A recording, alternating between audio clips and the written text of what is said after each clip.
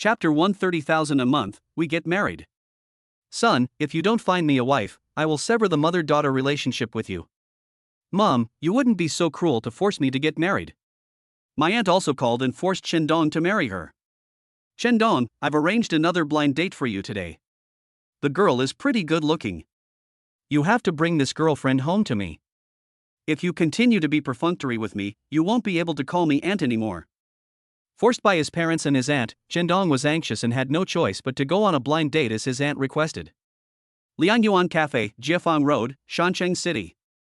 A boy dressed in a white shirt and very neatly dressed. This was the third time he looked at his watch. What kind of girl did my aunt introduce to me? She has no sense of time at all. Just when Shendong was losing his patience, a girl dressed seductively and smelling of cheap perfume walked over. She was holding a bouquet of roses, which was a token of meeting between her and her blind date. The girl walked up to Shendong and asked, "Are you Shendong?" "What? Don't you like me?" Shendong replied coldly, without giving the girl a good look. The girl looked pretty, but she looked greedy for money. Shendong had no good feelings towards her at all. After sitting down, the girl asked directly, "Is there a room?" "No room." "Are there any BMW or Mercedes-Benz?" "No car." "Do you have 3 million in savings?" "No." After hearing this, the girl cursed with an unhappy look on her face. "Then why are you here for a blind date?" "You're wasting my time. I have to go on the next blind date." Shendong said coldly, "Really? Then go quickly and don't make him wait too long." The girl rolled her eyes at Shendong, stood up and left. The blind date failed again, and Shendong was troubled again about how to explain to his family when he returned home. "The beautiful woman sitting next to me is nice and has good temperament. I should go on a blind date with her. The girl has short, slightly curly hair, and her height and temperament meet Shendong's mother's requirements."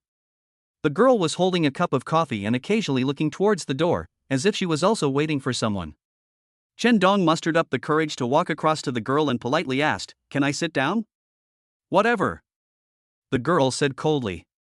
After saying that, he picked up the book in front of him and started flipping through it, pretending that Shendong didn't exist. "Can you do me a favor? Take a picture with me and I'll buy you coffee. You went out for a blind date and were humiliated by your blind date, yet you still have the mood to buy me coffee," the girl said calmly without looking up. Shendong smiled awkwardly and said, "You heard it all. Excuse me. If you go back like this, my mother will definitely scold you. I'm here for a blind date too, but the other party didn't come." After saying this, the girl closed the book and looked at Shendong seriously for a moment. "I'll give you 20,000 yuan every month. You and I can get a marriage certificate and have a fake marriage. I also want to reassure my parents." The girl's tone was cold and arrogant. It didn't seem like she was asking for Shendong's opinion, but rather giving him an order directly. "Ah. You and I are to marry each other, and we don't even know each other's names." Shendong looked at the woman in astonishment. He finally saw the girl's full appearance, a high nose bridge, an oval face, and skin so fair and tender that not a single pore could be seen. She had a cool and elegant expression and exuded a noble aura. "Bai Jing. Yes, you have fair skin and very beautiful skin. You must pay attention to maintaining it." I said, "My name is Bai Jing." "Oh. My name is Shendong. 20,000, is that okay?" Bai Jing asked with a serious expression. Shendong sneered and asked in a low voice, "Are you planning to support me?" "I don't plan to eat this bowl of rice. Let me correct your wording. This is just a fake marriage. I'm not trying to support you. After we get the marriage certificate, we won't live together, nor will we interfere with each other's lives. I will transfer 20,000 yuan to your card on time every month. I won't do this. Although I'm not planning to get married yet, I've obtained a marriage certificate with you today. If I marry another woman in the future, it will be a second marriage, and a second marriage will lower my status. 30,000. Beauty, this isn't about money. If I take your money, I'll become your kept gigolo. But I haven't fulfilled the obligations of a gigolo, so you've suffered the loss. Don't you also want to fulfill your parents' wish? Once we get the marriage certificate, your family won't force you to go out on blind dates anymore." This sentence really moved Shendong. Instead of letting his family constantly force him to get married, he might as well agree to the woman's conditions. "The woman in front of me is really beautiful. 28-year-old Dong is tired of this kind of blind date. Every time he goes on a blind date, it is just to please his family. In Dong's life plan, he had no intention of getting married before he turned 30, but his parents were urging him to do so, fearing that he would not be able to find a wife. Dong's mother spent several thousand yuan just on matchmaking agencies. 30,000 is not enough? Bai Jing asked when she saw that Dong did not respond. You're not going to trick me into marrying you and then turn the fake into reality, are you? Dong asked. Bai Jing snorted coldly and said, how handsome do you think you are? I won't marry anyone but you, and I'm worried you might turn your pretense into reality. If you agree, we can sign a contract right away and stipulate in it that there are 10 things you're not allowed to do after we get married. Sign a contract? It's like selling yourself. I have to have a legal basis for everything I do. The contract is for 2 years. During the contract period, if I need you to play the role of husband, you must be by my side. Oh, what are the 10 things you are not allowed to do? Don't live with me, don't contact me unless necessary, don't ask about my work, and don't interfere with my private life. I promise to marry you. Before Bai Jing finished stating the 10 conditions that were not allowed, Dong agreed. Isn't this exactly the marriage he wanted? He would have a fake wife, comfort his parents, and not be bound by this wife in his life. Waiter, bring me a pen and paper. Soon, a temporary contract was drafted by Bai Jing, signed with her name, and then handed to Dong. Dong signed his name on the contract without even reading the terms. I'll give you half an hour. Go home and get your household registration booklet, then we'll go to the Civil Affairs Bureau. I have an important video conference this afternoon. Dong asked curiously, did you bring your household registration book with you? I have a clear purpose in doing things. Since I'm here for a blind date with the intention of getting married, of course I have to bring my household registration booklet with me. You're amazing. I've been on so many blind dates, but I've never met a girl as straightforward as you. I'm going back to get my household registration book now. Bai Jing took out a pair of car keys from her bag and threw them in front of Dong. It's a Ferrari key. Just go in my car. It's faster than taking the bus. I don't have much time to waste on these little things. Dong looked at the Ferrari keys on the table and said with a smile, so you're a rich woman. Such a nice car, I'm afraid I can't afford the compensation if I damage it, so I'd better drive my own car. Let's meet at the Civil Affairs Bureau in half an hour. Chapter 2, Once you get the marriage certificate, you are my wife. Mom, where is the household registration book? Dong asked. What do you want the household registration book for? Go to the Civil Affairs Bureau to get a marriage certificate. Chen's mother, who was busy cooking in the kitchen, was shocked when she heard this. She thought, my son hasn't even found a girlfriend yet, so who will he marry? Mother Chen washed her hands and came to the living room. She looked at her son with a puzzled look and asked, are you getting married? Mom, haven't you always wanted me to get married? Son, I'm eager for you to get married soon, but I won't let you get married so hastily. You don't even have a girlfriend now, so who are you going to marry? Are you deliberately trying to piss me off? Actually, I already have a girlfriend, but due to her work, our relationship has always been kept secret. Today, she called me out of the blue and said that today is a good day and we should go get our marriage certificate today. Mother Chen was unhappy when she heard this. She didn't even know what her future daughter-in-law looked like. If her son married a woman with a bad temper and the relationship between the mother-in-law and daughter-in-law was not good, she, the mother-in-law, would be the one who suffered. Although Chen's mother has always been anxious about her son's marriage, she is still very cautious in choosing a wife for her son. At least she wants to see the other person with her own eyes and understand the girl's background so as to screen her son's marriage. Mother Chen took off her apron and washed her face. Son, ask her out right away so Mom can meet her. Mom, your wife is already waiting at the Civil Affairs Bureau. Once we get the marriage certificate, I'll bring her back to see you. If you don't want me to get married right now, forget it. I'll call her and break up with her right away. Mother Chen became anxious when she heard this. Her son had finally come up with the idea of getting married. If she stopped him this time, she didn't know how long he would have to wait.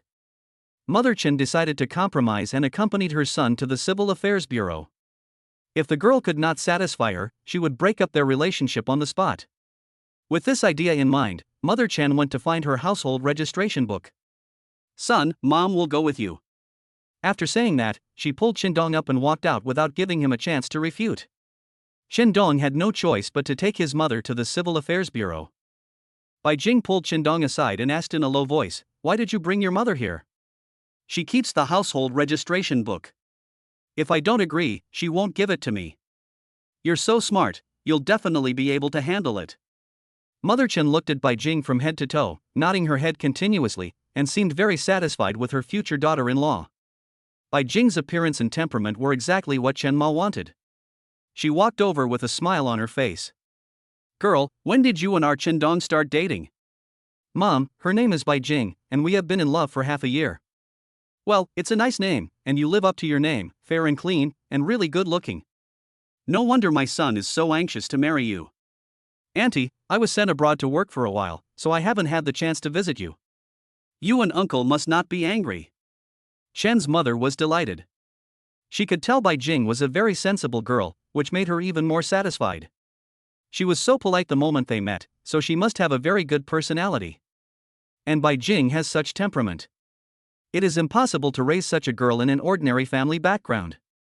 Mother Chen is also very satisfied with this. "Xiao Jing, Auntie thinks you are a great person. I support you marrying Qindong." "Thank you, Auntie. Because I'm busy with work, I won't have much time to spend with you in the future. I hope you can be more tolerant. As long as you and Qindong have a good relationship, your uncle and I will be happy." "Son, here is the household registration booklet. Mom will wait for you two outside." When Mother Chen came out of the Civil Affairs Bureau, she was so excited that she immediately called her husband and praised Bai Jing on the phone. "Qindong, you violated the contract on the first day. Deduct 5,000 yuan.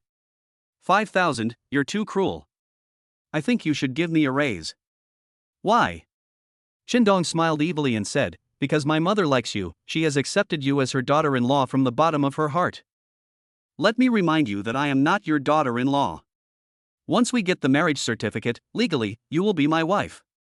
Let me remind you again, there are 10 things you are not allowed to do after marriage."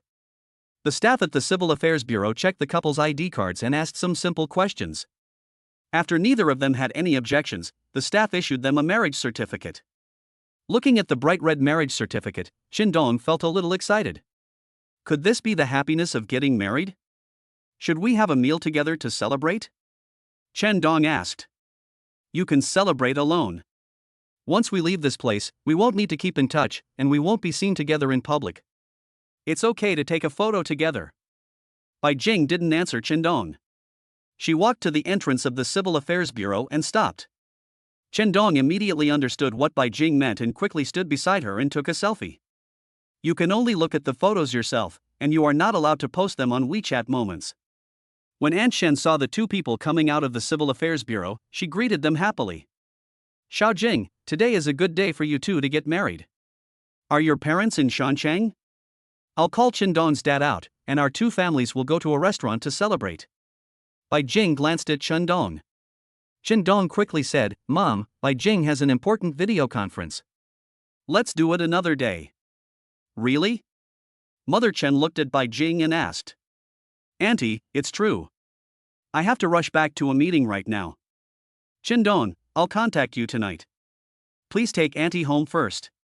Mother Chen looked at Bai Jing as she got into the Ferrari next to her face filled with astonishment, and she stared blankly as she watched Bai Jing drive away. "Son, what does Xiaojing's family do? She drives such a nice car. She's the daughter of a wealthy family. My son is really capable. How is it? Are you satisfied with your daughter-in-law?" Bai Jing is a really nice girl, beautiful and from a good family. However, she has a bit of a cold and arrogant temper. Today is your wedding day, you should celebrate with your family. She just returned to China to take over her work, and she has a lot of things to deal with. Mom, Bai Jing just said that we should go out alone to celebrate tonight. When Bai Jing finishes her work, you two should still hold a wedding. You should discuss this with Bai Jing. Mom, we will take care of this matter, but you have to keep Bai Jing and I's marriage a secret. It's best if we just know about it as a family. I really don't understand what you young people are thinking. You can't make your relationship public, and you can't make your marriage public either. But you have to promise Mom that you'll give me a grandson as soon as possible. Mom, this is a good thing. Bai Jing and I will definitely work hard so that you can have a grandson soon. Bai Jing returned to the office and sent the marriage certificate to her parents. Her parents settled abroad and were most concerned about their daughter's marriage. They called them at least twice a week. However, her parents' concerns seriously affected Bai Jing's work, so Bai Jing came up with this idea to find a man to marry temporarily so that her parents overseas could live in peace. As for what negative impact this marriage certificate would bring to her, Bai Jing had no time to think about these issues. She was now busy negotiating a merger and acquisition with a company in Shenzhen. Chapter 3: A Man's Joyous Event, The Tactics of His Female Subordinates. Chen Dong works as a deputy manager in the advertising department of a large media company, earning around 300,000 yuan a year. Besides his base salary, his income fluctuates significantly from project commissions. Recently, Chen Dong has been negotiating a big project. He has been following this project for 3 months and has reached the stage of finalizing the contract. If this advertising project can be completed, the commission will be more than 100,000. Chen Dong is also looking forward to replacing the Honda car he is driving now after receiving this commission. In the afternoon, as soon as Chen Dong walked into the company, his colleagues looked at him strangely and whispered to each other. Chen Dong thought, could it be that the company's people knew about his marriage? That shouldn't be the case, unless he was seen by the company's people when he went to the Civil Affairs Bureau just now. Yang Lin, a colleague from the department, pulled Chen Dong aside and whispered, Brother Chen, the advertising project you were working on for the Morita Group has been snatched away by someone. Who is it? Du Yi. Where is she? I've been following this project for months, and now she's here to snatch it away? There's no way she'll get it. I went out with manager Xiao early this morning. She signed an advertising project with the Morita Group and continued to hold the top spot in sales. However, I don't envy her at all. I can't do the things she does. Du Yi was Chen Dong's subordinate. When she graduated and joined the company 3 years ago, Chen Dong had mentored her for a while. She wasn't particularly pretty, but she had a nice, curvy figure, was articulate, and was a sociable girl. In the advertising department, Du Yi has won the honor of department sales champion for 10 consecutive months. However, her colleagues talk behind her back, saying that Du Yi will do anything to get orders. However, Du Yi doesn't care about these things. She just wants to sign more orders and make more money. Brother Chen, could this be related to Mr. Chen? Du Yi and Mr. Chen are having an affair. Without Mr. Chen's approval, Du Yi can't sign this contract. In fact, Chen Dong had known about the little things between Du Yi and Mr. Chen for a long time, but he didn't expect that Du Yi would plot against him, which made Chen Dong furious.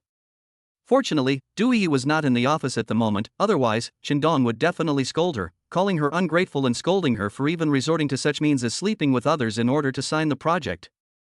Chen Dong knew in his heart that this matter must be related to Chen Yayan. Without Chen Yayan's support behind him, Du Yi would not have the courage to snatch his project. Chen Yayan was the vice president in charge of advertising. Over a commission issue, Chen Dong and Chen Yayan had a quarrel, causing Chen Yayan to lose face in front of the company's top management. After this incident, Chen Yayan held a grudge against Chen Dong and constantly made things difficult for him at work. Chen Dong had been patient again and again, but this time he lost such a big advertising project and lost more than 100,000 yuan in income. Chen Dong could no longer tolerate it. He rushed to Chen Yayan's office in anger. Something's going to happen. Seeing Chen Dong go to settle accounts with Vice President Chen, colleagues in the advertising department exclaimed, Mr. Chen is not being fair. This is a project that Chen Dong has been following for several months. Why should he help Du Yi snatch this project away? Just because Du Yi slept with him. Yang Lin spoke up for Chen Dong. There was a strong smell of gunpowder in Chen Yayan's office. Chen Dong, you can't blame me for this. It was Morita Group that took the initiative to ask for a change of project leader. Otherwise, they would have to change partners. If you were in my position, what would you have decided? How come I don't know about this? If you want to change the project leader, you should tell me first. Why do you want to hand my project over to Du Yi? Chen Dong, what you said doesn't make sense. Before the project contract was signed, even if Du Yi didn't grab your project, someone else from other companies would have. Now that Du Yi has signed the contract, it's her own ability. How can you put the blame on me? Chen Yayan, you bastard. Last time you found an excuse to deduct my commission, and now you've given my project to someone else. I'm going to kill you. Chen Dong, what do you want to do? Seeing that Chen Dong was about to attack, Chen Yayan became anxious. As soon as he reacted, he was punched in the face by Qindong, and then the two of them started to wrestle. Someone come, someone come! Chen Yian shouted. When colleagues outside heard the shouting, they rushed in and pulled the two apart. The scene was in chaos, with Qindong and Chen Yian cursing at each other. Qindong, I'm going to sue you for intentionally causing bodily harm. Go ahead and sue me. Don't think no one knows about your dirty deeds. You took advantage of your project partners and had affairs with your female subordinates. You're a scumbag. I'm also going to sue you for false accusation. So many colleagues heard it, they're all witnesses. You can sue me if you want, you bastard. I'm quitting my job. After a fight with Chen Yian, Qindong's anger subsided, and he decided to leave the company. With Chen Yian as his boss, Qindong felt he would never get ahead in the company.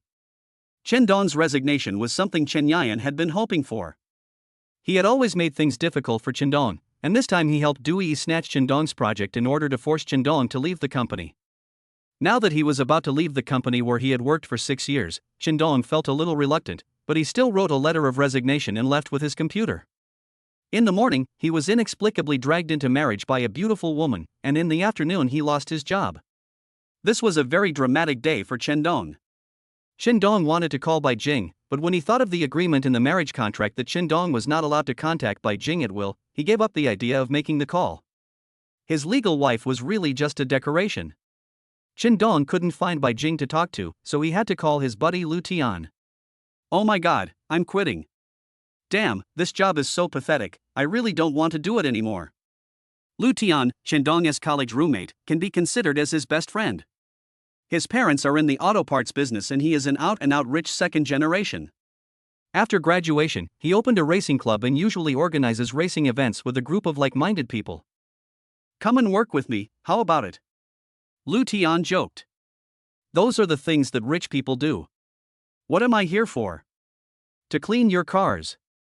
Your driving skills are so good, come and be my driver, the salary will be twice what you are making now, consider it. Forget it, I think our relationship is better as brothers. Are you free tonight? Let's go out for a few drinks. Brother, drinking is so boring. I want to take you to do something exciting. Come to me.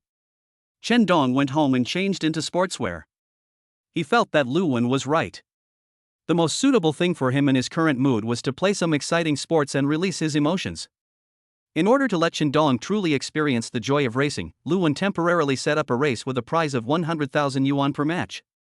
Chapter 4 Surprise Discovery, My wife likes exciting sports. Brother, if you think 100,000 per round isn't exciting enough, I'll notify them right away and change it to 500,000 per round. Qindong laughed and said, 500,000. Do you think I can afford 500,000? I don't want to participate in a racing bet like yours. This isn't a gambling game, it's just to make the fun more exciting. 500,000. If you win, it's yours. If you lose, it's mine. That's it. After Lu Wen finished speaking, he threw a pair of Ferrari sports car keys to Qindong. Get in the car, let's go, I'll see your performance today. Lu Tian, if you lose 500,000, won't you feel heartbroken? Lu Tian snapped his fingers and said, money is not important to me. The key is to make my brother happy. Besides, I believe in you. The two of them each drove a sports car to a professional racing track in the suburbs. Several other drivers invited by Lu Wen also arrived. Lu Tian was about to introduce Qindong to his teammates when Qindong saw a familiar figure in the crowd. Bai Jing was also there. Bai Jing also saw Qindong, but did not come over to greet Qindong. Instead, she pretended not to know Qindong. Let me introduce to you my good friend, Qindong. Although he's different from us and doesn't usually play with cars, his driving skills are so good that you may not be able to beat him today. Some of his teammates sneered in disdain, thinking that Lu Wen was exaggerating. They were all people who often played racing, so how could they lose to a guy who never played cars? Lu Wen, you're exaggerating a bit. He doesn't look like a racing expert.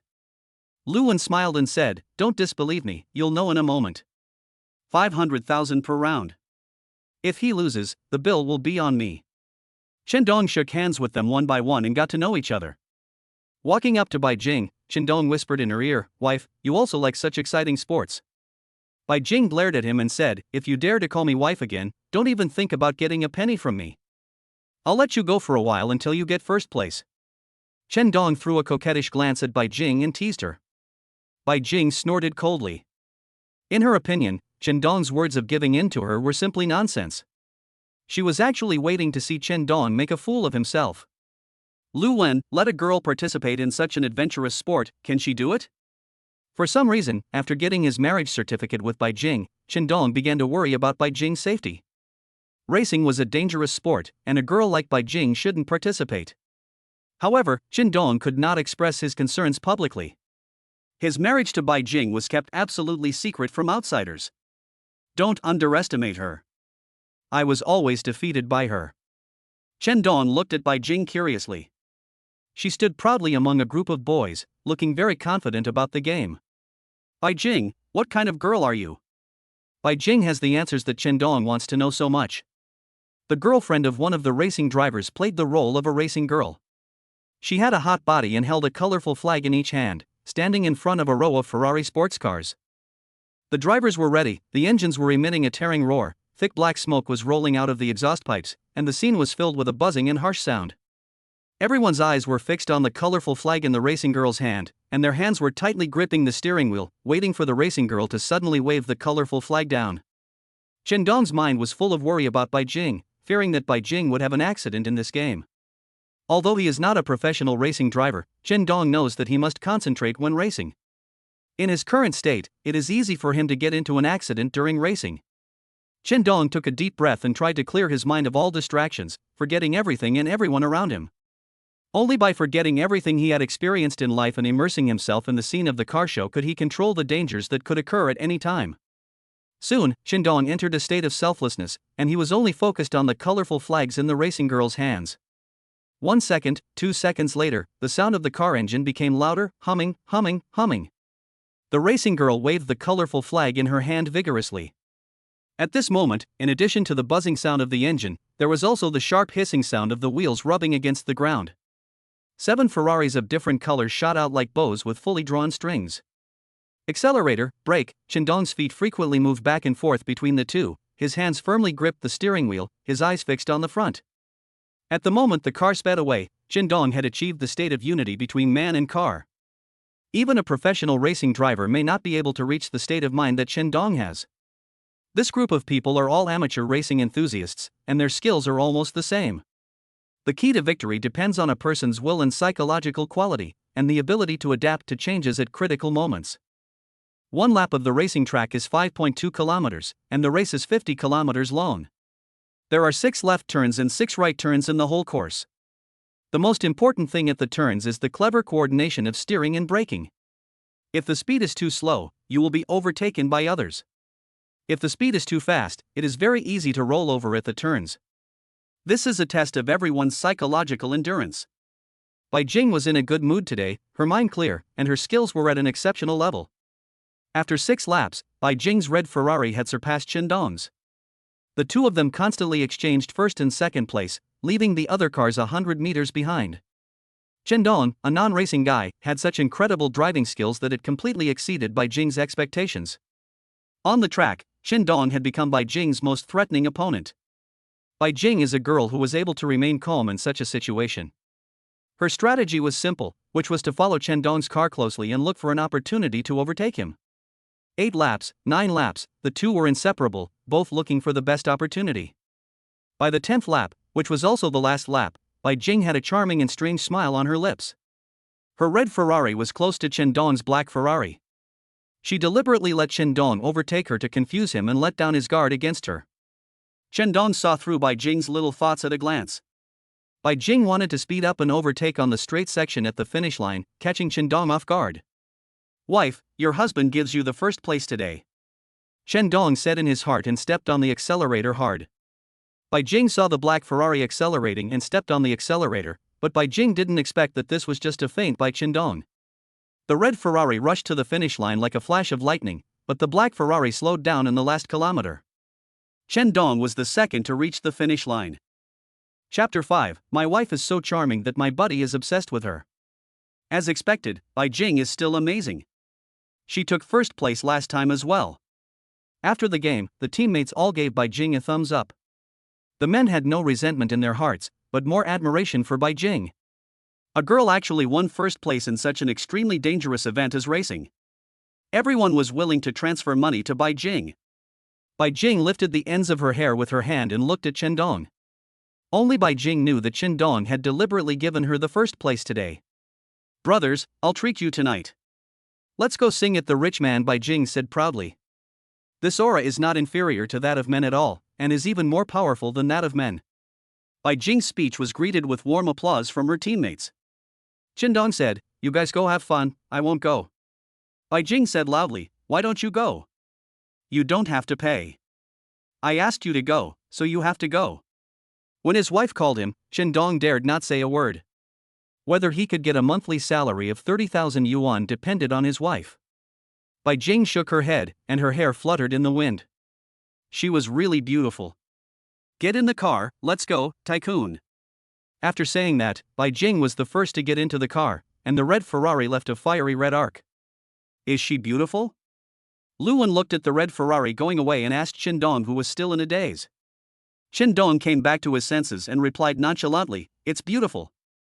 Luan said, "I plan to pursue her." "Ah, you are pursuing her?" Chen Dong was surprised. "Yes, this girl is interesting."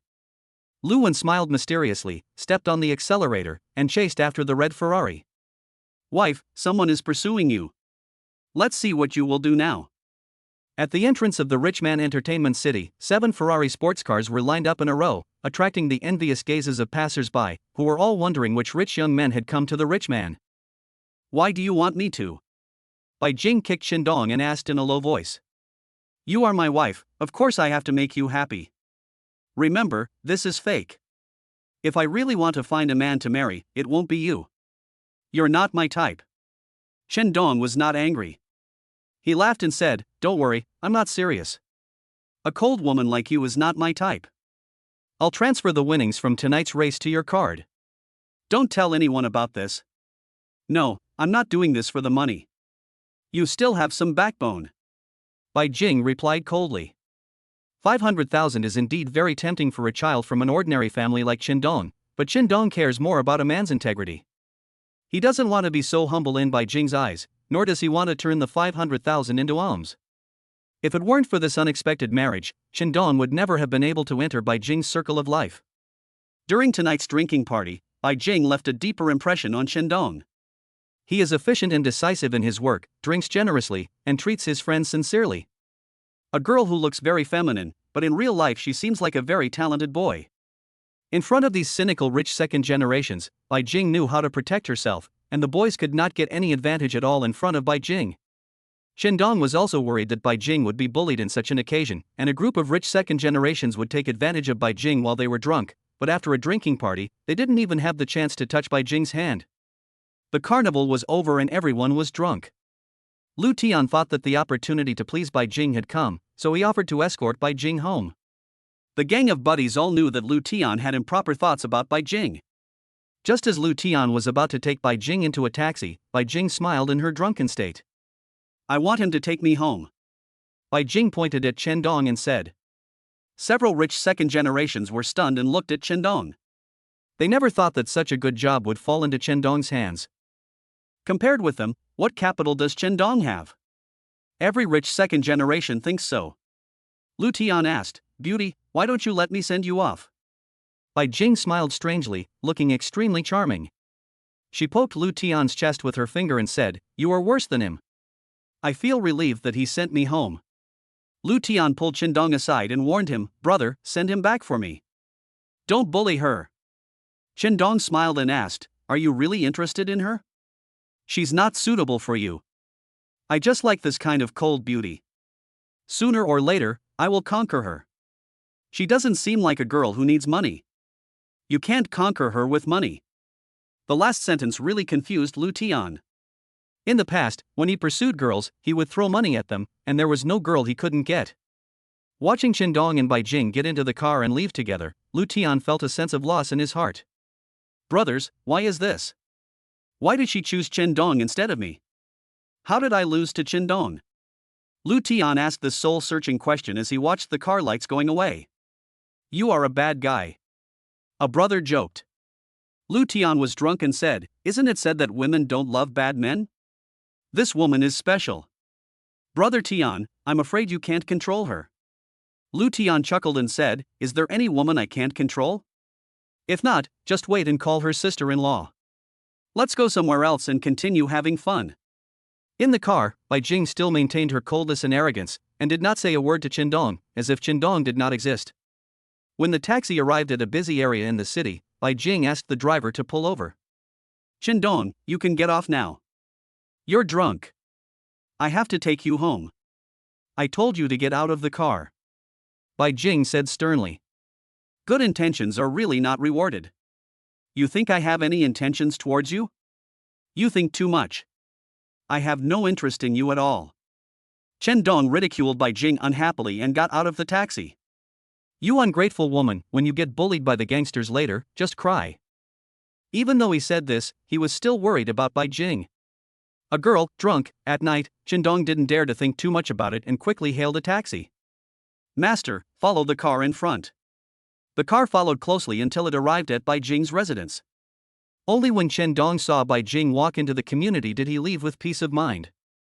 "I'm home, thank you." Bai Jing sent a message to Chen Dong's phone, and Chen Dong replied, "I know." With these three simple words, Bai Jing suddenly understood something. A hint of danger appeared on her face, and her heart felt warm and a little sweet. Seeing her son coming home alone, Mother Chen walked to the door and looked outside again and again. "Are you alone?" asked Chen Ma. "I sent her home.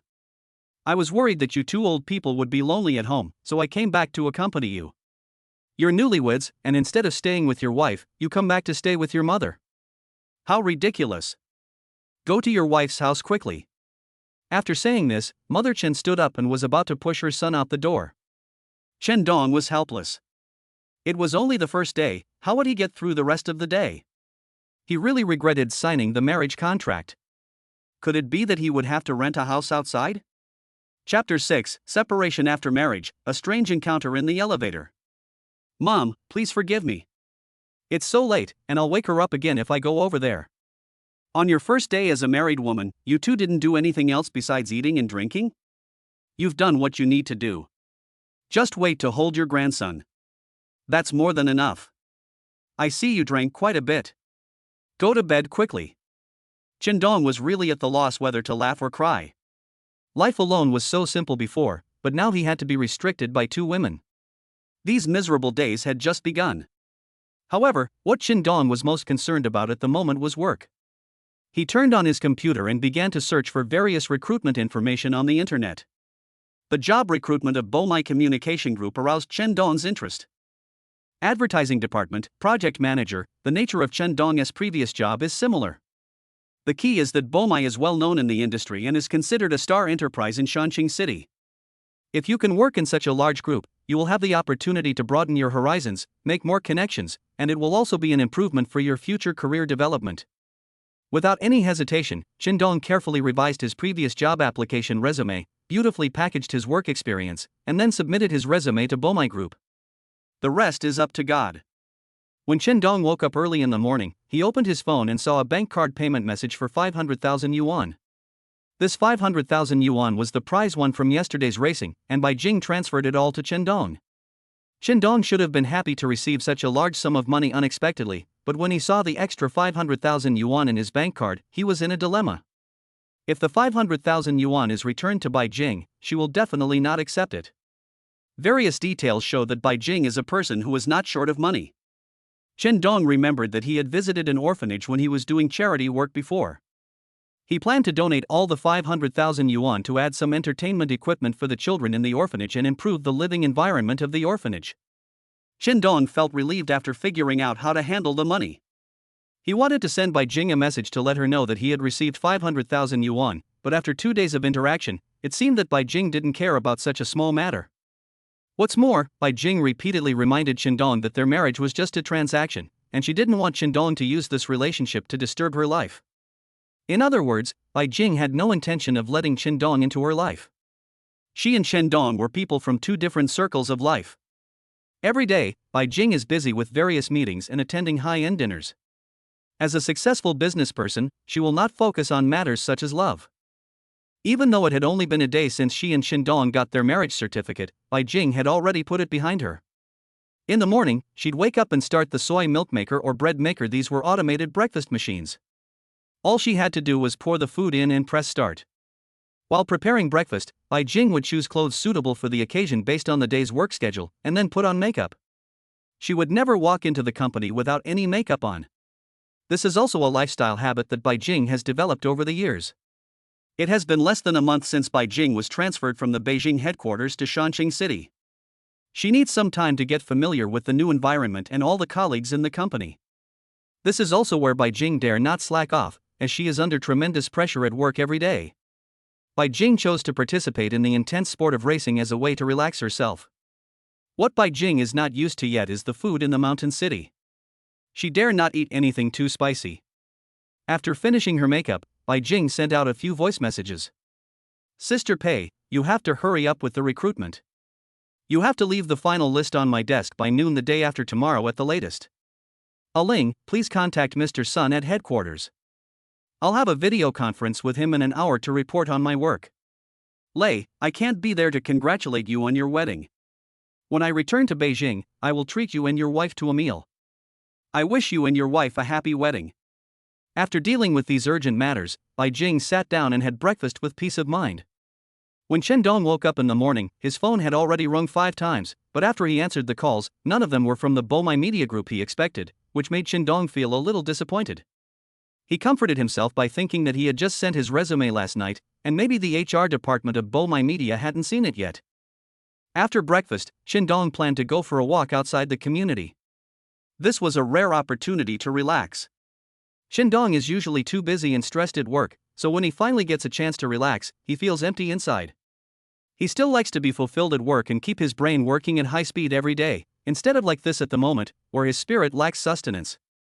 The phone rang again, and Chen Dong became impatient. Hello, Mr. Chen. I'm from the Human Resources Department of Bomai Group. I've reviewed your resume and it very well meets the requirements for our current position. Is Mr. Chen free this morning? Hello, I'm free this morning. Mr. Chen, please come to our company's 8th floor conference room for an interview at 9:30 this morning. This phone call shocked Chen Dong. He quickly changed his clothes, washed himself up, and prepared to welcome a new beginning in his career. Chen Dong, come on. Chen Dong stood in front of the mirror, clenched his fists and made a cheering gesture. Son, bring your wife back for dinner tonight. Your dad wants to see her. I'll try my best. Bai Jing has been very busy with work lately, and it's difficult for me to even see her. You two don't act like a couple like this. I'm telling you, either let Bai Jing come live with me, or you move out and live with Bai Jing. Husband and wife need to live together so their relationship doesn't fade. Chen Dong smiled and said, Mom, ask my dad if he wants to live alone or live with you every day. What do you know? If a couple doesn't live together, how can they still be considered a couple? Chen Dong glanced at his father and couldn't help laughing, because he could understand his father's life over the years. At 9:20, Chen Dong arrived at the Bomai Communication Group building on time.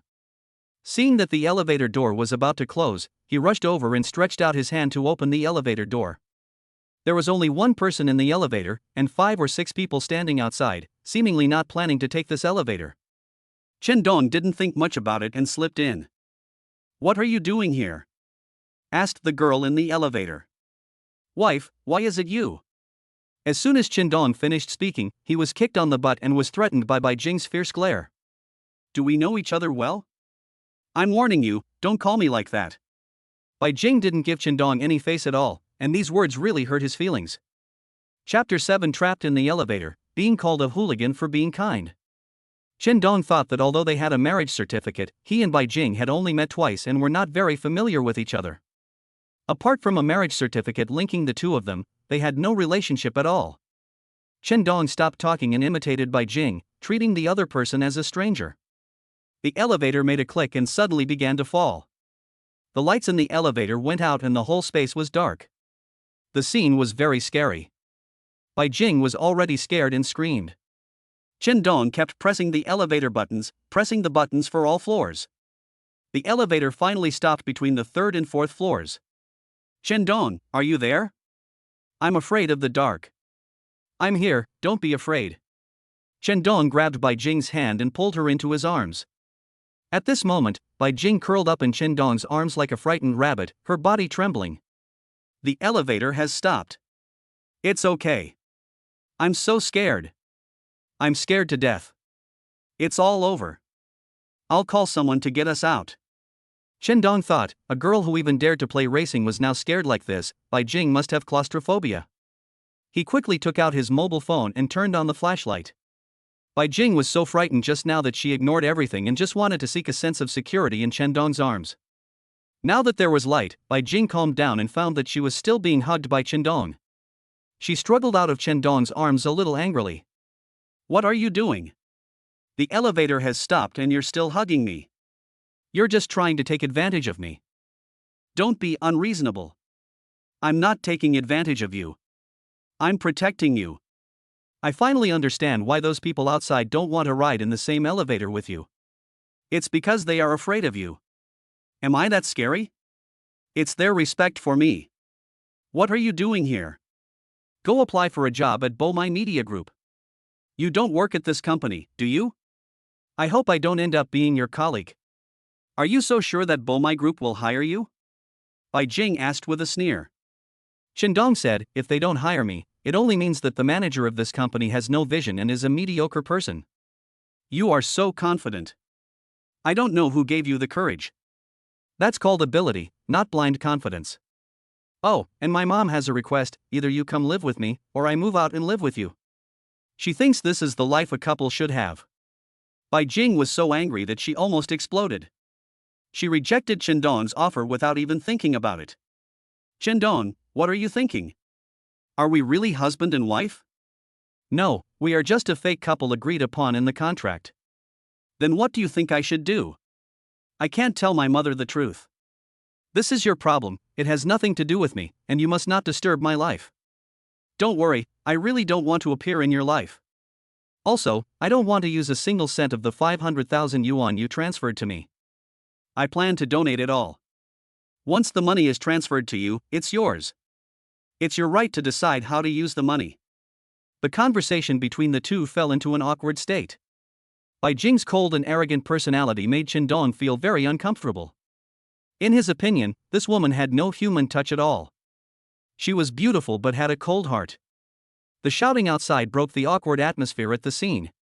The two finally waited for the rescue workers from the property department, and the elevator door was pried open. However, the elevator was stuck between the third and fourth floors, making it extremely difficult for a girl to climb up. Furthermore, Bai Jing was wearing high heels and a skirt, so she could only stare at the sky. Chen Dong stood aside and did not help Bai Jing, as if he was watching a good show. What are you doing? Can't you see I can't get up? Chen Dong shrugged, trying to deliberately annoy Bai Jing, and said, you can't go up, what does it have to do with me? Unless you say please. Bai Jing was so angry that she gritted her teeth and glared at Chen Dong fiercely. You're so cruel. Mr. Chen, please come over and help me. It's not sincere, and the tone isn't gentle enough. Bai Jing, who is usually aloof, had to humble herself temporarily. Her expression immediately changed. She pretended to be cute and began to act coquettishly towards Chen Dong. Little brother, can you come over and help me? Seeing Bai Jing suddenly become so pretty and lovely, Chen Dong couldn't help but laugh. He could imagine how much Bai Jing must be struggling in her heart to make her behave like this. Girls should be so gentle to be liked. Chen Dong couldn't help but teasing Bai Jing when he saw that she was angry but still pretending to be gentle and lovely. Brother, you're right. I'll correct myself next time, okay? Get me out of here right now. I have an important meeting. I'm even more anxious than you are. I've already missed the interview, so I guess I can't get the job. The worst that can happen if you're late is that you'll get half a day's pay docked. As he spoke, Chen Dong hugged Bai Jing's legs with both hands, preparing to lift Bai Jing upwards. Bai Jing suddenly realized that she was wearing a skirt and quickly said to Chen Dong, close your eyes. You're such a troublemaker. Do you still want to go up? I told you to close your eyes, rascal. I really owed you in my previous life. Chen Dong closed his eyes, held Bai Jing's legs and lifted her up. The people above held Bai Jing's hands and rescued her out of the elevator. Have your property manager come to my office later? After saying this, Bai Jing looked back at Chen Dong and left without saying thank you. Chen Dong was so angry that he really wanted to call her an ungrateful woman. Chen Dong was pulled out of the elevator. When he looked at the time, he found that 15 minutes had passed since the scheduled interview time. He quickly took another elevator to the 8th floor. By the time he found the meeting room, the interview had ended and the two interviewers from the Human Resources Department were preparing to leave. "I'm sorry, the elevator had a problem just now. Could you two leaders give me a chance to interview? Who are you?" "My name is Chen Dong, and I'm here to interview for the position of project manager in your company's advertising department." "Mr. Chen, I'm so sorry, the interview is over." "I know. Actually, I arrived at your company early, but was locked in the elevator. I didn't mean to be late. I hope you can give me a chance." "Mr. Chen, although you have special reasons, our company attaches great importance to time management. Please go back. We will register your information in the human resources file and wait for the company's next recruitment." No matter how Chen Dong explained, he failed to impress the two interviewers. The principle of a large company is to follow the rules and there is no room for negotiation. Having lost even the chance for an interview, Chen Dong was in an extremely bad mood. He didn't expect his luck to be so bad that he missed the opportunity to join Bomai Group so absurdly. When leaving, Chen Dong did not take the elevator, but took the fire escape from the 8th floor to the 1st floor. Chapter 8, The Marriage Was Exposed, and the Aunt Called to Question. After the two interviewers from the Human Resources Department left the meeting room, one of them came to the president's office with several resumes that passed the interview. "Mr. Bai, there were 27 interviewees today. We've shortlisted 3 of them. Here are their resumes. Unfortunately, one candidate was late and missed today's interview. He has excellent qualifications, so we'll keep his resume as a backup." "What's the reason for being late?" "I heard he was trapped in our company's elevator, but I don't know if it's true or not." "Go and verify. If he really was trapped in our elevator, it was caused by negligence on the part of our property management department. The fault lies with us. Please give him another interview opportunity. If he's truly talented, those of you working in human resources shouldn't let him pass you by easily. Genuine talent is important to every company." "Okay, I'll ask him to come to the company for an interview tomorrow morning." "Is his resume in here?" "No, I'll send it to your email in a minute." His name is Chen Dong. He used to work at a new media advertising company as a deputy department manager, but he just resigned. "I see. Go check the reason for his resignation and see if he did something dishonest at work. Our company won't hire someone with a bad track record like that, no matter how capable they are." The secretary knocked on the door and came in. "Boss Bai, the video conference is about to start." "I understand. You all go get busy." After leaving Bomai Media Group, Chen Dong had nothing to do, so he decided to go to Kangmei Orphanage Kindergarten to donate 500,000 yuan, which could be regarded as fulfilling a wish of his. The orphanage has 4 staff members and more than 20 orphans. In addition to some financial support from relevant departments, it mainly relies on social donations. The children are all young, with an average age of 6 or 7. Every year, some infertile couples come to the orphanage to adopt children, but the number is not large. The director of the orphanage is a woman in her 40s named Yao. She used to be a teacher in a kindergarten. After resigning, she came to Kangmei Orphanage and has been working here for 7 years. Dean Yao said that she has regarded Kangmei as a part of her family, and the children are like her own children. She can no longer let go of her concern for these children. When she heard that Chen Dong was going to donate 500,000 yuan to the orphanage, she was very excited and said that it was the largest donation she had received since she became the director. In order to express his gratitude to Chen Dong, Dean Yao called all the children to the courtyard and sang a song of gratitude together, which deeply touched Chen Dong and made his eyes wet. At this moment, Chen Dong firmly believed that his decision was right. These orphans in front of him needed some caring people to help them. He decided in his heart that he would take some time to accompany these children in the future and give them care and warmth. After completing the donation matters and leaving the orphanage, Chen Dong received a call from the Human Resources Department of Bomai Media Group. "Mr. Chen, because of your lateness today, the company's Human Resources Department has decided to give you an interview opportunity. You can come to the company's Human Resources Department for an interview tomorrow morning. Is that okay with you?" During the whole morning, Chen Dong's mood went through a series of ups and downs. He even felt that God was deliberately playing a joke on him. Good people will eventually be rewarded. Chen Dong looked back at the gate of the orphanage and said with a smile, Chen Dong quickly agreed on a time with the other party and promised him that he would not make the same mistake again tomorrow. Mr. Chen, see you tomorrow. See you tomorrow, and thank you for giving me this opportunity again. After hanging up the phone, Chen Dong played a song, drove to the China World Trade Center, and bought a movie ticket. My aunt called suddenly. Chen Dong, what are you doing? I heard from your mother that you married a woman. Is this true? The aunt's tone was very anxious. She couldn't believe that her nephew would get married for no apparent reason. Based on her understanding of Chen Dong, he was not such an impulsive person. Faced with his aunt's questioning, Chen Dong was really embarrassed. He didn't know how to tell his aunt. Aunt, it's hard to put it into words. Could it be that what my sister said is true? Did you really get married without thinking? You are usually a very calm person, so why are you so impulsive when it comes to such a big thing as marriage? Aunt, I'll explain this to you slowly later. I did get a marriage certificate with a girl, but it can't be considered a real marriage. You've confused my aunt. Is it because the girl is pregnant with your child and she's forcing you to marry her? Aunt, it's not what you think. I have something to hide. Bring this girl to my house tonight. I want to get to know what's going on between you two. Marriage is a big deal. It's something two people will spend their whole lives on. Haven't you thought it through carefully? She won't come. I'll explain this to you some other day. Are you still seeing the girl I introduced you to 2 days ago? Aunt, forget about the blind date. I really can't handle it. Tell that girl that I'm on a business trip, or just tell her that I've already been on a blind date with another girl, and we're both happy with each other and are planning to go out together.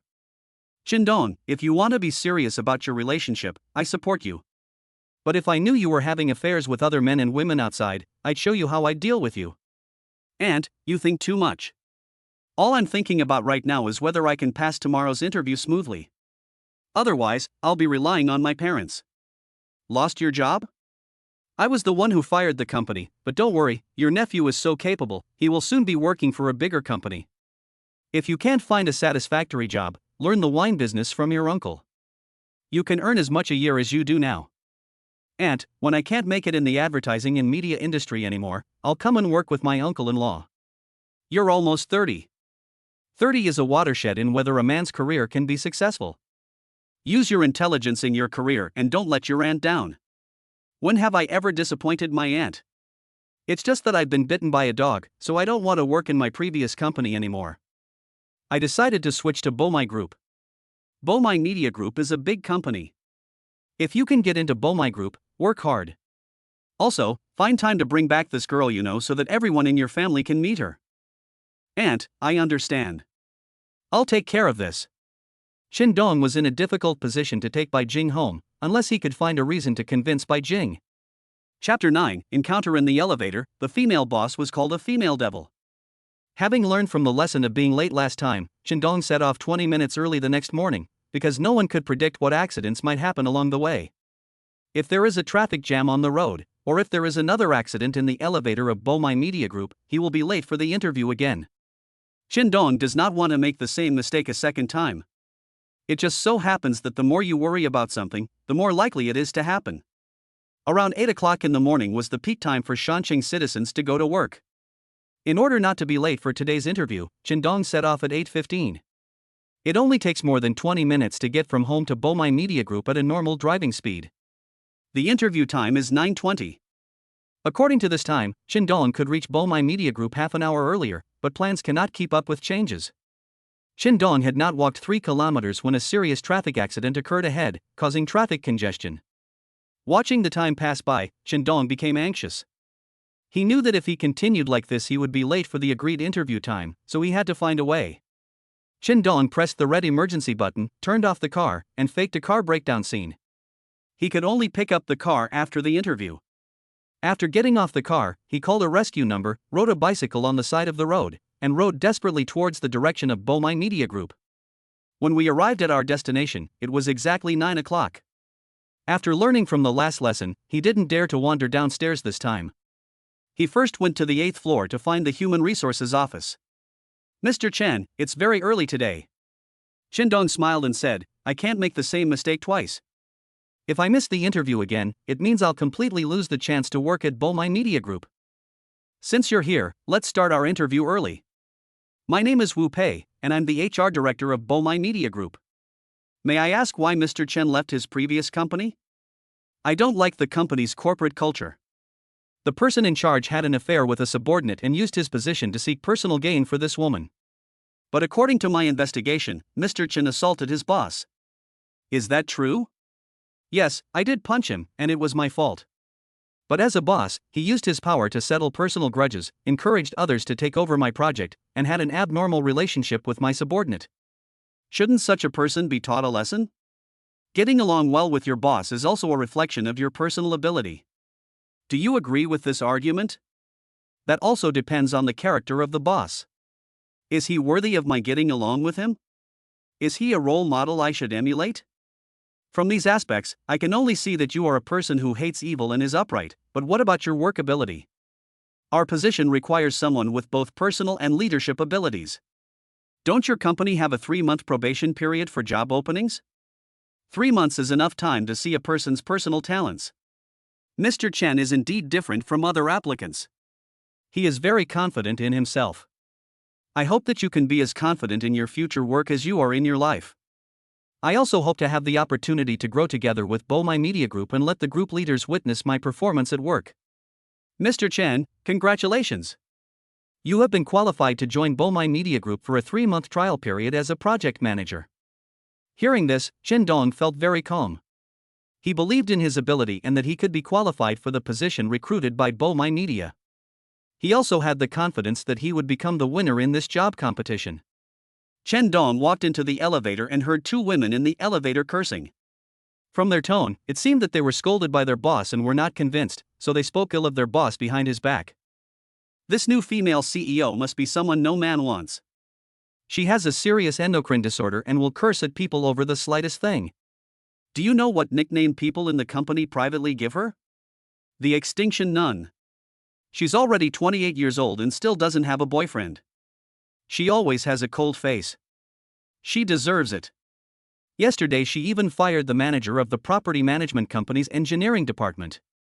She's only been at the company for such a short time, and she's already fired 2 department managers. She also scolded our CFO this morning, and he burst into tears when he returned to his office. I don't know what the headquarters leaders were thinking, sending such a female devil to manage the company. Sisters, it's not nice for you to insult the company's leaders behind their backs. Chen Dong couldn't stand listening to the dirty words that followed, so he reminded him. The 2 women glared at Chen Dong unhappily and said, "We called her a nun, what's it to you? If you have the guts, go and complain to her." Chen Dong snorted coldly and said, "If you have grievances against her, you should scold her in front of her. She can't hear you scolding her behind her back, so why bother? Besides, the fact that she's your leader means she's more capable and outstanding than you. If you're not convinced, work hard to climb up the ladder and become her boss. It's none of your business if we scold her. You're not her man." As soon as the elevator door opened, one of the women deliberately bumped into Chen Dong and cursed, "A good dog doesn't block the road." Looking at the 2 women who acted like shrews, Chen Dong shook his head and thought, with your character, the boss of this company is being kind to you by still keeping you in the company. Chen Dong was also very curious about what kind of woman the boss of this company was. Why did the employees hate her so much and give her such an indecent nickname? There are no less than 10 companies in this building, and Boya Media Group is located on the 8th and 9th floors. Chen Dong just hoped that the 2 women were not talking about the boss of Boya Media. From their conversation, it could be imagined that the boss of this company was a woman who was not easy to serve. Handsome guy is calling. This is the text message ringtone set by Chen Dong. Huang Taiwan from Myling Vinegar sent Chen Dong a message, asking, "Brother, I heard you resigned from the company. Is that true?" Myling Vinegar Industry is a major client that Chen Dong has been serving over the years. The company spends more than 4 million yuan on advertising every year. Half of Chen Dong's annual income comes from commissions from the company's announcement business. After a few years, Chen Dong and Huang Taiwan have gotten along like brothers and have a very close relationship. Of course, there is also some distribution of interests involved. After Chen Dong signs the advertisement for Myling Vinegar Industry every year, he will give Huang Taiwan a lot of rewards. When Huang Taiwan heard the news that Chen Dong had resigned, he immediately sent a text message to verify it. After all, Chen Dong's resignation also affects Huang Taiwan's interests. Chapter 10 Women Need to Be Coaxed. Sister-in-law is very happy. Chin Dong couldn't bear to lose such a big client as Myling Vinegar. Seeing that the text message was from Huang Taiwan, Chin Dong quickly dialed the number, fearing that he would offend the god of wealth. Brother One, I was just thinking of calling you. Are you free tonight? I'll treat you to a drink, rich man. Is the news true? Yes, I just resigned, but now I'm working for a larger media group. We can talk about the details over drinks tonight. Good. The other party agreed to come out for a drink, indicating that Huang Taiwan still recognized Chin Dong as his brother. After hanging up the phone, Chin Dong breathed a sigh of relief, but he also realized that he couldn't put all his chips on Huang Taiwan alone. In the sales workplace, men's stance is most easily influenced by women, especially when they meet beautiful salespeople. After Chin Dong leaves, Du Yi will definitely take over. Du Yi is a woman who is very good at dealing with men. After she took over Chin Dong's original customer information, Myling's jealousy must be the one that Du Yi will do her best to protect. Du Yi is Chin Dong's biggest obstacle in whether he can take over Huang Taiwan's business. Fortunately, after dealing with Huang Taiwan over the years, Chin Dong has some understanding of Huang Taiwan's family situation. Although Huang Taiwan is an executive in the company and earns a lot of money a year, he is a henpecked husband at home. If he wants to take over Huang Taiwan's business, his wife is also a key link. Maybe his wife can just whisper in Huang Taiwan's ear and make him change his mind. Huang Taiwan's daughter-in-law is a full-time housewife. Her daily task is to pick up and drop off the children at school. The rest of her time is spent at home and in the beauty salon. Chin Dong decided to meet Huang Taiwan's wife first and deal with this woman first. On the way to Huang Taiwan's house, Chin Dong bought a set of branded cosmetics and applied for a membership card at a beauty salon near Huang Taiwan's house, spending more than 10,000 yuan. Although Chin Dong felt a little distressed about this expense, it was still worthwhile to spend it in order to win the advertising business of Myling Vinegar industry in the future. Because of his business relationship with Huang Taiwan, Chin Dong often went to Huang Taiwan's home and became familiar with Huang Taiwan's wife. Chin Dong came to visit with a lot of bags in his hands, which made Su Yingying very happy. She warmly invited Chin Dong in. Su Yingying has been alone at home for a long time and her life is very lonely. A man comes to her house, a man she has been attracted to for a long time. Su Yingying's lonely heart begins to stir. Su Yingying is Huang Taiwan's second wife. She is just 31 years old this year and has given birth to 2 sons for Huang Taiwan. Before marrying Huang Taiwan, she was a dance instructor in a fitness club. Huang Taiwan often went to this club for fitness and developed an ambiguous relationship with this woman. After the first wife found out about this, she had several arguments with Huang Taiwan. She couldn't stand the fact that her husband had a woman outside, so she took the initiative to file for divorce. Within 3 months, Huang Taiwan and Su Yingying got married. Maybe it's because Su Yingying is 13 or 14 years younger than Huang Taiwan, and she is also beautiful and has a good figure, so Huang Taiwan is very fond of his current wife.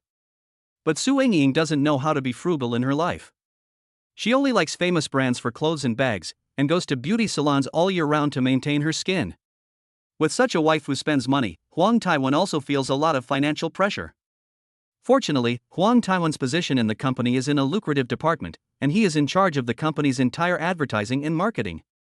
Huang Taiwan took advantage of his position and earned over $1 million a year by inflating prices and receiving kickbacks from advertising companies, which was enough to support his family. However, Huang Taiwan has deeply felt the midlife crisis of men. He just wants to take advantage of the opportunity to make money now to earn more money for his family. Therefore, Chin Dong's resignation made Huang Taiwan so sensitive. Su Yingying was wearing pink pajamas. When she went to take the gift from Chin Dong, she deliberately touched the back of Chin Dong's hand. Chin Dong, you really care about my sister-in-law. Every time you come, you bring her so many skincare products. Feel my face and see if it's smooth. Chin Dong didn't dare to really touch her. He just looked at Su Yingying's face intently for a few seconds. Sister-in-law, you've taken good care of yourself. With your figure and complexion, you look like you're only 18 years old. Really?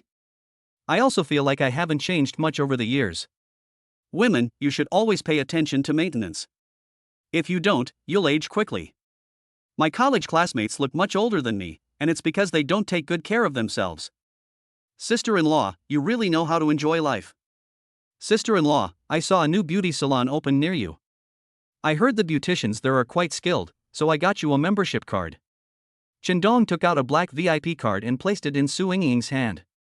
Su Yingying was not modest and happily accepted the beauty card. Chendong, whoever becomes your daughter-in-law will definitely be very happy. You are so good at taking care of women. Brother One is so lucky. He found a woman as beautiful as you. I envy Brother One. Su Yingying said, you are still young and have plenty of opportunities.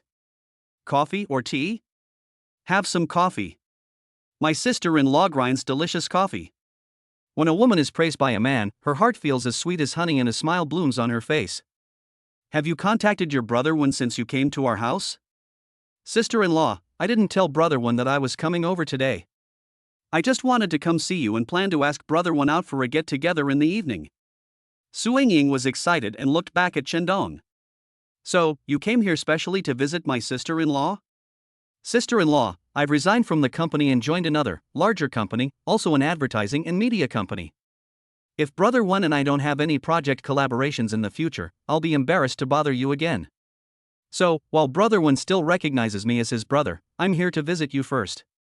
You have such a good relationship with your Brother One, he will definitely take care of you regarding the project.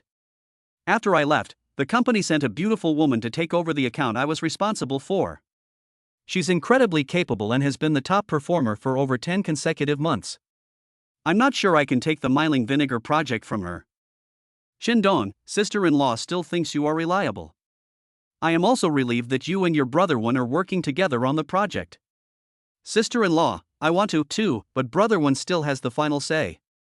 Su Yingying came over with coffee and sat down next to Chendong. She smiled charmingly and said, don't worry, sister-in-law will speak well of you.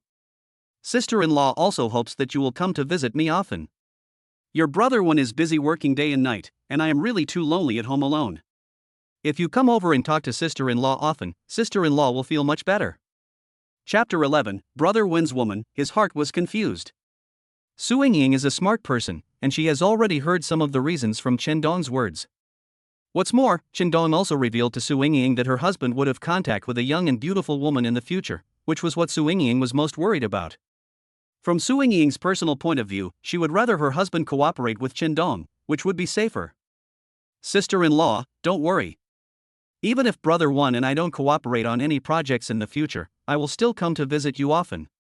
Even if we don't do business together, our friendship remains. We should never forget our roots. Chendong, my sister-in-law admires men like you, and your Brother One didn't make friends with you in vain. Thank you, sister-in-law. Wait a minute, I bought a new pair of pajamas, can you help me take a look at it? Su Yingying gave him a seductive look and then went to the second floor. Chendong was not given any chance to refuse, and he had no way to slip away quietly. He had to drink coffee while waiting for Su Yingying to come back. Chendong thought Su Yingying was coming down with her pajamas, but when Su Yingying appeared at the stairs, Chendong was stunned. Su Yingying was actually wearing a transparent pink pajamas, her skin was faintly visible, it was really sexy. Seeing such enchanting beauty, Chendong didn't dare to look at her. He hurriedly picked up the coffee cup and took a sip. As Su Yingying slowly approached, a scent of perfume came with the wind, which immediately made Chendong feel confused. Sister-in-law, I have something else to do, so I'll leave first. Chendong stood up and just wanted to leave Su Yingying's house as soon as possible. He was worried that if this continued, no one could guarantee that the two of them could be controlled. Even though it was daytime, the atmosphere was still easy to get carried away. Su Yingying specially changed into the sexy see-through pajamas. How could she let Chendong slip away without taking a good look at him? At this moment, Su Yingying was wearing pajamas, and she wanted to wear them for Chendong to see. Su Yingying stepped forward and grabbed Chendong's hand, trying to keep him. Look at it, isn't it beautiful? Sister-in-law, it's so beautiful. Chendong looked elsewhere and answered casually. You were perfunctory to me, without even looking at me straight in the eye. Su Yingying was unhappy and acted coquettishly. She turned her body so that Chendong could look directly at her chest. Chendong wanted to dodge, but Su Yingying grabbed his head with both hands. Now the vision was just right, and Su Yingying's figure was clearly presented to Chendong's eyes. Looking at Su Yingying's proud bust, Chendong's blood instantly rushed to his mind. Sister-in-law, I have to go. Thank you for the coffee. You haven't told me yet whether my pajamas look good or not. It looks good, it's really good, sister-in-law has good taste. Chendong already felt some strange changes in his body. He fled from Su Yingying's house in a panic, his heart pounding and his mind blank. At the door, Su Yingying looked at Chen Dong's back, a charming smile appeared on the corner of her mouth, and she was full of confidence in her charm. Look at how nervous you are. I don't believe you have never touched a woman before. Su Yingying muttered to herself and began to think about something else in her mind. Chen Dong got into the car and quickly took a bottle of mineral water and drank it. The flame burning in his body was finally suppressed. Chen Dong had never expected Su Yingying's abnormal behavior today. Whenever he came to Su Yingying's house before, they always treated each other with respect. Su Yingying had never behaved in such a frivolous manner. As soon as Chen Dong drove away, he received a photo, which was a selfie of Su Yingying wearing pink pajamas. Chen Dong, my sister-in-law likes this photo very much. If you like it, keep it. How could Chen Dong dare to save such an alluring photo in his mobile phone? He took a few glances at it and found it to be very sexy and exciting, teasing men's nerves like a celebrity photo. Chen Dong hesitated for a moment on the decision of whether to delete it or not. Reason still told Chen Dong that if he kept this photo on his phone, it would get him into trouble sooner or later. Sister-in-law, keep this photo for brother when to see. You are his woman. Chen Dong thought about it and deleted the photo. He didn't want to have too many fantasies about this woman. That would hurt Huang Taiwan, and he didn't want to do anything to let Huang Taiwan down. On the way home, my aunt called. Chen Dong, are you free? Can you pick up my child from school for me? Where's my uncle? Your uncle's phone is turned off. I'm meeting a client outside. Please take Lei to your house. Chen Dong turned the car around and drove towards the primary school affiliated to Shancheng Normal University where Lei studied. After waiting outside the gate of the Normal University affiliated primary school for half an hour, I finally saw Lei's class coming out. A beautiful teacher was walking in front, followed by more than 20 third-grade students. Chen Dong came to pick up Lei once before, when Lei was in the first grade, and the homeroom teacher was not this beautiful girl. It was not Lei's parents who came to pick him up, so the teacher was very cautious and asked about Chen Dong's identity in front of Lei. After asking clearly, the teacher asked Chen Dong to sign the information in the registration book, and then handed the child to Chen Dong with confidence. Lei looked at the two people in front of him, smiled strangely, and said, "Teacher-in, my brother is still single." Teacher-in glanced at Chen Dong, her face instantly turned red, and she looked shy. "Teacher-in, Lei is naughty. I will teach him a lesson later. Brother, our teacher-in Xia is the most beautiful girl in the school. You can come pick me up from school more often in the future." Lei's brother, this kid is a smart guy, don't listen to his nonsense.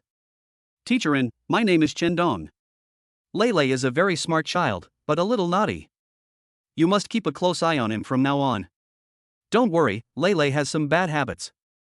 I plan to pay him a home visit in a few days and discuss Lei's problems with his parents. Teacher-in, my parents are very busy with work. If you want to discuss my problem, please go directly to brother Chen Dong. I think the effect will be better. Lei's mischief made both adults laugh. Chen Dong quickly took Lei away, fearing that the kid would say something outrageous again. Brother, is our teacher pretty? If you like her, I will help you pursue her. Lei asked seriously. Little elf, what do you know about adult feelings? Do you know that your teacher is single? Do you know what kind of girl I like? You dare to talk nonsense in front of the teacher? Believe it or not, I will tell your mother and let her beat you up. You haven't even answered my question yet, and you're already panicking. There's no doubt you're mesmerized by our teacher's beauty. Your brother already has a girlfriend. Next time you see teacher-in, don't say these things. You're lying. Mom said she'd introduce you to a girlfriend a few days ago. But I still think teacher-in is a good match for you. I'll help you date her this weekend. Chapter 12. The girl is too beautiful and causes trouble, the little milk dog is stalking her. Bang! Lei got slapped on the butt. You little bastard, you really deserve to be punished. Brother, happiness needs to be grasped by yourself. Why is your emotional intelligence so low? No wonder my mother is worried about you. She is afraid that you still won't be able to find a wife when you are 30 years old. What do you know? I'm developing my career. You'll understand when you grow up. Being scolded by a 10-year-old child for having low emotional intelligence made Chen Dong laugh and cry. After sending the child home, Chen Dong called his aunt and told her about Lei's situation at school, reminding her to pay attention to the child's thoughts, words, and deeds. Then I told my aunt what happened today. After hearing this, my aunt couldn't help laughing on the other end of the phone. Why didn't I think of teacherin? She's a nice girl, pretty and has a good personality. The key is that being a teacher is a good career. There will be someone to tutor the children in the future. Auntie, I want to tell you something serious. Lele needs to be taken care of. Lulu is really smart, and his thinking is more mature than other kids his age. I will teach him a lesson about what happened today. Chendon, I think Lulu is right. I'll help you test teacherin some other day. Auntie, Lele really inherited your genes. No wonder Lele understands love at such a young age. That's good, you have high emotional intelligence. If you had a higher emotional intelligence, you wouldn't be short of girlfriends a long time ago. I don't want to be tied down by a woman at such a young age. I'll focus on my career first. When I meet a girl who makes my heart flutter, I'll really enter the love cycle. You are the life that worries my sister. She is looking forward to you carrying on the Chun family's bloodline as soon as possible. Chendong's emotional problems have become a big issue for the family, but Chendong just doesn't take his emotional issues seriously, which gives Chendong's family a headache. Now Chendong has hastily got married again. Fortunately, his marriage partner is a good girl, otherwise, Chendong's mother would never be able to accept this reality. Downstairs of Boya Media Group, a red Porsche was parked at the door, and inside the car was a large bouquet of beautiful roses. Luan sat in the car, playing games, and glanced at the entrance of the building from time to time. He had been waiting here for half an hour. In Luan's previous pursuit of girls, no girl had ever made him wait so patiently. This time, Luan felt that he had met an unusual girl. Her coldness and arrogance deeply attracted Lu Wen. He felt that pursuing such a girl was a very challenging thing. Girls who are too easy to get cannot attract Lu Wen's interest. Over the years, he has lost his aesthetic fatigue for such girls. But the Bai Jing he met this time was different from all the girlfriends Lu Wen had dated before. She had a bold personality and noble temperament. The key point is that Bai Jing doesn't only look for material girls. This is what makes her different from other girls. That's why Luan feels that pursuing this kind of girl is refreshing. At the entrance of the building, a tall girl with a model-like temperament walked out. Luan quickly turned off the game on his mobile phone and rushed over with a big bouquet of roses. Bai Jing, I finally waited for you. Why haven't you left yet? Didn't I tell you that I have other plans tonight and don't have time to date you? I just want to wait for you to come down and meet you. Lu Wen, I know your feelings, but we are really not suitable. Even if you come here and give me flowers every day, I will never fall in love with you. Why? I think we're a good match. We're well matched, talented, and beautiful, and we share the same hobbies. If I say I'm married, would you believe me? Luan smiled lightly and said, Bai Jing, how could you fool me with such words? We have met several times, and I have never seen a man talking on the phone with you for a long time. A married woman would definitely not be like this. I'll tell you the truth, you're not my type. Maybe this hurts your feelings a little, but I hope you won't waste your time and energy on me. Relationships are cultivated slowly. As long as I like you, you will definitely like me after we spend some time together. As long as you are not married, I have the right to pursue you. If you're bored playing for a day, go ahead. But I'm too busy at work and really don't like anyone disturbing my life. Bai Jing, I really fell in love with you at first sight. None of the girls I knew before made me want to get married. But you are different. After meeting you, I realized that you are the one I want to marry. Bai Jing snorted coldly. She has been active in the business world for many years and has come into contact with all kinds of men. The words of a little milk dog like Lu Wen would not make Bai Jing's heart move at all. Lu Wen and other such bootlickers can only use their words to appease immature girls. They like romance and like to hear sweet words from men. Lu Wen, you should give these flowers to other girls. I don't like roses either. Also, this is where I work. It would be so embarrassing if my colleagues saw it. Don't come here again in the future. What kind of flowers do you like? Lilies, geraniums, tulips. If you don't like flowers, I'll give you a bag or luxury goods. You're so cliché. You don't know me at all. If it were any other girl, they might be moved by your actions, but I'm not like them. Sorry, I have an appointment tonight, so I can't join you in the fun. After Bai Jing finished speaking, she walked towards the black Hummer beside her. Lu Wen stood there in a daze, holding a rose in his hand. Bai Jing, I will not give up. One day, I will make you my woman. Lu Wen shouted loudly at Bai Jing. Bai Jing didn't even look at him as the Hummer drove away from Lu Wen. Although the first date failed, it did not make Lu Wen feel frustrated. On the contrary, Bai Jing's arrogance and indifference towards him aroused Lu Wen's determination to continue pursuing Bai Jing. Lu Wen didn't believe that in this mountain city, there was a woman that he, Lu Wen, couldn't pursue. There was no girl who didn't love money. If a girl refuses to accept roses, it means that she is not pursuing romance, but may care about material things. The car Bai Jing drives, the clothes she wears, and the bag she carries are all high-end products. There are only two possibilities for a girl who works in an office building to own these things. The girl herself comes from a wealthy family, or the girl is kept by a rich man and becomes his lover. What kind of girl is Bai Jing? Lu Wen even thought that even if Bai Jing was someone else's mistress, he would not give up. He would not be willing to give up until he got this woman. Chapter 13, Getting Drunk for Business and Asking His Wife to Pick Him Up. Over the years, Lu Wen has had a rich love history, changing girlfriends almost every year, and in the end it was Lu Wen who proposed the breakup. Lu Wen returned to the car and called Chen Dong. Last time, Chen Dong sent Bai Jing home. Maybe they had a conversation on the way, and maybe Chen Dong knew something. Brother Dong, let me ask you something. Bai Jing, how much do you know? Brother, are you mistaken? I've only met her once and all I know is that she's a woman. I know nothing about her background. You sent her home, so you should know where Bai Jing lives. Chen Dong smiled bitterly. After drinking at the rich man that night, he did leave in the same car with Bai Jing, but was kicked out of the car by Bai Jing halfway. It's really an embarrassing thing to say it out loud. If I say I don't know where she lives, you won't believe me, right? You were the one who sent Bai Jing home. How could you not know where Bai Jing lives? Unless you want to hide it from me and have some intentions towards her. But I want to remind you that Bai Jing is the woman I like. If you want to compete with me, you have no chance of winning. Hearing what Lu Wen said, Chen Dong couldn't help but want to laugh. If Chen Dong told Lu Wen about the other thing, I'm afraid Lu Wen would be furious.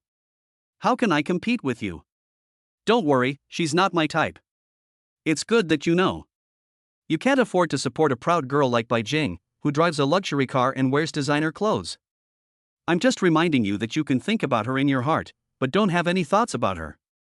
Lu Wen, you used to be so cool when pursuing girls, but why are you so insecure when facing Bai Jing?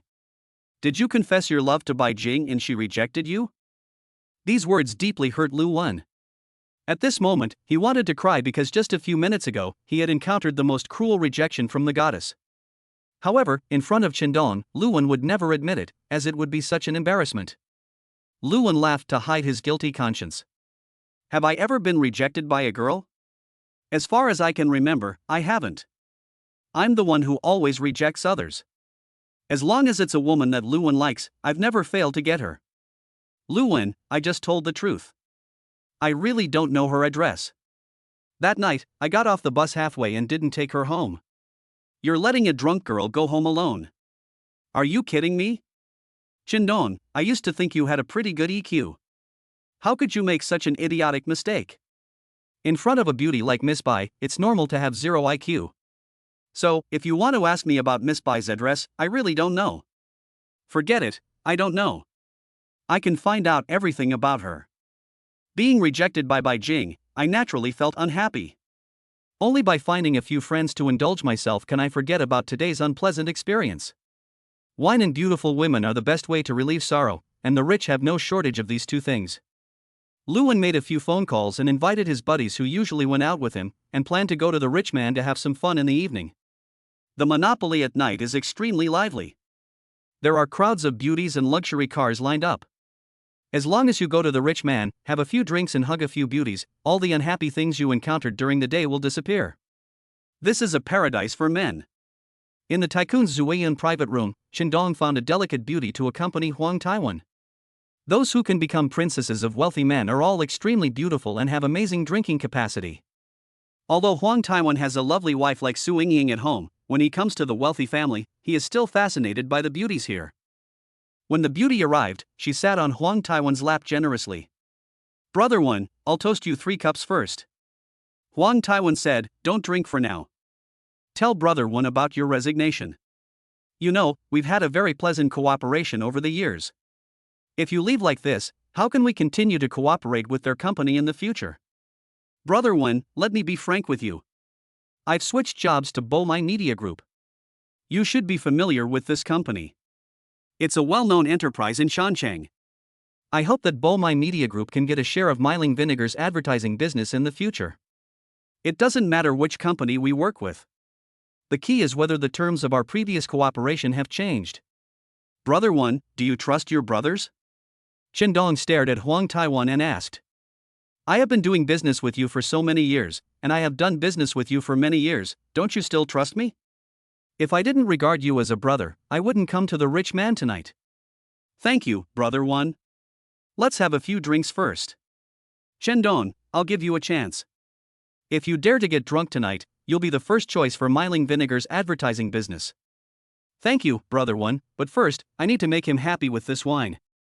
Beauty, if Brother 1 doesn't enjoy it tonight, I'll deduct your tip. Don't worry, handsome guy, I promise to accompany this big brother well and make him happy. The princesses of wealthy men are all business experts, and few men can resist the charm of these beauties. The beauty held the wineglass and said a few coquettish words, and Huang Taiwan obediently accompanied her to drink a few glasses. After a few drinks, his behavior became a little erratic, and his attention was completely focused on the beautiful woman. Qindong, I told you, if you want to work on my project, you can't come home until you're drunk tonight. How dare I disobey Brother Win's orders? Even if I have to drink myself drunk tonight, I'm going to get myself drunk. After saying that, Qindong picked up the wineglass, first toasted Huang Taiwan, and then drank 3 glasses himself. Beautiful lady, if I get drunk later, please take good care of Brother 1 for me. I've already booked a suite in the hotel next door, room number 808. Handsome guy, but there's an extra charge of 2,000. As long as you take good care of Brother 1, all your conditions will be met. That's fine. Just hand Big Brother over to me. I guarantee that Big Brother will wake up full of energy and vitality tomorrow. After arranging Huang Taiwan, Qindong no longer had any worries and started drinking loudly. In order to make Huang Taiwan happy and win the advertising business of Meiling Vinegar industry for the next year, Qindong tried his best this time. Qindong's drinking capacity is completely different from Huang Taiwan's. 2 Qindongs cannot drink more than Huang Taiwan. The two drank from 9 to 11 o'clock in the evening, and in the end, Qindong got himself drunk. Brother, what should we do with him? Do you want me to find a sister to take him to the hotel next door? Huang Taiwan glanced at Qindong lying on the sofa and said, no need, just let him sleep here for a while. He doesn't like that. Maybe he's still a virgin now. He's so handsome, and he's still a virgin. It's really rare. It's a pity to let my sisters serve him. Huang Taiwan took the beauty away, leaving Qindong alone in the private room. Qindong didn't know how long he had slept, but he vaguely heard someone talking. Manager, we are all about to get off work, what should we do with this person? Check his phone to see if there's anyone he can contact. The waiter felt around Qindong's body and found his cell phone. Manager, I have his wife's number. Call her and ask her to come pick us up. On Qindong's mobile phone number, the word wife was written after Bai Jing's name. Chapter 14, the truth comes out after drinking, and the beauty deliberately teases him. Bai Jing was awakened from her sleep by a ringing phone. Seeing that it was Qindong calling, she wanted to hang up immediately. The voice coming from the other side was a girl's. Excuse me, are you Qindong's wife? He got drunk at the rich hotel. Could you please come to the rich hotel and take him home? Bai Jing said angrily, I don't know him, you dialed the wrong number. Ms. Bai, maybe you two have some conflicts, but Mr. Chen is very drunk now. We don't know what to do, so we had to call you. Bai Jing hung up the phone and wanted to ignore the matter, but the image of Qindong when he was drunk kept appearing in her mind, and she couldn't bear it. You little bastard, wait and see how I'm going to deal with you. Bai Jing is a girl who is tough in words but kind in heart. If she doesn't go to pick up Qindong and take him home tonight, I'm afraid she won't be able to sleep peacefully that night. What made Bai Jing angry was not that Qindong got drunk outside, but that Qindong marked Bai Jing's phone number as his wife. She was just in a fake marriage with Qindong, and the terms of the agreement clearly stated that Qindong was not allowed to call Bai Jing wife in public, nor could he treat Bai Jing as his wife in his heart. Qindong's actions have violated the original agreement between the two. Bai Jing was thinking all the way, whether she would beat up Qindong when they got to the tycoon. When they arrived at the rich man, Qindong was sleeping like a pig on the sofa, snoring, talking in his sleep, and calling Brother One to continue drinking. This scene made Bai Jing's heart soften again. Bai Jing forcibly suppressed the urge to beat Chen Dong up. Miss Bai, your husband hasn't paid for this private room yet. How much? The waiter glanced at the bill and said, the total cost is 8,007. I'll buy it. Can I ask if the person drinking here with him is a man or a woman? It was a man, just the two of them. I see. Bai Jing didn't feel any pain at all about the several thousand yuan. To her, money was just a number. After the waiter left, Bai Jing took a bottle of mineral water and poured it directly on Chen Dong's face. I'll let you sober up. Chen Dong was splashed with cold water on his face and woke up with a start. He looked at the figure in front of him in a daze, but he didn't recognize it as Bai Jing at first glance. Who are you? What do you want? You dared to call me wife on the phone, but now you don't dare to recognize me. It seems that you are still not sober. I will help you sober up again. Bai Jing poured the remaining half bottle of mineral water onto Chen Dong's face. At this moment, Chen Dong was half sober, and he finally recognized that the person standing in front of him was Bai Jing. Chen Dong asked vaguely, why are you here? Bai Jing said in a strange tone, I'm your wife. You got drunk here, and the waiter found your wife's contact information on the phone. You're so nice to me, putting my number first and even calling me such a friendly name. Chen Dong argued, there are two people named Bai Jing. I made this note to distinguish you two. When you sober up tomorrow, I'll come back to settle the score with you and see how I deal with you. I don't want to get drunk like this, but I must get the advertising business of Miling vinegar industry for Bomai Media. Bai Jing was somewhat moved by what she heard and asked, you got yourself drunk just to get advertising business for the Bomai Group? Yes, I have passed the interview with Bomai Media and will be the project manager for Bomai Media in the future. Miling vinegar is a major client of mine, and I have to hold on to it tightly. Go back. I really don't understand how you men behave. You haven't even officially become an employee of Bomai Media yet, and you're already working so hard. Bai Jing's coldness and arrogance were finally broken down in front of a man who worked so hard, and she actually felt a little pity for this man. The two people originally did not know each other, but a marriage certificate forcibly linked their destinies together. Bai Jing couldn't ignore this man. When she received the call, she put aside her arrogance and indifference and came to Chen Dong. With the help of the waiter, Bai Jing finally got Chen Dong into the car. Bai Jing glanced at the man who had fallen asleep again and said, why did I get a marriage certificate with a man like this? I'm really asking for trouble. The car arrived downstairs of the community, and Bai Jing was stumped as to how to get Chen Dong upstairs. If they contacted the community security guard, the news that Bai Jing brought a drunk man home late at night would probably spread among the community security guards tomorrow. Bai Jing tried to pull Chen Dong several times, but she couldn't move him at all. She was so angry that she went crazy, and then she punched Chen Dong with a flurry of punches. Chen Dong, you bastard, I owed you in my previous life. After Bai Jing punched Chen Dong several times, he still didn't react at all. Bai Jing was really desperate. She decided to stay with Chen Dong in the car, lie down in the car for a while, and wait for Chen Dong to sober up. Chen Dong was sleeping soundly beside him, and Bai Jing was blowing her nose and glaring at him. She pinched Chen Dong's nose, flicked his lips with her fingers, and tried all kinds of tricks to tease Chen Dong. This did not make Bai Jing feel better, so she simply took out her lipstick and started to put makeup on Chen Dong, and even drew a turtle on Chen Dong's face. Bai Jing looked at the masterpiece she had completed in half an hour and couldn't help laughing. She also took a photo of Chen Dong at the moment with her mobile phone.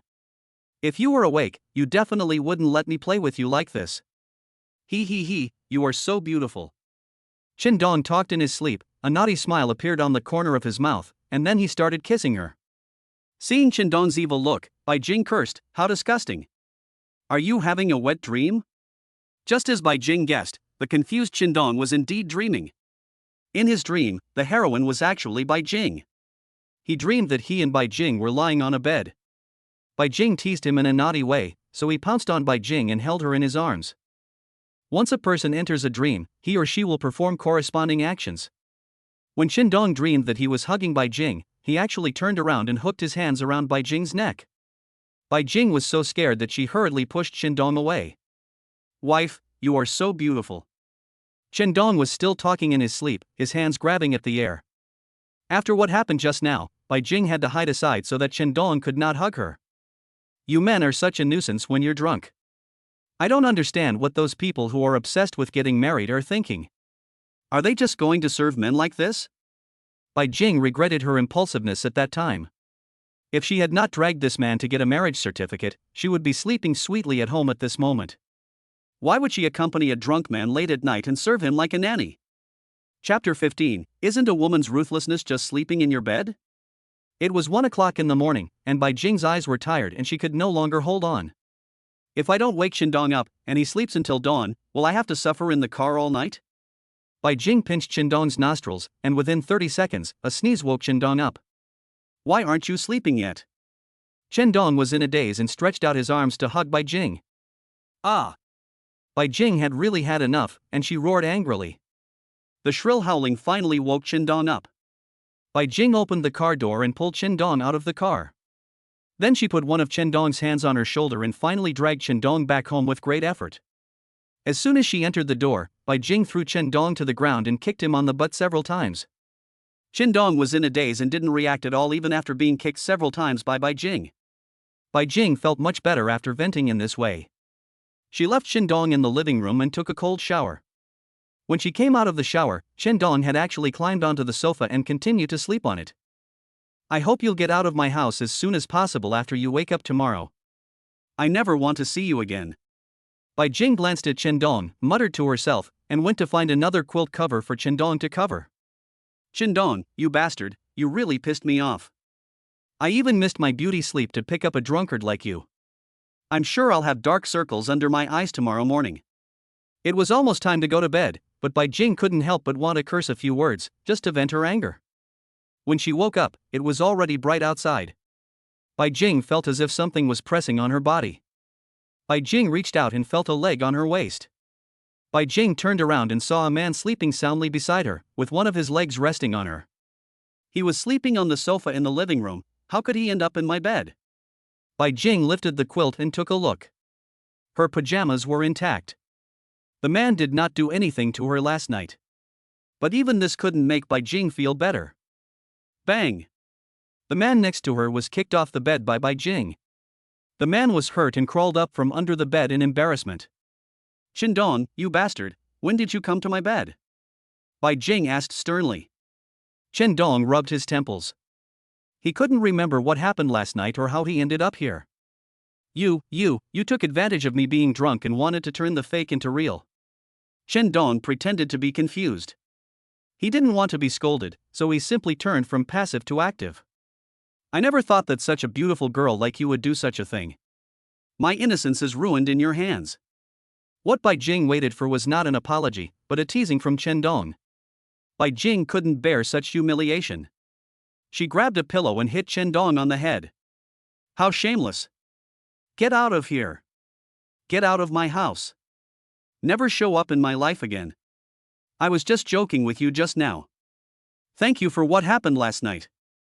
I paid for your 8,700 yuan at the rich man. Transfer this money to me and you can disappear from my sight. As she spoke, Bai Jing took out the payment code on her mobile phone and waited for Qindong to transfer the money to her. Okay, I'll transfer the money to you now. You brought me back from the rich man last night, so I owe you that. I'll repay you when you need me. Qindong transferred the money to Bai Jing. Miss Bai, I'm sorry for causing you trouble last night. Thank you. Qindong bowed, thanked Bai Jing solemnly, and prepared to leave. Stop! Bai Jing shouted coldly. Miss Bai, is there anything else? My phone number. Please delete the note. I don't want anyone to misunderstand our relationship. Qindong smiled bitterly. He really wanted to slap himself a few times in front of Bai Jing. If I don't get a marriage certificate with the woman in front of me, I won't get involved in her life. This woman is cold, arrogant, and unreasonable. Fortunately, I didn't really marry this woman, otherwise, I would have been tormented and annoyed to death by her for the rest of my life. Qindong found Bai Jing's name on his phone and deleted her phone number in front of Bai Jing. Now you can rest assured, your number is no longer in my phone. When he turned around, Qindong felt uncomfortable. He didn't expect Bai Jing to be so decisive. It would be better to break off relations with her, so as to avoid being bullied by this woman. Living alone and freely is better than being controlled by a daughter-in-law who is only a figurehead. Qindong, I'll transfer every 30,000 yuan to your card every month. That's all we have. Yes, that's all. Qindong replied coldly. After leaving Bai Jing's house, Chendong hurried back home, took a shower and changed his clothes. On the first day of work at Bomai Media, you must not be late. During the 3-month probation period, some results must be achieved. Chendong does not want to leave Bomai Media Group at the end of the 3-month probation period. Chendong would never allow such a stain on his career. Son, did you sleep at your wife's house last night? When Chendong changed his clothes and came out, he was blocked by his mother. Mother Chen smiled strangely, trying to get some good news from her son. Chendong did not go home last night, and his mother did not even call in because she was afraid that it would affect the relationship between Chendong and his wife. Mom, you want to ask when you can hold your grandchildren, right? Of course Mom wants to have a grandson soon. Your Aunt Zheng's son is 1 year younger than you, and she already has a grandson. My dear mother, just don't worry, I will definitely let you hold your grandson. When? Do I have to wait until you're 30? Oh, by the way, what's your wife's name? I've forgotten it. Her name is Bai Jing. Since you are married, you should bring her home more often. Otherwise, she is no longer my daughter-in-law. It would be better for me not to have her at all. Mom, if you think Bai Jing is not good, I will divorce her. When Mother Chen heard this, she became anxious. Her son had finally gotten married, and the woman was also quite good. If he really divorced Bai Jing, where would he find a wife as good as Bai Jing? Mother Chen's face darkened. What nonsense are you talking about? Marriage is not a joke. You have to be responsible for your partner. If you dare to say that again, I'll spank you. But she's not filial to you. Even after marrying me, she won't come back to live with us. It's better not to have a daughter-in-law like that. You've only obtained the marriage certificate, but haven't held the wedding yet. Once you have the wedding, she will truly become a member of our Chen family. Bai Jing isn't living with us now because your marriage hasn't been made public. It's better for a girl to be a little reserved. Chapter 16, Enemies meet on a narrow road, and the relationship with the female president is unclear. It is Chen Ma's greatest comfort that her son is able to get married. Even though her daughter-in-law had never visited the house once, Mother Chen was still very considerate of her. On several occasions, Chendong wanted to explain the situation to his mother, but seeing that his mother was happy about his marriage, Chendong couldn't bear to ruin her mood. No matter what, you have to wait for your mother to be happy for a while. As for the future, I can only find a suitable opportunity to explain this matter to my mother. The matter of holding a wedding banquet put Chendong in a difficult position again. Getting a marriage certificate with Bai Jing was a farce, and Chendong didn't want to think about how it would end. Since this farce was caused by my own impulse, I have no choice but to finish it. Thinking about it now, Chendong feels that his original decision was ridiculous. Is it for 30,000 yuan a month? Or was it because the other person was good-looking and he was attracted by Bai Jing's beauty? Or maybe with a marriage certificate, family members won't force you to go on blind dates anymore. Chendong couldn't find a convincing answer to his own impulse that day. Perhaps it was due to all three reasons. What Bai Jing said last night, that was all their relationship was, deeply hurt Chendong's heart. In Bai Jing's opinion, a marriage certificate is unimportant and she doesn't take it to heart at all. Chendong also reminded himself not to care about the marriage certificate, as it was just a money transaction between them, but Chendong still couldn't be as free and easy as Bai Jing. The moment he came out of the Civil Affairs Bureau with a marriage certificate in his hand, Chendong suddenly felt that he had a responsibility. He wanted to care about Bai Jing and protect Bai Jing. In Chendong's life, there is the shadow of one more person, and also a little more concern. The indifference and ruthlessness displayed by Bai Jing last night calmed Chendong down again. He laughed at himself, thinking that his desire to care about Bai Jing was all wishful thinking. On the way to the company, Chendong reminded himself again and again that this engagement with Bai Jing was a transaction worth 30,000 yuan per month. If he viewed this marriage as a business, Bai Jing's coldness and disregard in front of him would not have caused him any heartache or sadness. At the elevator entrance of the building, Chendong met Bai Jing again. He did not greet Bai Jing, nor did he even look at Bai Jing for a second. He clearly remembered Bai Jing saying that this marriage was just a transaction, nothing more, and that Bai Jing and he had no relationship in life or feelings. What surprised Chendong was that Bai Jing was the only one in the elevator, and there were several people waiting outside, but no one was willing to ride in the same elevator with Bai Jing. Chendong didn't go in either. He didn't want to be alone with Bai Jing, so as not to make himself bored. Come in. Bai Jing saw that Chendong had no intention of taking this elevator, so she pointed at Chendong and said, The people nearby all turned their eyes to Chendong, and one of the girls whispered, "You're on your own, riding in the same elevator with a witch." Chendong didn't want to pay attention to Bai Jing and pretended not to hear. "Chendong, don't you have ears? I asked you to come in." Bai Jing shouted sternly. Chendong entered the elevator, glanced at Bai Jing, and said coldly, "Don't you dislike others riding in the same elevator with you? That's them. I'm afraid there'll be another elevator accident.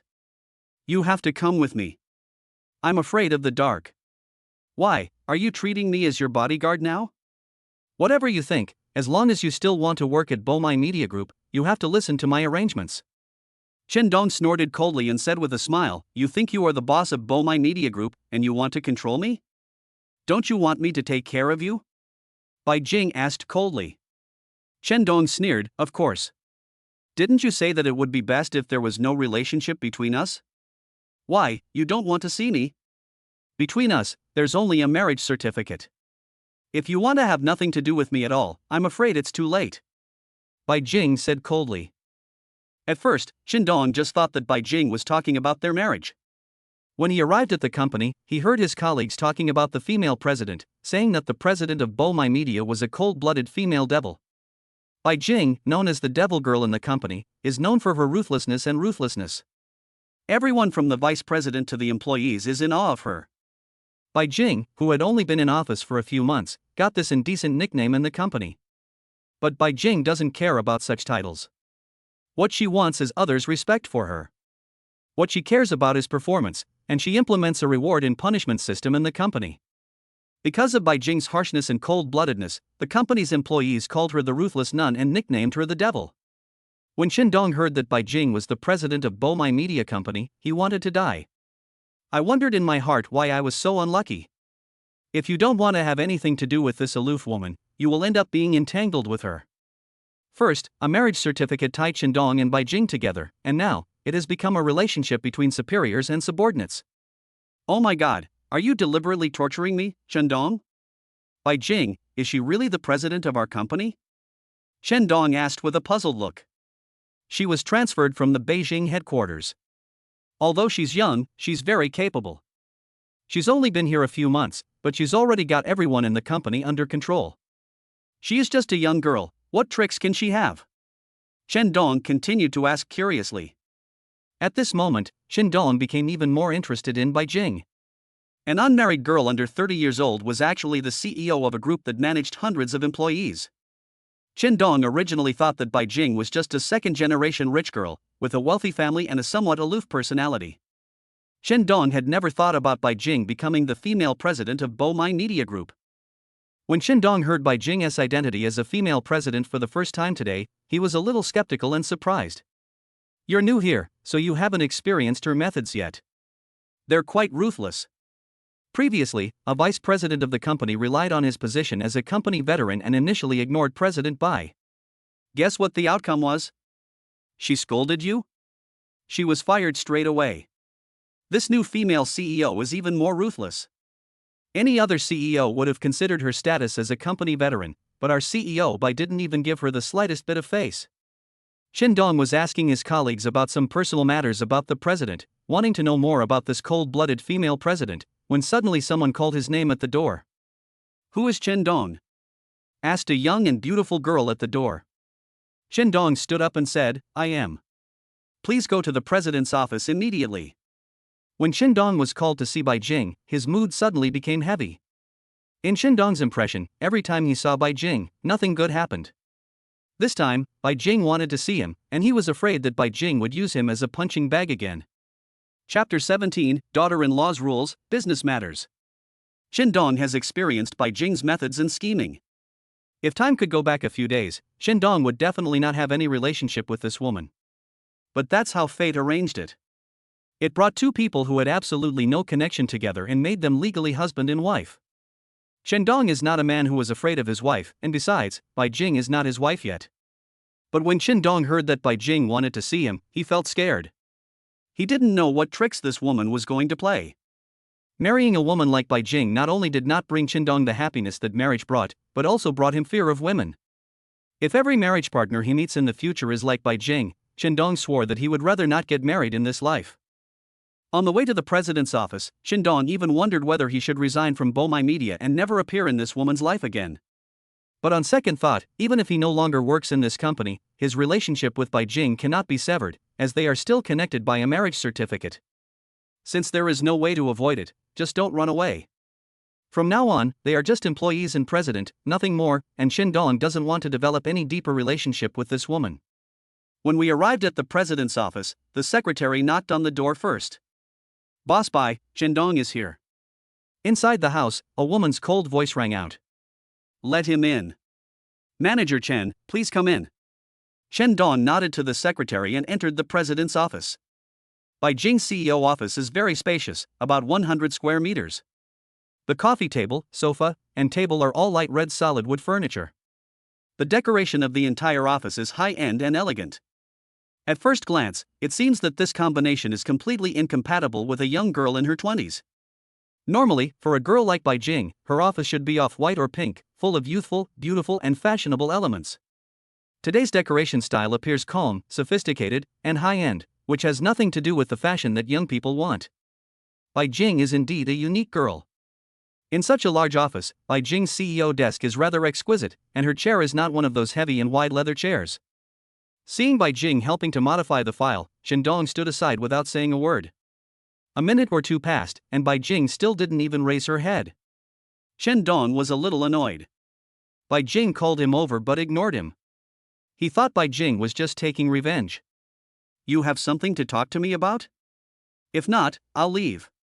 "Are subordinates so rude when meeting their superiors?" Bai Jing said coldly. "Even though you are the boss, you cannot ignore the existence of your subordinates. Respect between people is mutual. That's a good thing, but you didn't do it. First of all, you didn't respect me. From the moment you walked into my office and saw me, you should have called me president by first. Do you care so much about a title?" Chen Dong sneered. Bai Jing put down her pen and looked directly at Chen Dong. "In a company, you must follow the company's charter. Rules must not be broken, and this will not happen again." Chen Dong muttered, "No wonder the people in the company call you the female devil, it fits your identity very well." "Shindong, what are you mumbling about? You're like a woman, mumbling like that." "No problem, Mr. Bai, are you here to learn about my previous work experience? If necessary, I can report to you. I'm not interested in your past work experience. That's what our HR department does. I only care about how much you can achieve after you join our company." As she spoke, Bai Jing took out a business card from the desk drawer. "You should contact this company. They're planning to launch an outdoor advertising campaign at the end of this year. It's a big project. It depends on whether you have what it takes to win it. Are there any other people in our company following?" "No, the owner of this company is a friend of mine, but business is business. They won't easily hand over a year's worth of advertising projects to us just because they know me." "Okay, I'll take this project." In fact, Shindong knew that Bai Jing gave him a project of an acquaintance to follow up because she wanted to help him and let Shindong sign the project as soon as possible and gain a firm foothold in the company. Take some time to meet him as soon as possible and find out what Mr. Wu's hobbies are. He's a retired soldier, very rigorous and self-disciplined in his work, and he's a person who pays great attention to time. "I understand. Thank you." Bai Jing started to busy herself with her own things again and didn't say a word to Shindong other than work. After walking out of the president's office, Shindong took out the business card and looked at it carefully. Wu Jun, general manager of Wanfa Furniture Company. The largest furniture mall in Shancheng City is owned by Wanfa Furniture, which houses hundreds of furniture companies.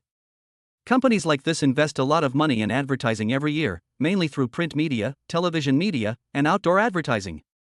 According to the advertising rules of this industry, the focus is on holidays, and the company's advertising plans are planned for 1 year. However, this time, Wanfa Furniture plans to invest more in advertising during the National Day holiday.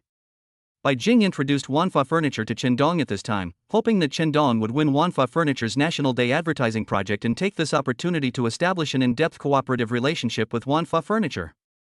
Now, there is still 1 month left until National Day. For Shindong, time is very tight to win Wanfa Furniture's advertising business during the National Day.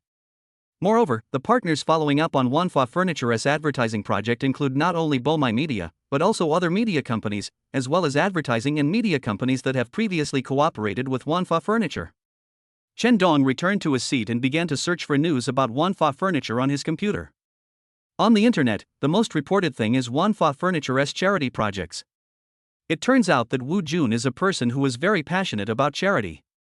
While searching for Wu Jun's personal news, Chen Dong came across a report from 3 years ago. 3 years ago, a team of extreme sports enthusiasts went to climb Mount Everest and encountered an avalanche.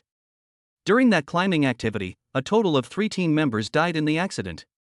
Wu Jun was one of the members of the mountain climbing team.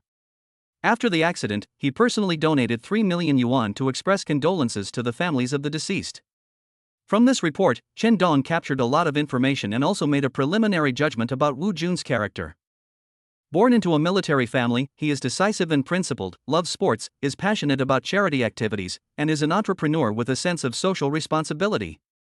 manhwa Furniture, you will be the first advertising project signed by me, Chen Dong, after I take office at Bomai Media. Bai Jing, I know you want to help me, but you're also testing me.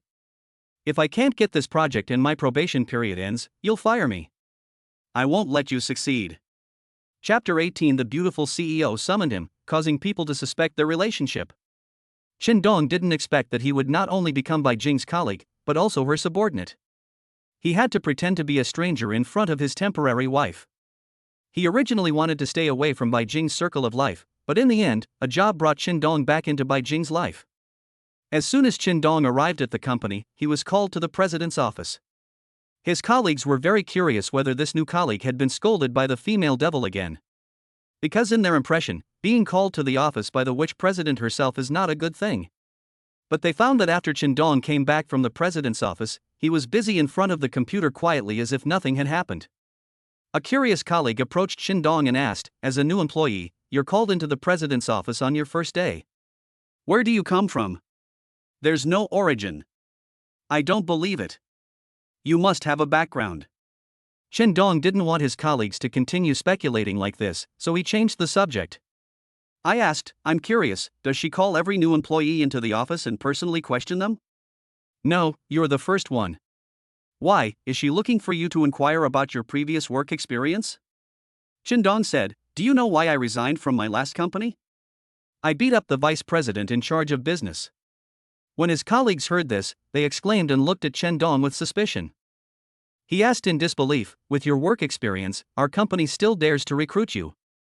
You must have concealed it." So, the president found out about this and personally called him over to find out the details.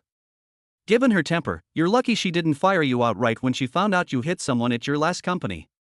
Yeah, it seems that President Bai was in a good mood this morning, so I escaped a disaster.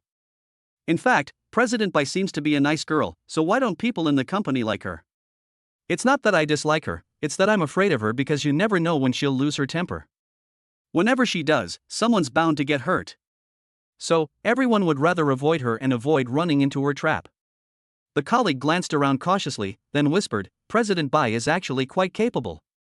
Since she took over as president, the company's cohesion has significantly improved. Everyone feels the pressure of work, and they're not as lazy as before. This is a good thing. A company needs a strict management system, especially a large company, which needs to use systems to manage people. It's good, but President Bai is a bit too ruthless. Once someone makes a mistake at work, President Bai will show no mercy and fire them directly, making everyone feel insecure." Chen Dong also believed that this was Bai Jing's usual way of doing things. However, if Bai Jing wants to gain a foothold in this company, this iron-fisted approach alone will not be enough. Bai Jing's cold-blooded and ruthless work style will eventually isolate her from her colleagues in the company. The entire management team will not be on the same page with her, and Bai Jing will not get support from others when she wants to carry out her work in the future. Chen Dong thought that this woman needed to change her temper. Otherwise, she will be the one who suffers in the end. Although it is not easy for Bai Jing, an unmarried girl, to run a company and requires drastic measures, she also needs to know the right degree. Bai Jing disguised herself as a strong-willed leader, making people in the company fear her and establishing her prestige in the company. The idea was good, and she did it. Chen Dong was a little worried about Bai Jing. If this continued, Bai Jing might be tripped up at work, betrayed by people around her, and eventually forced to leave the company. If that day really comes, even Bai Jing, who is tough now, may not be able to withstand such a blow. Bai Jing is just a young girl. Most of the time, she pretends to be strong and domineering at work, just to show her prestige in the company. Such a girl is actually not as strong as she looks on the outside. Chen Dong wants to help Bai Jing change in her life and make her a manager who is respected rather than feared. Just after Chen Dong left his previous company, Du Yi took over Chen Dong's previous position and also took over all of Chen Dong's client resources. These days, Du Yi sorted out all the customer information and identified several companies as key research targets. Myling Vinegar Industry is the company that Du Yi is most interested in. As early as half a year ago, Du Yi had planned to steal the Myling business from Chen Dong, but she still had some concerns, fearing that it would arouse public anger. In any case, when Du Yi first came to the company, it was Chen Dong who brought her to debut. Chen Dong was half her master, which was why Du Yi resisted taking action. But now it's different. Chen Dong has resigned, and she can rightfully take over Chen Dong's previous customer network. Du Yi had followed Chen Dong before and knew that there was a strong bond between Chen Dong and his clients. In particular, Huang Taiwan is a close friend of Chen Dong, and there are also mutual interests between the two. To keep Huang Taiwan as a big customer, some means are needed. However, Du Yi is still very confident in her ability to win over clients, especially male clients. So far, there is no man she cannot win over. So, before getting off work on Friday, Du Yi left the company early, went to a hair salon, and made herself look very charming and beautiful. Looking at herself in the mirror, Du Yi was very satisfied with her current state, so she called Huang Taiwan. Huang Taiwan, a veteran who has worked in the workplace for many years, naturally understood the purpose of the call when he saw Du Yi's call, so he hung up the phone directly. Because of the advertising business of Myling Vinegar Industry, Huang Taiwan still wants to cooperate with Chen Dong. He feels that Chen Dong values feelings and brotherhood. Moreover, Huang Taiwan felt that dealing with women was unreliable.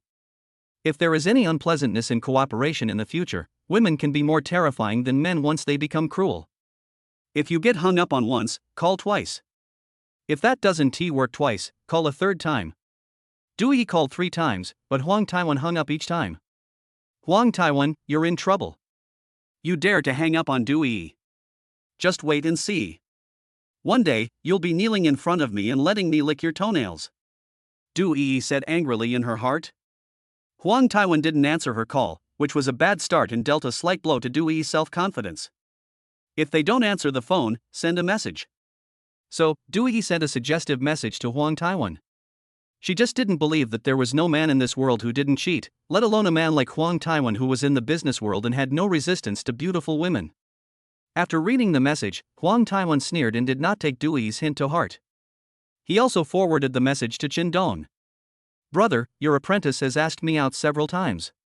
Brother 1, remember this, as long as you are willing to cooperate with our Bomai Media, I promise that your share will be no less than before. I care most about brotherhood. When it comes to business matters, I will definitely choose to cooperate with you first. Brother 1, I was right, you are my brother.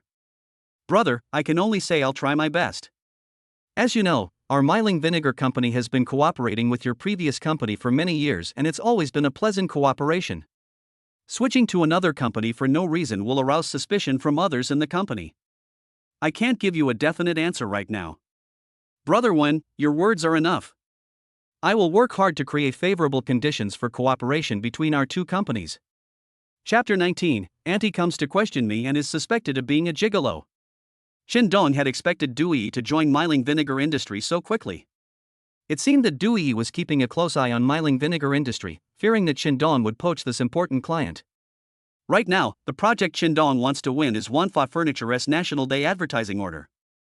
Although the planned advertising cost for Wanfa Furniture is only 1 million, which is not a big project, what Chen Dong cares about is knocking on the door of Wanfa Furniture through this cooperation.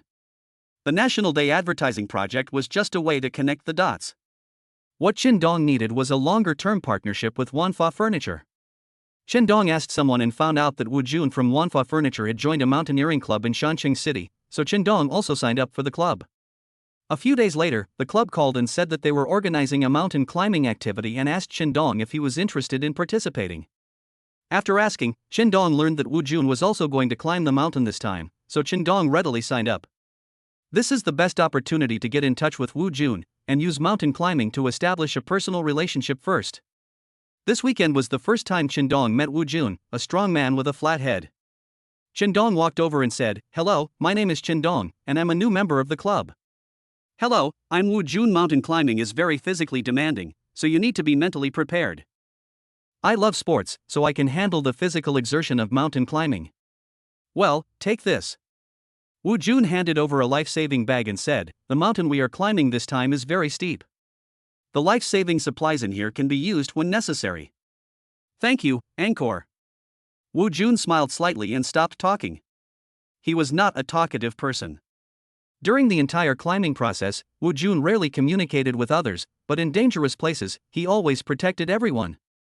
When everyone passed the dangerous area, Wu Jun would quickly catch up.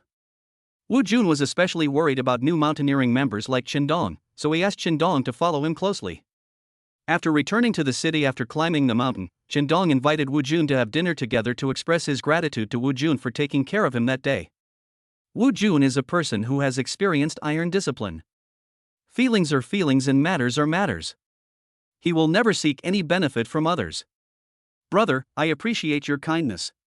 See you next time. Wu Gu, could you please leave me your contact information?" This time, Wu Jun did not refuse and gave a business card to Qindong. The first contact with Wu Jun was fruitful. Judging from their interactions during this mountain climbing trip, Qindong felt that Wu Jun had a good impression of him.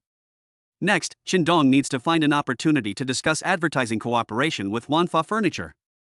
Time is running out. If we don't hurry up and contact Wanfa Furniture, other companies may get there first. Qindong decided to visit the head of Wanfa Furniture marketing department first. When he got home and opened the door, Qindong felt that the atmosphere at home was a little off. My aunt and uncle were also there, and the whole family stared at Qindong as he entered the room. My aunt was holding Qindong's marriage certificate in her hand. Qindong broke out in a cold sweat on his forehead, knowing that he would be interrogated by his family members one after another tonight. Qindong kept the marriage certificate very carefully and placed it in a drawer on the bookshelf, with a book on top of it. Qindong didn't expect that even though it was hidden in such a secret place, it was still found by them. "Aunt, uncle, you guys come over too. Qindong, come here." My aunt said sternly. "I just came back from hiking. I'm exhausted. I want to take a shower and go to bed." My aunt waved to him. Qindong knew he couldn't escape, so he could only bite the bullet and walk over. "Aunt, you want to know about the marriage certificate, right? Actually, I am married. But in reality, it can't be considered as a marriage." Aunt glared at Qindong.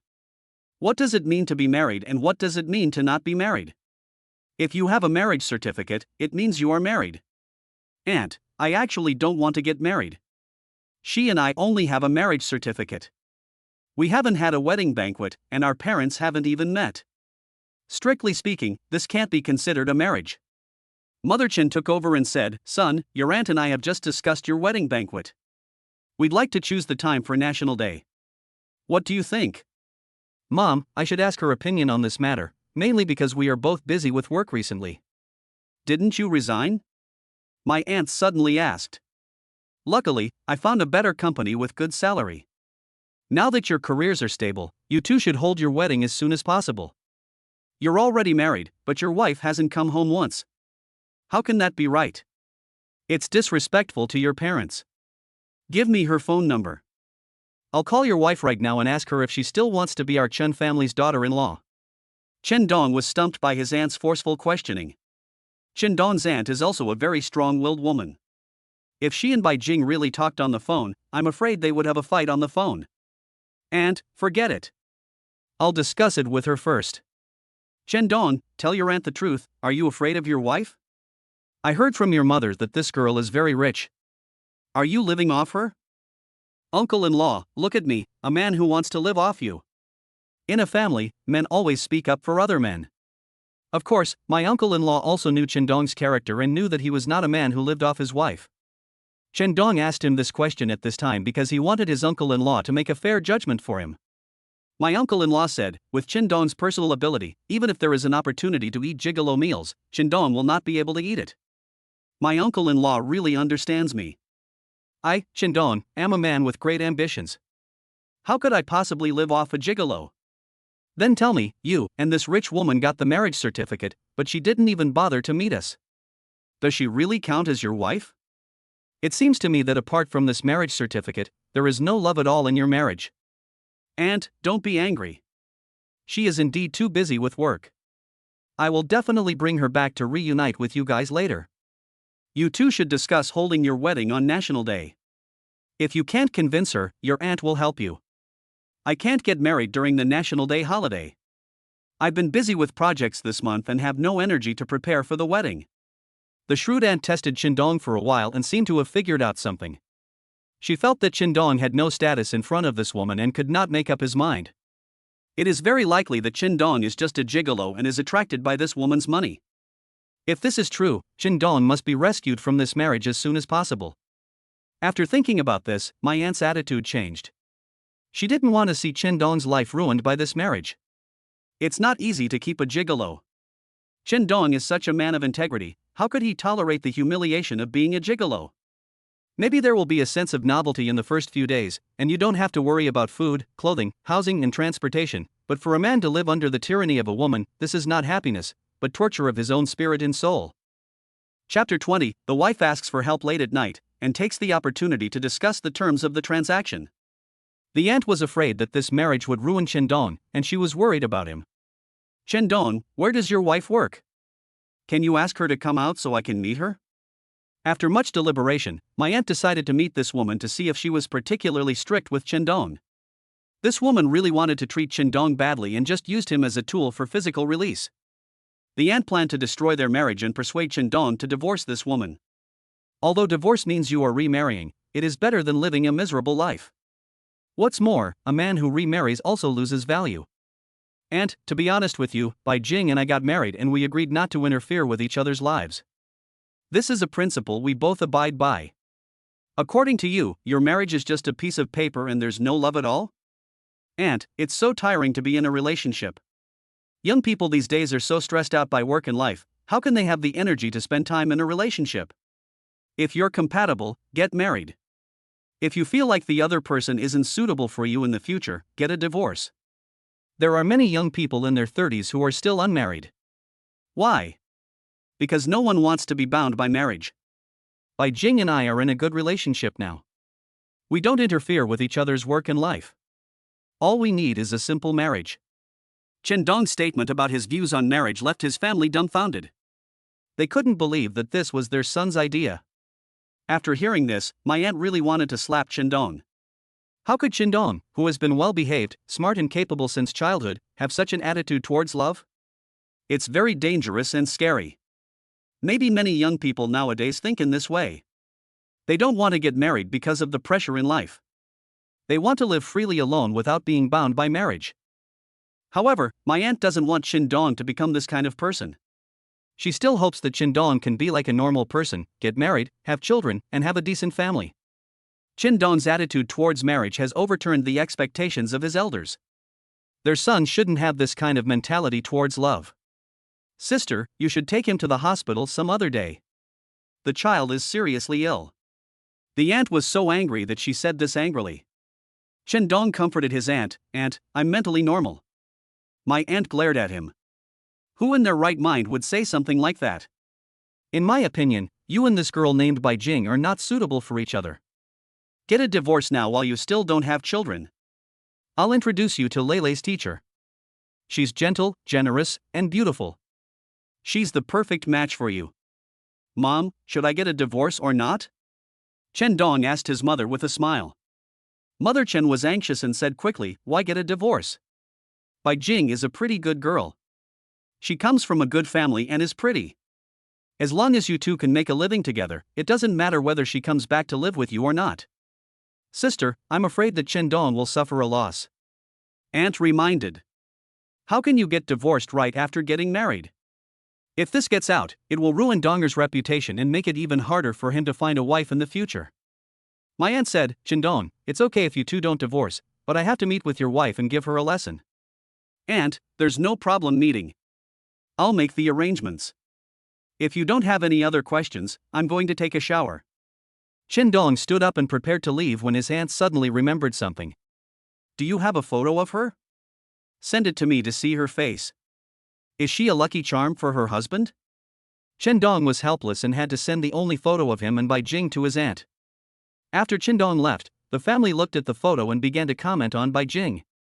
The girl's beauty and temperament were recognized by the whole family, and they all felt that Bai Jing and Chendong were a good match in appearance. However, seeing Bai Jing's aura, the aunt was worried that in the future, Chendong would not be able to control Bai Jing and would be dominated by his wife. Therefore, my aunt still wants to meet Bai Jing. Only by getting in touch with her can she see her character. Bai Jing was still working overtime in the office, sneezing one after another. She twisted her nose, stood up and stretched. When she looked at the time, it was already 8 o'clock in the evening. Bai Jing then realized that she was a little hungry. Just as I was about to pack up and leave, the power in the entire building suddenly went out and the office was suddenly plunged into darkness. In a dark environment, once Bai Jing feels nervous, her claustrophobia will easily occur, and then her heart rate will accelerate and she will have difficulty breathing. At this moment, Bai Jing's feminine character was immediately revealed. Afraid, nervous, and longing for someone to care for me. Bai Jing would never show these psychological conditions during her daytime work. No matter how strong Bai Jing is inside, she also has her weak side at night. That's what women are like. Encountering such an emergency, although Bai Jing was a little scared, she did not panic. She reached for her cell phone and called Chendong. The phone rang, but no one answered.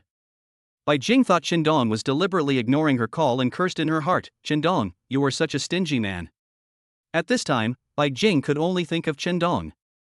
Because of the existence of a marriage certificate, the relationship between the two was more trustworthy than others. If Bai Jing didn't have this marriage certificate, she would have called the security guard downstairs first and asked him to come and pick her up when she encountered the current situation. However, after Bai Jing touched the phone, the first person she thought of was Chendong. Subconsciously, she still regarded Chendong as her lover, someone she could rely on. After a while, Bai Jing called Chendong again. The phone still plays that ambiguous song, "Tonight I have a lot of thoughts about you." Bai Jing was so angry that she hung up the phone and shouted, "Chendong, I hate you so much." When Chendong came out of the shower, he saw 7 or 8 missed calls on his phone, all from Bai Jing's number. Although Chendong deleted Bai Jing in anger at the time, Bai Jing's number was still remembered in Chendong's mind. "Oh no, the witch called so many times, there must be something urgent that she needs to talk to me about." Chendong was worried about his boss's work problems, so he called back. As soon as the call was connected, I was scolded by the other party. "Chendong, where the hell have you been? I called you so many times but you didn't answer. You must have done it on purpose. Who are you? Okay, since you can't even recognize my voice, you don't have to come to work tomorrow." Chendong just wanted to anger Bai Jing on purpose so that Bai Jing would understand that she should not be so arrogant in front of him in the future. Bai Jing threatened Chendong with his job, and this trick really worked and immediately frightened Chendong. "It's President Bai. It's already time to get off work. Is there something you want to talk to me about? Why would I call you if nothing happened? Do you think I'm as free as you? The power outage at the company has me trapped. Come and pick me up quickly. I can pick you up, but there's one condition." "Chendong, do you want to be beaten? You dare to ask me for conditions? You are kicking me when I'm down. If you don't agree, then I'm hanging up. I just finished washing and am going to watch TV." There was silence on the phone for a moment. Bai Jing's voice came again, "Tell me what your conditions are. If you want a raise, forget it. All company decisions are made according to regulations. I have a rich woman like you supporting me, so I'm not short of money. My aunt wants to treat you to coffee, and you can arrange the time. Chendong, even your aunt knows about us getting our marriage certificate. Do you want everyone in the company to know about this? My aunt is my family. If my mother knows, it means my aunt knows. Just one question, do you agree?" Chapter 21. The couple is in love, but they are suspected. "Chendong, you're ruthless, but I only have half an hour. Just half an hour of coffee and chatting, my dear Miss Bai, you are not kidding. I usually spend half an hour drinking coffee, so half an hour is enough to finish a cup of coffee. Half an hour is fine. You only care about work and not family and friends. If you have no other conditions, come quickly. I'm alone and I'm so scared." Chendong burst out laughing. He thought of the last time in the elevator, Bai Jing was frightened and screamed. At this moment, Bai Jing felt so helpless and uneasy in the dark night. Although Bai Jing repeatedly told him that the relationship between them was just a marriage certificate, Chen Dong was still worried about Bai Jing when he received this call. He hurriedly put on his clothes, grabbed his car keys and ran out. Seeing her son leaving in a hurry, Chen's mother called out, "Son, where are you going so late?" "Mom, I'm going to pick up Bai Jing." When Mother Chen heard that her son was in a hurry to find a wife, she felt happy and thought that there was still affection between her son and his wife. Otherwise, it would be so late, and the son would not be in such a hurry to go out to see his wife. "See? The young couple is still very much in love," Aunt Chen said to my aunt. "Sister, I'm worried that Qindong will be bullied in the future. Look at him." He ran out as soon as his wife called him. My uncle-in-law interrupted and said, "Just like me back then, when I received your call, I ran out to see you as fast as my pants." My aunt rolled her eyes at her husband and said, "You mean you've been bullied since you married me?" My uncle-in-law said, "Actually, as long as Qindong loves her, even if he suffers a little injustice in life in the future, it doesn't matter. Just like I love you and am willing to do anything for you." In fact, my uncle-in-law said this to comfort the two women around him. But in reality, he felt very miserable. His wife is too strong, and he feels depressed and suffocated at home. He also wanted to advise Qindong that if his current wife was really a strong woman, he should carefully consider this marriage. Qindong drove the car at the maximum speed limit all the way. Worried that Bai Jing was scared being alone in the office, Qindong called Bai Jing, played songs for her, and talked to her. In the dark night, Bai Jing listened to the song and heard Qindong's voice. She felt warm in her heart and was no longer so scared. "Qindong, you are actually a good man," Bai Jing thought to herself at this moment. After a few songs were played, a bright light appeared at the door. "Mr. Bai, are you there?" Qindong asked. "Is that Qindong?" "I'm here." Qindong shone the flashlight on his cell phone and saw Bai Jing sitting on a chair, relying on the light from her notebook to give herself courage. Seeing Qindong arrive, Bai Jing's nervous mood relaxed at once. At this moment, she no longer cared about her identity as the president, and even more so about the difference between men and women. Bai Jing stood up and hugged Qindong. "Qindong, you are finally here," Bai Jing said excitedly. "It's okay, I'm here, don't be afraid." "I'm not afraid as long as you're here. But I'm hungry now and want to eat." "Boss Bai, you're such a workaholic. In fact, you should share some of the work with your secretary and other responsible persons so you don't have to work so hard." "I want to, too. However, I just took over as the company's president and have to familiarize myself with many business operations and interpersonal relationships. I dare not slack off for even a moment. Boss Bai, you can take your time with all of this. Bomai Media's business is developing very well right now. You just need to follow the rules and make no mistakes, and Bomai Media will be fine." "You also understand management?" Qindong smiled strangely and said, "I don't understand, but this is the truth." Bai Jing smiled slightly, as if she had a better understanding of the man in front of her.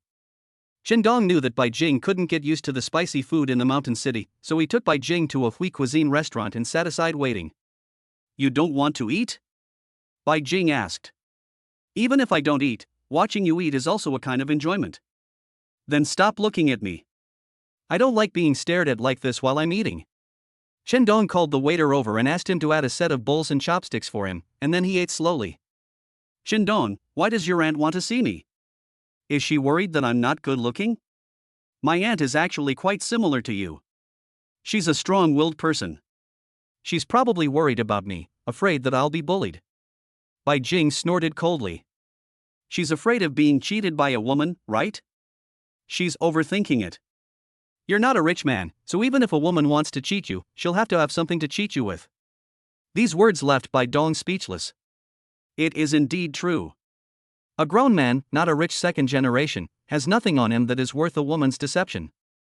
The worst that can happen is that he will be cheated of his body, but in this case, men will not necessarily suffer any loss. For a rich girl like Bai Jing, there was nothing about Qindong worth her cheating on. "Qindong, you're not bad looking, and you're kind-hearted. You're already 28 years old, so why don't you have a girlfriend? Is there something wrong with you?" Bai Jing said this with a serious face, which shocked Qindong. Qindong looked up at Bai Jing and said, "With my strong physique, am I the kind of man you are talking about? Then why don't you have a girlfriend? Don't you have a boyfriend too?" "I'm busy with work and don't want to spend too much energy on things like romance." "You're different. You have plenty of time for romance and to spend time with the woman you love. I'm busy too, with clients, bosses, and family. After dinner, do you want to relax for a while? I'm so tired, I just want to go home and sleep. Don't be so tense all day. Relax moderately. After dinner, I'll take you somewhere. Bai Jing glanced at Chen Ding, neither denying nor saying yes. Perhaps, this is to tacitly agree with Chen Dong's suggestion. Seeing that Bai Jing didn't say anything, Chen Dong smiled knowingly. Boss Bai, I have something to report to you. Don't talk about work during meals. If you need a report, go directly to your immediate supervisor. Chen Dong didn't mention work anymore, and he didn't mention anything about work until Bai Jing finished her meal. After leaving the restaurant, Bai Jing took the initiative to ask, "Where are you going?" "Get in the car, let's go to a place you don't usually want to go." "I'm really curious, is there any place I wouldn't want to go?" Bai Jing got into Chen Dong's car, looking forward to the destination. Looking at the rows of game consoles in front of her, Bai Jing pointed and said, "Is this what you were talking about? How's it going? Can you play? Do I know how to play? If you dare to try with me, I guarantee that you will be beaten to a pulp." Bai Jing was still very confident, as if nothing could stump her. Chen Dong was also curious and asked, "Boss Bai, in this world, what else can't you do? Do you dare to try a game? You brought me here, so you must have played a lot. I also want to know what level you are at. Who's afraid of who?" Chen Dong is still confident in playing these games. He has been here no less than 100 times, and he still can't find an opponent among his friends. In the competition with Bai Jing, Chen Dong is still confident that he can beat her. Chapter 22, Nominal Wife, No Kissing Scene. Clash of Clans is the most popular game at the moment, and it is also a game that Chen Dong often plays with his friends. How about it, do you dare to challenge? Is there any punishment? It would be so boring if there wasn't any punishment at all. If you lose, how about letting me kiss you? Chen Dong said mischievously. Bai Jing was very calm and not angry. If you lose, you have to clean my house for half a month. Bai Jing said. The two found a place to sit down, then looked at each other, a sneer of victory appearing on the corners of their mouths. Chen Dong was feeling proud, thinking that he could easily defeat the opponent. After all, the opponent is just a woman, and it is possible that she doesn't even know how to play this game. But Chen Dong was still careless and forgot that his opponent was Bai Jing. After the game, Chen Dong accepted his defeat with conviction. Just like what Chen Dong asked Bai Jing before, what else can Bai Jing not do? Bai Jing has become a master of this game, which is played by men. Boss Bai, I admit defeat. Remember, half a month of hygiene. Will other games do the same? Chen Dong wanted to win back around. He didn't believe Bai Jing could play every game. Chen Dong couldn't be said to be an expert at all the games in this arcade, but he was proficient in every one of them. But Bai Jing is a girl, she may not know how to play these games. Chen Dong just didn't believe that he couldn't beat a woman in the games these men played. Bai Jing smiled coldly, "Don't admit defeat? Do you dare to play another game? I can't do it, but you can do everything. Chen Dong, I'm afraid that it will hurt your self-confidence and you will never come here to play games again." Bai Jing said coldly. "I just don't believe in evil. Come on, it's your choice what to play. Show off your car, it's your strong point. Otherwise it would be unfair to you. Why, you let me win last time, so you want to win it back this time? I won't show mercy this time, so you better show your true abilities." Bai Jing also said, "Whoever gives in is a loser. This time, I want you to accept defeat with conviction. Don't be like last time, when I felt unhappy even though I won first place." The two of them each found a seat, adjusted their seats, and stared at the control panel. The racing car made a rumbling sound of valves, like a leopard ready to run, waiting for the moment of sprinting. On the screen, a countdown begins, 3, 2, 1. At the moment of the countdown, the two of them had already stepped on the accelerator to the bottom. This time the challenge is a winding mountain road with many bends, which tests the driver's control skills. Simulated racing uses manual transmission, which requires flexible control between hands and feet. In addition, the track is winding, so the key is the gear shifting operation. Only in the appropriate gear can the desired speed be guaranteed. When cornering, you need to downshift and slow down.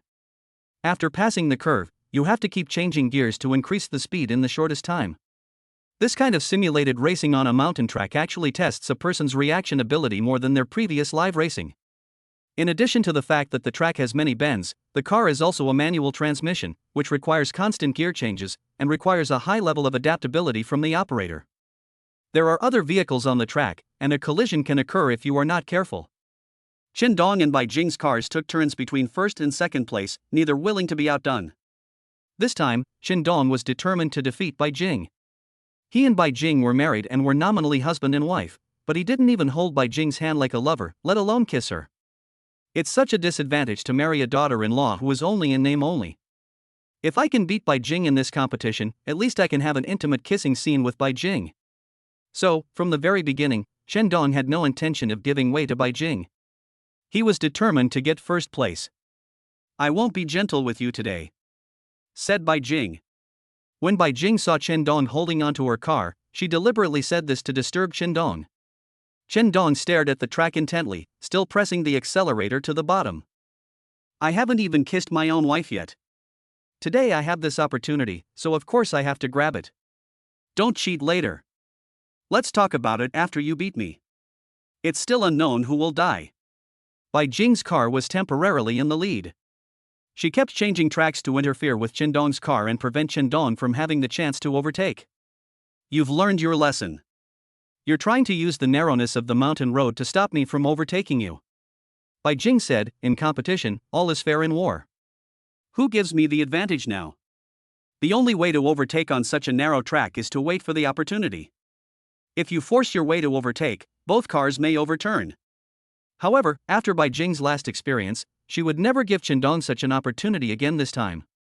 As the finish line was approaching, Qindong was suppressed all the time, and finally Bai Jing rushed to the finish line with the first place. "Qindong, if you want to kiss me, you'll have to wait for the next chance." Qindong slapped the steering wheel in defiance. Qindong thought he was careless in this match. He had wanted to build up momentum from the beginning and wait for the right moment to make a breakthrough, but Bai Jing saw through his plan.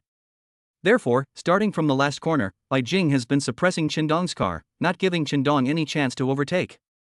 "One day, I will kiss you." Bai Jing smiled slightly. "Remember, if you do housework for me for half a month, I will tell you the password to open the door." "Bai Jing, I really doubt that you are not a woman. You're not ashamed to lose to me. In fact, you're better than many people." Bai Jing has been very smart and has a wide range of interests since she was young. During her years studying abroad, she enjoyed participating in recreational sports, which also cultivated Bai Jing's independent character. Whether it is book knowledge or entertainment toys, Bai Jing learns faster than others and is a genius girl. Even in a high-intensity and high-risk sport like racing, Bai Jing is an expert. Moreover, Bai Jing likes fitness exercise. After arriving in Shansheng City, she signed up for a membership at a fitness center. Bai Jing's purpose of fitness is not only to relax herself, but also to maintain a beautiful figure. Exercise can bring Bai Jing plenty of energy. Qindong brought Bai Jing here to play games, not because he wanted to beat her. Seeing Bai Jing working so hard every day and being so nervous, Qindong wanted to take Bai Jing out to relax. A person's life is not just about work, he should also know how to enjoy life. People like Bai Jing, who always think about work and have to act like a respected leader in front of their subordinates, live too tiring a life. Qindong saw it and felt pain in his heart. He felt that a young girl should not live like this. Chapter 23. The female CEO also has a childlike heart, taking her to see the night view late at night. Bai Jing acted like a normal girl while playing the game. There is laughter and an air of innocence. Unlike at work, he always has a cold face, giving people a feeling of indifference that keeps people at a distance. Therefore, it is difficult for people in the company to regard Bai Jing as a friend. Just like when taking the elevator to and from get off work, even though Bai Jing was the only one in the elevator, the employees of Bomai Media were unwilling to sit with Bai Jing. On the surface, it seemed to be a respect for her, but in fact, it created a psychological distance between Bai Jing and these employees. After happily playing in the game room for a while, Bai Jing said, "I want to eat ice cream." "Wait, your wish will come true in 5 minutes." Qindong gave Bai Jing a coquettish glance and disappeared from her sight in the blink of an eye. A few minutes later, Qindong appeared in front of Bai Jing with 2 ice creams. "Qindong, were you also this nice to your girlfriend when you were dating before?" Qindong chuckled. "You mean to say that I'm good at coaxing girls and am a master at picking up girls, right? Isn't it? But let me remind you, I'm not a girl that is easily moved. I haven't even started pursuing you, and you've already rejected me." My respected Miss Bai, don't worry, a girl as domineering as you is really not my type. This made Bai Jing a little unhappy, and she kicked Shandong on the butt. How do you talk to girls like that? Shandong patted his butt and said, look, you're so savage. If anyone marries you in the future, they'll get beaten up every day. Most men still like gentle, petite, caring women. Bai Jing smiled disdainfully. She is not the gentle, pretty girl that Shandong described, but that doesn't mean she has no suitors. A woman like me who is wild, ambitious, and domineering can't get married? What a fallacy. Let me tell you, the men pursuing me can line up from the company to Binhai Road. Although what Bai Jing said was a bit exaggerated, she had many suitors around her when she was working in Beijing. However, most of these people came with a purpose, and none of them could move Bai Jing with their true feelings. The love Bai Jing wants is a man who can melt her heart and make her fall in love like a little woman. But she didn't meet him, and Bai Jing no longer had any expectations for love. When the day comes when I really want to get married, I will find a man to marry me. Shandong, come here. Shandong walked to Bai Jing's side. Bai Jing pulled Shandong and the two leaned against each other shoulder to shoulder. Like me. Bai Jing held the ice cream in her hand in front of her. Shandong also moved the ice cream over, and the pair of ice creams formed a V shape. Bai Jing turned on the camera on her phone and took a selfie of the two of them. This time, it was Bai Jing who took the initiative to ask Shandong to take a photo with her. Shandong cooperated very well, but he couldn't guess what Bai Jing was thinking. Sometimes, it's really hard to understand what is going on in the mind of this woman. Am I handsome? Not handsome at all, like a fool. Bai Jing put her phone away without showing Shandong the photos. We've had enough fun, it's time to go home and sleep. Bai Jing said. Let me take you home. Staying up too late will affect your beauty sleep. The two of them walked out of the mall while biting their ice cream. Bai Jing's mood also became as happy as a beautiful girl. Shandong also felt that Bai Jing's mood was different from usual, because during the time he took Bai Jing out to play, Bai Jing had not been angry with him. At this time, Bai Jing is the woman that all men desire. She is beautiful and has good temperament. She will also act coquettishly in front of men and appear weak, making men want to love her. Bai Jing stuck her head out of the window and admired the night view of the city.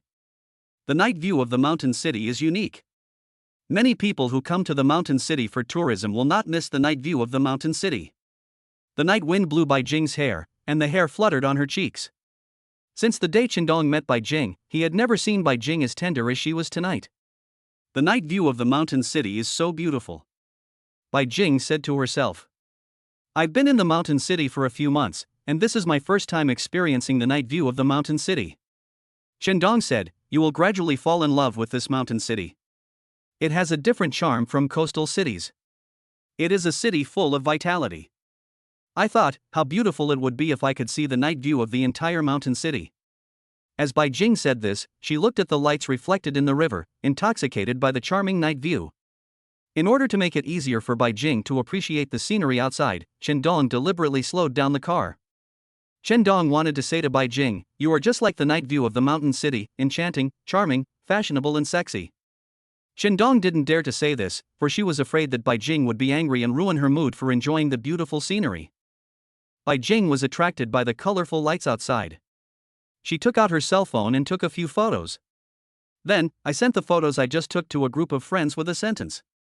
Sisters, this is the beautiful mountain city. Come quickly, and you will never forget it once. The group exploded instantly, immediately leading to a long string of chats. The sisters began to ask Bai Jing and the group whether she had met her Prince Charming after being in Shanxing for several months. Are all the boys in the mountain city handsome? Post the boys you have chosen and let your sisters check them for you. The people in this group are Bai Jing's closest sisters. Some are classmates, some are friends I know in life, and they are all a group of good girlfriends who can talk about anything. The group of sisters were very excited and wanted to know about Bai Jing's romantic encounter after arriving in Shanxing City. Bai Jing wanted to play a joke on this group of sisters, so she took out the group photo she had just taken in the game hall and posted it in the group. In this photo, Bai Jing and Shandong are eating ice cream intimately, the scene is enviable. Then the group became even more lively. Some people asked the name of the boy in the photo, and some asked if the boy was a rich second generation. Some sisters were envious after seeing the photos and asked Bai Jing if there were any boys as handsome as Shandong around her and asked her to introduce one to them. Bai Jing told the sisters that if they liked him, she would give him to them. As soon as these words were spoken, some curious sisters in the group asked whether the man in the photo was the gigolo that Bai Jing found in Shanxing City. Later, someone asked how much it would cost to keep such a handsome gigolo in a year. One photo attracted so many topics and also amused Bai Jing. She looked at the chat history in the group and couldn't help laughing. I'm dying of laughter. I didn't expect them to call you a gigolo. Bai Jing could also laugh so happily? Chen Dong looked puzzled. Chen Dong couldn't believe that the person sitting next to him was Bai Jing. The Bai Jing he knew always had a cold face, as if others owed her a debt. He didn't feel any warmth towards her. Boss Bai, who are you talking about? Is there anyone in our company who is a gigolo? Being a gigolo is good. You don't have to work, and you have food and clothes. If you want to be a gigolo, I can introduce you to some rich women. Chen Dong laughed and said jokingly, there's a rich woman next to me, and she's pretty too. How about I be your gigolo? I don't care. Chapter 24, Comparing the Two Beauties, the beautiful teacher is still gentle. This night was the time when Bai Jing and Chen Dong talked the most. Bai Jing also put aside her identity as the president and felt much more relaxed during the more than 2 hours she spent with Chen Dong. The car drove into the residential complex where Bai Jing lived. After getting off the car, Bai Jing did not invite Chen Dong upstairs. In Bai Jing's eyes, she can treat Chen Dong as a friend, but she will not have any feelings for Chen Dong. If you don't have any thoughts about this man, you won't care. Chen Dong, thank you. I am very happy tonight. Chen Dong asked, do you need me to take you upstairs? No need, you can go back and rest. Bai Jing solved the problem decisively. When she was about to leave, she turned back and reminded him, don't tell anyone in the company about what happened tonight. These words were spoken with a warning tone. Bai Jing doesn't want anyone to challenge her authority. Boss Bai, remember our agreement.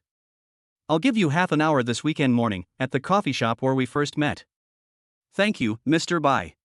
I will keep the appointment on time. Bai Jing had just taken a few steps when she remembered that Chen Dong's car was still parked in the office, so she gave the car keys to Chen Dong.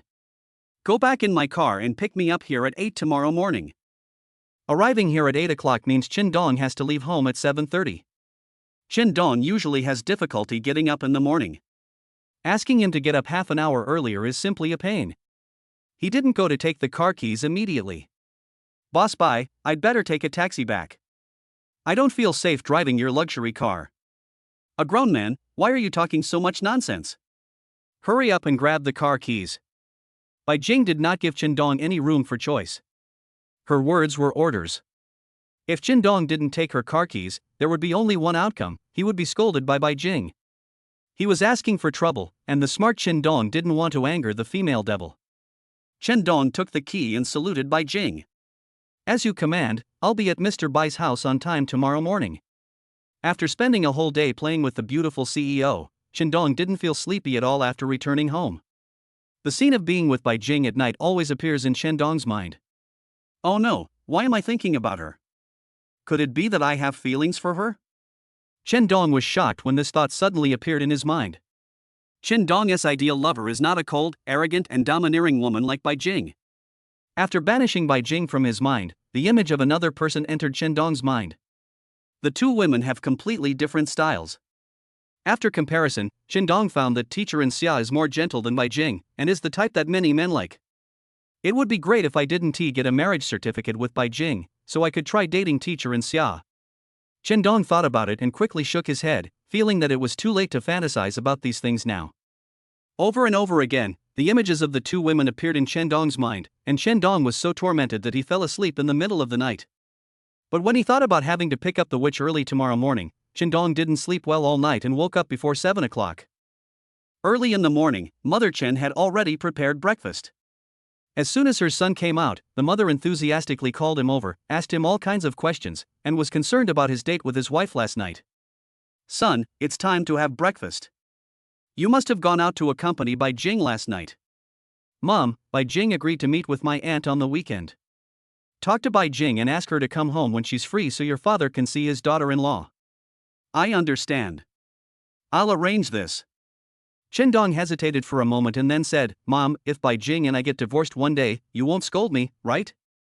You two just got married, why do you want a divorce? You want to divorce Bai Jing just because she doesn't like coming to our house, right? Son, as long as you two have a good relationship, it doesn't matter if Bai Jing doesn't come back to this house. She must be worried about the bad relationship between mother-in-law and daughter-in-law. It's fine for you two to live alone outside. Hearing his mother say this, Qin felt sad and couldn't help but want to tell the truth several times. But Qin knew in his heart that if he told his mother the truth about his marriage now, it would only make his mother more sad. Just treat it as a white lie. At least, Mother Chen no longer has to worry about her child's marriage. Mom and Dad, I'm leaving first. I drove Bai Jing's car back last night, and now I'm going to pick Bai Jing up and take her to the company. Go ahead and tell your wife to come home for dinner when she's free. Qin glanced at his mother, whose eyes were still filled with joy and anticipation. For the first time, he began to feel guilty towards his family because of his emotional problems, and for the first time he began to face his own emotional problems. It's time to have a good relationship and give an explanation to myself and my parents. Among Qin classmates and friends, most of those who are 28 years old like him are already married. Qin had previously set a limit for himself, not to get married before the age of 30. But now, he has begun to change his mind and strive to get married and have children before the age of 30 to fulfill his parents' wishes and let them enjoy their old age. This fake marriage with Bai Jing had a profound impact on Qin. Even though it was a fake relationship, Qin saw his family's joy. It is easy to imagine how much his family hoped that Qin could get married and have children. As parents, they no longer worried about their son's marriage. Qin drove to Bai Jing's residence 5 minutes earlier than the required time. Boss Bai, I'm here. Wait a few minutes, I'm putting on makeup. Qin hung up the phone and sighed, saying that women are really troublesome. They can't go out without half an hour of makeup. While waiting for someone, Qin took out the photo of him and Bai Jing and looked at it attentively. The more I look at the photo, the more beautiful Bai Jing becomes. Beauty, it would be better if you were a little gentler. If you were a little gentler, maybe I would really fall in love with you. Qin was thinking in his mind, and a smile appeared on the corner of his mouth inadvertently. However, when he thought of Bai Jing's cold and icy look when she scolded people, like an icy beauty that no one could approach, Qin felt that he could not marry such a woman. If you marry such an arrogant and cold woman, you will be dominated by her for the rest of your life. How pitiful. Qin shuddered and quickly turned off the photo, thinking that a woman like Bai Jing should not be married. The back door was opened, Bai Jing got in the car, and handed a breakfast to Qin. You were asked to pick me up so early. You haven't had breakfast yet, right? I made it myself. You can also make breakfast? Qin asked in surprise. So what do you think? Do you think I'm just a vase?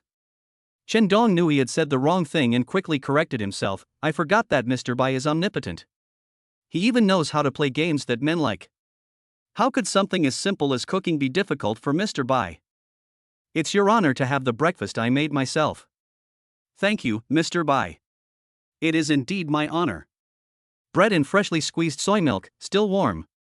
Qin found it hard to imagine that such a delicious breakfast could be made by a woman like Bai Jing. Chapter 25, The wife is slandered and secretly investigates the murderer.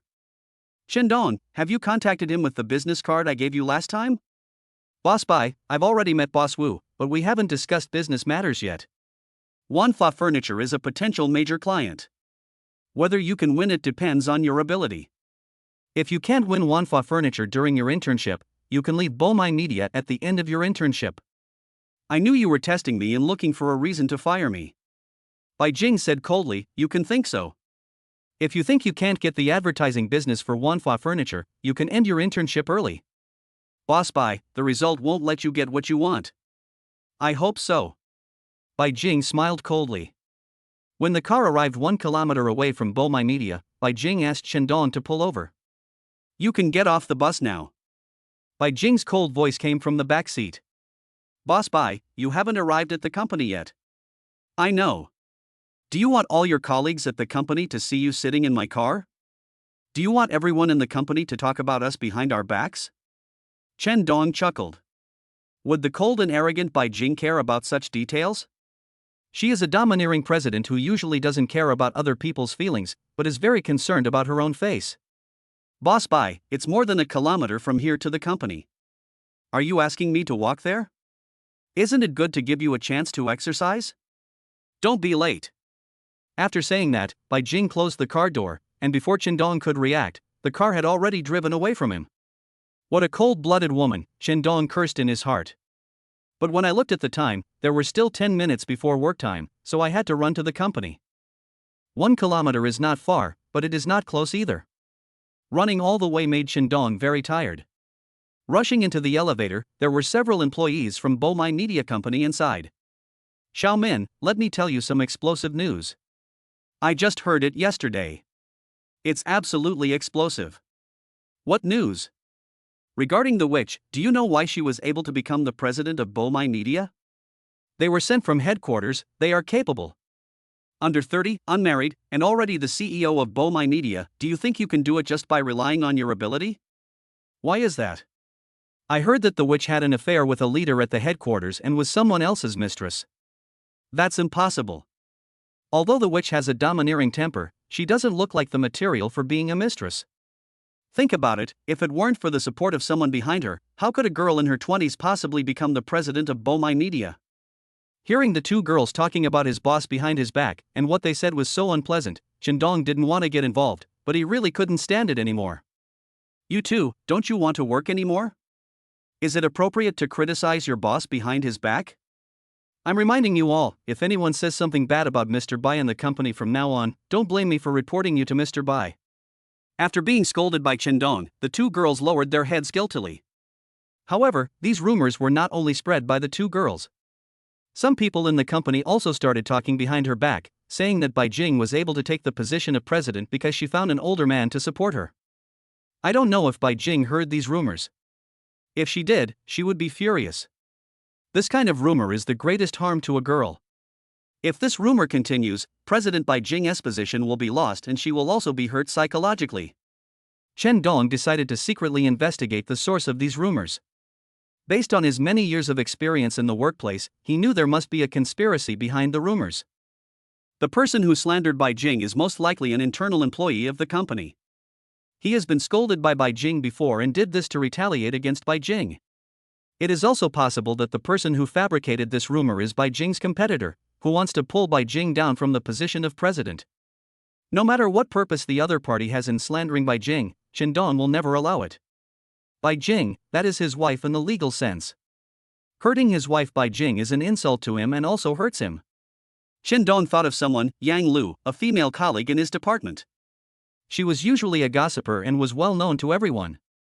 She liked to mingle with people in the company. Dong made a cup of coffee and brought it to Yang Lu. Lulu, I made coffee for you. Yang Lu was so excited that she even thought she had heard it wrong. Although Dong has only been in the company for a short time, he is very handsome and was appointed as a project manager right after arriving at the company. Some single girls in the department have their eyes on Dong. Yang Lu is also one of those who has a secret crush on Dong. Every time Dong walked into this office, Yang Lu couldn't help but take another look. Now, the boy she had a crush on brought her coffee, and Yang Lu stood up excitedly. Her face was red, her heart was beating faster, and she looked at Dong nervously. Manager Chen, is this for me? I made it myself, try it. Thank you, Manager Chen. Just call me Dong. Yang Lu, I'll treat you to lunch at noon. Yang Lu's expression was a little embarrassed, but her heart was full of anticipation. She nodded shyly. At noon, Yang steak, I'll wait for you. Bai Jing walked into the office building in the morning and met some subordinates, but these people looked at her strangely. A woman's sixth sense told Bai Jing that something must have happened in the company. When Bai Jing arrived at the office, she called the secretary in, wanting to find out what secrets these people were whispering about. Secretary Xiong, what happened in the company?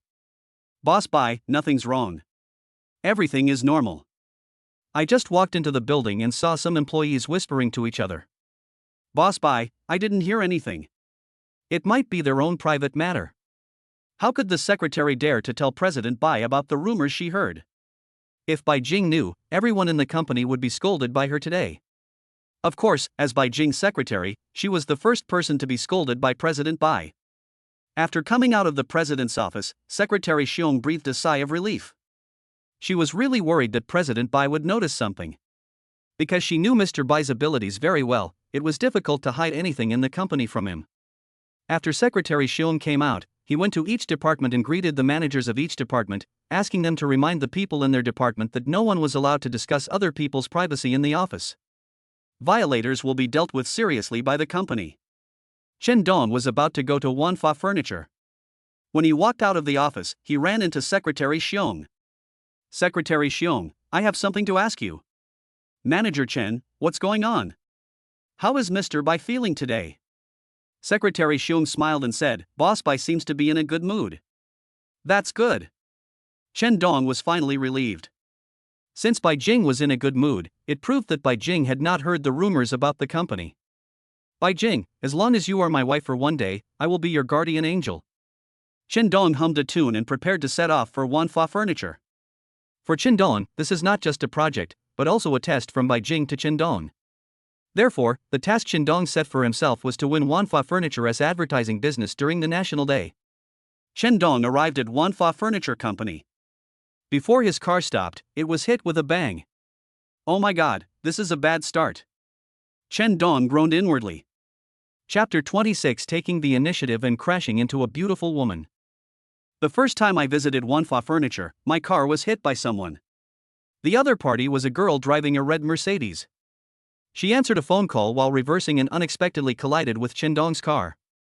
I'm sorry, I was distracted by a client call just now. The blame is all mine. I'll compensate you. Seeing that this woman was very well mannered and took the initiative to admit her mistake after getting off the car and offered to pay compensation, Chen Dong was not angry at all.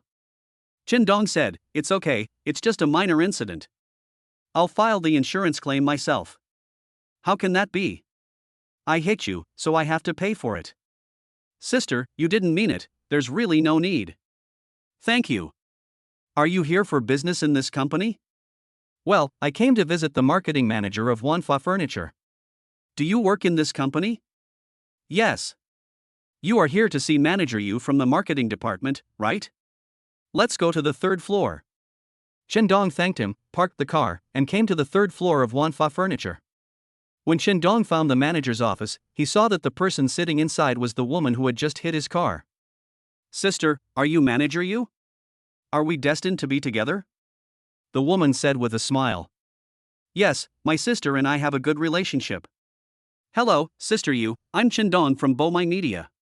After saying that, Chen Dong politely handed over a business card. Manager Yu took the business card and looked at it carefully before putting it away.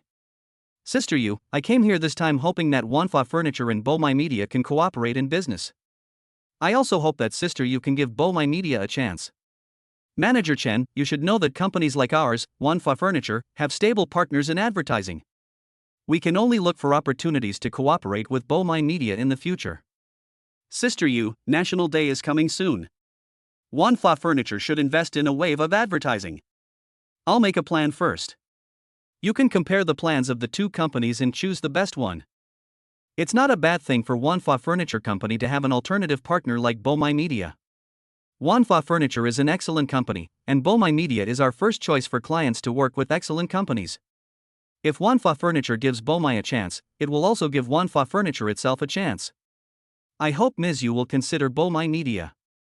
In fact, in the past 2 years, Manager Yu has also been considering adding an advertising partner to avoid being tied down by one company. However, it is not easy to find a media company that is trustworthy and has planning capabilities. Now that Bomai Media has come to us seeking cooperation, it is an opportunity, and we can also learn about Bomai Media's planning capabilities. The amount invested in this National Day advertising promotion only accounts for 20% of the annual advertising plan, but Pomeranian can participate. Manager Yu thought about it in her mind, but she did not immediately show a strong willingness to cooperate. Manager Chen, being able to cooperate with a large company like Bomai Media is certainly a good choice. However, we have had a stable partner over the years, so I still need to consult with Mr. Wu on this matter. Sister Yu, I know you're very cautious in choosing your partners. It's okay. I'll first make a promotional plan for Wanfa Furniture during the National Day holiday. Sister Yu, you can compare the plans of the two companies and then make a decision. Okay, as long as the proposal from Bomai Media is indeed better, we can let Bomai Media handle our National Day advertising. I thank Ms. Yu for giving Bomai Media an opportunity. I hope this opportunity will allow Wanfa Furniture and Bomai Media to have a deeper cooperation. Shandong didn't expect that this visit to Wanfa Furniture would be so smooth. Now it seems that we really have to thank the car collision just now.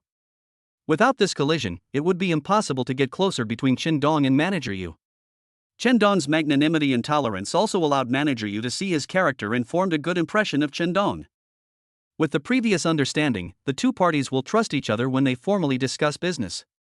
Although Manager Yu did not directly agree to cooperate with Shandong, he gave Shandong an opportunity to compete for the National Day advertising project. Whether or not Shandong can win this project depends on whether his proposal can meet the needs of Wanfa Furniture. After Shandong finished discussing work matters with Manager Yu, he did not go to visit Wu Jun.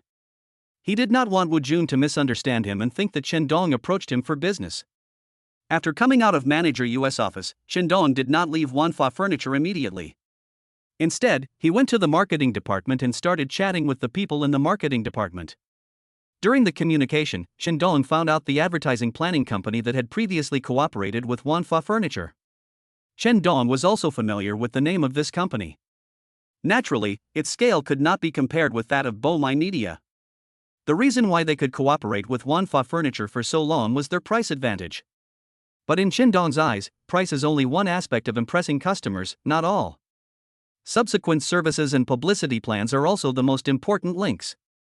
If we can come up with a more innovative promotion plan this time, we will be confident of winning the opportunity to cooperate in Wanfa Furniture's National Day promotion project. After figuring out the details of his competitors, Shandong gained confidence. The key was to come up with a novel promotion plan. On the way back to the company, Shandong's mind was full of thoughts about the plan. Wanfa Furniture specializes in furniture and has products suitable for all age groups. Shandong studied Wanfa Furniture's advertising and marketing in the past few years and found that it was all a general product promotion without market segmentation of the products. After analyzing Wanfa Furniture's previous advertising, Shandong's eyes lit up and he had a new idea. He decided to start from Wanfa Furniture's product segmentation market. Shandong spent an entire night making a plan for the Wanfa Furniture market segmentation. Starting with two themes, love and filial piety. The theme of love is to promote the fashion of products, take a youthful route, and target couples in love and single men and women. Products with the theme of filial piety are targeted at the elderly consumer group. Children buy them as gifts for the elderly in the family. The product positioning is mature, stable, and of high quality. The next morning, Shandong took the plan he had worked on late into the night and prepared to go to President Bai for advice.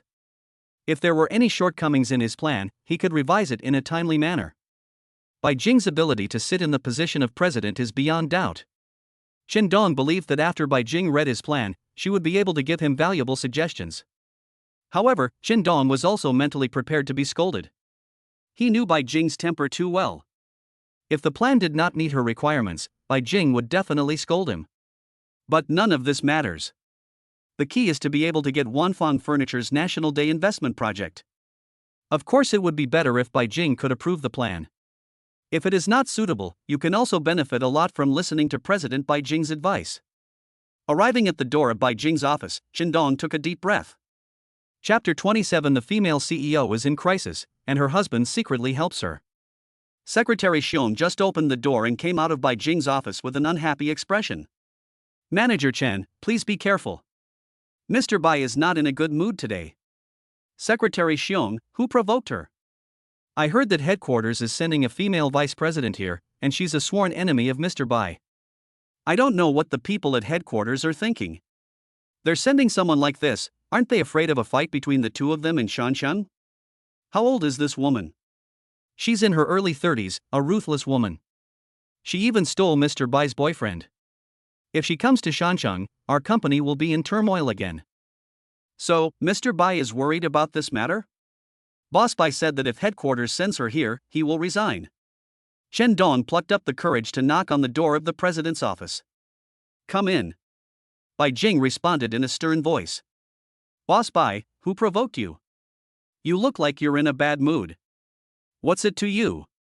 Just do your job well. It's your business to manage the leader's affairs. Okay, then I won't talk about your affairs. I'll treat you to a drink at the Rich Man tonight to relieve your worries. Bai Jing smiled. Okay, I really want to go for a drink. What do you want to talk to me about? Boss Bai, I'm at Wanfa Furniture. I've developed a marketing plan for their National Day event, and I'd like to ask you to review it. You have a plan so soon? Boss Bai personally gave me this test, so how could I be careless? Besides, if I don't get this manhwa furniture project, I'll have to leave My Media. I don't want this work experience to become a stain on my career. Let's take a look at it. After getting Bai Jing's permission, Chen Dong quickly handed over the plan. Bai Jing read the plan carefully and did not scold Chen Dong. It was considered that she approved of the plan made by Chen Dong. It's a good idea to segment the market for products, and it has unique highlights. Thank you, Mr. Bai. Being recognized by Mr. Bai means I'm halfway to winning the National Day marketing and advertising business for manhwa furniture. Let's discuss this with manhwa private equity according to the plan you came up with. I think this plan is better than their previous advertising and marketing. Then let's meet at the rich man's tonight. I won't disturb Mr. Bai's work. The plan that was worked out after a night of hard work was recognized by President Bai, which was the greatest encouragement to Chen Dong. Seeing Chen Dong coming out of the president's office, Secretary Xiong waved. How's it going? Mr. Bai didn't lose his temper with you, did he? No, she's fine. When I went in just now, I saw Mr. Bai's expression and I was terrified. Secretary Xiong, Ms. Bai is actually a very good woman. You should help her more. Secretary Xiong looked at Chen Dong in surprise and asked, Manager Chen, did you know each other before? She used to work in Beijing, so how did I know Ms. Bai? Through my interactions with Ms. Bai these days, I've discovered that although she's very strict with her employees, she's selfless and treats them fairly. Her starting point is always for the good of the company. Boss Bai's life is really not easy. He just got established here, and then the headquarters sent people to disrupt things. Boss Bai's life in the company will become more and more difficult in the future. Secretary Xiong looked distressed and couldn't help but glance at Bai Jing in the inner room. Apart from Secretary Xiong, Chen Dong was probably the one who cared the most about Bai Jing in the company. He began to worry about how Bai Jing would deal with the upcoming difficulties. The rumors against Bai Jing within the company have not stopped yet, and the Beijing headquarters has arranged for Bai Jing's archenemy to come over. Bai Jing's position as president is very hot. The headquarters arranged for Bai Jing's competitor to come here in the hope that the two of them would check and balance each other in the company, and it was also a power struggle among the senior management of the headquarters. Shanchang is an international metropolis, and being able to control Shanchang My Media Company is also an interest that the senior management of the headquarters want to compete for. But Chen Dong is not concerned about these power struggles. He only cares that Bai Jing will not be harmed in these power struggles. At this moment, Chen Dong suddenly felt that he should protect Bai Jing. Even if Bai Jing had no feelings for him, it was an indisputable fact that he and Bai Jing got a marriage certificate. Chen Dong couldn't get over the fact that Bai Jing was bullied and hurt, both emotionally and psychologically. It was noontime. Chen Dong came to Yangyang Western Restaurant and sent a message to Yan Lu. Lulu, I'm waiting for you at Yangyang Western Restaurant.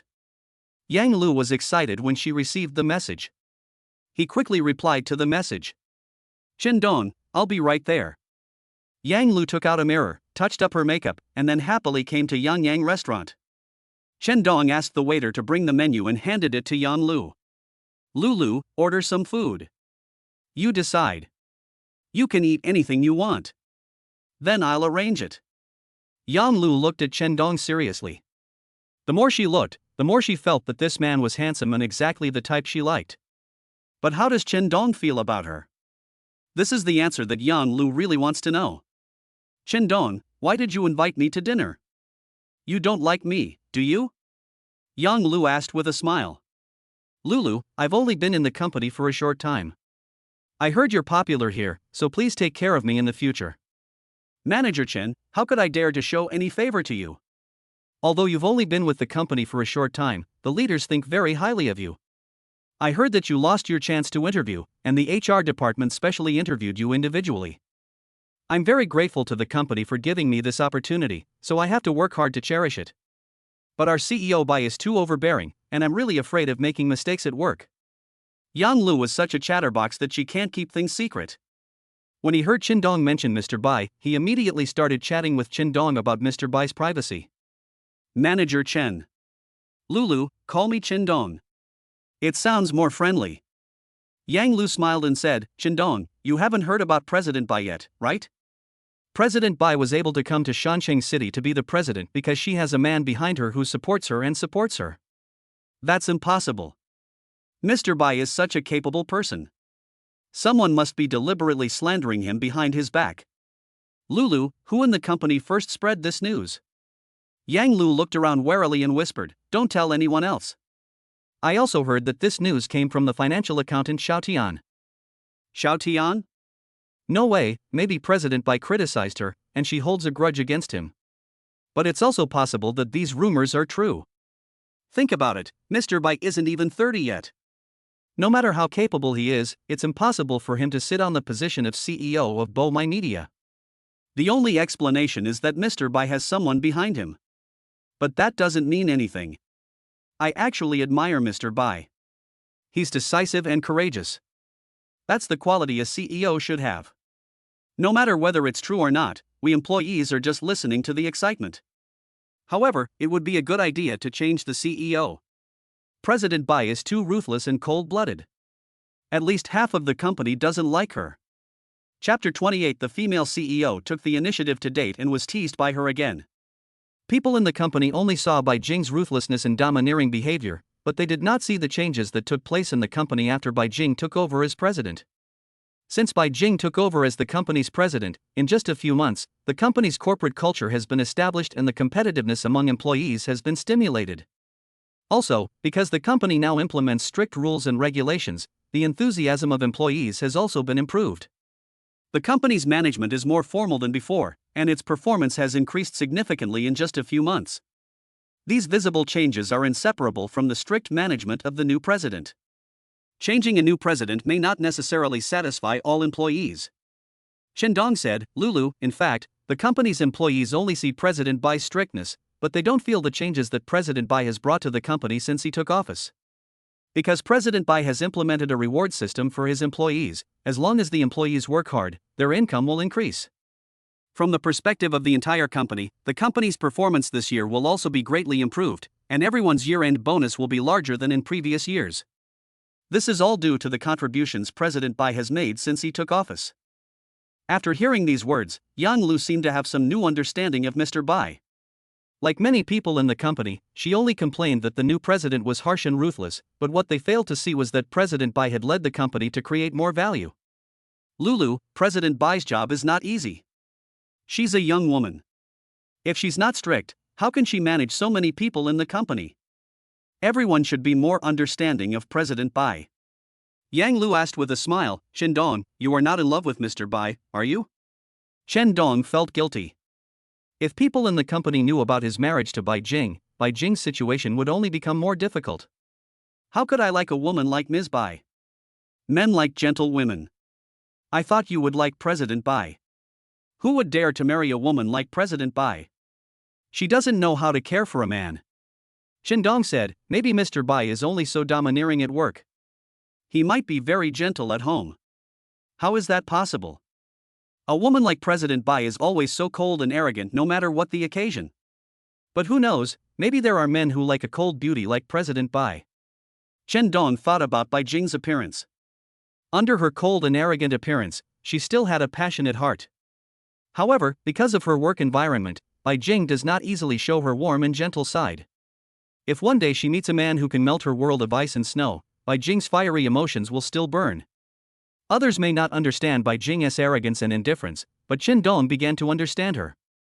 It was because he began to understand the difficulties this woman faced that Shendong felt some sympathy for her. Bai Jing is lonely and cold. She needs a man who understands her to protect her and warm her cold inner world.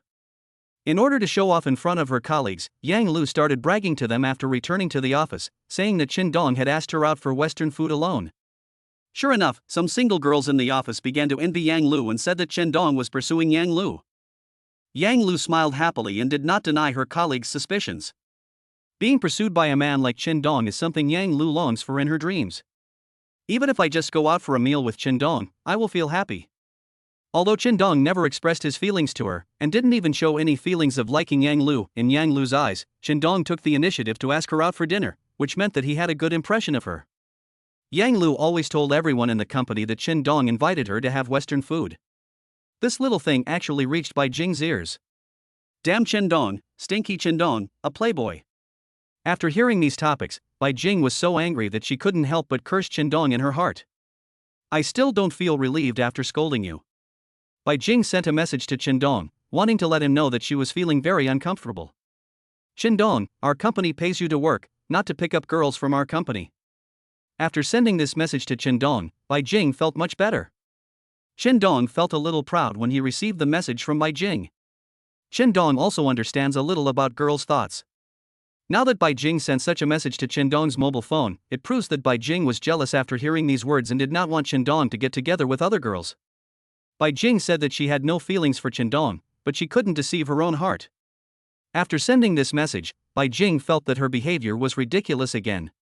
It's none of my business which girl Chendong wants to date. It's really pointless to worry about his affairs. Bai Jing comforted herself, but her heart was a little confused and she couldn't calm down. Then, he sent another message to Chendong. Chendong, please go out to dinner with me after get off work. What do you want to eat? Chendong quickly replied. Western food. When Chendong saw these words, he was a little stunned. Isn't this the place he took Yang Lu to at noon? He still replied to Bai Jing with a message. Okay, I'll come to your office after get off work. No, go to Yang Western restaurant and wait for me. Bai Jing didn't waste any words and gave Chendong the order directly. Of course Chendong knew that Bai Jing was worried about being seen by others. There are many people in the company and rumors can happen at any time. After get off work, Chendong went to Yang Western restaurant first and found a spacious seat to sit down. However, an hour had passed and Bai Jing still hadn't shown up. Chendong had no choice but to send a message to ask. Boss Bai, I'm here. Chendong, I'm in a video conference. I've ordered takeout.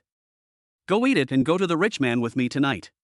After reading the message, Chendong really wanted to curse. He realized that Bai Jing was intentionally torturing him, and it must be because of what happened at noon. If you don't come, I don't want to see your cold look. Chendong was a little angry, but he still comforted himself in this way. Chendong thought that Bai Jing didn't care about his feelings enough.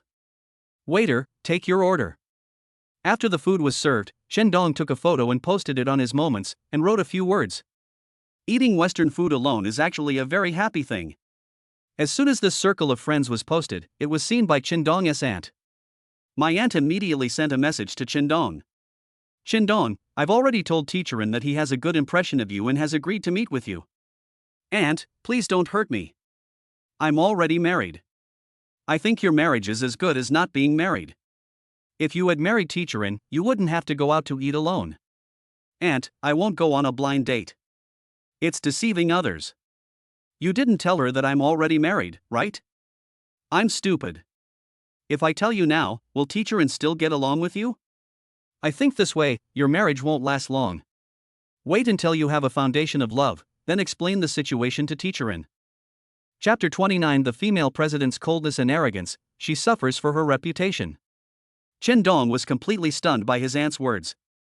Is it still possible to do this? Wouldn't that make me a scumbag? A girl like Teacherin has a gentle personality and a kind heart. How could such a good girl be deceived like this? Although Chendong doesn't like girls like Xia, he doesn't want to hurt such a good girl. Unless, he told Xia the whole story from the beginning. Let Xia decide whether you are willing to date her or not. Chendong thought about it and still felt that his aunt's proposal was inappropriate. Auntie, let's just forget about this. This is so unfair to Teacherin. Besides, even if I'm divorced, it's my second marriage. How could a girl with such inner qualities like Teacherin marry a divorced man? When my aunt heard this, she became angry. If it weren't for Chendong's momentary impulse, such a bad result would not have occurred. My aunt said angrily, then you can suffer slowly by yourself. I don't want to care about you anymore. Before Chendong could explain, the other party hung up the phone. Chendong has now come to his senses. Indeed, his decision at that time was hasty and he did not consider so many negative impacts. Handsome, can you sit here? Chendong looked up and was shocked. The person standing in front of him was actually Teacherin Xia. Chendong thought, could it be my aunt? My aunt knew that I was having dinner at Yang Western restaurant and called Teacherin Xia. When he saw Teacherin appear, Chendong quickly stood up to appear polite. Teacherin, it's you. What a coincidence. I didn't expect to meet you even when I go out for dinner. And Xia said with a smile. My company is nearby. Teacher In, do you live nearby? Yeah. If you don't want to go home and cook, you can just eat out. This will also save you time to prepare lessons. It's really hard for you to be a teacher. If you have a few disobedient students in your class, it will give you a headache as a teacher. Yes. Children nowadays are spoiled by their parents. If we discipline them a little more strictly, parents will think their children are being wronged at school. Some parents simply don't understand the difficulties we teachers face. If a teacher gives a student even the slightest punishment, parents will complain to the school, and some even go so far as to assault the teacher. But deep down, we teachers also want children to become better. So, you teachers are more tired than us so-called white-collar workers. Teacher In, would you like some wine? And Xia said shyly, I don't drink. It's okay, just have some red wine. I wanted to drink some just now, but it's so boring to drink alone. It's just right that you are here, and drinking some wine will liven up the atmosphere. Chen Dong asked the waiter to bring a bottle of red wine and poured it for In Xia himself. And Xia, standing aside, quietly admired the man in front of her. Before, Chen Dong's aunt mentioned to In Xia that she wanted to introduce a boyfriend to In Xia, and the person she mentioned was Chen Dong. Seeing Chen Dong being so attentive and gentlemanly in front of girls, In Xia felt that the man in front of her was quite good. After Chen Dong poured the wine, In Xia said, if I remember correctly, your name is Chen Dong. Teacher In has a really good memory. We only met once, and he already remembered my name. You are Leilei's parent, of course I have to remember that. Thank you, Mr. In. Just based on Mr. N's work attitude, I have to toast him. And Xia smiled, her face full of sunshine. Then he picked up the wine glass and clinked it with Chen Dong's. Then I'll just drink a little. I can't let Mr. Chen down. It is also an honor to have dinner with Teacher In. The two of them ate Western food, drank red wine, and admired the lights outside the window. If Bai Jing hadn't broken her promise, it should be Bai Jing who would be sitting opposite Chen Dong. But at this moment, Chen Dong would rather have Bai Jing sitting opposite him, raising a glass with him and chatting about life. Is Mr. Chen married? And Xia suddenly asked. This question really stumped Chen Dong. But then he thought, if he told In Xia that he was married, he wouldn't go on a blind date with this teacher In Xia, arranged by his aunt. Chen Dong replied, just got married. But I heard from Leilei's mother that you are still single. My aunt thinks my current marriage is unreliable and wants me to get a divorce. Teacher In, every family has its own problems. I'm sorry to have embarrassed you. Marriage is a big deal. You have to meet the right person, or at least someone you like. You're right, I was just impulsive. Teacher In Xia, if you're still single, you must learn from this lesson. Don't treat marriage as a joke before you think it through. And Xia joked, it seems like you've experienced the pain of marriage right after you got married. Teacher In, I'm sorry to have embarrassed you. And Xia shook her head and smiled slightly. She thought Chen Dong was single and hoped to have a blind date with him so that they could get to know each other better. But today, when she accidentally met Chen Dong and learned that Chen Dong was already married, and Xia felt a little disappointed. Finally, she thought, this is fine. Since he's married, she won't focus on Chen Dong. Without a beginning, there will be no lingering feelings. It's fine to be friends like this. After learning that Chen Dong was married, and Xia never talked about love again. After the two finished their meal, Chen Dong paid the bill and said goodbye at the door of Yangyang Western Restaurant. If Chen Dong was not married, perhaps after this meal, and Xia would invite Chen Dong to sit in a cafe together to enhance their relationship. But now, and Xia feels that there is no need for this. After parting with Xia, Chen Dong hesitated whether to go to the rich man. It was Bai Jing who suggested going to the rich man in the evening, but it was already 8 o'clock in the evening and Bai Jing didn't see a single person. Chen Dong even thought that Bai Jing was deliberately teasing him, which made Chen Dong feel very unhappy. Just because she is the president, can she be so untrustworthy? Just as I was thinking this, Bai Jing called. Chen Dong, come to the rich man and drink with me. Before Chen Dong could say a word, the other party hung up the phone. Chen Dong didn't drive, but took a taxi to the rich man. He knew that he would definitely accompany Bai Jing to get drunk tonight. When a man cares about a woman, he will try to guess what she is thinking. Bai Jing wanted to go to the rich man to drink alone. She must be in a bad mood or encountered some difficulties, so she would go to the bar alone to get drunk. Dong rushed to the tycoon, and when she found Bai Jing had already drunk half of the bottle of wine. Boss Bai, what's making you unhappy? Bai Jing argued cunningly, really? No, I just wanted to drink. Dong sneered and thought to himself, you woman, you really want to save face but suffer in vain. Boss Bai, there are only two of us here, and you are my wife. If you are wronged at work, tell me. Bai Jing snorted coldly, I'll tell you, is it useful? How do you know it's useless? Actually, I've heard everything about you. Don't worry, I'm here and I won't let you be bullied by others.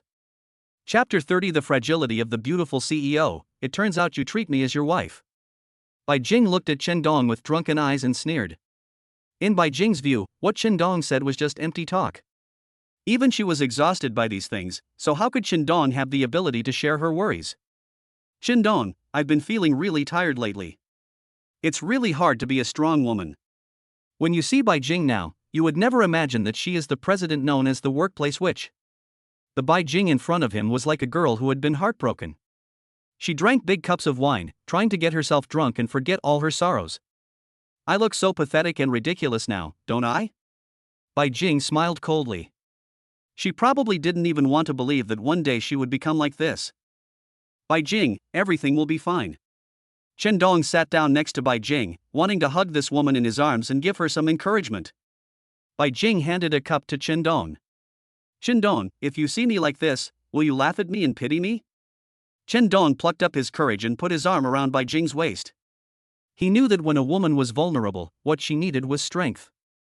A man's care is the best source of strength for a woman. Bai Jing, seeing you in such pain, I can only feel sorry for you and want to share all this with you, because you are my daughter-in-law with whom I have obtained a marriage certificate. Bai Jing sneered and asked, do you really treat me as your wife? Now that we have obtained our marriage certificate, you are my wife. As long as we have not divorced, I should assume the responsibilities of a husband and do everything I can for my wife. Then you drink with me. It's boring for me to drink alone. Dong felt sorry for Bai Jing. He knew that Bai Jing wanted to get him drunk, but she would feel even worse if she got drunk. But Bai Jing just wanted to get drunk that night and forget all the troubles in her heart. She called Dong over because she felt he was someone she could trust. Even if she got drunk tonight, with Dong by her side, Bai Jing felt a sense of security. No matter how strong Bai Jing is at work, at this moment, her heart becomes very fragile. Dong, I put all my energy into work and don't even have time for a relationship. Why do so many people still not understand the efforts I put in for the company? At my age, I should be in a relationship and enjoying the romance of life with my beloved, but I gave up all that and just wanted to do my job well. I've sacrificed so much for the company, but I still can't earn respect from others. Bai Jing said this, shedding tears of grievance. This was the first time Dong saw Bai Jing compromise in front of work. He didn't know what kind of grievances Bai Jing had suffered that made such a strong woman so mentally exhausted. Bai Jing, you've actually done a great job. Those people in the company don't understand you because they're narrow-minded. But I will always stand behind you and am willing to heal your wounded heart. Dong, you're so good to me, aren't you afraid that your efforts on me won't be rewarded? Dong chuckled. I said, as long as you are my wife, I will be your harbor of affection. I have never thought of getting anything in return from you. It only takes a moment for a strong woman to become fragile. Bai Jing leaned her head on Dong's shoulder, seeking inner comfort. Dong, please don't fall in love with me, okay? I'm afraid I'll hurt you in the end. Dong joked, then don't fall in love with me. The marriage certificate between us is just a transaction. Bai Jing smiled coldly, a smile that seemed a little forced. Between love and not love, Bai Jing was actually a little hesitant and very scared. Love is a luxury for her. Bai Jing had a relationship once, but was betrayed by the man, which hurt her deeply. She swore that she would never take the initiative to fall in love with a man again. The more you give in love, the deeper the hurt will be in the end. Bai Jing didn't take an ordinary man like Dong seriously, let alone fall in love with him one day. But tonight, Dong hugged her and she leaned on this man. Bai Jing suddenly felt safe and her heart was no longer so empty and tired. In this mountain city, Dong is the only person she can confide in. Only in front of Dong will Bai Jing take off her arrogant disguise, be her true self, and feel the love and life of the world. Because no matter how vulnerable or embarrassed she appeared in front of Dong, this man would keep his mouth shut for her and pretend that nothing had happened. The next day, she could still be the respected CEO in the eyes of others. Have you heard all the rumors in the company? Bai Jing asked. Are you saying that the headquarters will send a vice president here? Chen Dong asked deliberately. No, they say that I was able to sit in my current position as CEO because there is a man behind me, and I am the woman he supports. They're just talking nonsense. They're just jealous of you. I've investigated this matter, and the rumor originated from the finance department. I'll have that person sacked from the company. Chen Dong, I'll handle this matter myself. I want to make an example of this. My company will never allow such a villain to stay. I will fire the person who spread the rumor and inform the entire company about this matter. Well, it's a good idea to do this. It can serve as a warning to others. Someone slandered Bai Jing, and Chen Dong originally wanted to handle the matter through his own means, creating some trouble for Xiaotian and forcing Xiaotian to leave the company on his own. Now that Bai Jing has heard these rumors, if Bai Jing deals with Xiaotian personally, it will have a more shocking effect. Once Xiaotian is dealt with, no one will use rumors to slander Bai Jing anymore. Chen Dong supported Bai Jing's approach from the bottom of his heart. People who make trouble out of nothing and spread rumors should pay the price for their actions. Even if Xiaotian was fired, it would not make up for the harm she brought to Bai Jing with her rumors. Because of this incident, someone has reported it to the headquarters, and someone at the headquarters took this opportunity to make a fuss about the rumor. Bai Jing felt exhausted because not only were her efforts not recognized, but so many people also saw her as a thorn in their side, hated her, and insulted her behind her back. Only Chen Dong could understand Bai Jing's feelings and read the grievance in her eyes. Faced with the misunderstanding of the company employees, Bai Jing was already very tired. But now, the headquarters has sent someone over again, and he is Bai Jing's competitor. The two have had a grudge against each other for a long time, and Bai Jing really doesn't want to compete for power with others anymore. But if you choose to sit in the position of president, you cannot avoid the struggle for power. Bai Jing always thought that she was a very strong man and no difficulty could bring her down, but these two things combined still made Bai Jing overwhelmed. Bai Jing never thought that she was so fragile and had to rely on a man's shoulders in the end. Chapter 31. My dear wife, we are destined to be together. When you are drunk, you will recall some sad things in the past. Because the woman sent by the headquarters stole Bai Jing's love, this is the thing that Bai Jing hates most in her heart. I left Beijing and came to the mountain city to work in order to avoid fighting with this woman. But unexpectedly, this woman would appear in her life again. The main reason why Bai Jing was so sad tonight was that the appearance of this woman reminded her of her sad memories. Boss Bai, stop drinking. You're already drunk.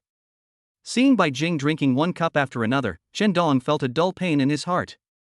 He originally thought that he would not have any good feelings towards this woman and everything about her had nothing to do with him.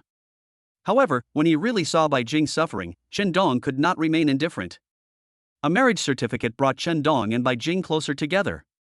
Even if I don't love this woman in my heart, I can't bear to see her sad. Bai Jing was in a daze and her speech was unclear. She placed a full glass of wine in front of Chen Dong. You have to drink too. I told you that you have to accompany me tonight. Of course I have to accompany you. You know why I'm in a bad mood today? Because that bitch is coming to Shancheng. She's a bitch. I want to vomit when I see her. I heard that the headquarters sent a vice president here. Is that her you're talking about? Yes, it's this scumbag. She's here in Shancheng, and I have to play tricks on her again. In addition to dealing with work matters every day, I also have to be on guard against this bitch. You can imagine how tiring my life will be in the future. Bai Jing, I'm here. Bai Jing forced a smile. He didn't believe that the man in front of him could do anything useful for him. Chen Dong is just an employee of her own company. What can he do to share the burden with her? However, Bai Jing felt a little relieved when she heard Chen Dong say this. Can you tell me to be quiet? Chen Dong was stunned. Was the woman in front of him still Bai Jing? In fact, Chen Dong had long wanted to call her Jingjing, or call her his dear wife. After getting the marriage certificate, he has never had the chance to call his wife so affectionately, nor has he experienced the happiness that marriage brings him. This is the regret in Chen Dong's heart. Chen Dong grabbed Bai Jing's hand and gave her the warmth in his body. Jingjing, I'm here, and I won't let anyone hurt you. It feels so good to be cared for by someone. In fact, every woman longs to be cared for by a man. I am also a woman. So, my dear wife, you also need a man to take care of you. I am the man who will take care of you behind your back. Bai Jing was very moved. She no longer had the arrogance she had during the day, nor the domineering aura of the president. At this moment, Bai Jing was like a little woman, lying in Chen Dong's arms. In fact, Bai Jing also wants such a life. But Bai Jing is unwilling to pin her happiness on a man. She wants to be a strong person in her career and create happiness on her own. You can't have both career and love, so you have to give up one. After experiencing emotional hurt, Bai Jing felt that career was what she needed most. In the past few months since coming to the mountain city, Bai Jing has never relaxed herself like she does tonight. Every day, she is in a busy work schedule and is unwilling to stop. She is afraid of stopping because stopping means falling behind, so she can only run desperately in the workplace. After drinking some wine and relaxing, Bai Jing lay on Shandong's legs and fell asleep. She was too tired and wanted to rest. Looking at the woman on his body, Shandong also felt emotional. Tell me, is it meaningful to make yourself so exhausted every day? Life is only a few decades long, the important thing is to live happily. At this moment, Bai Jing was a completely different person.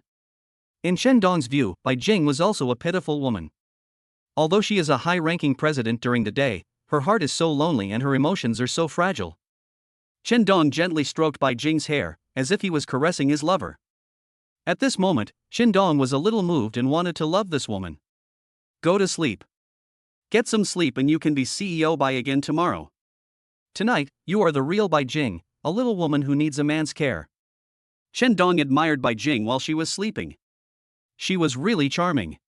Even being drunk did not affect Bai Jing's beauty at all.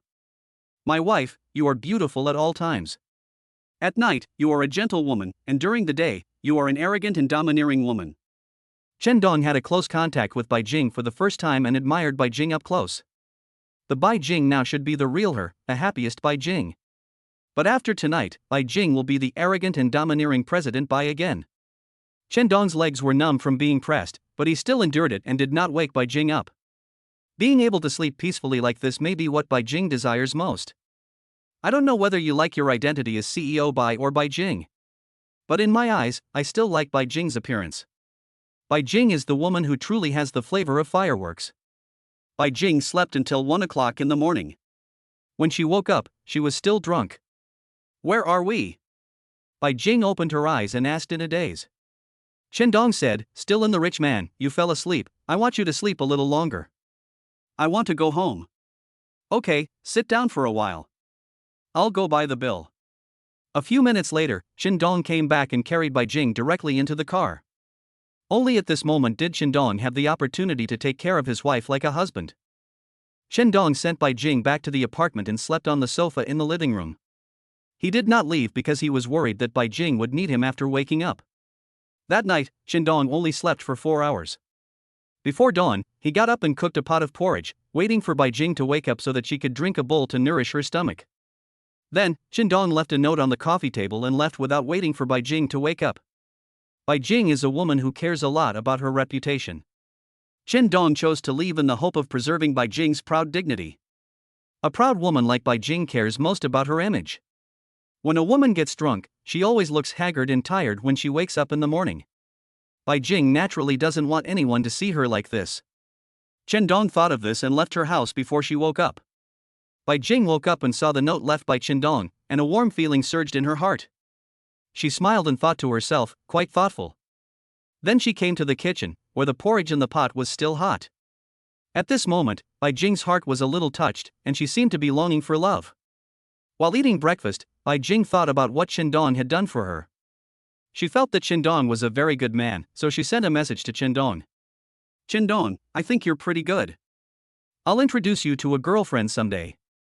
Judging from your performance last night, you're a man worthy of a woman's support. Shandong received the text message and replied. Boss Bai, you want me to commit bigamy? It's all my fault. If I hadn't dragged you to get a marriage certificate, you wouldn't have had these concerns. Do you hate me? Why should I hate you? We are destined to be together. I owed you this in my previous life. Chapter 32, You trick me into joining you, and anyone who marries you will suffer. Bai Jing transferred 5,000 yuan to Shandong's phone and sent a message saying, this is for last night's spending. Chen Dong sent a message back. It's great to know a wealthy woman like President Bai. She's so generous. Seeing that Chen Dong hadn't received the money yet, Bai Jing sent another message and asked, isn't it enough? Boss Bai, let me treat you to a drink. I can't accept this money. Chen Dong, take it. I'm a principled person. Since I was the one who invited you to drink last night, I have to pay for it. Why are you still separating from me? You are all mine. Get lost. When did I become yours? Stop talking nonsense. If you dare to tell anyone about what happened last night in the company, I'll kick you out. Chen Dong sighed. This woman changes her attitude faster than turning the pages of a book. Indifferent, ruthless, and willing to suffer for the sake of face. Chen Dong has experienced this woman's fickle personality more than once. She can turn against you at any time. You knew I was drunk last night, but you still left me home alone. After a while, Bai Jing sent another message. This tone was blaming Chen Dong, meaning to let Chen Dong know that he was wrong last night. Leaving a drunk woman alone at home is irresponsible for a man. Boss Bai, if I stayed overnight at your house, you would beat me like a panda the next day. If you leave me alone like this again next time, I won't even turn you into a panda, I'll turn you into a bear instead.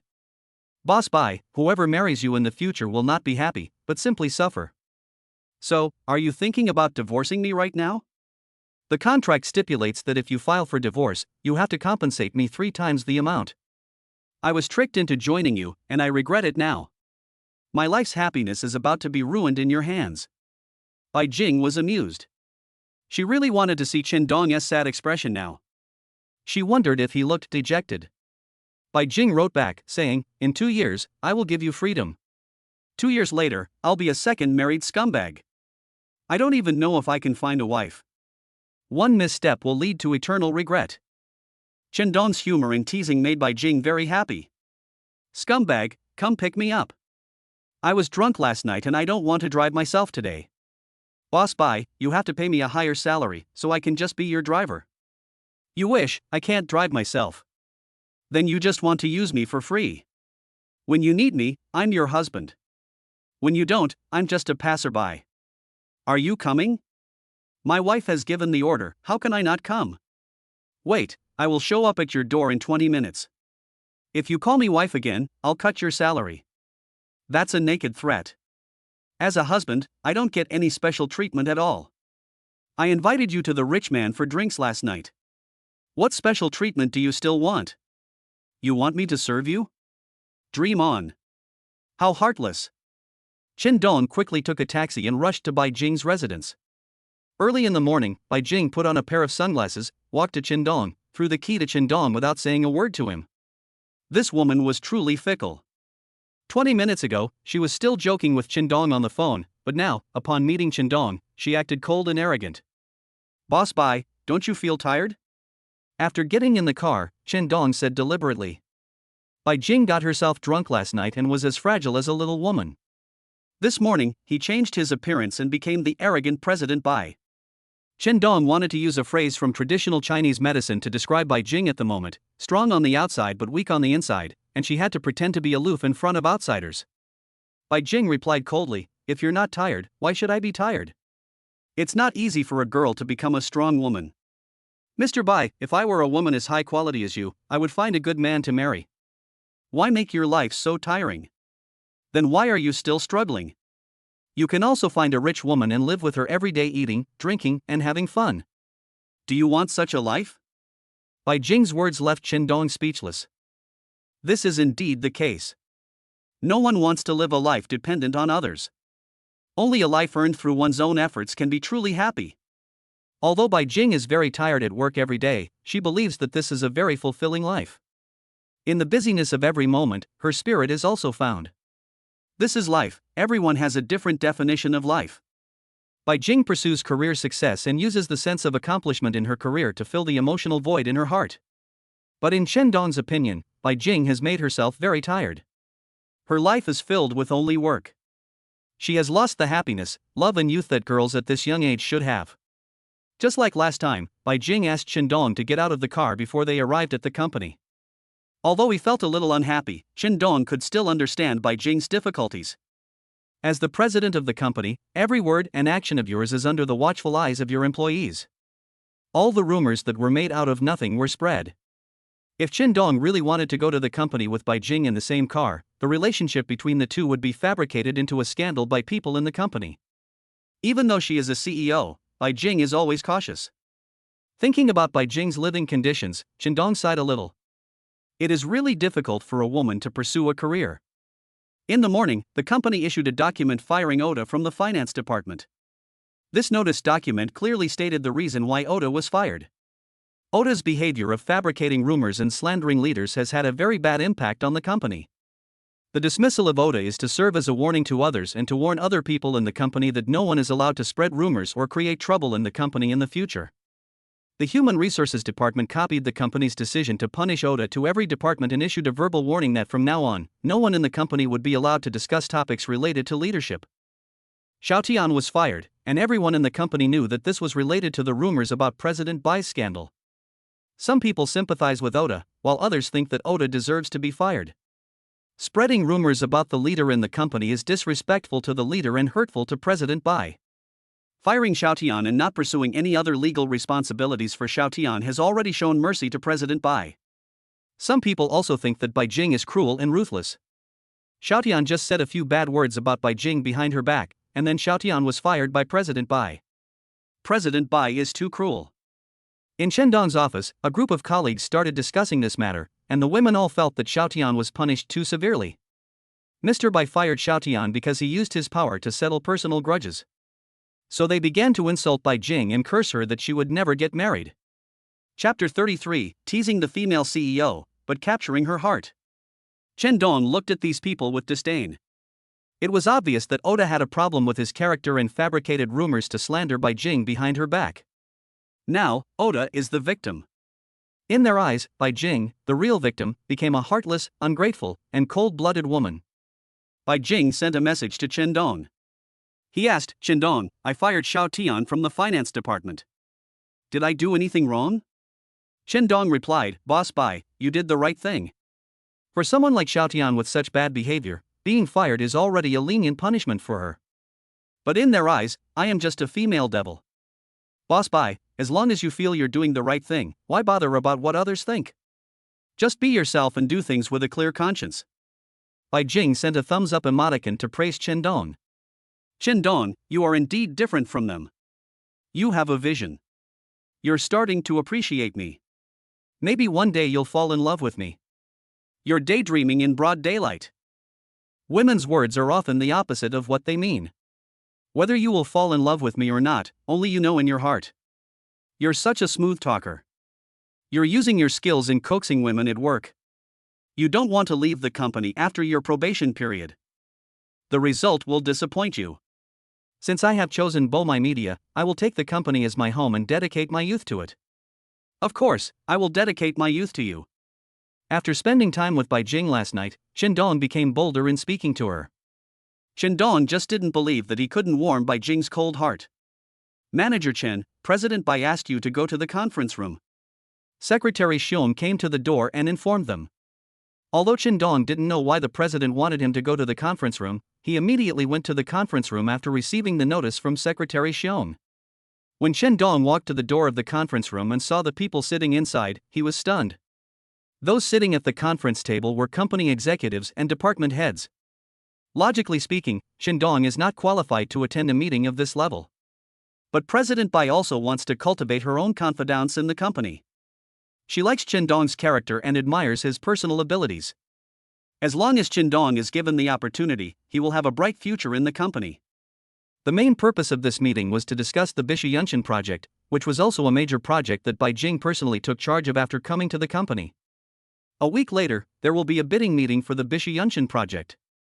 The company has invested a lot of energy in this project. The promotion of the Bishu Yunshan project involves media, outdoor, and on-site promotion, and the marketing and promotion costs of the entire project are tens of millions of yuan. Chen Dong appeared at the door, and all the eyes in the conference room were staring at Chen Dong. How can a new employee be qualified to attend a meeting that is only for leadership? "Chen Dong, come in." President Bai had spoken, and no one else dared to say anything. They were just wondering why President Bai had called a newcomer to attend the meeting. Bai Jing also noticed the questioning looks from everyone present. After Qindong found a seat by the side, Bai Jing spoke. Let me introduce him to you all. His name is Qindong, and he's our newly hired project manager. You might be wondering why I called him here to attend such an important project meeting today. Bishui Yuntian is a key project that our company wants to pursue. Before this, we had held 3 discussions on the project plan, but there were different arguments in each meeting. Among the people present here, only Qindong is a bystander. I asked him to attend today's discussion because I hope Qindong can stand as a bystander and participate in our project discussions. Many times, bystanders have clearer thinking and are not bound by the existing model. I just hope that Qindong can break the routine and see what shortcomings our plan still has. A vice president looked at Qindong with disdain, with a sneer on his face. Boss Bai, he's just an advertising salesperson. What does he know about marketing planning? That's right, he has no right to attend this kind of meeting. Bai Jing said coldly, with so many people here, how many of you actually understand planning? I asked Manager Chen to come as an observer, not because I want him to participate in this project, but because I want to hear different perspectives on it. Maybe one of his suggestions will make our current plan more perfect. Since the president insists on letting him participate, what else can we say? Okay, let's have a meeting. Bai Jing acts decisively and never leaves room for others in what she says or does. The last time this plan was discussed, one of the vice presidents disagreed with Bai Jing and deliberately targeted her. Among the people present, half of them have grown up with the company. They take advantage of their seniority in front of Bai Jing and don't take Bai Jing seriously. Bai Jing wanted to change these people's views and make them understand that she was capable of leading the company. Therefore, after Bai Jing took office, her style of doing things was to use tough measures. Otherwise, with these people making trouble behind the scenes, Bai Jing, the young female president, would not be able to carry out her work. It was precisely because Bai Jing used her strong style from the beginning that these people were afraid of her. The Bishu Yunshan project was in charge of a senior employee who served as the company's planning department manager. After he introduced the project's planning scheme through the projector, the people present began to give their opinions on the project scheme. Most of the executives attending the meeting were not good at marketing planning. After listening, they just kept praising it. When asked to offer some constructive suggestions, they couldn't utter a single word. My evaluation of this plan is just one word: good. In their opinion, this plan is more perfect than the previous 2, and there is no doubt that they will win the Bishui Yuntian project. After everyone else had commented, Bai Jing turned her attention to Qindong. Qindong, you just listen carefully. Tell me what you think. Qindong stood up. He could already feel someone looking at him with hostility. Qindong didn't take any of this to heart. He didn't intend to keep a low profile in front of these people. Since Bai Jing values him so much and gave him this opportunity, he naturally cannot let President Bai lose face. Without even saying a word of politeness, Qindong immediately evaluated the plan he had just presented and pointed out its shortcomings. The most fatal point is that the existing solution has no soul and lacks visual impact. After pointing out these problems, Qindong also put forward some of his own creative ideas. However, some people simply couldn't stand listening anymore, especially the manager in charge of the project, who interrupted Qindong's speech on the spot. This is completely nonsense. Have you ever heard of this project? After all this talk, it's all just a blank. Visual impact? Do you know what impact is?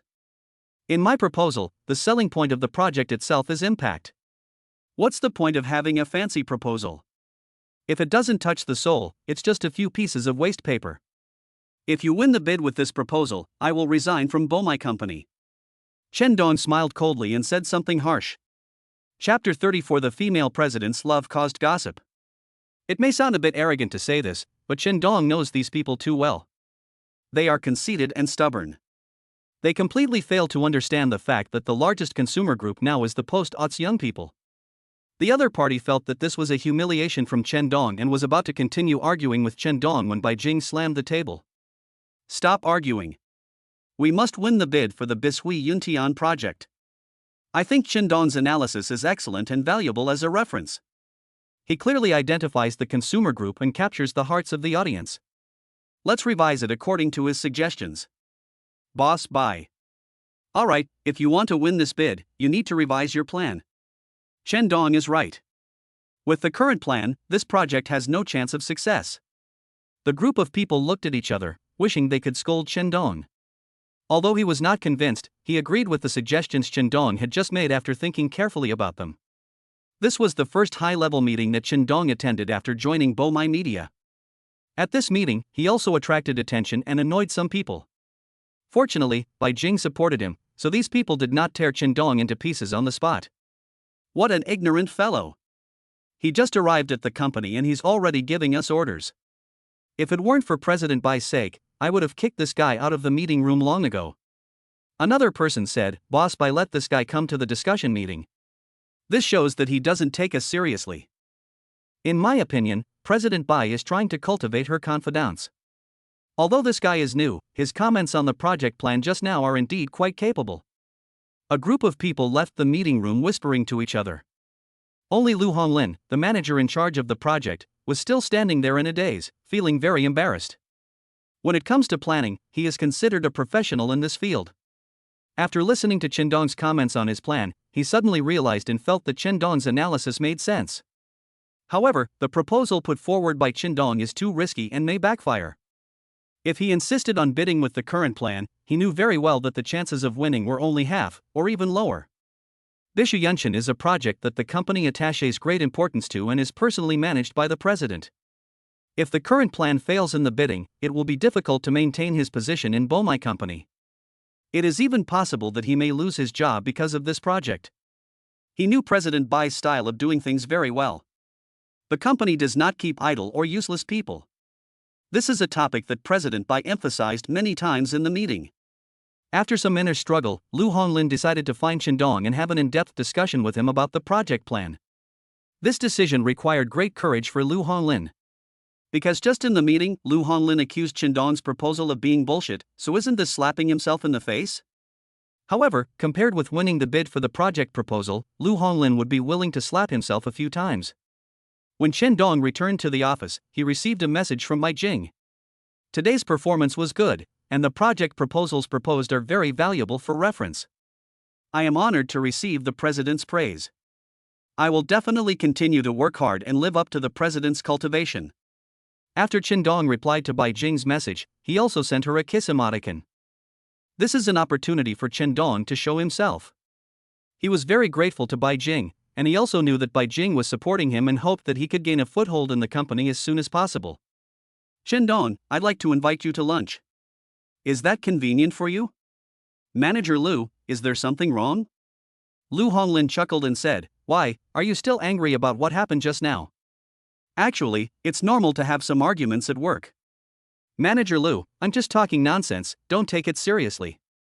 Chendong, I should be grateful for your valuable suggestions for the project I'm responsible for. I don't quite understand some of the ideas you proposed in the meeting just now, and I would like to ask you for detailed advice during lunch. Manager Lu, do you sincerely want to discuss this plan with me? Chendong asked coldly. Lu Honglin had a smile on his face and a humble expression. He put his hand on Chendong's shoulder, trying to get closer to Chendong. Brother Chendong, you know how important this project is to me. I want to incorporate your ideas into it and improve the current plan. I really want to ask you for advice. If Lu Honglin wins the bid for tens of thousands of projects, he will be able to get a bonus of more than 100,000 yuan according to the company's current reward system.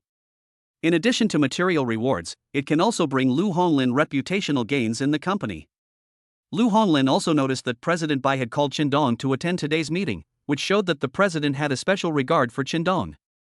Maybe in the future, Chendong will be promoted soon. There are so many employees in the company, and Chendong is a newcomer, but he is cared for by the president. This can only mean one reason, that is, the relationship between Chendong and the president is extraordinary. In other words, this newcomer Chendong may have a powerful backer, otherwise it would be hard to explain why he was appreciated by the president. Manager Lu, do you have any information on the Bishu Yunshan project? I'd like to research it further. Lu Honglin quickly replied, Yes, I'll get it for you right away. This attitude was for fear of neglecting Chendong. Lu Honglin also placed half of his hope on Chendong as to whether he could win the bid for the project. A few minutes later, Lu Honglin placed a booklet about the Bishu Yunshan project in front of Chendong. Brother, take your time to study. I'll wait for you to have lunch together. Lu Honglin spoke very politely and with a smile on his face, completely losing the arrogance he had in the meeting room. After leaving Qingdong, Lu Honglin privately sent messages to some colleagues, asking about Qingdong's background and whether he had any relationship with President Bai. This matter does sound very strange and makes some people think too much. If the company had not just dealt with Xiaotian's matter, I'm afraid the relationship between Qingdong and the beautiful president would be treated as a scandal again. But after Xiaotian's previous experience, no one dared to joke about the relationship between Qingdong and Bai Jing. This matter not only aroused the curiosity of Lin Honglin, but also aroused the curiosity of other colleagues. However, they were just guessing in their hearts why a new employee could receive special care from President Bai. I had only been in the company for less than half a month and I had already attended the company's high-level meeting. Everyone thought it was impossible. This seemingly impossible thing actually happened to Qingdong. Qingdong's identity became a topic of discussion among some colleagues in the company. Not only these ordinary employees were thinking about this, but several senior leaders who attended the meeting also had doubts in their hearts. It is not normal for Qingdong to appear at this morning's meeting, unless the two have a personal relationship. Chapter 35 Sister-in-law's Lies. Being sick is just an excuse. As soon as it was 12 o'clock, Lu Honglin came over with a respectful expression. Brother Qingdong, have you finished reading the information? After reading it, I have a basic understanding of the Bishuyunshan project. Great, let's talk while we eat, and you can give me some advice. Manager Lu, you don't need to treat me to lunch. After reviewing this project, my judgment is basically the same as mine at the meeting. If you want to win the Bisui Yuntian project, your previous proposal does need to be revised. Of course, this is just my personal opinion and is only provided for your reference. Brother Qingdong, you've helped me so much, I have to treat you to lunch. Lu Honglin was enthusiastic and it was obvious that he sincerely wanted to invite Qingdong. Manager Lu, next time, when Bisui Yuntian wins the bid for the project, you can treat me to a meal. I won't refuse then. Okay, it's settled. I'll revise the plan based on your suggestions. Qingdong smiled and said, Manager Lu, my personal opinion is for reference only and may not be correct. You can communicate more with Mr. Bai and listen to his suggestions. Just when Qingdong was about to go to the company cafeteria for lunch, Su Yingying called. Qingdong, it hurts so much. Su Yingying said in a weak voice on the phone. Qingdong had a hunch that something had happened to Su Yingying, so he asked hurriedly. Sister-in-law, what's the matter? Your brother Wen is on a business trip. Can you come to my house? Sister-in-law, don't worry, I'll be there soon. Qingdong quickly packed up the documents on his desk, grabbed his car keys and rushed out. When his friend's wife called to ask for help, Qingdong couldn't find a reason to refuse. Besides, the advertising business of Mailing vinegar industry was still in the hands of Huang Taiwan. Huang Taiwan is not at home, so he takes good care of his friend's wife, which further proves that Qingdong values the friendship between him and Huang Taiwan. At this moment, Qingdong was as anxious as if he had heard that something had happened to his wife. Along the way, he was wondering what had happened to Su Yingying. Was she ill, or had she accidentally hurt herself? When Qingdong arrived at Su Yingying's house and saw Su Yingying opening the door unharmed, he was a little confused. Sister-in-law, what happened? Are you feeling unwell? Su Yingying pulled Qingdong in and closed the door. Today, Su Yingying wore a black long dress and had a tall and sexy figure. Her conditions were no less than those of a model. She smiled charmingly and said, Why, you'll only come here if something happens to me. Sister-in-law, I'm glad you're okay. When I received your call, I thought you were unwell and almost called 120 to call an ambulance for you. I'm feeling a little uncomfortable. My chest suddenly felt tight and I felt like my heart was about to stop. If you don't believe me, you can touch me here and see if you can feel my heartbeat. As Su Yingying spoke, she grabbed Qingdong's hand and placed it on her chest. As soon as Qingdong's hand touched the soft place, he was so scared that he quickly pulled his hand back. Sister-in-law, if you're okay, I'll go back to the company. I made you some soup, but I was afraid you wouldn't want to come, so I pretended I wasn't feeling well. Now that you're here, I can't let all my hard work go to waste. Sister-in-law, you called me here just to let me drink the soup you stewed. Qingdong was a little surprised. He was tricked into coming here by a phone call, which made Qingdong worried all the way. Turns out, it was just a trick of this woman. Although Su Yingying deceived Qingdong with lies, Qingdong could no longer be angry when he saw the chicken soup Su Yingying had cooked. After all, this woman still put some thought into him.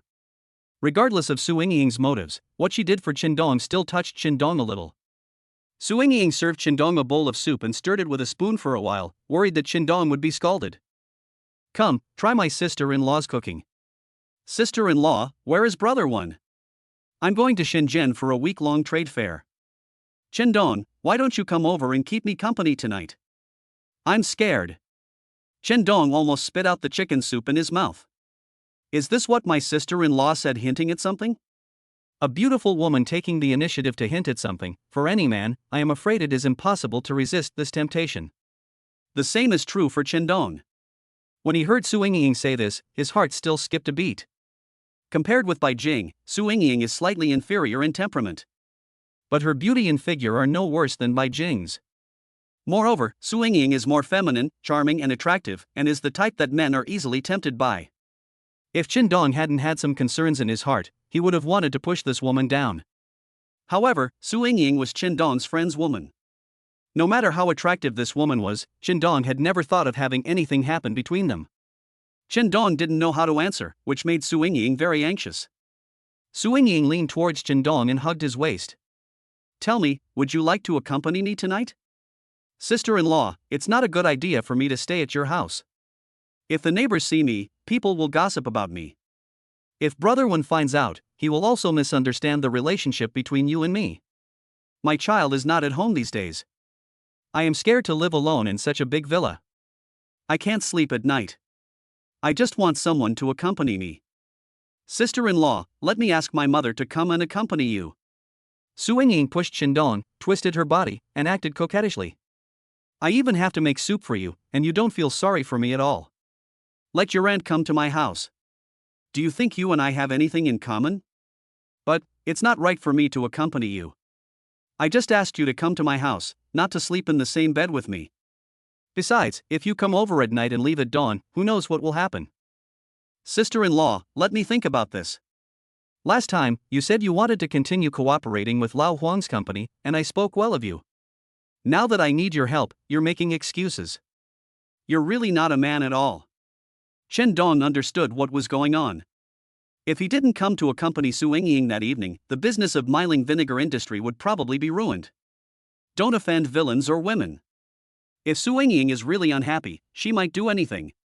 If he had known that this was a beauty trap, Qindong would definitely have found an excuse, saying that he was on a business trip, so that he could avoid Su Yingying's offensive. Qindong smiled and said, "Sister-in-law, I'll drink the soup first. This soup is so delicious." Su Yingying thought that Qindong agreed, and she felt very happy, so she served another bowl to Qindong. "Drink more to replenish your body." Chapter 36, a phone call from sister-in-law turned out to be a honey trap. This is already the second bowl of chicken soup Qindong has drunk. If this continues, I wonder how many bowls Su Yingying will force him to drink. Moreover, Qindong also realized that it would be difficult for him to leave Su Yingying's house without a suitable reason. If something really happened between him and this woman, Qindong would feel sorry for Huang Taiwan. Moreover, housewives like Su Yingying have been lonely for a long time. If Qindong fulfills her wish this time, there may be another time. If you don't handle it well, Su Yingying will pester you. What Qindong was concerned about was the relationship between himself and Huang Taiwan. After all, Su Yingying is his buddy's wife. Once he has an ambiguous relationship with Su Yingying, he may not be able to maintain his brotherly relationship with Huang Taiwan in the future. There is no impenetrable wall in this world. If one day Qindong fails to meet Su Yingying's requirements, this woman might bite Qindong back. Once a woman becomes cruel, she may do anything. Especially women like Su Yingying who stay at home for a long time and are in a depressed mood will have some psychological problems. Qindong still didn't want to mess with such a woman. However, there was a threat in Su Yingying's words just now. If Qindong did not satisfy her, he might not be able to get the advertising business of miling vinegar industry. Faced with Su Yingying's beauty, temptation and threats, Qindong already knew that this woman in front of him was not someone to be trifled with. He could neither offend Su Yingying nor maintain an improper relationship with her. "Qindong, if you come to accompany your sister-in-law more often in the future, your sister-in-law will make different kinds of soup for you." "Sister-in-law, how come brother one married such a good woman like you? Not only is she beautiful, but she is also a good cook. No wonder brother one is so energetic outside all day." "Your brother one is full of energy outside, but he becomes listless when he comes home." He often doesn't touch me for 10 days or half a month. Qindong, doesn't your sister-in-law have any charm at all? Su Ying felt depressed when she thought about the life she had experienced. I am only in my early 30s, which is the time when a woman is thirsty both spiritually and physically. Only Su Ying herself knows the pain in her heart when facing her husband's inaction. Su Ying told this to Qindong, hoping that Qindong could understand her and understand her current needs. Qindong was indeed surprised when he heard Su Ying's crying. Such a sexy beauty, any man would take a few more glances at Su Ying and fantasize about her in his dreams at night. It is hard to believe that such a charming woman would become a widow. Can you understand the pain my sister-in-law feels? Sister-in-law, maybe brother one is too busy with work. No matter how busy you are at work, you can't ignore the woman at home. Am I just a tool for him to continue his family line? As Su Ying spoke, she actually started sobbing, as if she had suffered a great injustice. If Qindong hadn't heard this with his own ears, it would have been hard for him to imagine that Su Ying's life was so miserable. What Qindong usually saw was that Huang Taiwan felt very sorry for this woman. Whenever Su Ying wanted to buy something, Huang Taiwan would immediately transfer money to her. It felt like he was treating her like a treasure. Su Ying was cared for by such a man, but she was not happy at all. Qindong now understood that Huang Taiwan only satisfied this woman's material needs. Seeing Su Ying so sad and fragile, Qindong felt a little pity for this woman. Although Su Ying now has a well-fed and well-clothed life, lives in a big villa, and does not have to go out to work, she is not happy at all. Now you understand why I want someone to accompany me. Even if it's just talking to me, my heart will be much more fulfilled. Actually, you still like your sister-in-law, right? I don't ask too much of you. As long as you come to accompany me once a week, I will be satisfied. Su Ying's big watery eyes, filled with tears, were very charming. Her lips moved slightly, so charming. Qindong, I want you to be my man. Sister-in-law misses you. Su Ying took the bowl from Qindong's hand and then hugged Qindong.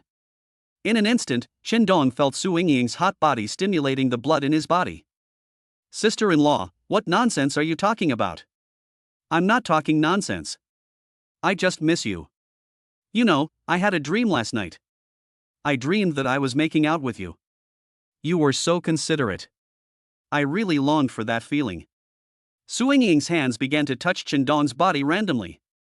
Qindong panicked. He knew that if he continued like this he would lose control. If you don't want anything to happen between you and Su Ying, you must leave as soon as possible. This woman seems to be too demanding of life. Qindong touched Su Ying's forehead. Sister-in-law, you are a little horny. Su Ying said with a seductive look on her face, I am just being horny, don't you want to see me being horny? Sister-in-law, I mean, maybe you have a cold? Your forehead is a little hot. My whole body is hot now. It's very hot and uncomfortable. After saying that, Su Ying wanted to lift up her skirt. Seeing those snow-white thighs, Qindong was a little confused. Sister-in-law, I want to drink some water. Wait a minute, I'll get you some water now. Su Ying stopped and walked away from Qindong. He hurriedly took out his cell phone and dialed Bai Jing's number. After the call was connected, he hung up immediately. He repeated this 2 or 3 times. Then, Qindong put the phone in his pocket. Qindong placed all his hopes on Bai Jing to see if he could escape from Su Ying's house. Su Ying had just come over with the water and was about to feed Qindong herself when Qindong's phone rang. Bai Jing was inexplicably harassed by Qindong several times. She couldn't stand it anymore, so she called him. As soon as Qindong answered the phone, he heard Bai Jing's harsh curse. Qindong, are you looking for death? Why do you keep calling me? Boss Bai, you asked me to accompany you to sign the contract right now. Can I wait an hour? I'm out doing some work. What nonsense are you talking about? I'm asking you, if you have something to ask, call me. What? I have to go now. Let me get back to the company in 10 minutes. Okay, I'll be right back. Before Bai Jing could figure out what was going on, Qindong had already hung up the phone. Sister-in-law, our president called and asked me to accompany her to sign an important contract immediately. As he spoke, Qindong showed Su Ying the call records. The address book shows President Bai Jing. Now, Su Ying believed that the call just now was indeed from the president of Qindong's company. The fire in Su Ying's body had just started burning, and she was waiting for Qindong to put it out for her. This call came at a really bad time, and it immediately made Su Yingying depressed and feel lost. Chapter 37. The female CEO is jealous, and she looks beautiful when she is jealous. She sat down on Chen Dong's legs and asked coquettishly, "Can you wait half an hour before going? I don't want you to leave. Sister-in-law, our president is waiting for me." She's known as a cold-blooded and ruthless female devil by the company. "If I can't get there within the time she specifies, I'll receive a notice of dismissal from the Human Resources Department tomorrow. What should I do if you leave? You are just torturing your sister-in-law. Sister-in-law, the soup you made is delicious. I have to go now. Can you come to my sister-in-law's house tonight?" Su Yingying's pleading eyes made Chen Dong unable to bear to refuse. But, is it okay not to refuse? Chen Dong doesn't dare to touch the woman in front of him easily. Whether he can sign the advertising business of Miling vinegar industry depends on Huang Taiwan. If Chen Dong slept with Huang Taiwan's wife and Huang Taiwan knew about it, Chen Dong would probably never be able to cooperate with Miling vinegar industry on any project again. Sometimes Chen Dong really feels impulsive because of Su Yingying's enchanting figure. Moreover, Su Yingying has already taken the initiative to tease Chen Dong twice, which is simply making Chen Dong suffer. Chen Dong touched Su Yingying's head and said, "Sister-in-law, don't be sad. If you are bored at home alone, you can go out and exercise. I want to go hiking. Can you take some time to go with me? With a figure like yours, you should go to the gym regularly. Others will surely be envious of your charming figure." "I don't want to go to the gym. I really want to go traveling and relax recently. It's nice to go out and travel. You can let brother Wen accompany you. Don't mention him. I've talked to him several times, but he always says he's busy with work. Our original travel plans have been postponed again and again. I don't have any hope for him anymore. Sister-in-law, when I'm free, we can sign up for a group tour together." When Su Yingying heard this, she felt relieved. A look of joy appeared on his face. Su Yingying asked excitedly, "Are you telling the truth?" "Of course, you should think about where to travel first, and let me know when you decide." "Sister-in-law, I'm leaving first. Our president is still waiting for me." "Then hurry over and let me plan where to travel." "Sister-in-law, take your time to think about it. I'll pay for the trip." Su Yingying's mind immediately shifted to traveling. She was no longer sad about Chen Dong's departure, and focused on searching for travel guides on her mobile phone.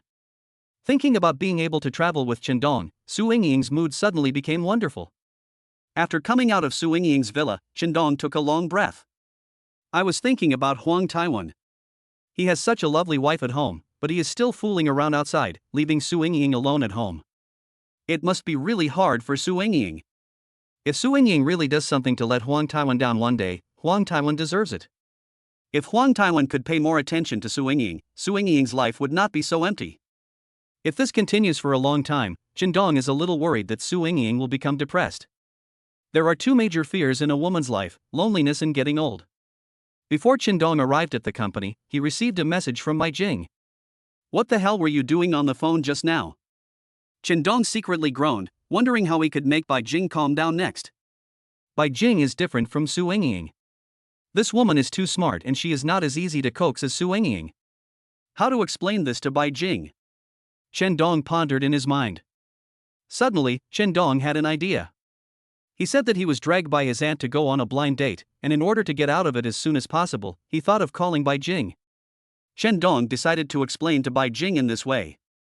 Bai Jing would only believe what Chen Dong said if he said that the blind date had encountered problems. After returning to the company, Chen Dong quickly replied to Bai Jing's message. "My aunt dragged me on a blind date again, but you know me. I'm most afraid of blind dates, so I can only call you for help. Your aunt is really a strange woman. She knows you already have a marriage certificate, but she still introduces you to potential partners everywhere. Isn't this deceiving other girls?" "Yes, but my aunt said that she has never seen my wife, so the marriage certificate in my hand must be fake. I am just using a fake marriage certificate to fool them. Didn't your aunt make an appointment with me this weekend? I want to see what kind of strange woman your aunt is." Not only was Bai Jing not angry, she also took the initiative to mention the weekend appointment with her aunt, which made Chen Dong happy. Now Chen Dong finally understood that sometimes he really had to play tricks on women, otherwise he would be exhausted by these women around him. "You agree to play my daughter-in-law once?" Do you want your aunt to ask you out on blind dates every day? Focus more on your work. If you don't achieve any decent results during the 3-month probation period, you can quit working at My Media. Boss Bai, you really understand me. With Boss Bai's support, I will definitely focus on my work. Once you meet my aunt and let her know that you are the wife I will marry, she will stop introducing me to other girls. It's all your fault. You're already a married man, yet you're still going out to see other girls. Your motives are impure. You're wrongly accusing me. My aunt has already asked the other party out. If I don't deal with it, it will seem like I have no character. I'm warning you now. From now on, if you dare go on a blind date during work hours, I'll have the Human Resources Department deduct your wages for that day. Shin Dong sent a naughty expression. Then he replied, "Are you afraid that I will be deceived by other women?" Bai Jing replied, "You're going on blind dates everywhere. I'm afraid you'll be deceived by these women. There are professional marriage brokers now who rely on blind dates to deceive men like you." That's true. If I hadn't gone on a blind date, I wouldn't have been tricked by someone into going to the Civil Affairs Bureau to get a marriage certificate. Shen Dong, you're courting death. You willingly followed me to get the marriage certificate. It's too late to regret now. I married such a beautiful and capable wife. I can't express my happiness enough. You are a sensible person. The two chatted for a while through messages, which invisibly brought them closer together. Gradually, Bai Jing got used to Chen Dong's presence in her life. Just like before, Chen Dong talked to her and coaxed her, which made Bai Jing feel relaxed. After chatting about some topics, it was time for the afternoon work. Lu Honglin went to Chen Dong with his revised plan. "Brother, this is the plan. I spent more than an hour revising at noon. Can you give me a second look?" "Manager Lu, the Bishu Yunshin project is very important to the company. You'd better take the plan to Mr. Bai for review and let Mr. Bai take the lead on this matter." Lu Honglin looked embarrassed. He hesitated and said, "I'm worried that this plan won't meet Mr. Bai's expectations, and I'm just asking for trouble." "Boss Bai isn't that scary. Brother, why don't you take this to Mr. Bai for me? This plan also contains some of your creative ideas, so you can better report to Mr. Bai."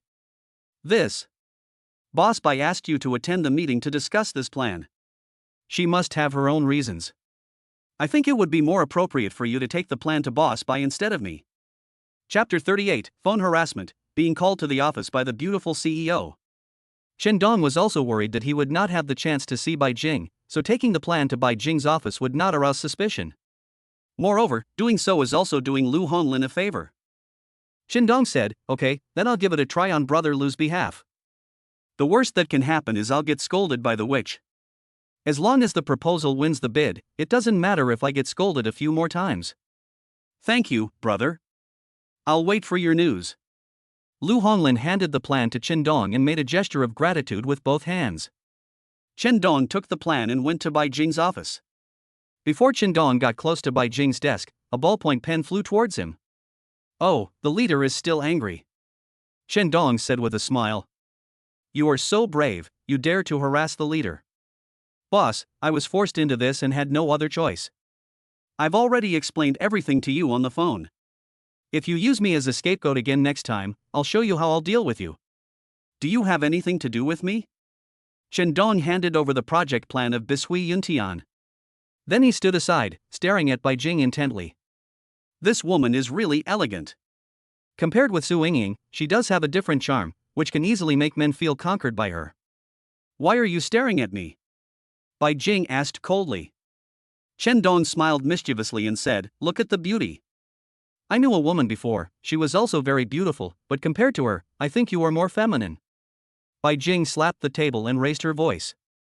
"Chen Dong, this is working hours, please be serious. How boring. Not even a joke can be made. Okay, let's get down to business. Manager Lu thinks the proposal incorporates some of my ideas, and thinks it would be more appropriate for me to present this proposal to President Bai." Bai Jing took the plan and read it carefully. This time, after reading the plan, her expression relaxed a lot. "Compared to the last plan, this one is much more perfect. Shin Dong, you will assist Manager Lu in completing the Bishu Yunshin project. Boss Bai, this project has always been managed by Manager Lu. It's inappropriate for me to interfere with it now. I'm not asking you to interfere with the project. I'm asking you to assist Manager Lu in completing the project. It's also a learning process for me. Boss Bai, will Manager Lu misunderstand me? He'll think I'm trying to steal his project by doing this. These are all company projects, and colleagues are helping each other complete them. There's no question of who's stealing whose project. Besides, I'm asking you to assist him and learn from him. The final commission income from the project will still belong to Lu Honglin. Let me ask for his opinion. If Manager Lu is willing, I have no objection. Just tell him that this is my decision. The Bishu Yunshan project must win the bid. Boss Bai, I will definitely assist Manager Lu in his work and get the Bisui Yuntian project. Are you signing a pledge with me? That's great. When you win the Bishu Yunshan project, I'll personally celebrate with you and Manager Lu. I'll wait for you to treat me. Chen Dong took the plan, winked at Bai Jing, and then left the president's office. Bai Jing looked at Chen Dong's back and muttered something. Not serious. Although she muttered this, Bai Jing was still very happy in her heart. Bai Jing is usually under a lot of pressure at work, but when Chen Dong comes in to talk to her and tease her, she feels much more relaxed. Asking Chen Dong to assist Lu Honglin in completing the Bisui Yuntian project is also to give Chen Dong the opportunity to create work achievements. As long as Chen Dong appears more often in these projects, these experiences will become qualifications in Chen Dong's career in the future. Bai Jing didn't say it, but she still wanted to help Chen Dong grow in Bomai Company. Chen Dong is a smart and capable person, and he does things very smartly. What he lacks is opportunity. Now, Bai Jing is creating some opportunities for Chen Dong. Being able to participate in the Bishu Yunshan project is something that many people in the company desire. Once the Bisui Yuntian project is awarded, it will enhance our reputation and influence in the advertising industry. During the more than 10 minutes that Chen Dong left, Lu Honglin waited at Chen Dong's seat, feeling uneasy. Lu Honglin has not slept well for several nights because of the Bishu Yunshan project. The job fair is getting closer and closer. If the plan is rejected by the leader at this time, it will seriously hit Lin Honglin's self-esteem. Chen Dong walked over, and Lu Honglin immediately gave up his seat to Chen Dong. What did Mr. Bai say? Lu Honglin asked anxiously. Boss Bai said that this plan needs to be redone. Hearing this, Lu Honglin looked frustrated. He had completely lost confidence in this plan. Then he sighed and prepared to leave with his plan. Chen Dong laughed out loud. I was just kidding. Look how scared you are. Mr. Bai has reviewed this advertising plan and is very satisfied. He didn't suggest any changes. However, Mr. Bai hopes that I can assist you in completing this project. He wants me to learn more from you and needs your opinion. Don't worry, I will only assist you in completing the Bishu Yunshan project and will not take a single cent of commission from your project. Lu Honglin was a little confused. The president arranged for Chen Dong to assist in this project, which was obviously to take care of Chen Dong. What is the relationship between the two of them? Since Chen Dong is going to participate in this project, he can't work for free. The project commission will probably have to be distributed to Chen Dong.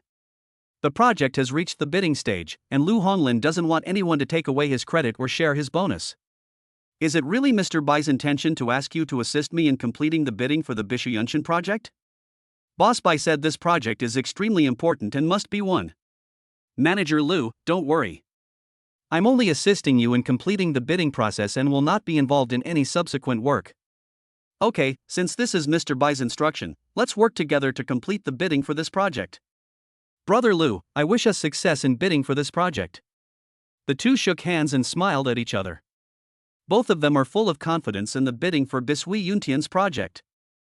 When it was time to get off work, Su Yingying sent a message to Chen Dong. Chen Dong, you're going to come and keep me company tonight, right? Chen Dong looked at the text message, hesitating how to reply. If he didn't go, Su Yingying would keep pestering him and might even destroy the business cooperation between Chen Dong and Mailing Vinegar Industry. If I go, I will be sorry to my buddy Huang Taiwan.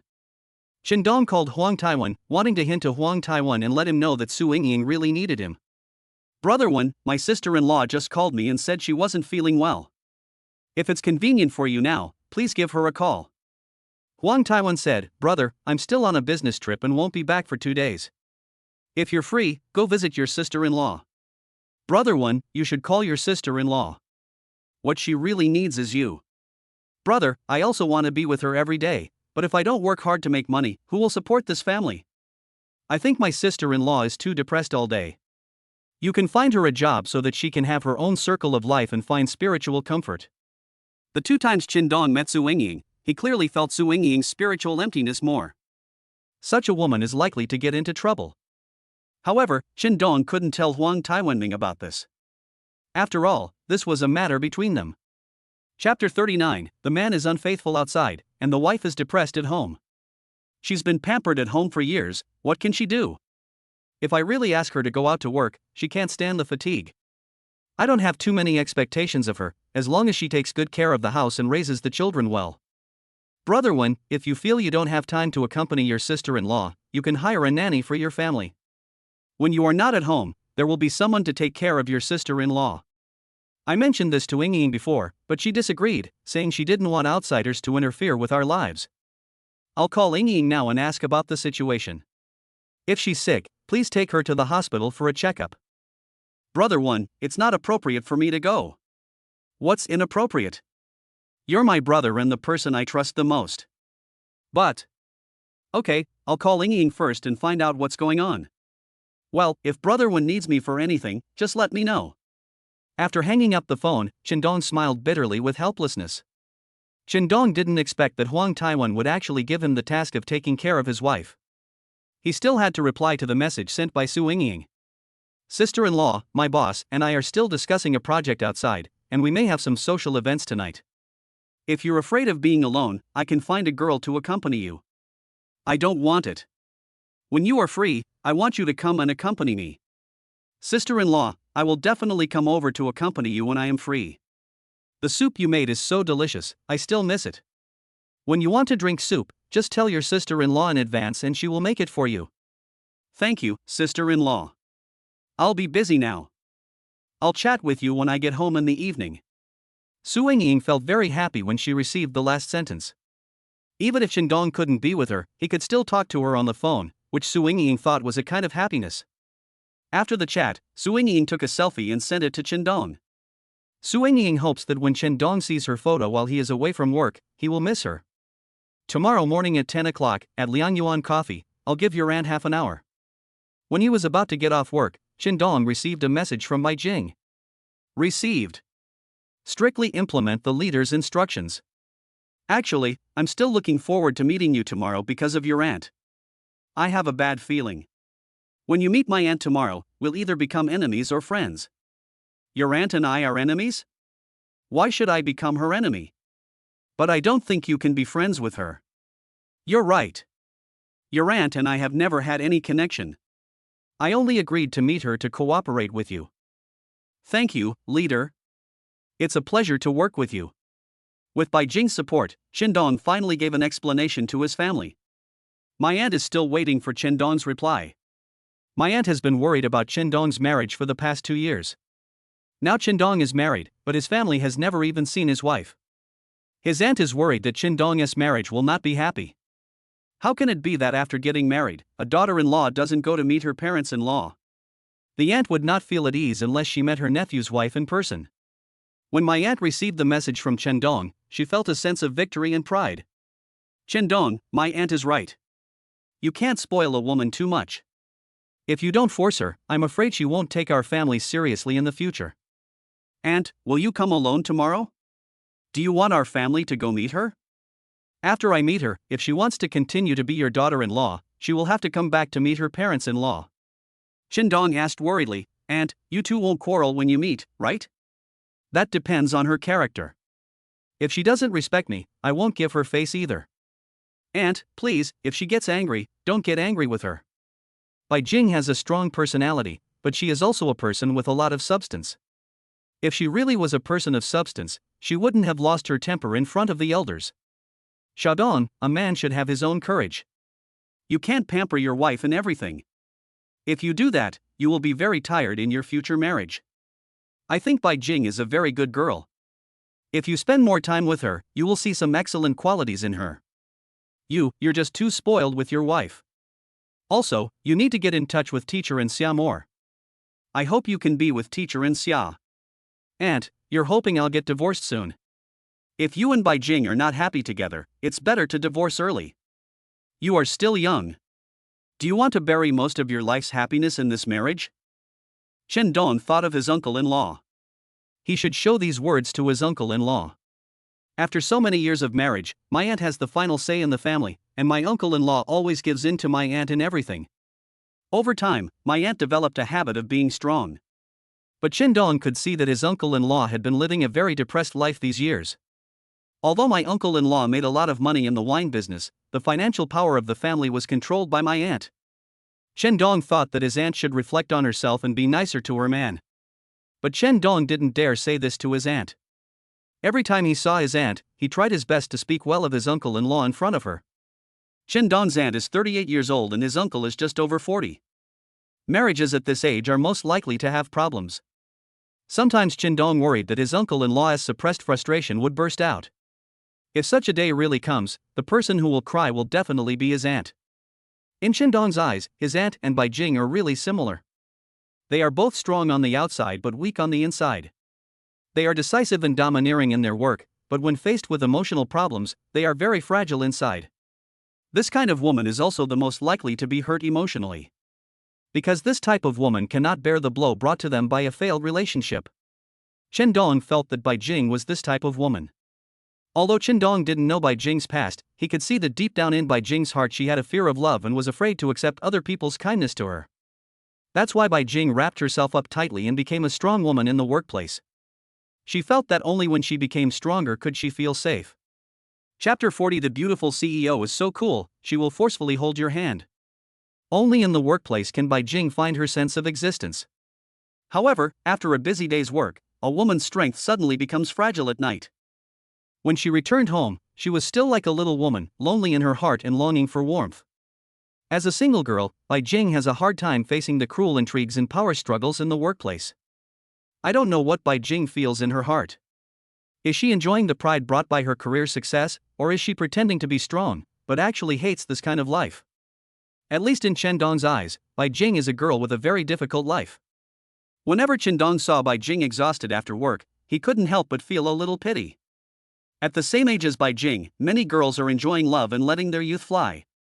But Bai Jing lost all these wonderful things in life. Her life is to put all her energy into work, and use the success gained through hard work to fill her deepest needs. In this company, only Chen Dong can understand Bai Jing. In the eyes of others, they only saw Bai Jing's coldness, arrogance and ruthlessness, but they did not see the sadness behind the girl's sacrifices.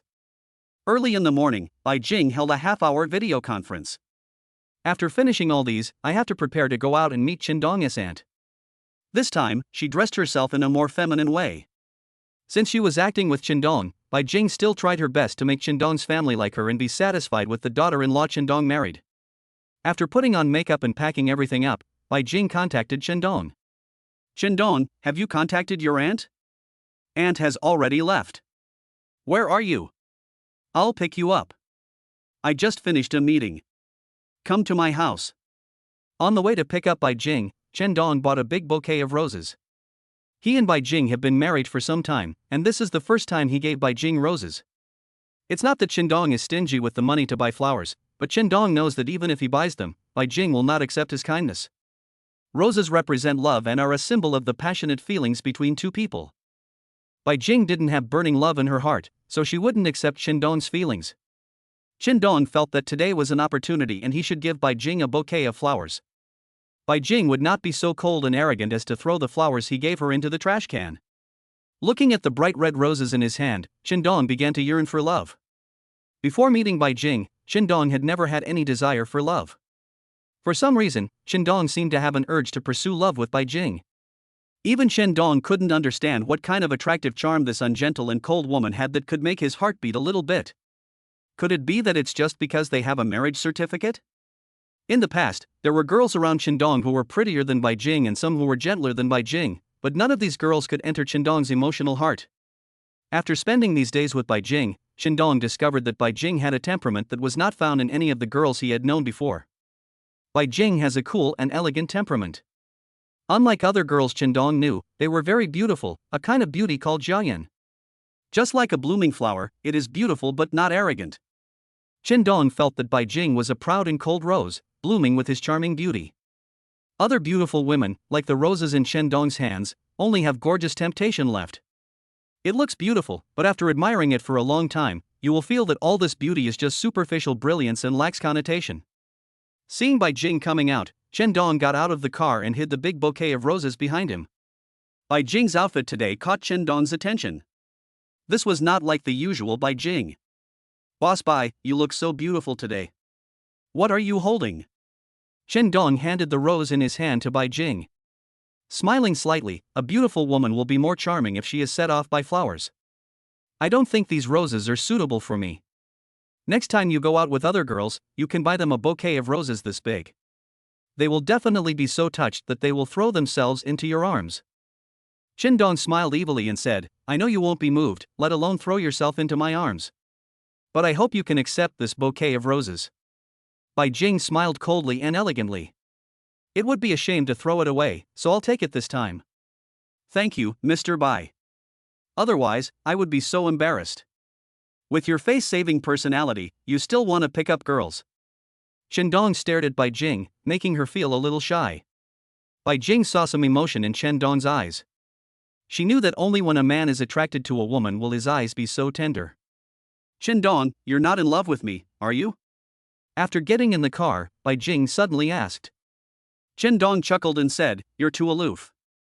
You're not my type. I like gentle, delicate women. A woman who knows how to act like a spoiled child, right? You men are such cheap people." "That's because the person you met is a cheap man, but I'm not. Who knows? If Mr. Bai has doubts about my character, you can give it a try. Go away, I'm not interested in you. Go find your delicate woman."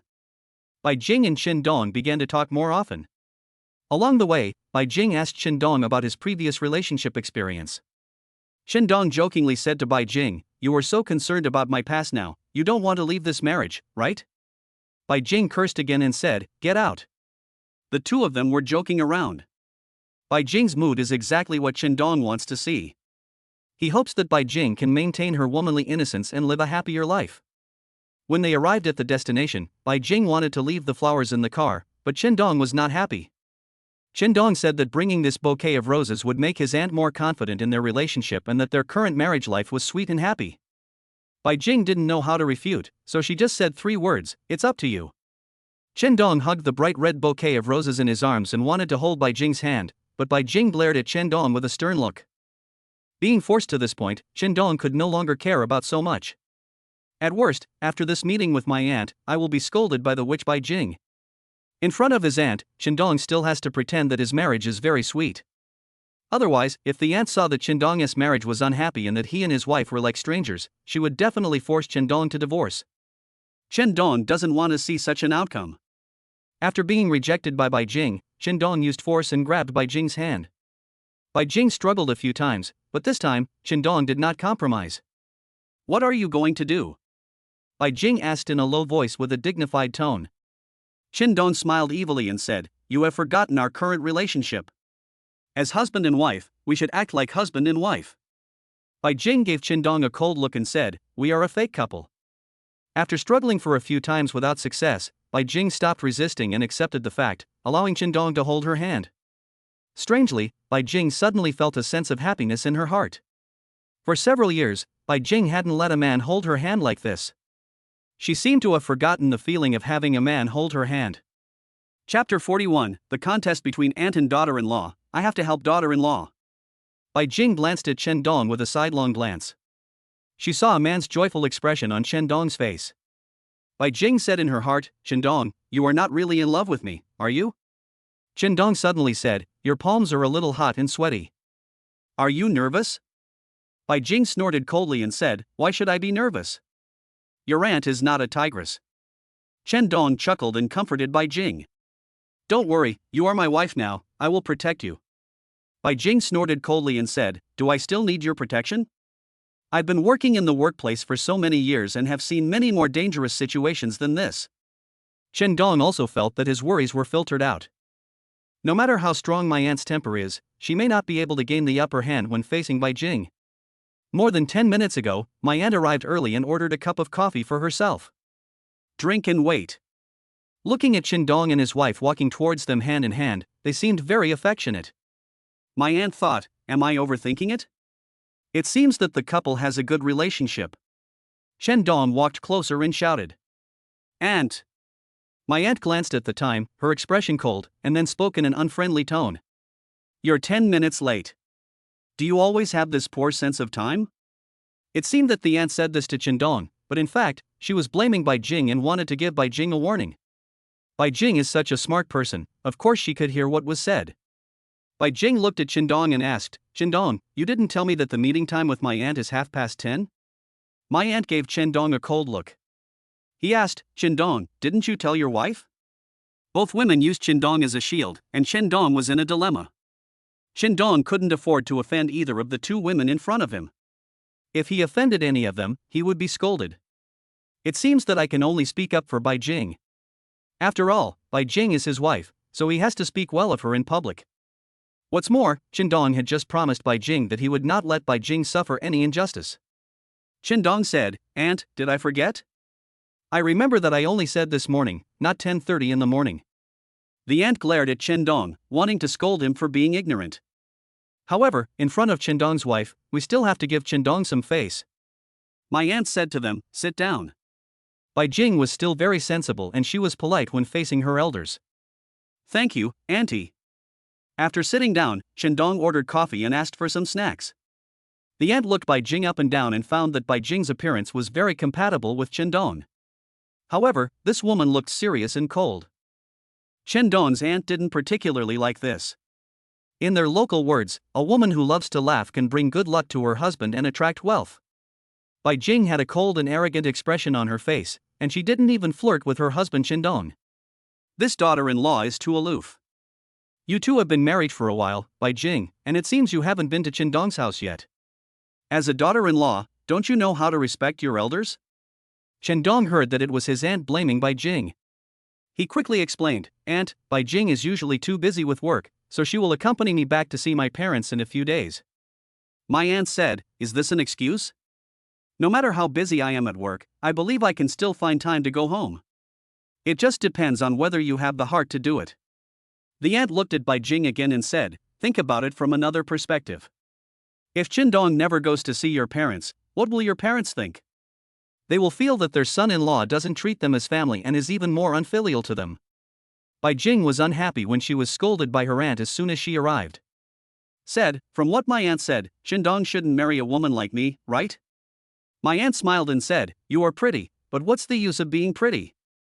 You don't even know how to respect your own parents-in-law. I don't think you are worthy of being their daughter-in-law. Bai Jing snorted coldly. She really wanted to tell Chen Dong's aunt that the marriage certificate in their hands was just a transaction. Chen Dong was only doing it for her 30,000 yuan a month, and she was only doing it to cope with her parents' pressure to get married. But before coming here, Bai Jing had promised Chen Dong that she would accompany him to perform this scene well, and she could not break her promise. Faced with the accusations from Chen Dong's aunt, Bai Jing was filled with anger. Bai Jing was also shocked to see that she, a CEO, was called worthless by a housewife. But on second thought, from the perspective of Chen Dong's family, since Chen Dong has married a wife, it is natural for the wife to visit Chen Dong's parents. Even if you don't live with your parents, you should still go back to visit them when you are free. After getting married, Bai Jing never went to Chen Dong's house once, which is indeed a bit unreasonable. When Bai Jing thought about it, her anger subsided a lot, and she did not argue with her aunt about this issue. Bai Jing put away the anger on her face and put on a slight smile. I said to my aunt, Aunt, you are right to criticize me.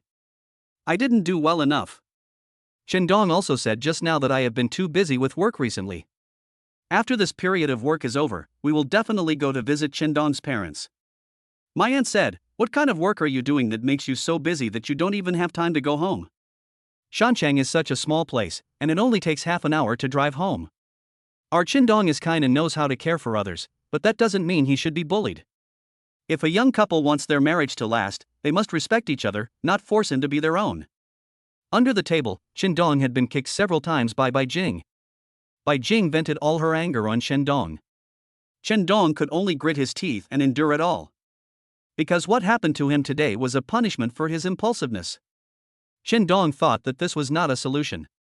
Now Bai Jing can still endure the condemnation of her aunt, but Chen Dong knows Bai Jing's character too well, and he cannot guarantee how long Bai Jing can endure it. If the confrontation continues like this, Bai Jing's arrogance might explode on the spot. By then, the situation will be even more difficult to handle. Qindong's idea was to end this meeting as soon as possible to avoid a more intense confrontation between the two women. Qindong quickly said to his aunt, "Aunt, Bai Jing and I have something else to do later, so I won't be able to have lunch with you. After finishing this cup of coffee, we'll leave first." My aunt said, "I came here to meet you, not to eat your meal. I asked you out today because I hope you two can live a good life. If one day you can't live together anymore, just divorce as soon as possible and don't waste each other's time. If two people do not truly love each other and do not respect each other, such a marriage will not be happy." Bai Jing said, "Auntie, do you want me to divorce Qindong? You have to ask Qindong if he's willing. But when Qindong and I got married, we had an agreement that if he divorces me within 2 years of our marriage, he can't expect any compensation from me." Chapter 42: The contest between wife and aunt, who is the most innocent person? When she heard the word compensation, my aunt looked at Qindong in surprise. Could it be that Qindong married this woman because he was attracted by her money?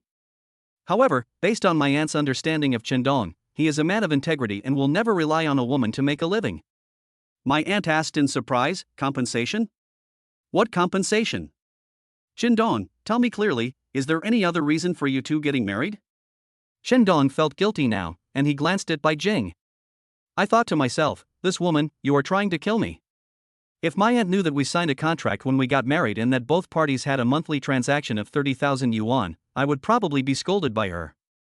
In more serious cases, he may be kicked out of the house by his family, and his parents may be heartbroken and cut off all ties with him. Qindong quickly explained, "Aunt, this is what happened. When Bai Jing and I got married, I promised that all my future income would be given to Bai Jing." This is what she meant. Auntie looked at Bai Jing and asked, "Is that the case?" Bai Jing said calmly. Qindong said that he wanted to prove with practical actions that he would love me forever, so he agreed to give all his salary to me for safekeeping. My aunt asked, "So, when you two got married, you agreed that if Qindong divorced you, he wouldn't be able to get his money back, right?" Bai Jing said, "That's about it. As a woman, I also want to have some security in my marriage. Also, I heard from Qindong that my aunt is in charge of the family's finances. Maybe women get married to feel safe." The aunt couldn't blame Bai Jing now. She only hated Qindong for not being ambitious enough. He was controlled by his wife right after getting married. It seemed that Qindong would be suppressed by his wife for the rest of his life. My aunt had no choice but to say, "Qindong, since this is the wife you chose yourself, you have to decide for yourself whether." My aunt took one look at the large bouquet of roses and said, "Qindong, you have to be frugal when you get married. Buying such a large bouquet of flowers must cost several hundred yuan." Bai Jing sneered and blamed Qindong. "I'm right, aren't I? If you buy me such a big bouquet of flowers, my aunt will definitely be jealous and will blame you for spending money recklessly." My aunt said angrily, "Why should I be jealous? I'm just reminding you to be more frugal in your life in the future." Qindong flattered her, "Aunt, Bai Jing and I will live a good life. I'll take the roses." Bai Jing loves roses the most. Qindong caught up with Bai Jing with a rose in his arms. Bai Jing glared at Qindong and said, "Why are you holding this rose? I don't care about it." Qindong said, "You are such an unusual woman. All women like roses, but you don't understand romance at all." Bai Jing said coldly, "Why should I understand this? Love and affection only hurt people." Qindong sighed and talked to himself. "Hey, it looks like another person who was hurt by love." These words touched upon Bai Jing's past. She was really angry and kicked Qindong on the butt. He scolded harshly, "Qindong, you." Qindong said, "Okay, I'll shut up. Thank you for accompanying me to meet my aunt today. If you have any requests, please ask as soon as possible." Just as the two were about to leave the cafe, they ran into Lu Tian.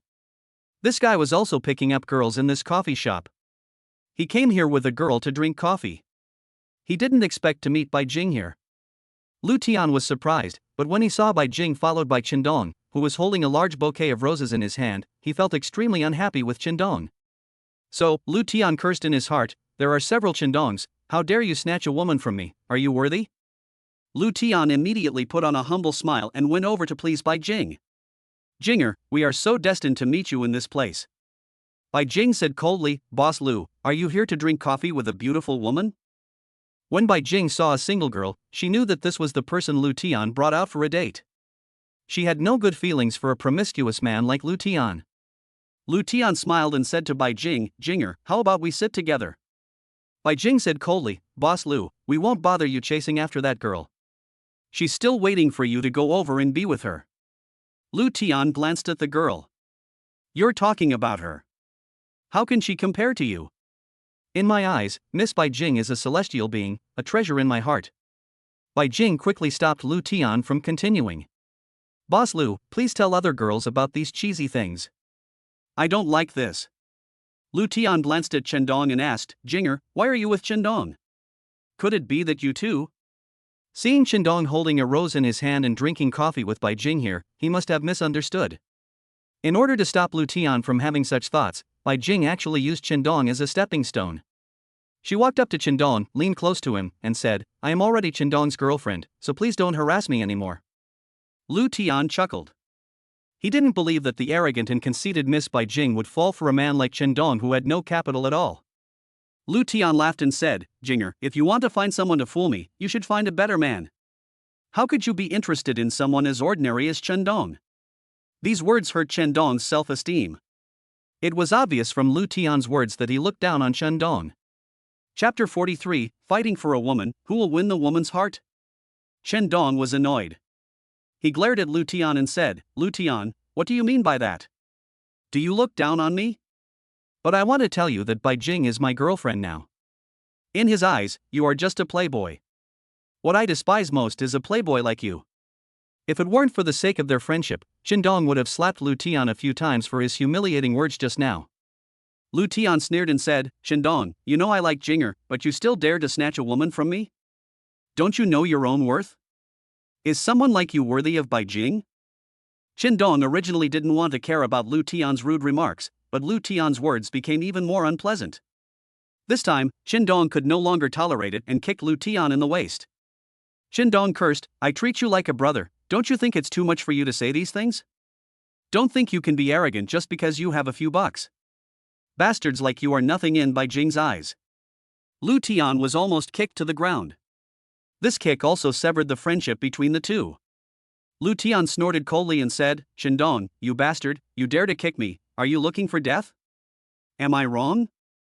What qualifications do you have to compete with me for a woman?" Chendong laughed and said, "Whether you are qualified or not, you can see that I am dating Bai Jing now." Lu Tian looked at Chendong's smug look, and how could he tolerate the fact that the woman he liked was snatched away by Chendong? He swung a fist towards Chendong. Chendong dodged and avoided the punch, then kicked Lu Tian again. The kick was so fast that Lu Tian didn't even have a chance to dodge and was hit hard on the butt. Lu Tian was completely enraged. He pointed at Chendong and cursed, "Chen, just wait for me. I will give you 2 kicks today, and I will double them another day." The two buddies who had a good relationship before had ended up in this situation today. Bai Jing really couldn't stand it anymore. Bai Jing advised, "Do you two think it's fun to make such a fuss?" Lu Tian said unconvincedly, "If it was someone else pursuing you, I, Lu Tian, would accept it. But Chendong knows that I like you, and he snatched the woman my buddy likes. To do this, he is a despicable villain. Also, Jinger, if you like a man who is richer than me, I'd be happy for you, but you insist on dating that bastard Chendong. I'm so angry." Bai Jing said, "Whoever I fall in love with is my own freedom. It has nothing to do with other people, and even less with you." Lu Tian said, "I won't give up on you. I believe that you will choose me instead of this poor guy in the end, because this is the right choice for you." Bai Jing was also angry when she heard this. Could it be that in Lu Tian's eyes, Bai Jing is also a woman who is greedy for money? Bai Jing sneered and said, "Lu Tian, do you know why I look down on you? Because you reek of money. I really don't care about your money." What Bai Jing said was true. She really didn't care about Lu Tian's wealth. Compared with the family behind Bai Jing, Lu Tian's money is not worth showing off in front of her. Bai Jing pulled Chendong's hand and said, "Chendong, let's go." Looking at the two people walking out of the coffee shop, Lu Tian felt a resentment towards Chendong.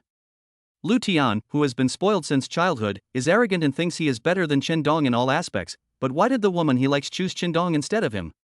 Lu Tian was unwilling to accept this and even felt that Chendong was deceiving him.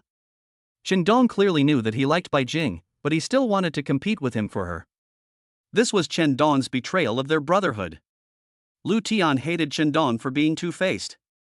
Chen Dong had told him in person that Bai Jing was not his type. Now, Chen Dong deceived him. Lu Tian cursed, "It's better not to have a brother like this." After coming out of the coffee shop, Bai Jing asked, "Do you regret becoming enemies with your good friend Lu Tian?" Chen Dong sneered, "Brother, it's better not to have this." Bai Jing said, "Yeah, just because he has a few bucks, he looks down on everyone. I really look down on playboys like Lu Tian." Chen Dong made a joke and said, "So, choosing me over him was the right decision." Bai Jing hit Chen Dong with a pink fist.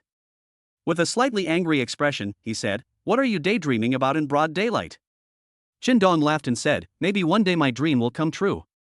Bai Jing snorted coldly and said, "Just dream your sweet dreams." "I'm hungry, come eat with me."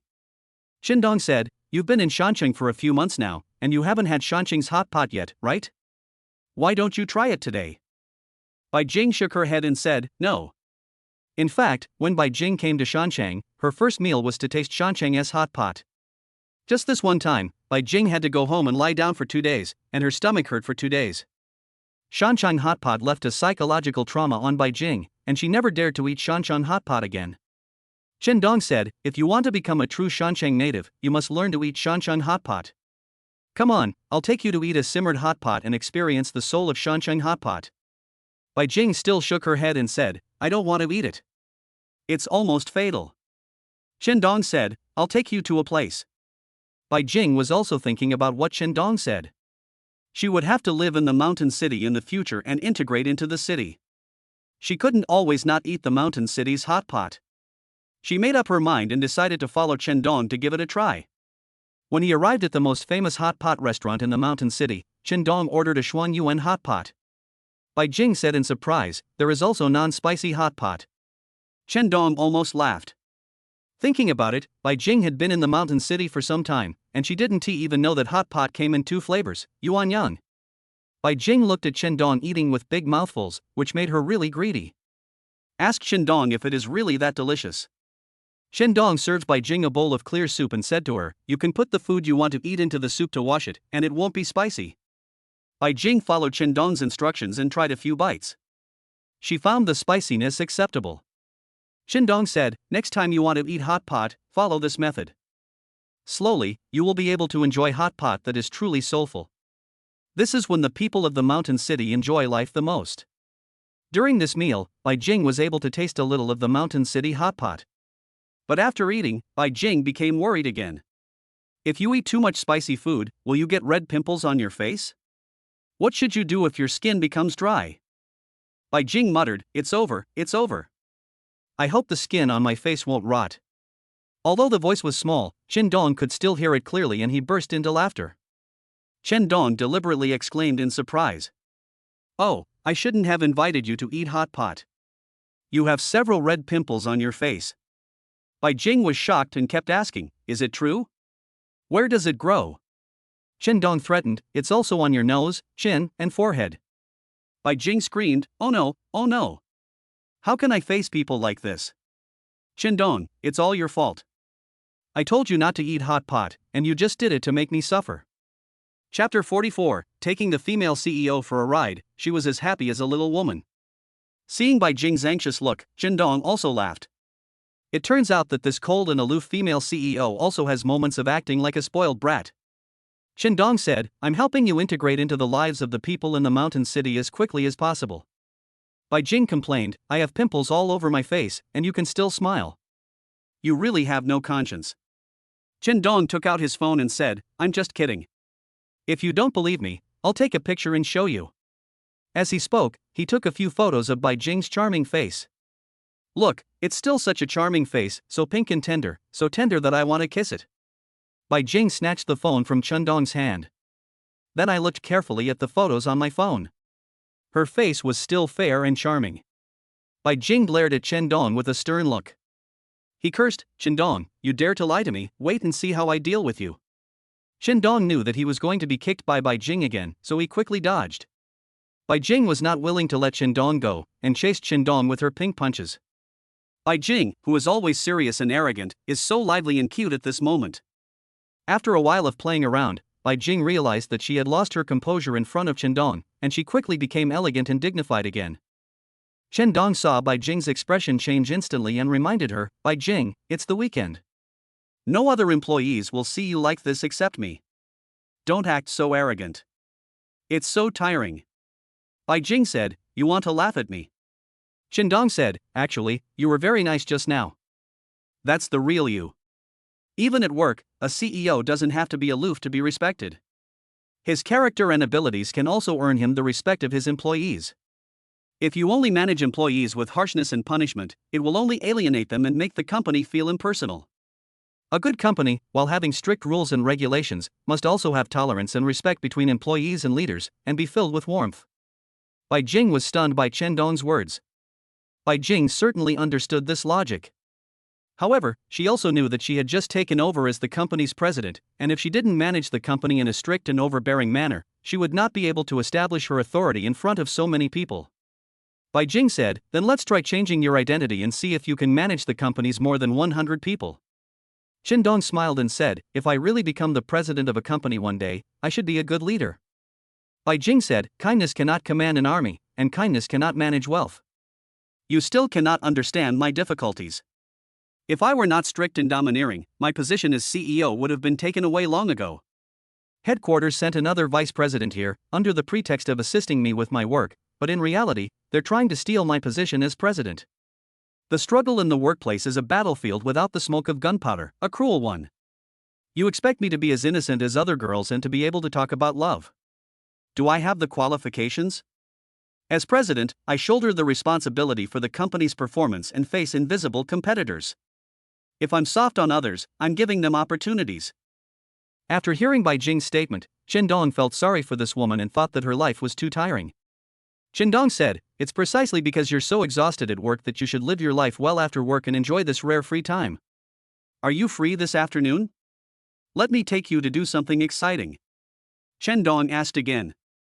Bai Jing asked curiously, what exciting thing is it? Do you think I will definitely agree to go with you? Chen Dong smiled roguely and said, if you don't go, you'll miss an opportunity to enjoy life. Bai Jing smiled coldly and said, I really want to know what exciting game you are going to take me to play. Chen Dong smiled evilly and said, no regrets? Bai Jing snorted coldly and said, I, Bai Jing, have never regretted anything I decided to do. Chen Dong gave a thumbs up and praised, I like women with personality.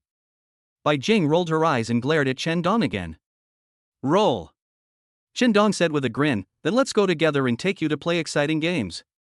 The two came to a motorcycle rental shop and found out that there was only one motorcycle left in the shop. Bai Jing said, is this the exciting game you were talking about? Chen Dong asked, how about it? Are you interested? Bai Jing asked, how can we race with only one motorcycle? Chen Dong said, let's not play racing today. I'll take you for a ride in the suburbs. Boss, I've rented this car. Bai Jing wanted to stop it, but was stopped by Chen Dong. Just listen to me today, okay? Chen Dong said. Chen Dong completed the vehicle rental procedures, sat astride the car, and patted the back seat. Come up and try it. Bai Jing stood there. She had never thought about sitting on a motorcycle with a man. Bai Jing said, no. Chen Dong advised, didn't we say that you have to listen to my arrangements today? Bai Jing was a little unhappy, but she couldn't offend Chen Dong in front of outsiders. Now Bai Jing understood that this was all planned by Chen Dong in advance. Maybe there was only one motorcycle left in the store, or maybe it was something Chen Dong and the store owner had discussed before. Bai Jing glanced at Chen Dong and thought, is this your way of pursuing girls? Since she was already here, Bai Jing had no choice but to cooperate with Chen Dong, not wanting to let Chen Dong down. Bai Jing knew in her heart that Chen Dong did all this to bring her relaxation and happiness. So, after seeing through Chen Dong's tricks, Bai Jing did not directly expose it. After hesitating for a moment, Bai Jing sat down. Chen Dong released the brake and accelerator, and the motorcycle rushed forward. Originally, there was a little distance between Bai Jing and Chen Dong's bodies, but Chen Dong deliberately rushed forward like this, and due to inertia, Bai Jing's body lost balance and leaned forward. Chen Dong instantly felt Bai Jing's body pressing against his back. Bai Jing pinched Chen Dong's waist and said, Chen Dong, you did this on purpose. Chen Dong turned around and said to Bai Jing, hold my waist tight, I won't throw you off. Bai Jing warned, Chen Dong, if you continue like this I will leave. Chen Dong smiled wickedly and said, how about you drive and I'll sit in the back. Bai Jing knew that no matter what, Chen Dong wanted to take advantage of her, and she also knew that Qindong did all this to make her happy. Seeing that Bai Jing had no intention of hugging his waist, Qindong released the accelerator again, and the motorcycle shot out with a bang. Driven by inertia, Bai Jing's body leaned forward again, and the two bodies were pressed close together again. The speed was getting faster and faster. Because of the strong inertia, Bai Jing was unable to keep a distance from Qindong's body. Moreover, such speed is very dangerous for people sitting in the back seat. Finally, Bai Jing reluctantly put her arms around Qindong's waist. Qindong smiled knowingly, stepped on the accelerator again, and the speed of the car soared to 130 horsepower. Bai Jing, who was sitting behind Qindong, felt her heartbeat faster the moment she hugged the man. Bai Jing had never imagined such close physical contact with this man. But now, she had fallen into Qindong's trap and was calculated by Qindong's conspiracy. However, the feeling of racing with a man while hugging him is so romantic, with a hint of love. Although Bai Jing was not attracted to this man, she still felt that this scene was beautiful and would leave her with unforgettable memories. Chapter 45. The love rival is here, and the female CEO is also confused. A few years ago, Bai Jing also longed for such a scene, taking a ride with the boy she liked and experiencing the romance of love. But Bai Jing no longer has this desire. Qindong's mood was completely different from Bai Jing's. He was excited and nourished by the sweet taste. In Qindong's heart, taking Bai Jing for a ride was the feeling of love. The softness of Bai Jing's body was like an electric current seeping into Qindong's body, rippling with the scent of love, flowing through Qindong's body. Qindong felt a strange throbbing in his heart when Bai Jing hugged him like this. Could it be that I have started to like this woman?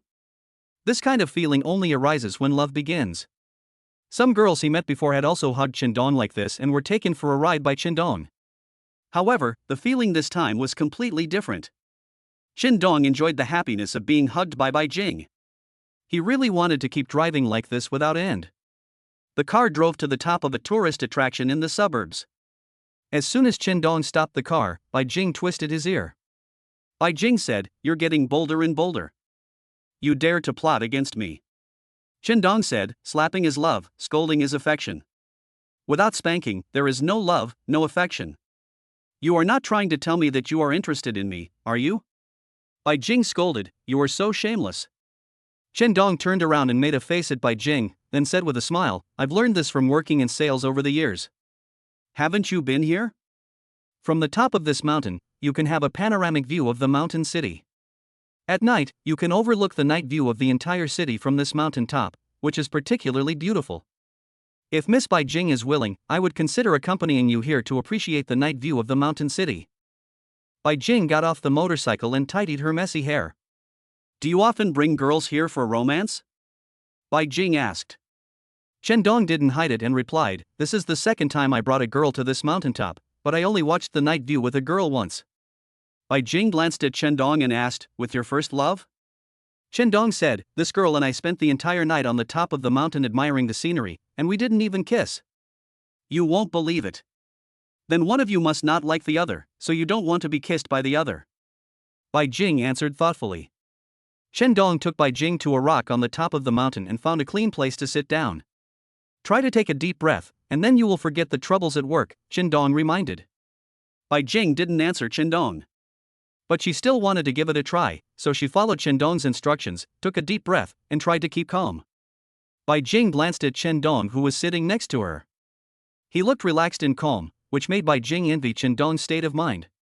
Bai Jing asked, "Qindong, don't you have any worries?" Qindong smiled and said, "Yes, love is what worries me. My family is urging me to get married, but I can't find a woman I want to marry. Love is something that can torment people, but there are always many people who like to be tormented by it. On the top of the mountain, couples are so affectionate, which is really enviable." Bai Jing was not envious of the scenes before her at all. Once upon a time, she also had loved like these couples, and left romantic footprints everywhere with her beloved. But this love only brought her the pain of betrayal. The woman who had brought her pain was about to come to the mountain city. In the days to come, she was afraid that she would be entangled with this woman again. Bai Jing really didn't want to fight with this woman anymore.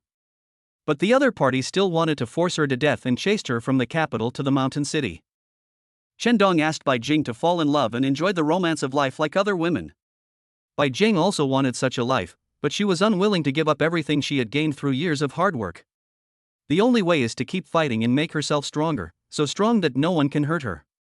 Shendong wanted to take Bai Jing out to relax and forget the stress and worries brought by work, but Bai Jing looked like she was worried about something. Are you thinking about her? Shendong asked. Only this woman who was about to come from the capital can make Bai Jing feel uneasy. Bai Jing asked, do you know what I'm thinking? Shendong said, it's the female vice president sent by headquarters, right? What's the grudge between you and her that makes you feel so stressed before she even arrives? Do you want to know? Bai Jing asked. Shendong said, Bai Jing, if possible, I would like to share the pressure with you and listen to your troubles. Bai Jing stared at Shendong and cursed in her heart, stupid boy. Do you really want to know the grudge between me and her? Bai Jing asked. Shendong answered seriously, yes, I want to know, because I don't want anyone to hurt you. Bai Jing smiled coldly. Bai Jing knew this woman's methods very well. She was even more vicious than her, ruthless and unscrupulous. Shendong, what can you use to protect me? Just these promises you made? Bai Jing said, her name is Su Tianjiao, a woman in her 30s. She's ruthless and shameless. She relied on men one after another to get to her current position. To deal with me, this woman actually seduced the man I fell in love with and snatched him away from me. She thought this would make me heartbroken and unable to recover in the workplace. But she underestimated me, Bai Jing. I applied to work in Shancheng because I didn't want to see this bastard couple, and I didn't want to have to fight with this bitch. But, like a scoundrel, she came to Shancheng again. Shendong said, let her come. I will make her feel the pain and injustice she caused you. This place, Shancheng, will definitely make her return empty-handed. Bai Jing was moved and said, Shendong, thank you. Shendong said, you are my wife with a marriage certificate. Even though this marriage certificate cannot represent our relationship, I cannot tolerate anyone bullying you. Shendong remembered the name of Su Tianjiao, a woman who gave Bai Jing a headache. He wanted to see how many tricks Su Tianjiao had. If she relied solely on men to rise to the top, she would be nothing more than a vase. However, a competitor who even Bai Jing took seriously must have some extraordinary means. Shendong had also made up his mind that as long as Su Tianjiao did not make things difficult for Bai Jing when she arrived in the mountain city and lived in peace with Bai Jing, he would not make things difficult for this woman either. If Su Tianjiao dares to plot against Bai Jing, Shendong will let her know that the mountain city is not a place where Su Tianjiao can run wild. Su Tianjiao relied on men to get to the top, but at the same time, men could also ruin Su Tianjiao's reputation. Is Su Tianjiao very beautiful? Shendong asked curiously. Why, you're thinking of hitting on her before she even shows up. This woman's greatest skill is being coquettish in front of men. Shendong chuckled and said, so she's a horny woman. This kind of woman really doesn't whet my appetite. She has no taste at all, just like those women in Taohua Lane. Bai Jing asked curiously, what is Taohua Lane? Shendong said, Shancheng City's famous red light district. Bai Jing looked at Shendong with a suspicious look, as if asking, have you been to that place too? There was contempt for Shendong in this look. Chapter 46, they both fell off the cliff, and the couple depended on each other for life and death. Shendong quickly said, don't look at me like that. I've never been to Taohua Lane, and I'm not interested in the women there. Shendong had never been to Taohua Lane. He also lied to Bai Jing that he had been there, but only once when he accompanied a client. Shendong just drank a few cups of tea there and did nothing else. He waited for the client for half an hour. But I can't tell Bai Jing this truth, because it won't be clear if I tell it. No woman would believe that a man could go to a place of brothels and still remain unmoved by women. What Bai Jing despises most is a man who is not loyal, let alone a man who goes to a brothel. If Shendong told Bai Jing that he had been to Taohua Alley, I'm afraid Shendong's image in Bai Jing's heart would plummet. Shendong suggested, the scenery here is pretty good, let's take a photo together. Bai Jing didn't agree and didn't say anything. In Shendong's opinion, Bai Jing's gesture meant that she approved of his suggestion. Shendong found a tourist to help and asked the tourist to take a photo for them. Bai Jing in the photo has a stern expression and elegant temperament, but this does not affect her beauty at all. It's so beautiful. Shendong admired the photo and exclaimed in admiration. Bai Jing looked at a bell tower at the top of the mountain and asked, can we go there? From their current location to the clock tower on the top of the mountain, there are still several kilometers to go. The path is all small and very steep. Usually, few people walk to the top of the mountain. Want to go? Shendong asked. Bai Jing stood up and walked towards the clock tower, and Shendong quickly followed. The mountain road was rugged, and Shendong carefully protected Bai Jing along the way. If it were any other girl walking on such a steep mountain road, she would definitely be terrified. But Bai Jing was different. She loved sports and adventure, so she was not afraid of such a mountain road at all. However, Shendong, who was following behind, was worried that Bai Jing might have an accident, and he was so nervous that his heart was in his throat. Despite being very careful along the way, what Shendong was worried about still happened. When they were about to reach the top of the mountain, Bai Jing slipped. Shendong, who was walking behind her, instinctively hugged Bai Jing, but both of them lost their balance at this moment. Shendong was also hit, and the two of them rolled down a steep hillside. At the moment Bai Jing fell, Shendong used both hands to tightly protect Bai Jing's head, keeping Bai Jing close to his body. In this way, even if he was scratched or hit in the bushes, the person most likely to be injured would be Shendong himself. The two rolled for more than 100 meters and were blocked by a dense vine. A few dozen meters away from them was an even steeper cliff. If they fell from this cliff, there would be no chance of survival. Bai Jing's head was always protected by Shendong's chest. Shendong's hands and face were scratched by branches in many places, and his clothes were torn into pieces. What was even more serious was that Shendong's calf was cut by a tree stump, leaving a large gash, and the blood had dyed a large area of his calf red. Shendong also felt a sharp pain in the back of his neck. Shendong tried hard to endure the excruciating pain. He had to find a way to seek help. The two were halfway up the mountain, but were blocked by vines, preventing them from falling any further. However, if the movement is too big, the vines may not be able to bear the weight of two people and lose their protective function.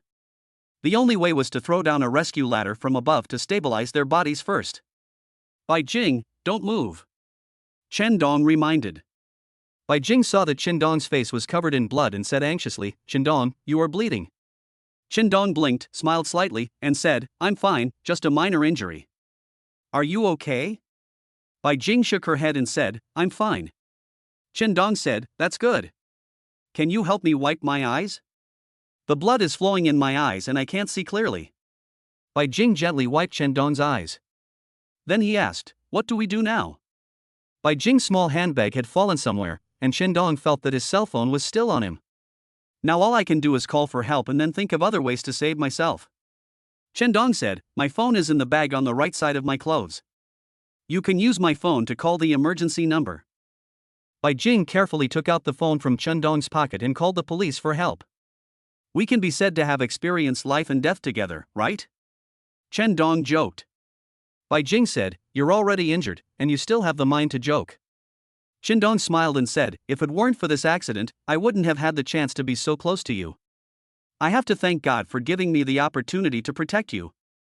My husband and I were not born in the same year and month, and we almost died in the same year and month. Chapter 47 I will protect you with my life, just because you are my woman. Bai Jing glared at Shendong fiercely. If Shendong hadn't been in deep trouble, Bai Jing would have retaliated against him for his frivolous words. Bai Jing snorted softly and said, you are quite optimistic. Shendong said, I am so happy to have had such an unforgettable experience with my wife. When we divorce in 2 years, we will miss each other when we think about this incident. No matter what, we are still husband and wife, and there should always be some things worth remembering in life. Bai Jing said, stop talking nonsense. Let's shout for help together. Maybe someone passing by can hear us. Shendong smiled bitterly and said, these tourists don't have any rescue tools.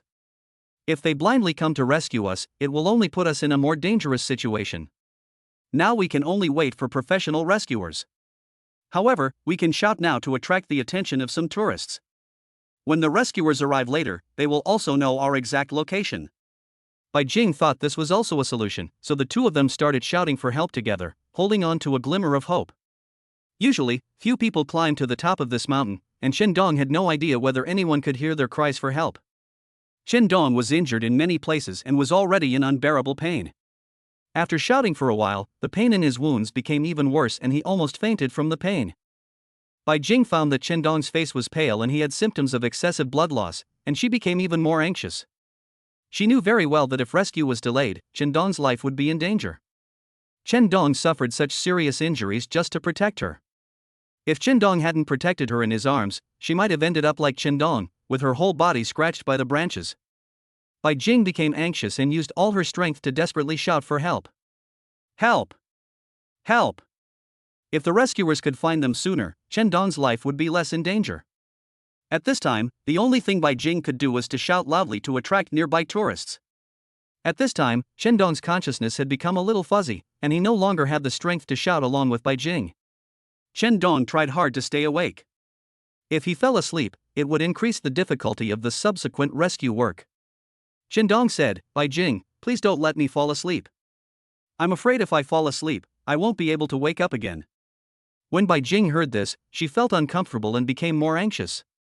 She shouted at the top of her lungs, "Help! Help!"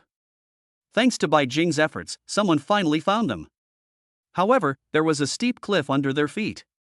Even if someone discovered that Shendong and his companions were trapped on the cliff, they would be unable to rescue them. Hearing someone shouting from above, Bai Jing finally breathed a sigh of relief. "Shendong, don't sleep. We are saved. The firefighters will be here soon." Bai Jing called Shendong's name over and over again and talked to Shendong. Bai Jing told Shendong about her previous relationship, how she met this man, and what they went through during their relationship. After being hurt by this man, Bai Jing once thought about giving up her life.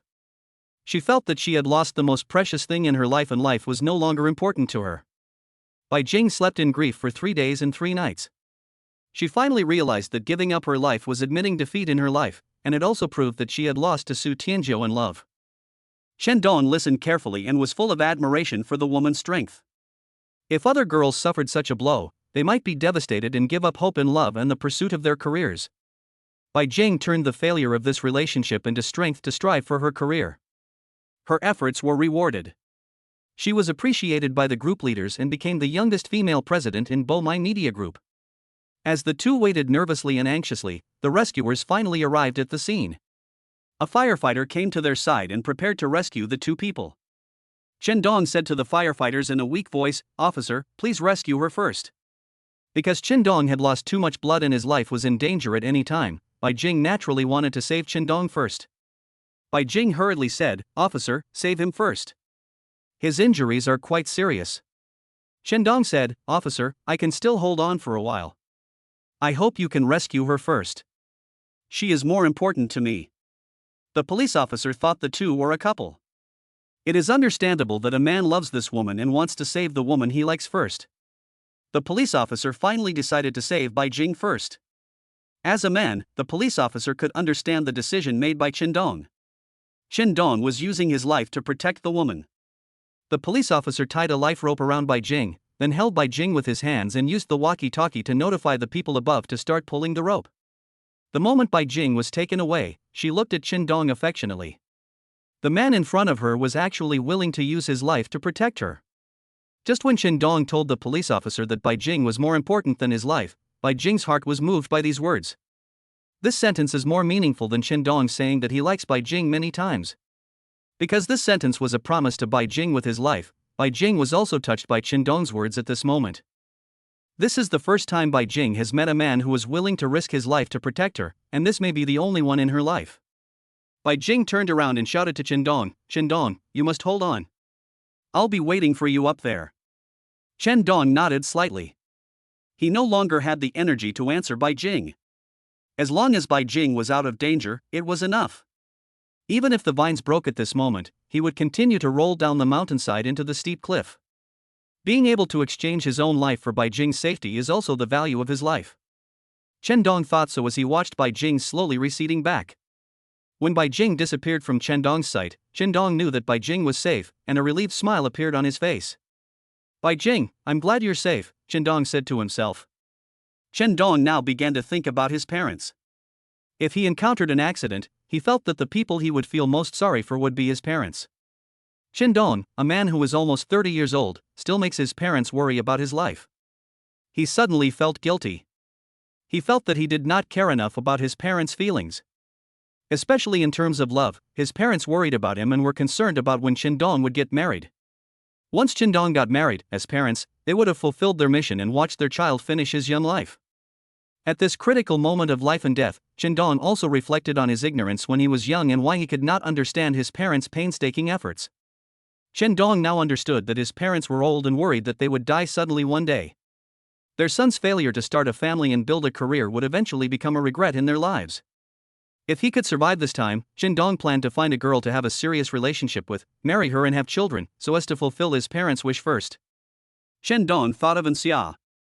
Xia was a very nice girl, gentle, generous, well-educated and sensible. If he could marry Xia, his parents would definitely be satisfied.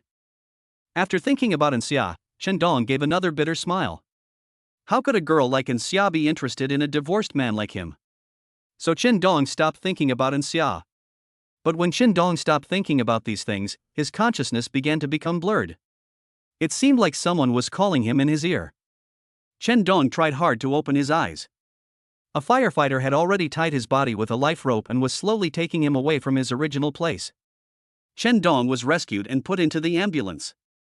The doctor's preliminary examination showed that the most fatal wound was on the back of Chen Dong's neck. The wound was several centimeters long and too much blood was lost, causing Chen Dong to lose excessive blood. Bai Jing got on the ambulance with Chen Dong. This time, it was Bai Jing who protected Chen Dong.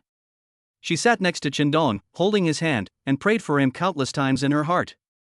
Thinking of how Chen Dong had just protected her at all costs, Bai Jing said in her heart, "Chen Dong, you are such a stupid man. I am just a woman who has nothing to do with you. Am I worth protecting with your life?" Chapter 48, Stingy Man, I am still your precious daughter-in-law. On the way to the hospital, Bai Jing used Chen Dong's cell phone to call his mother and informed her of Chen Dong's injury. After the call ended, Bai Jing searched for her name in Chen Dong's phone. There are 2 Bai Jing names in the address book, one of which has a note, Bo My Media. Bai Jing remembered Chen Dong's previous comment on her. It was not these 4 words, but my dear daughter-in-law. Unexpectedly, after being scolded by her, Chen Dong had already changed the note behind her name. Bai Jing smiled slightly and cursed in her heart, "What a stingy man." Then, Bai Jing took it upon herself to change the note behind her name to the 4 words "Dear daughter-in-law." Yes, she has obtained a marriage certificate with Chen Dong, and Chen Dong can call her like that. There is nothing wrong with Chen Dong doing anything. After finishing all this on Chen Dong's phone, Bai Jing started to look through the photo album in Chen Dong's phone. What surprised Bai Jing was that in Chen Dong's photo album, half of the recent photos were of Bai Jing. For some photos, Bai Jing didn't even know when Chen Dong took them. In addition to the scenes when the 2 of them are together, there are also scenes when Bai Jing is sitting in the president's office. In every photo, Chen Dong makes Bai Jing look so beautiful, and the shots he captures are always perfect.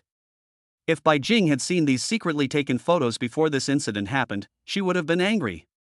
Then, he ordered Chen Dong to delete all the photos. Given Bai Jing's style of doing things, what she can't tolerate the most is being deceived like this. Chen Dong took so many photos of Bai Jing without her permission, which Bai Jing considered an act of deception. But after experiencing this incident, Bai Jing realized Chen Dong's feelings for her. If Chen Dong didn't like her, he wouldn't have taken so many photos secretly and saved them in his phone. If Chen Dong didn't like her, when the accident happened today, Chen Dong would have had the opportunity to protect himself, but Chen Dong ultimately used his life to protect her. Bai Jing believed that Chen Dong had feelings for her. But now Bai Jing is feeling very conflicted. Should she accept Chen Dong's love? But Bai Jing is a very calm girl. She will not let external factors affect her emotional judgment. This time, what Chen Dong gave to Bai Jing really touched Bai Jing, but when it comes to feelings, Bai Jing has been restraining herself. She thinks that she has not yet reached the level of having real feelings for Chen Dong. Bai Jing has a small crush on Chen Dong, a man, and has been touched by what he has done for her. But she is still undecided about whether to turn her fake relationship into reality and become Chen Dong's wife for life. The ambulance arrived at the city hospital and Chen Dong was sent to the emergency room. In the aisle outside, Chen Dong's mother was crying, and his father was pacing back and forth, unable to find peace of mind. Seeing Chen Dong's mother crying with tears on her face, Bai Jing felt very sad. She walked to Chen Dong's mother and hugged the old woman. "Mom, don't worry. Chen Dong is a good man. God will definitely protect him." This was the first time Bai Jing called Chen Dong mom since they got married. Perhaps, Bai Jing's call of mom was just to comfort the old woman. Bai Jing thought that she should call mom for the man who was being rescued inside. The old woman almost lost her only son forever. Mother Chen cried, "Jinger, if anything happens to my son, how will I live?" Bai Jing's heart ached. She really wanted to tell Chen's mother that it was all because of her that Chen Dong became like this. Chen Dong was seriously injured while trying to save her. Bai Jing didn't dare to say it, because she knew that telling the truth would bring greater pain to Chen Ma. Bai Jing chose to bear the weight of this truth on her own. Now, Bai Jing's biggest wish is that Qindong in the emergency room can stay alive and well. What she owes Qindong can only be repaid slowly in her future life. After 3 hours of anxious waiting, Qindong was pushed out of the operating room. Bai Jing was the first to rush to Qindong's side. Her tears fell. She was so excited that she said, "Qindong, I'm glad you're alive." Qindong smiled lightly and said, "I won't die. If I die, who will take care of my wife?" Chapter 49. An unexpected incident. The female president's heart changed. A smile finally appeared on Bai Jing's worried face. "You've been worried about me, right?" Qindong asked. Bai Jing gave Qindong a hateful look and said, "You were injured so badly, of course I'm worried about you." Qindong smiled and asked, "Are you touched? Are you planning to marry me?" Bai Jing did not directly answer Qindong's question. To her, such a commitment was a lifelong one. She couldn't easily make a promise to Qindong before she made a decision. This is irresponsible to her lifelong marriage and also to Qindong. Bai Jing said, "Take good care of yourself. I'll ask the administration department to arrange sick leave for you. You can come back to work when you're fully recovered." Qindong was worried that Bai Jing was also injured, so he said to Bai Jing, "Don't go to the company for the next 2 days. Rest well in the hospital for 2 days." Bai Jing comforted Qindong and said, "I'm fine. I just have a small scratch on my leg. I'll have the doctor disinfect and bandage it later."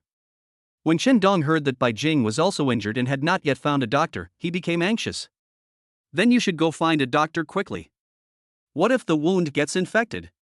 Qindong urged. Qindong's concern and care made Bai Jing feel warm in her heart. It turns out that the feeling of being cared for is so happy. Every time her heart was touched, Bai Jing would have a thought, marry Qindong in this life, since she already had a marriage certificate with this man.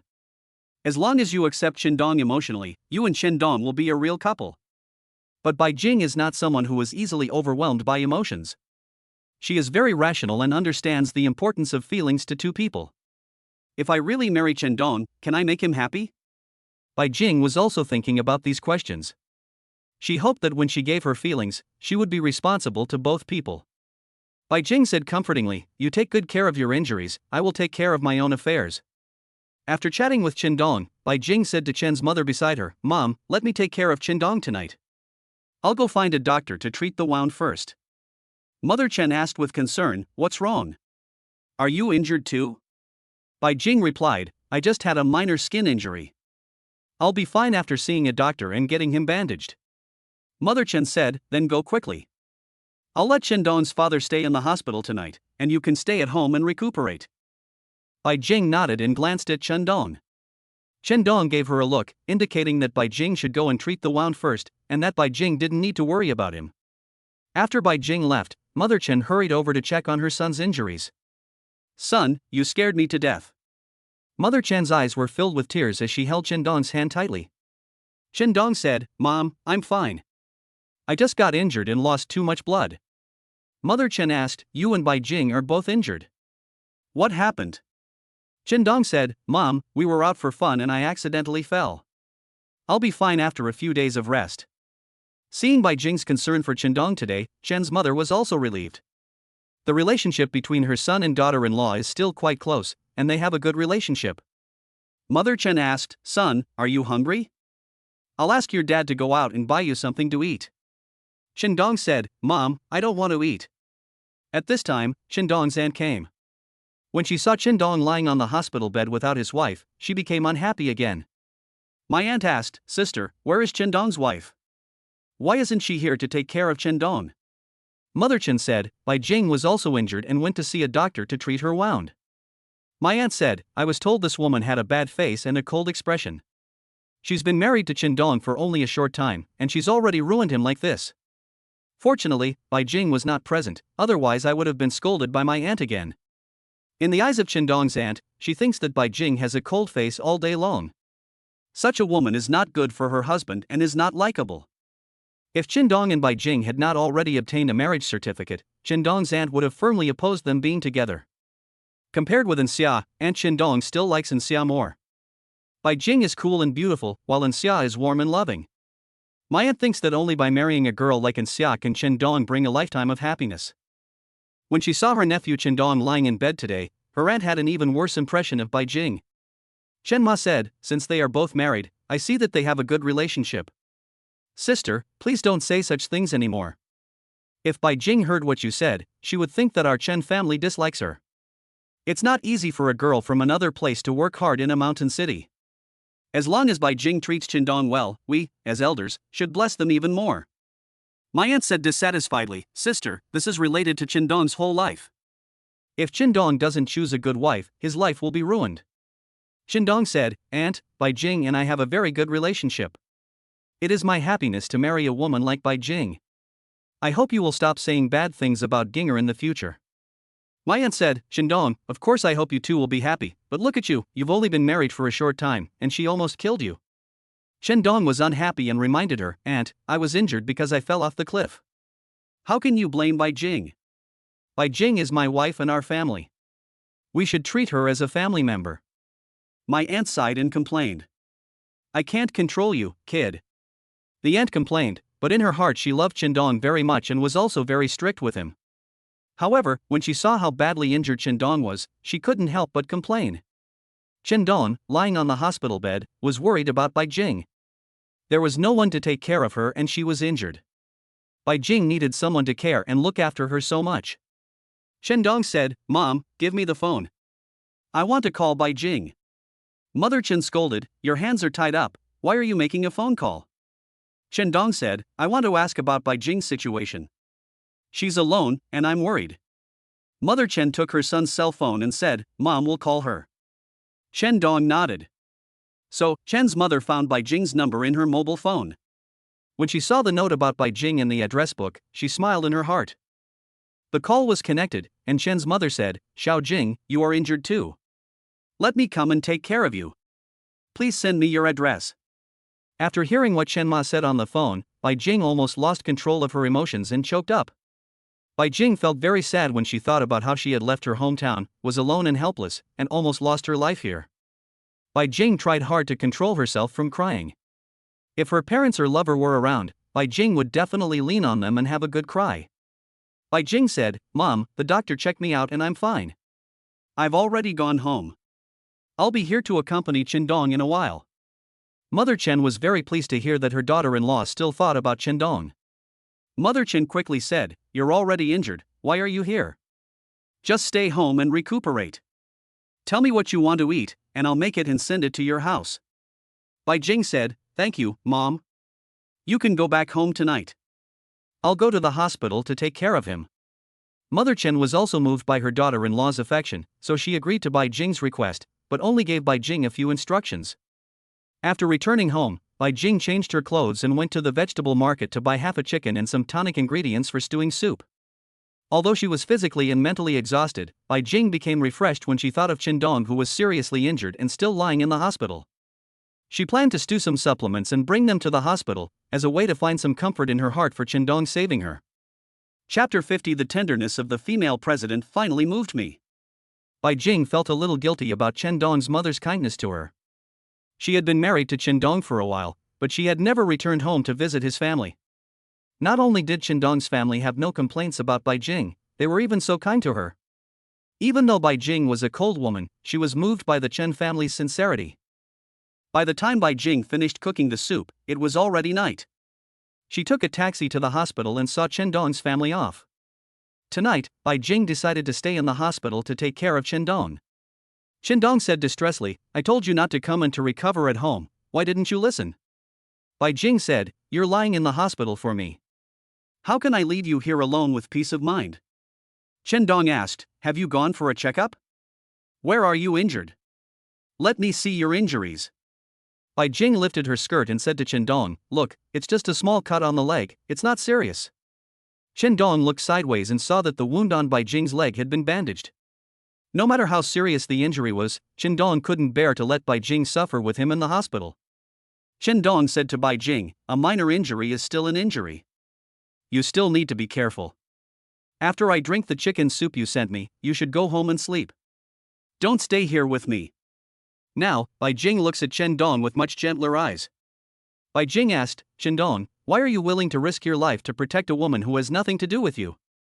Qindong smiled and said, You are my wife, the most important person in my life. Even if I lose my life, I will protect you. Bai Jing was so moved that she cursed, "You are such a fool." When Bai Jing scolded Qindong with these words, her tone and mood were different from usual. It didn't sound like she was blaming Qindong, but rather like she felt sorry for him. Bai Jing poured the stewed soup from the thermos cup, tasted the temperature with a spoon first, and when she felt the temperature was right, she scooped another spoonful and brought it to Qindong's mouth. This scene is full of warmth.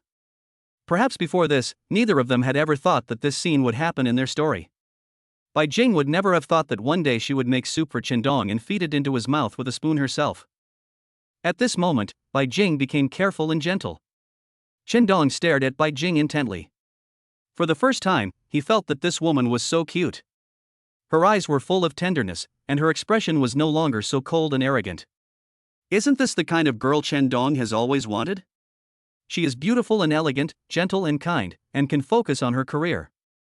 She is simply the most perfect goddess in any man's mind.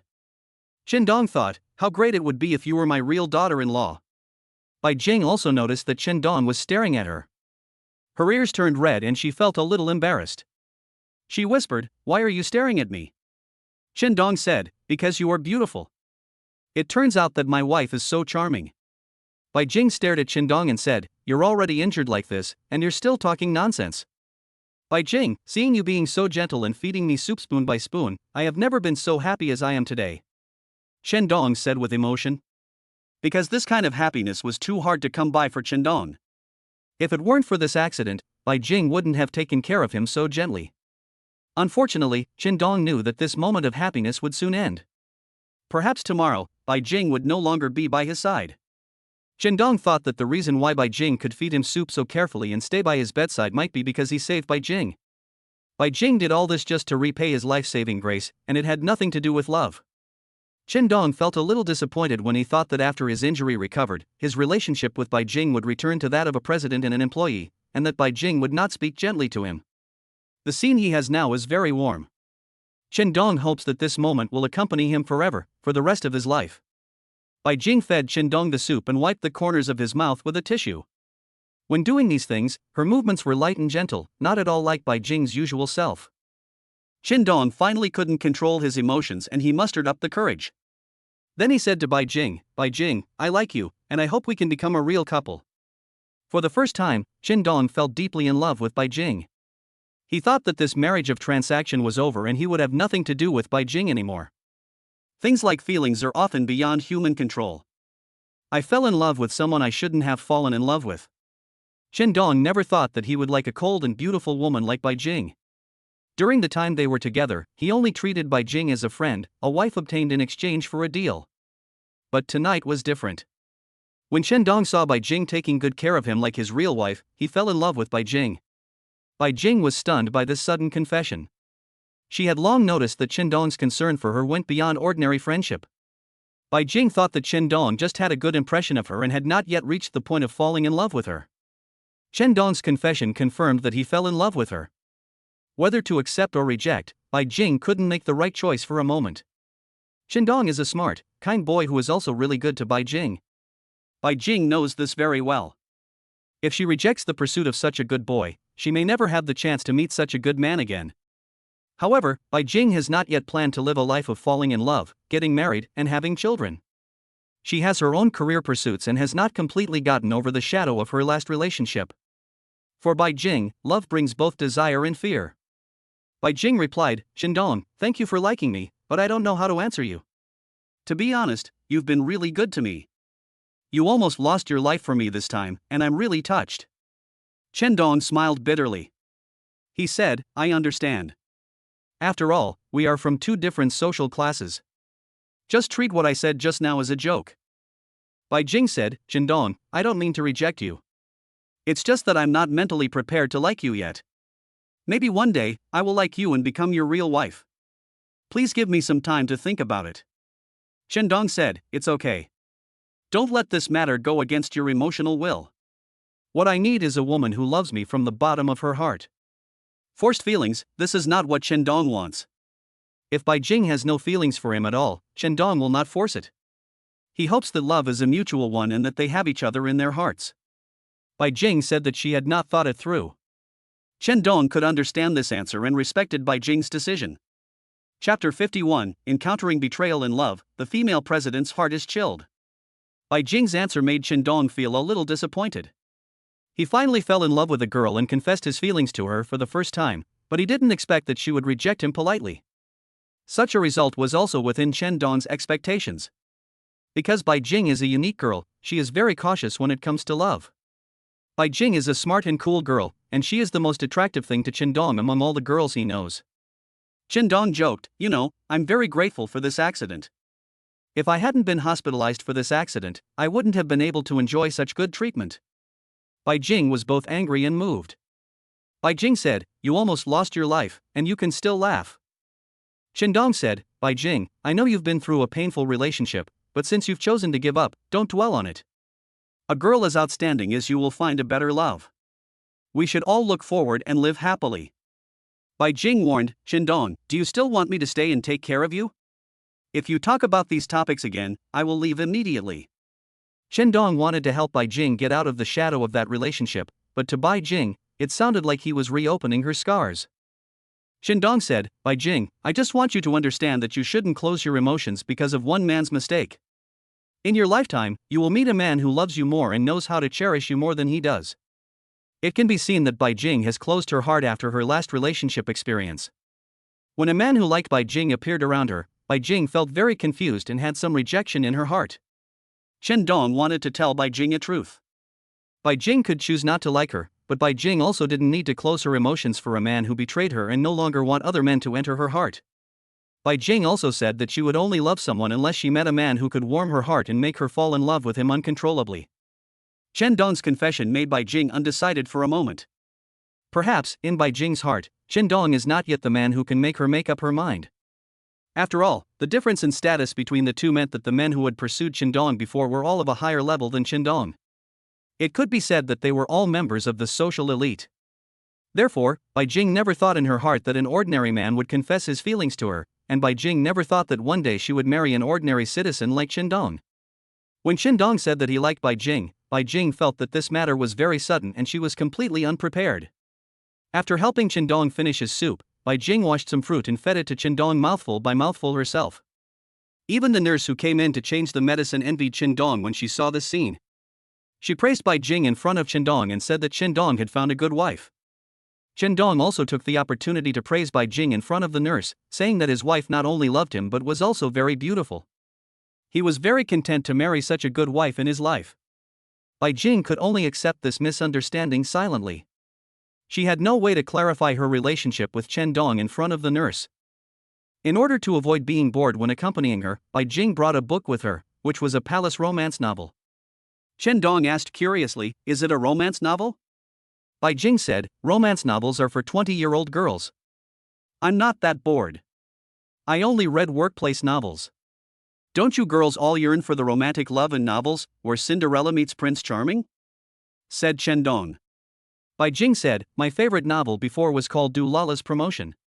I felt like I was Lala in the book. The heroine has an inspirational spirit. In order to provide Chen Dong with a good environment for recuperation, Bai Jing arranged a single bed for Chen Dong in advance. Chen Dong was the only patient in this ward. Bai Jing closed the door and read, and usually no one came to disturb her. When she felt tired of watching, she would get up and walk around the ward a few times to keep doing some exercise. It was soon 10 o'clock in the evening. Usually at this time, Bai Jing would have finished her makeup and gone to bed. Chen Dong also noticed that Bai Jing was feeling sleepy, so he said to her, Bai Jing, go home and rest. There are nurses on duty at night. I can call them when I need them. Bai Jing asked, why, don't you want to see me? Chen Dong said, I want to see you every moment, but I can't bear to see you suffer here. You should go back. Bai Jing said, do you think I can sleep peacefully after I go home if I leave you alone in the hospital? Chen Dong knew that he couldn't convince Bai Jing, so he said to her, if you want to stay in the hospital overnight, you can ask the nurse to find you a bed.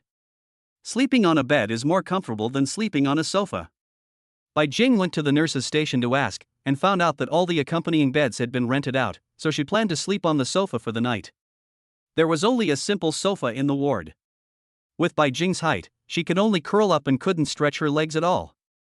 If you wake up from sleeping like this, you will probably feel sore all over. Dong couldn't bear to let Bai Jing suffer like this. Fortunately, the bed in the single ward is spacious enough to accommodate 2 people. Dong said, "If you don't mind, sleep next to me." Bai Jing said hurriedly, "I'm used to sleeping alone, usually on the sofa. If I sleep next to you and touch your wound, it will be even more troublesome." In fact, Bai Jing was also looking for a reason to reject Dong's kindness. Dong couldn't force such a thing. Dong's original intention was good, but as a woman, Bai Jing might misunderstand that Dong had ulterior motives. Dong had no choice but to say, "If you're not comfortable sleeping on the sofa, come sleep on the bed. I'm injured like this, are you still worried that I might do something bad to you?" Bai Jing said, "I'm not worried about myself, I'm worried about you. How can you sleep peacefully tonight with such a beautiful woman sleeping next to you? In order to let you recover well, I have to overcome some difficulties."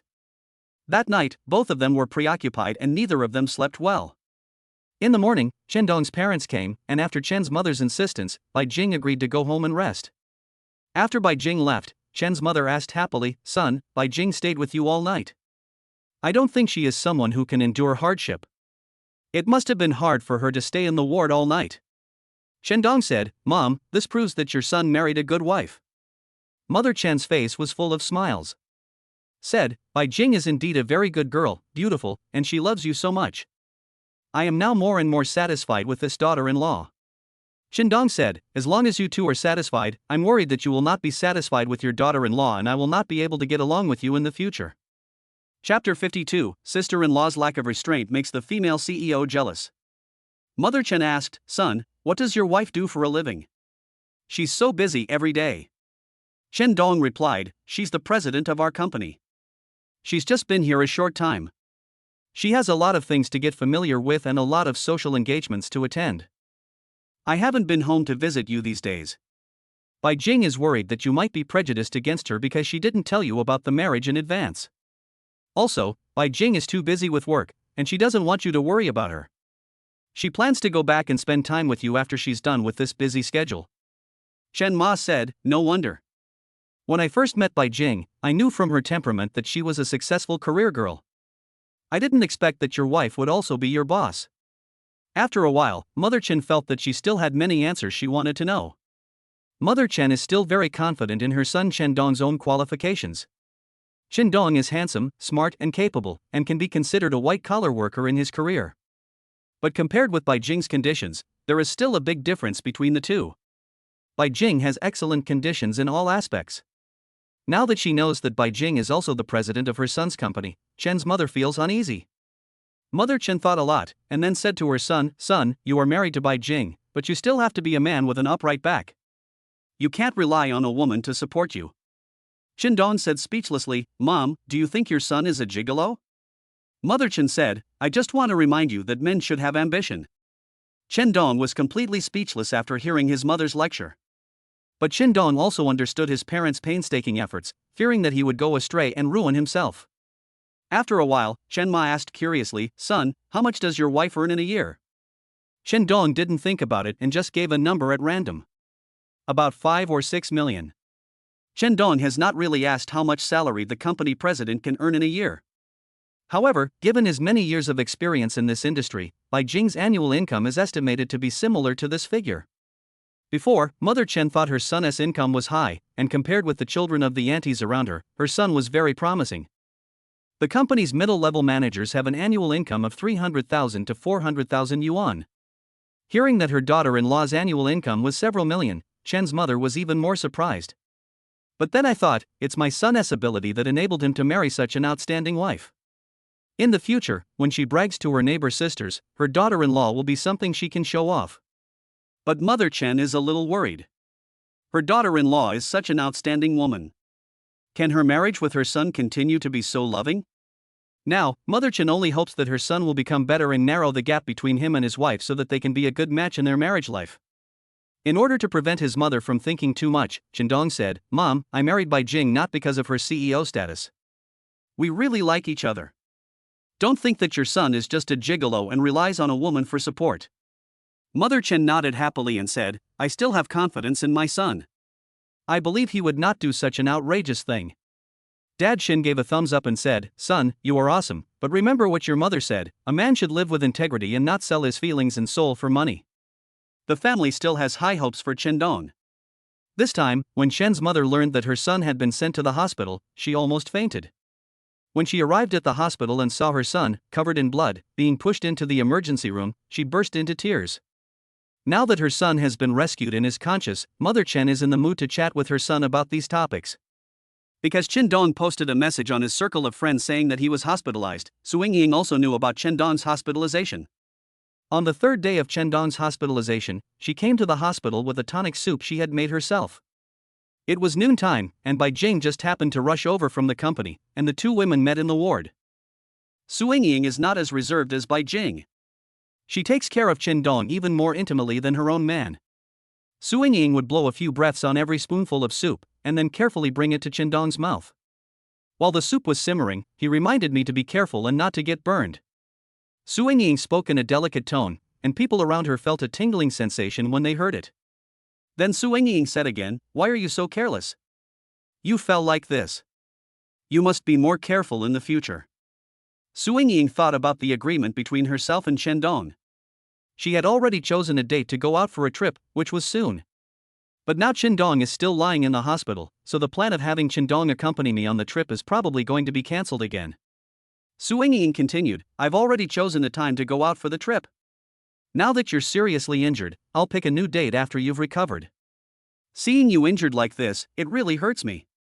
Chendong, I hope you didn't hurt any vital parts of your body." Su Ying didn't care at all that Bai Jing was present, and all she talked about was how close her relationship with Chendong was. Finally, he was even more concerned about whether Chendong's vital parts were damaged. The vital part that Su Ying mentioned is of course the root of a man, and what she was referring to was also this part of a man. But Bai Jing, who was standing by, felt very unhappy when she heard this. What is the relationship between this woman and Chendong? Is Chendong just such a man, with countless women around him? Bai Jing thought about how Chendong had confessed his true feelings to her a day ago, and she felt that this was such a disgusting thing. How could Chendong be so shameless? Seeing this woman being ambiguous in front of Chendong, Bai Jing really couldn't stand it anymore. Usually at noon, Bai Jing would take a break in the office. But in order to come to the hospital to accompany Chendong, Bai Jing gave up her nap. As a result, such a charming woman came, which really ruined Bai Jing's mood. Bai Jing said, "Chendong, someone is here to take care of you. I'll go back to work and wait for you to recover and be discharged from the hospital as soon as possible." Chendong felt that Bai Jing was jealous, and quickly gave Su Ying a look. He whispered to Su Ying, "Sister-in-law." Su Ying immediately understood that the woman in the ward must have a relationship with Chendong, and she also understood that the hint Chendong gave her was to let her keep Bai Jing. However, Su Ying did not explain to Bai Jing her jealousy as a woman, but instead wanted to show it off in front of Bai Jing. Su Ying said to Bai Jing, "Sister, just go back to work with peace of mind. I'll be with Chendong in the hospital and I'll take good care of him." Bai Jing said coldly, "That's good." Then he said to Chendong, "Chendong, after your injury is healed, come back to work as soon as possible." The tone suddenly became cold, and he no longer had the sweet words to Chendong as before, instead appearing indifferent and heartless. Chendong hurriedly shouted, "Bai Jing, I haven't introduced her to you yet. This is my sister-in-law." Chendong hopes to let Bai Jing know that the woman in the ward is his sister-in-law, so as to eliminate the misunderstanding in Bai Jing's mind, because Chendong has already felt that Bai Jing is angry and her attitude towards him has changed. Bai Jing is a woman who is used to being aloof and cold, so how could she tolerate such humiliation? Chapter 53, Two women are jealous, and the beautiful CEO leaves angrily. Even if this woman is Chendong's sister-in-law, Su Ying was so frivolous in front of Chendong just now. In Bai Jing's opinion, this also means that Chendong and this woman have a too close relationship. The man Bai Jing wants to love has a pure soul and cannot betray her emotionally. This betrayal is not only physical, but also spiritual. Bai Jing couldn't accept psychologically that a charming woman had such an intimate relationship with Chendong. Chendong's words did not keep Bai Jing. She didn't even look back at Chendong, then left the ward with her bag. Seeing Bai Jing leave, Su Ying was secretly happy in her heart, and then began to tease Chendong. Su Ying put her hand on Chendong's thigh and rubbed it. He asked, "That beautiful lady is your girlfriend, right? She is so pretty." Chendong said, "Sister-in-law, you came at a really bad time. She's jealous of how nice you are to me, and I don't know how to explain it to her. Su Ying smiled charmingly and said, "Don't worry, if she really loves you, she won't choose to leave you because of a few words from me." Seeing you hurt like this, your sister-in-law is really distressed. From Su Ying's eyes, it was indeed full of heartache for Qindong. She gently stroked the wound that Qindong had bandaged with her hand. Su Ying put her head close to Qindong's ear and hinted, "When your injuries are all healed, your sister-in-law will compensate you well." Qindong was well aware of this obvious provocation. Qindong asked, "Sister-in-law, brother one hasn't come back yet?" Su Ying said disdainfully, "What's the point of him coming back? He doesn't care about me." "Qindong, don't look at my sister-in-law who looks so happy every day. In fact, she is suffering in her heart." Qindong looked at the beauty in front of him and sighed in his heart, "What a pity, such a beautiful woman was kept at home by Huang Wentai as a widow." Su Ying asked again, "Qindong, can you understand your sister-in-law's heart?" Qindong nodded and said, "Sister-in-law, I understand. Regardless of whether they are men or women, they all need the company of their family." "You still understand me?" Su Ying said in a coquettish manner. If Qindong was not injured now, Su Ying would really throw herself on Qindong, then hug this man tightly, looking for a little comfort in him. Su Ying's lonely heart needs someone to fill it. Even if she was just chatting with Qindong in the ward and looking at the man in front of her, Su Ying felt very satisfied in her heart. For her, the nights alone were too lonely. The loneliness made Su Ying a little depressed. Qindong suggested, "Sister-in-law, you should find a job. A job can enrich your life. You can find an easier job. The salary is not important." Su Ying asked excitedly, "Does your company still need me? I will go to your company and be your assistant." This request stumped Qindong. How could Bai Jing agree to let Su Ying go to Bomai Media? The two women were at loggerheads the first time they met. If the company wants to hire a new employee, Bai Jing will have to sign in the end. Qindong said, "Sister-in-law, I work in advertising and marketing. I'm often out and about visiting clients, exposed to the wind and sun. How can a delicate woman like you endure such hardships? I'm not afraid of hard work. You can help me get familiar with the situation for a while. I will definitely become your capable assistant in the future. Marketing is all about public relations with clients. As long as I, Su Ying, take action, I can conquer any client, no matter how difficult it is." Su Ying's statement further strengthened her determination to go to Bomai Media Company. But Qindong knew that Su Ying had been idle at home for many years and had long developed the temperament of a spoiled wife. Qindong didn't want to have a burden around him. If Su Ying gets upset at work, Qindong will eventually have to coax her, which is a thankless task. Qindong thought of a friend who opened a clothing store, which would be very suitable for Su Ying. "The job is easy and I can dress myself up beautifully every day, but I don't know if Su Ying can bear the hardship." Qindong said, "Sister-in-law, I have a friend who opened a clothing store. You can go and sell clothes there. This job is very suitable for you." Su Ying said, "I don't like staying in the same place and standing for a whole day every day." Thinking that Su Ying was a dance teacher before, Qindong suggested, "Sister-in-law, you used to be a dance teacher, why don't you find a job as a dance teacher? You put so much into learning dance, and now you have to give up all your years of hard work. What a shame." These words really touched Su Ying's heart. When she gave up her job as a dance teacher and went home to be a full-time housewife, Su Ying hesitated. Finally, under Huang Taiwan's persuasion, Su Ying made up her mind to resign and go home to give birth and raise her child.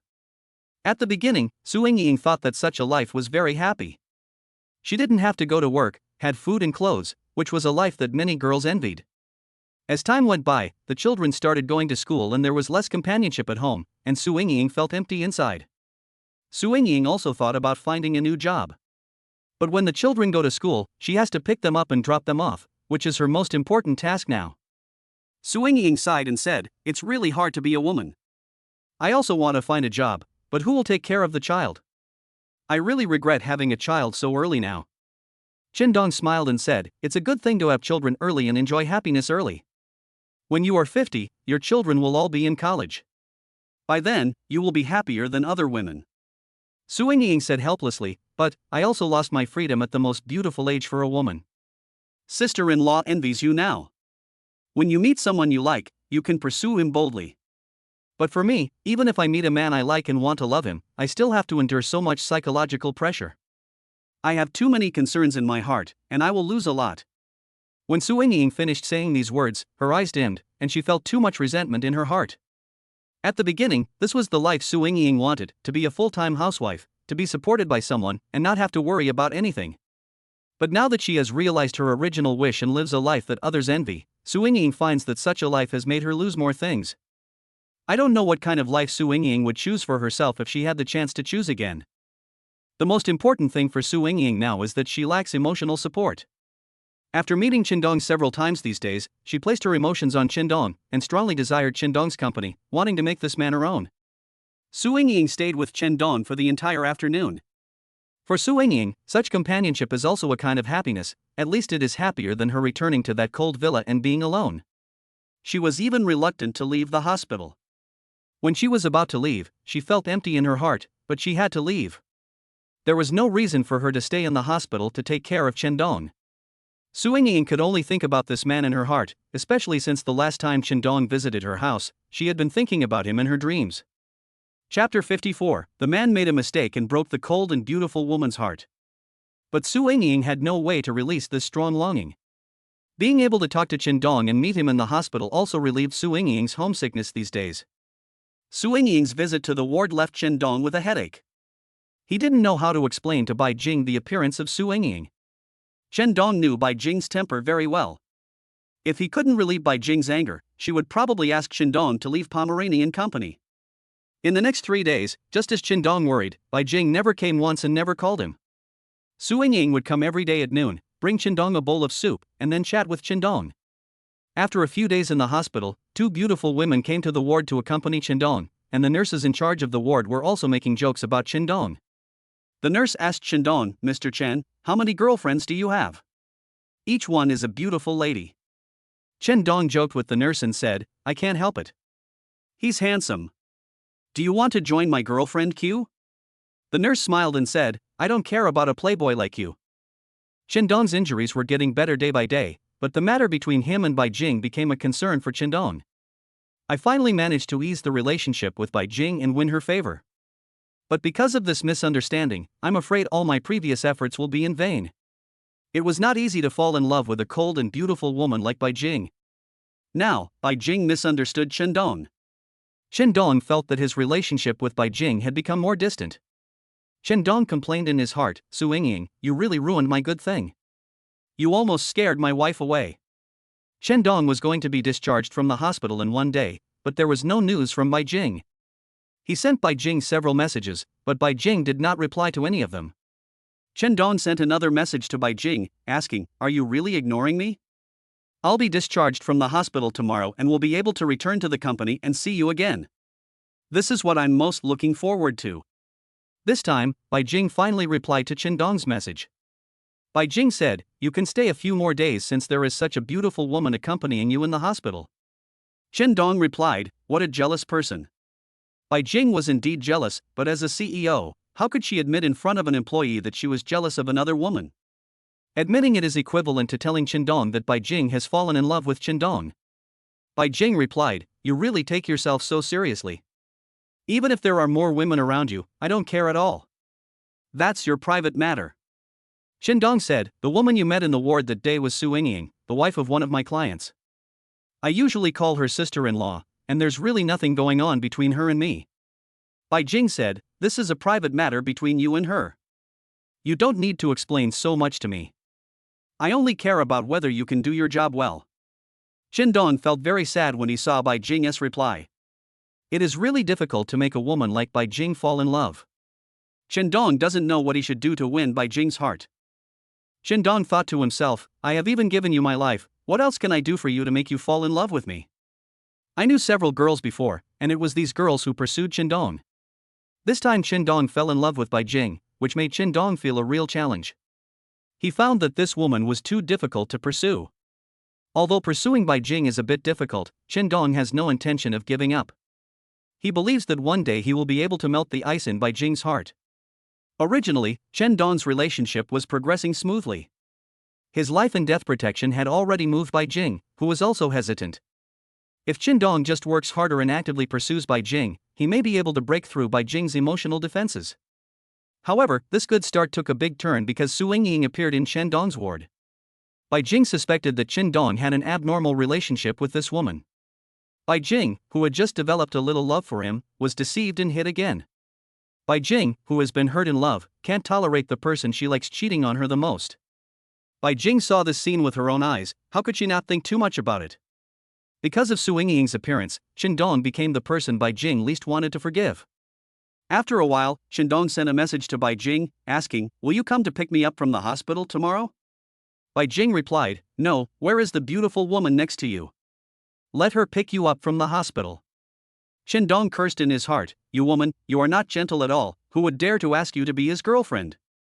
But it was such a woman who fascinated Qin Dong. Qin Dong, who finds it difficult to develop real feelings for a woman, this time, just starts to like Bai Jing, a cold and arrogant woman. Qin Dong initially agreed to sign a marriage agreement with Bai Jing just because he thought this girl was fun and he could use Bai Jing as a shield so that his family would stop urging him to go on blind dates. Qin Dong would never have thought that this momentary curiosity would make him fall in love with Bai Jing.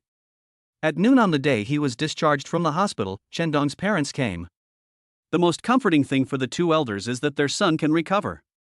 Qin Dong looked towards the door several times, but the figure he was expecting still did not appear.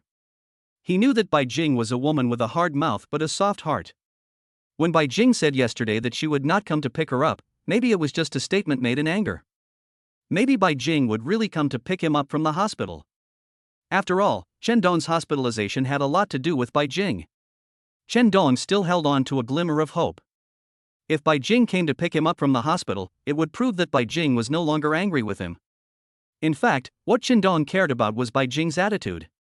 He wanted to know what Bai Jing was thinking. Qin Dong was about to leave the ward and go home, but he was really reluctant to leave. He remembered the first day he was admitted to the hospital, when Bai Jing brought him some tonic soup and took care of him, and stayed with him in the ward for the whole night.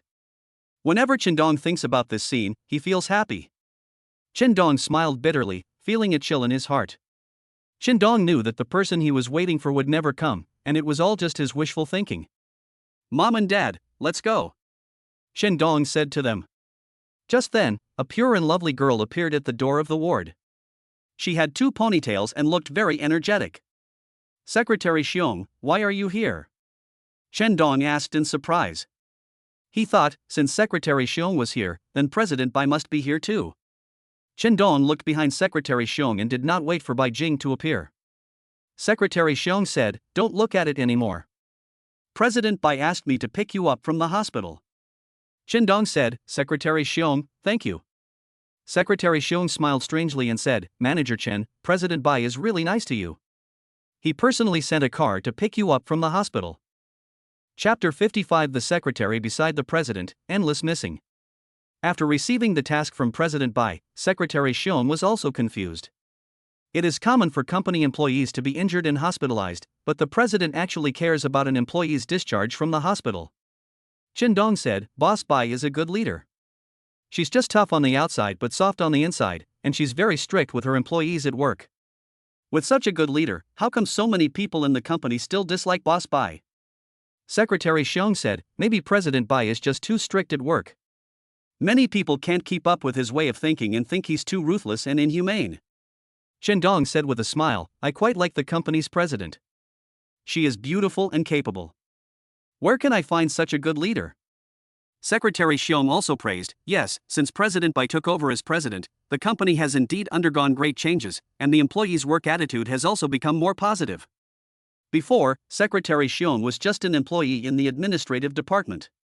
After Bai Jing was transferred to the position of president of the company, on the first day of the meeting, because of a small incident in the middle, she discovered that Xiong Yun was efficient and meticulous. The next day, Xiong Yun was appointed secretary of the president's office. After being appointed as secretary, Xiong Yun did not disappoint President Bai at work. She became Bai Jing's right-hand man and was deeply loved by President Bai.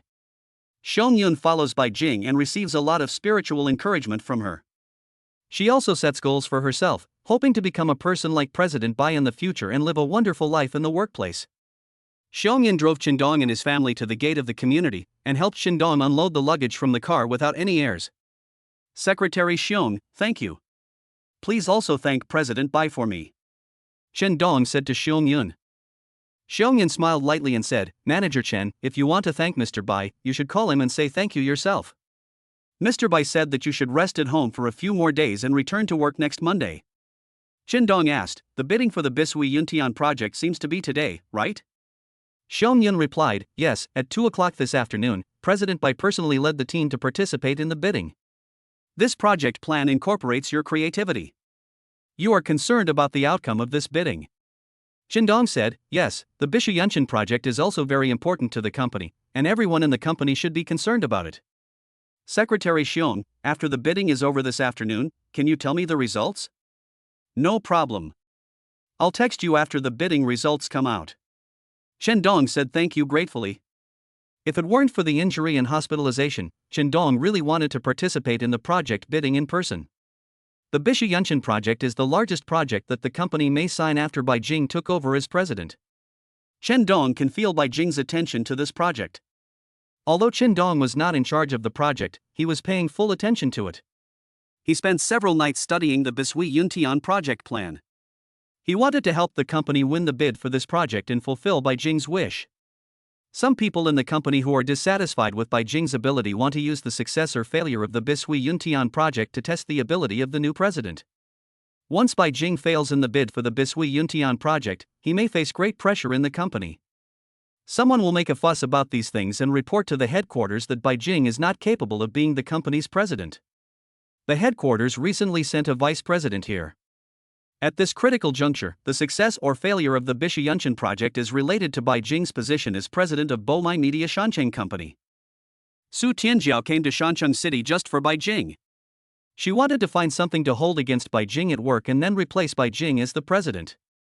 The person who supported Su Tianjiao to come to Shancheng naturally also took a fancy to the market prospects of Shancheng and wanted to use the weight of the Shancheng branch in the headquarters to consolidate his position in the group.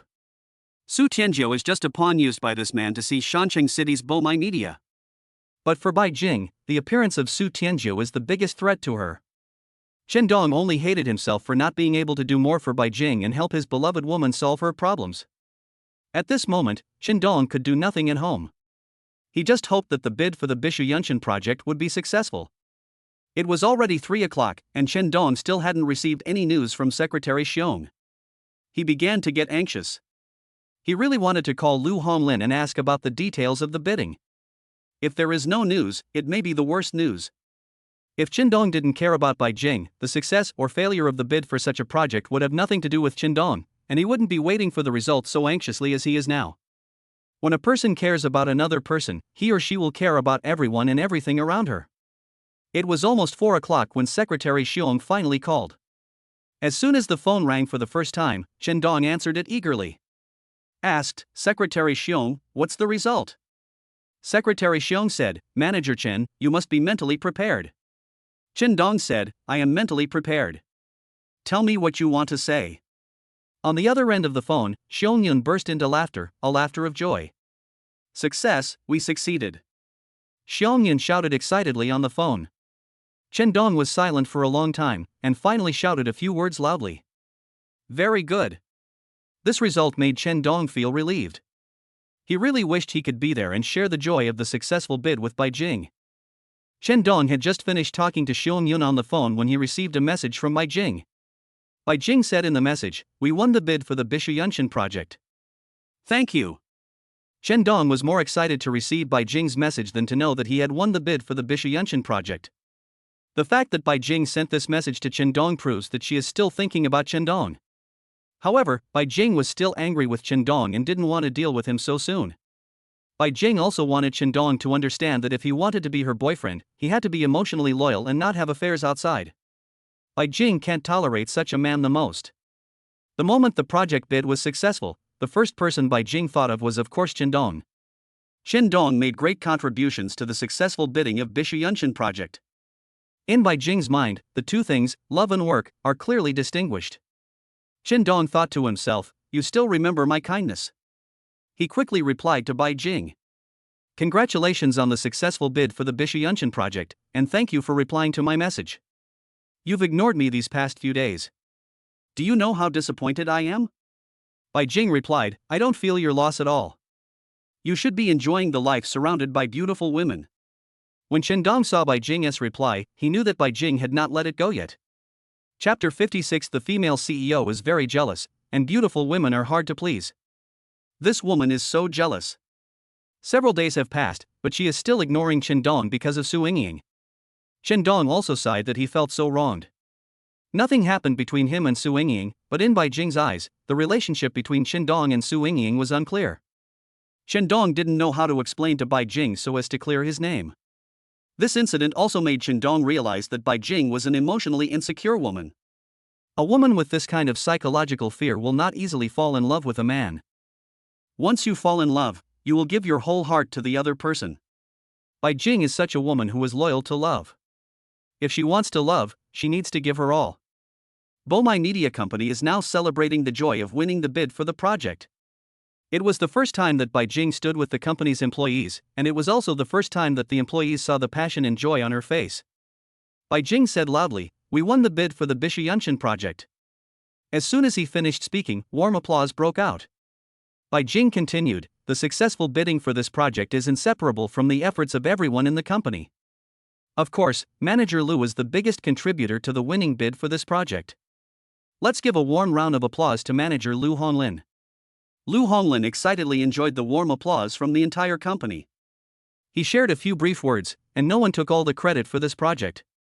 In front of all his colleagues, he said, "It's a pity that one of the most important contributors to today's joy couldn't be here. He's our new colleague, Chen Dong." This Hui Yuntian's project planning incorporated some of Chen Dong's creative ideas. Without his valuable suggestions, we might not have had a chance of success in this bid. Lu Honglin finally said, "I hope Chen Dong can also see such an exciting scene." After saying that, Lu Honglin connected with Chen Dong on a video call. Lu Honglin shouted to Chen Dong in the camera, "Chen Dong, get well soon. We will wait for you to come back and celebrate together." Chen Dong said, "Manager Lu, congratulations." Lu Honglin smiled and said, "Chen Dong, it should be congratulations to both of us. Without you, my previous plan might not have been successful. We are all waiting for you to recover and return so that we can have a celebratory drink together." Chen Dong looked at Bai Jing in the crowd and saw the relief on her face, as well as the joy in Bai Jing's heart at the moment.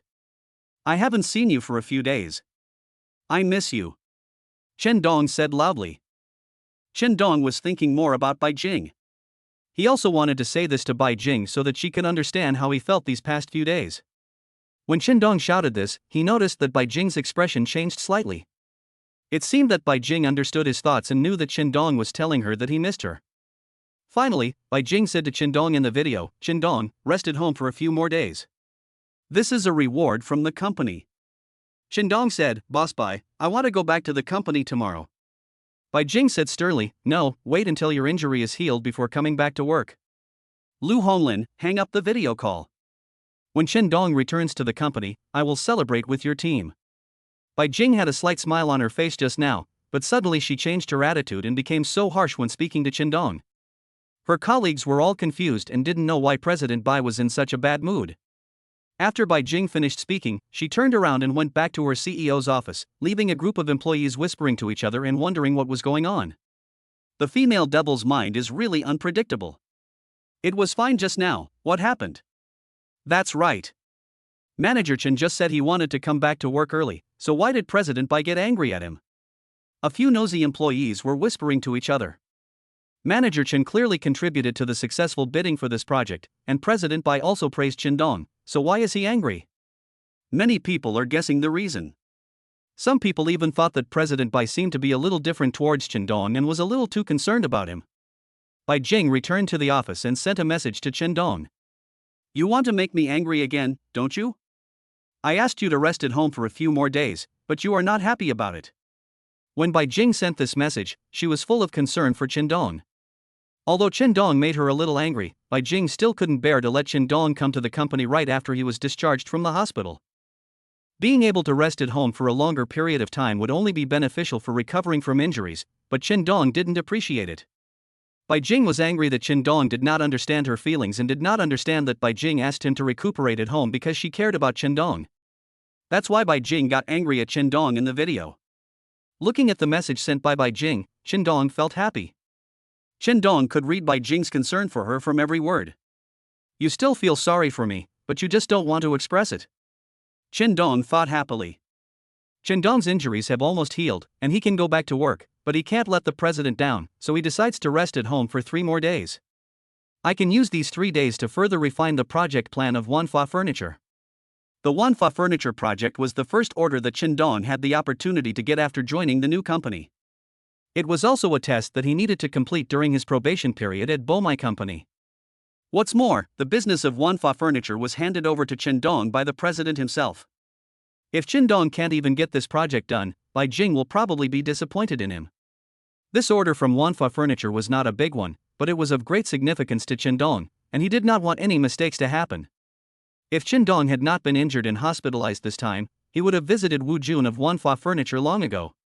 The last time he went to manhwa furniture, he had already established a relationship with Manager Yu from the marketing department, and Dong has never stopped contacting Manager Yu. During this period, Dong collected some of Manager Yu's ideas about the National Day activities through chatting with him. Dong also expressed some of his ideas without hiding anything and communicated with Manager Yu. The two were very satisfied with some of the creative exchanges in their conversation. Manager Yu is also looking forward to Dong coming up with an innovative plan to ensure that manhwa furniture achieves a new breakthrough in its National Day promotion activities. What Dong is worried about now is whether Wu Jun can pass this level.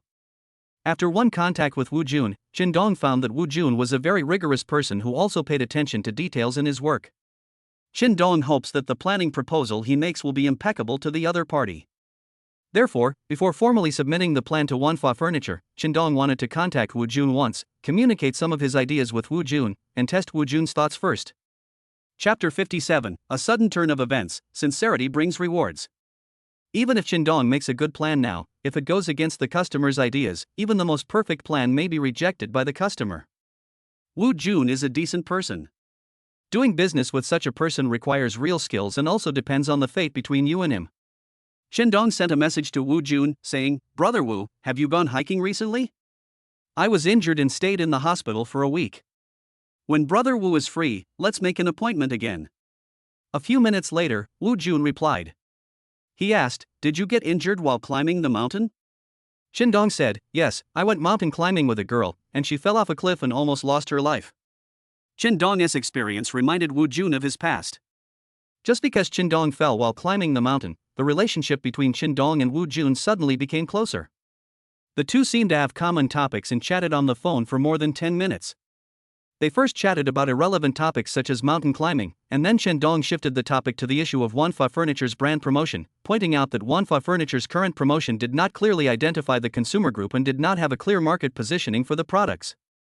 Dong found several previous advertisements of manhwa furniture and analyzed them. He then pointed out the problems in the advertisement and hit the nail on the head, which won Wu Jun's approval. Wu Jun said Dong is more professional than professionals. Dong smiled and said to Wu Jun, "I am a professional and have been engaged in advertising and marketing for many years." Afterwards, Dong sent a business card to Wu Jun. Wu Jun replied with a message, saying, "People from big companies are different. They have a unique vision and can pinpoint the problems our company has faced in marketing over the years." Dong knew that it was time to tell Wu Junming about his thoughts. manhwa Furniture's National Day promotion is a project that Dong must win. Now he and Wu Jun also talked about the manhwa furniture advertising project, so Dong suggested to Wu Jun that manhwa furniture could give Bomai Media a chance to cooperate. Wu Jun and Dong hit it off, and he felt Dong was smart and had ideas. Just as manhwa furniture was planning a promotion for the National Day holiday, Wu Jun wanted to get Bomai Media involved. Wu Jun said, "The National Day promotion for manhwa furniture can be handed over to Bomai Media, but I have one condition." Dong asked excitedly, "Boss Wu, what are the conditions?" Wu Jun said, "We need you to be in charge of the National Day promotion activities for manhwa furniture." Dong thought it was some harsh condition, but after hearing what Wu Jun said, Dong breathed a sigh of relief. Letting him take charge of the project personally is exactly what Dong wants. He must complete the manhwa furniture project perfectly, as this is his chance to gain a foothold in Bomai Media. Dong quickly replied, "Boss Wu, I will be personally responsible for this project and will follow up on it throughout. I guarantee that I will not let you down." Wu Jun said, "Okay, our cooperation will begin with the National Day promotion. As long as this event achieves satisfactory results, we can work closely together in the future." Dong replied gratefully, "Mr. Wu, thank you for giving me this opportunity." Wu Jun said, "I feel relieved to let you be responsible for planning our company's National Day promotion. During the 3 days of recuperation at home, Qindong was very happy to have settled the matter with Wu Jun of Wanfa Furniture. It was time to go to work the next day, and he really missed Bai Jing. Staying at home these days, Qindong's mind was full of Bai Jing's shadow. He also called Bai Jing several times, but Bai Jing always used work as an excuse and didn't say a word to Qindong. Apart from normal work conversations, Bai Jing was unwilling to talk to Qindong about the topic of feelings. Before leaving for the company in the morning, Qindong called to order a bouquet of roses and asked the florist to deliver it directly to the office of the president of Bomai Media. Qindong tried his best to regain Bai Jing's trust in him. Qindong didn't want Bai Jing to continue to misunderstand what happened between him and Su Yingying. Otherwise, with Bai Jing's temper, their relationship would never have a chance to develop further. Only by letting Bai Jing truly see that Qindong loves her wholeheartedly. As soon as Qindong arrived at the office, a female colleague came over with a big bouquet of lilies. Everyone else in the office watched quietly. The female colleague walked up to Qindong and handed him the flowers. "Qindong, I like you," the female colleague said loudly. Qindong was stunned, completely bewildered. He had just returned from a few days in the hospital, and out of nowhere, a female colleague had fallen for him. This shouldn't have happened. Before Qindong could react, a group of people in the office suddenly burst into laughter. The female colleague who sent the flowers also smiled and said, "Qindong, I was kidding. These are your colleagues welcoming you back and wishing you a good recovery." He was just a newcomer, but he was accepted by his colleagues in such a short time. Qindong was very moved by the scene in front of him. Qindong knew that the applause from his colleagues and the bouquet of flowers welcoming him proved that he had integrated into this circle, and his colleagues began to treat him as a friend. Qindong was almost moved to tears by this heartwarming scene. This reminded Qindong of his previous company. In all his years there, he had never witnessed such a heartwarming scene. In the same office, colleagues were always scheming against each other, comparing themselves to each other and competing with each other, and even talking bad about each other behind their backs. Qindong smiled and said, "I thought I was lucky in love, but it turned out to be just a misunderstanding." The female colleague who sent the flowers was also single. Taking advantage of the current atmosphere, she played another joke on Qindong. The female colleague asked with a smile, "Qindong, do you want me to fall in love with you?" Qindong said with a wicked smile, "You are so beautiful, all the single men in the office are thinking about you, how can I have a chance?" The female colleague said, "You haven't even tried, how do you know you don't have a chance?" Qindong said, "I have a girlfriend, so I'd better give the opportunity to other single men. Thank you for the flowers you sent." After a while, Bai Jing passed by the door and saw a group of people surrounding Qindong, who was holding a large bouquet of flowers in his hand. Bai Jing walked to the door. He asked loudly, "It's 9 o'clock. Aren't you ready for work yet? Don't you have anything to do?" Everyone turned around and saw the witch Bai Jing standing at the door. They were frightened and ran back to their seats. "Qindong, come to my office," Bai Jing shouted. The colleagues' eyes returned to Qindong again, and they all began to worry for him. It is definitely not a good thing if the witch president calls him to the office. I am afraid that Qindong will be criticized again if he is called over. A colleague sitting next to Qindong said, "Qindong, we're sorry. We got you into trouble. We were so excited to see you recover, but we didn't expect the witch to come so early." Chapter 58, Something Exciting in the Female President's Office. Qindong smiled and said, "Witch Bai Jing always comes to work on time and would never make her CEO status special." The colleague whispered, "I'll tell you a survival trick. When the witch scolds you, just lower your head and say nothing. Once she calms down, you'll be free." This colleague's words almost made Qindong laugh to death. Could it be that in the eyes of these employees, the witch Bai Jing is really like a tiger or a wild beast, making everyone afraid of her? Based on Qindong's understanding of Bai Jing, even at work, the witch president would not lose her temper at others for no reason. Bai Jing would usually scold employees only when they were negligent at work or made serious mistakes at work. Bai Jing will still speak gently to employees who work hard and complete their tasks excellently, and give them spiritual and material encouragement. Qindong never thought this woman was scary from the beginning. These people think that Bai Jing is a cold-blooded and ruthless witch because they have not really understood Bai Jing and only see her cold, arrogant, and heartless side. In fact, Bai Jing is a kind-hearted woman who longs to be cared for. Bai Jing's inner world is very lonely. She could only overcome her lonely emotional world by portraying herself as cold, elegant, and arrogant. When Chen Dong stood up and left, preparing to go to the president's office, his colleagues watched him leave, feeling a sense of sadness as if the wind was whistling and the Yi River was cold. Chen Dong disagreed. In his eyes, going to Bai Jing's office was not scary at all. Instead, it was a happy thing. Although Chen Dong and Bai Jing work in the same company, it is difficult for them to meet in a day. Only by going to the president's office did Chen Dong have the opportunity to look at Bai Jing more, say a few heartwarming words to Bai Jing, and enjoy the world of two people between husband and wife. When I arrived at the president's office, like everyone else, I would knock on the door first. If you push the door open directly, there will be only one outcome: being scolded by the female president. Get out! Don't you know to knock on the door first? No one dared to walk into the president's office without knocking. This was the authority Bai Jing had established in front of the employees. As long as it is during working hours, no one can challenge the president's authority. But after Chen Dong arrived at Bai Jing's office, the treatment he enjoyed was completely different from that of other colleagues. He could hold his head high and chest out in front of Bai Jing and maintain the same posture as Bai Jing. When other people in the company came to the president's office, at least in terms of mentality, they could not be on the same level of conversation as Bai Jing. In this president's office, Chen Dong can communicate with Bai Jing without any worries. This is the only privilege Chen Dong enjoys as Bai Jing's husband.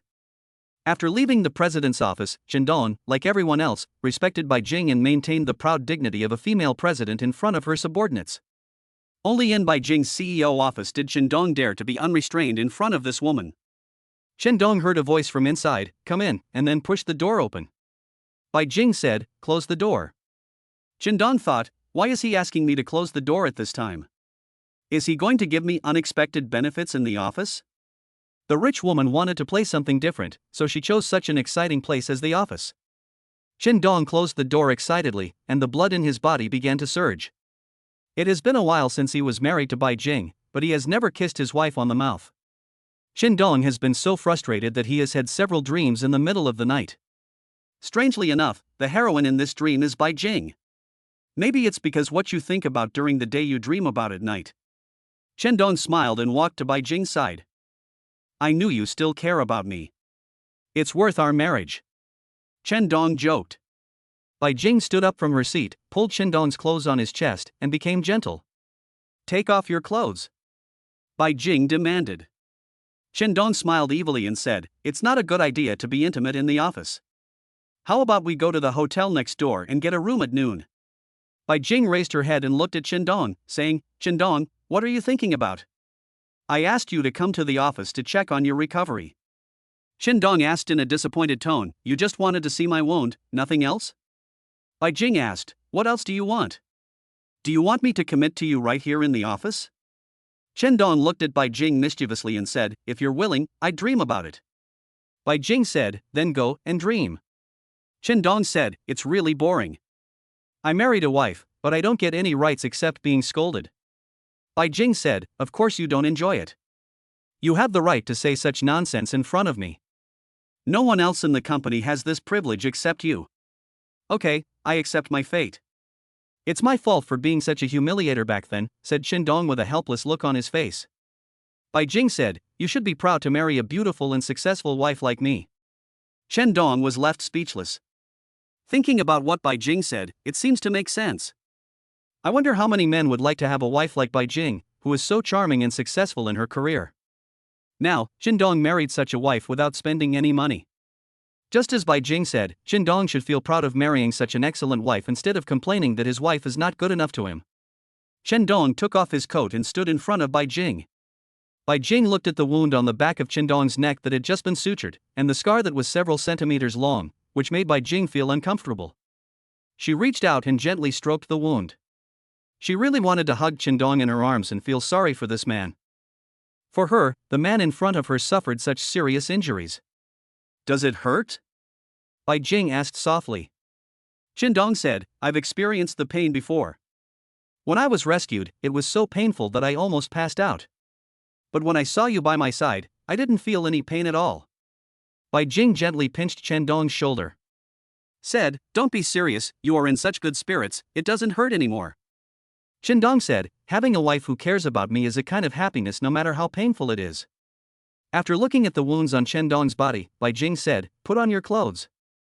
I'll go out to dinner with you tonight. Qindong said, after dinner, we can go see a movie. I was alone before and haven't been to the cinema in many years. Bai Jing snorted coldly and said, you have so many women around you. I don't believe you haven't accompanied them to the movies. Whenever Bai Jing thought of Su Yingying, whom she met in the hospital, she felt uncomfortable and thought that Qindong was a playboy who was entangled with many women. Qindong wanted to hold Bai Jing's hand and coax her, but Bai Jing pushed Qindong's hand away. Bai Jing reminded him, Qindong, don't push your luck. This is in the office. What do you want to do? Qindong said, I just want to hug my wife and be intimate with her. Chapter 59 Roses plus Love Letters. The female CEO does not understand love. Bai Jing pursed her lips and said, I'm not your wife. Qindong said, don't deny it. We are a legally protected couple. You are my, Qindong's, legitimate wife. You can't deny it even if you want to. What's going on? Are you crazy about wanting a wife? You're playing dirty with me. Although we have a marriage certificate, we have a contract. Don't default on your debt when it expires. Qindong laughed and said, your words remind me that I might really default on my debt and let you be my wife for life. Bai Jing said tenderly, you are so shameless. Qindong said, it doesn't seem shameful to be shameless in front of your wife. The two were flirting when there was a knock on the door. Bai Jing quickly returned to her seat. Come in. The door was pushed open and the secretary came in with a big bouquet of roses in her hand. The gorgeous roses instantly filled the office with the scent of love. The secretary said, Boss Bai, someone sent you flowers. Bai Jing looked at the big bunch of beautiful roses, but she was not moved at all and didn't even take a second look at them. He said directly and coldly, take it out and ask. If no one needs it, throw it in the trash can. Qindong couldn't bear to see the flowers he spent hundreds of dollars to buy were going to be thrown away. The key point is that this flower represents his affection for Bai Jing. Qindong quickly said, Boss Bai, it would be a shame to throw away these flowers. You should accept them. It's a happy thing to be pursued by someone. It seems that this suitor is very thoughtful. Bai Jing said coldly, if you like it, just accept it. Qindong said, okay, I'll take them. Secretary Xiong, give me the flowers. I might meet a beautiful woman on my way home from get off work later, and this bouquet of roses might come in handy. Qindong's idea was to keep the bouquet of flowers from being thrown away, so he first rescued the flowers from Secretary Xiong's hands. Then, he gave the bouquet of flowers to Bai Jing in person. But Qindong's little trick ruined his good fortune. When Bai Jing heard that Qindong was going to give the flowers to other girls, she felt bad. Bai Jing said sternly, Secretary Xiong, take it out and throw it away. Qindong immediately snatched the rose from Secretary Xiong's hand. He said to Secretary Xiong, it would be a shame to throw it away. Secretary Xiong, give me this flower. Secretary Xiong had no choice. The rose had already fallen into Qindong's hands, so she had to leave the president's office. Qindong placed the roses on the desk and found a card among the flowers. Asked Bai Jing, there are still cards. Let me see who is trying to woo my wife. After Qindong took a look at the card, he said to Bai Jing, this suitor didn't leave his name. He signed it as the suitor of the cold and beautiful goddess. After saying that, Qindong placed the card in front of Bai Jing, wanting Bai Jing to also see the sentimental confession on the card. Bai Jing didn't even look at the sweet words on the card. After taking the card, she tore it into small pieces and threw it into the trash can at her feet. Qindong said, Boss Bai, if your suitor knew that his affection was wasted by you like this, he would be so heartbroken. It's boring. Writing love letters and sending roses are just little girls' games. Bai Jing said coldly.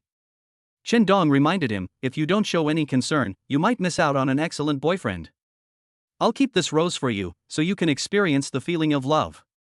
After saying that, Qindong moved the large bouquet of delicate roses to another place. She reminded him, don't throw it away.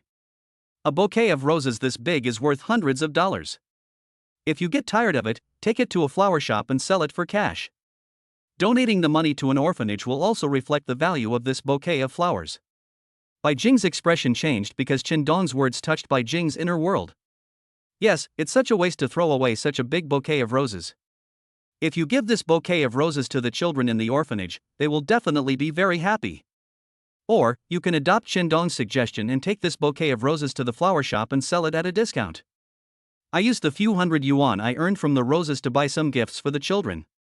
Bai Jing said, leave these roses here for now, You can go out now.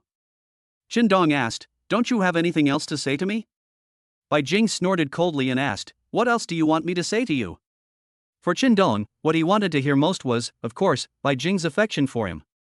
But after being married for so long, Bai Jing has never even said a word that she likes him. Qindong smiled evilly and said, for example, you like me a little bit. Bai Jing said, why should I like you? You are my daughter-in-law, and you don't even tell your husband that you like him. Don't you think it's very cruel to your husband? Bai Jing said coldly, I don't think it's cruel at all. Do you have anything else to say? If not, you can leave. I need to work. Qindong sighed and thought, it's useless to talk to you. There's nothing to say, I'm leaving. Qindong said angrily. Qindong had just returned to his office when he received a message from Bai Jing. In the message, Bai Jing said, after get off work, drive me and accompany me to a place. Qindong thought to himself, you are indeed a witch. When you don't need me, I am your employee. When you need me, I am both your driver and your husband. You are simply treating me like a machine. Qindong replied and asked, in what capacity should I accompany you this time? Bai Jing replied with two cold words. Driver. Qindong was so angry that he deleted the word driver directly. He felt upset just by looking at it. Qindong muttered, I just want to be your man. Driver? You didn't give me an extra salary. After thinking about it, he sent a message back to Bai Jing. Boss Bai, you didn't give me 2 salaries. Bai Jing warned him, if you don't want to be my driver, you can quit and go home tomorrow. At this moment, Qindong finally understood why his colleagues at the company wanted to give Bai Jing a nickname, witch. The things Bai Jing asked for were only suitable for her as a witch. Using his job to threaten Qindong was really effective. Qindong finally got into Bomai Media, and he didn't want to be fired by the company during the probation period. If this gets out, Qindong will have no chance of staying in the advertising circle in the future. It will be a stain on his career. After being helpless, Qindong had to reply to Bai Jing's message. Isn't it okay for me to go? You are the president of the company, and I am just an intern. If I don't listen to you, you will fire me without blinking an eye. Bai Jing simply replied with a few words. I understand. Chapter 60, The man's sweet words make the woman's heart blossom. It was almost lunchtime when Dui called Qindong. Looking at the words Dui, Qindong wondered why she called. Qindong picked up the phone and asked, Beautiful Dui, is there anything wrong? Dui said, Manager Chen, is lunch convenient for you? I would like to treat you to a meal. Qindong laughed and said, Take me out for dinner? Why, did you sign a big deal? Dui said, No way, I want to meet you and talk about the Myling Vinegar project. The issue that concerns Myling's jealousy and the upcoming advertising contract is what Qindong cares about most. Since Dui came to me on her own initiative, I'll go and listen to what she wants to say. Qindong probably guessed that he must be being persuaded to give up the Myling Kwai advertisement and not to poach clients from his old employer. Things related to Myling's jealousy naturally aroused Qindong's interest. Qindong readily agreed. Dui had no choice but to do this. She had made several appointments with Huang Taiwan, but Huang Taiwan always found various reasons to refuse to meet her. Logically speaking, Dui took over the project that Myling was jealous of, and she contacted Huang Taiwan, and Huang Taiwan had no reason to refuse the meeting. After all, Myling Vinegar Industry and Dui Company have been cooperating for many years, and Huang Taiwan earns a lot of income every year from this project. He should care more about the cooperation with this company. Now that Huang Taiwan doesn't want to meet, there is only one possibility, that Huang Taiwan wants to find another partner for the Myling Vinegar project. The first person Dui thought of was Qindong. Only Qindong has the means to snatch away the advertising project of Myling Vinegar Industry. After finishing the call with Dui, Qindong called Huang Taiwan, but the call was not connected. Qindong was not at all careless about the Myling Vinegar project. He was also very clear that Dui would definitely keep a close eye on the Myling Vinegar project.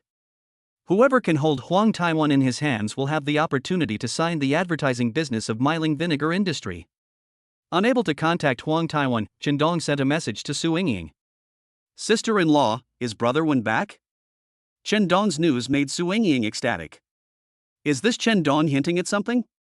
Could it be that Huang Taiwan is not at home and Qindong wants to come over? Su Yingying replied to the message immediately. Your brother Wen has been back for 2 days and is on a business trip again. Do you want to come over in the evening? I'll make you some soup to nourish your body. Chen Dong replied, sister-in-law, I've been in the hospital for several days recuperating from my injuries. I've missed a lot of work and am also following up on a new project. Come over some other day to drink the chicken soup you made. Just when Su Yingying's interest was piqued, Chen Dong's words extinguished her enthusiasm. How could Chen Dong not understand Su Yingying's obvious hint? It's a pity that Su Yingying is not Bai Jing. If Bai Jing could treat Chen Dong as enthusiastically as Su Yingying, Chen Dong would wake up laughing in his dreams. But in front of Bai Jing, Chen Dong never enjoyed this kind of care. If you ask men what type of women they like, 70% of them will choose Su Yingying. She is very feminine and can be said to be the most perfect goddess in men's minds. A woman like Su Yingying can also stimulate Chen Dong's hormone secretion, but Chen Dong doesn't understand why. Bai Jing's temperament can attract him more. She is the goddess that Chen Dong wants to possess. The sense of loss in Su Yingying's heart made her face suddenly melancholy. She sent another message to Chen Dong. You just don't want to come over and keep me company. You hate me, right?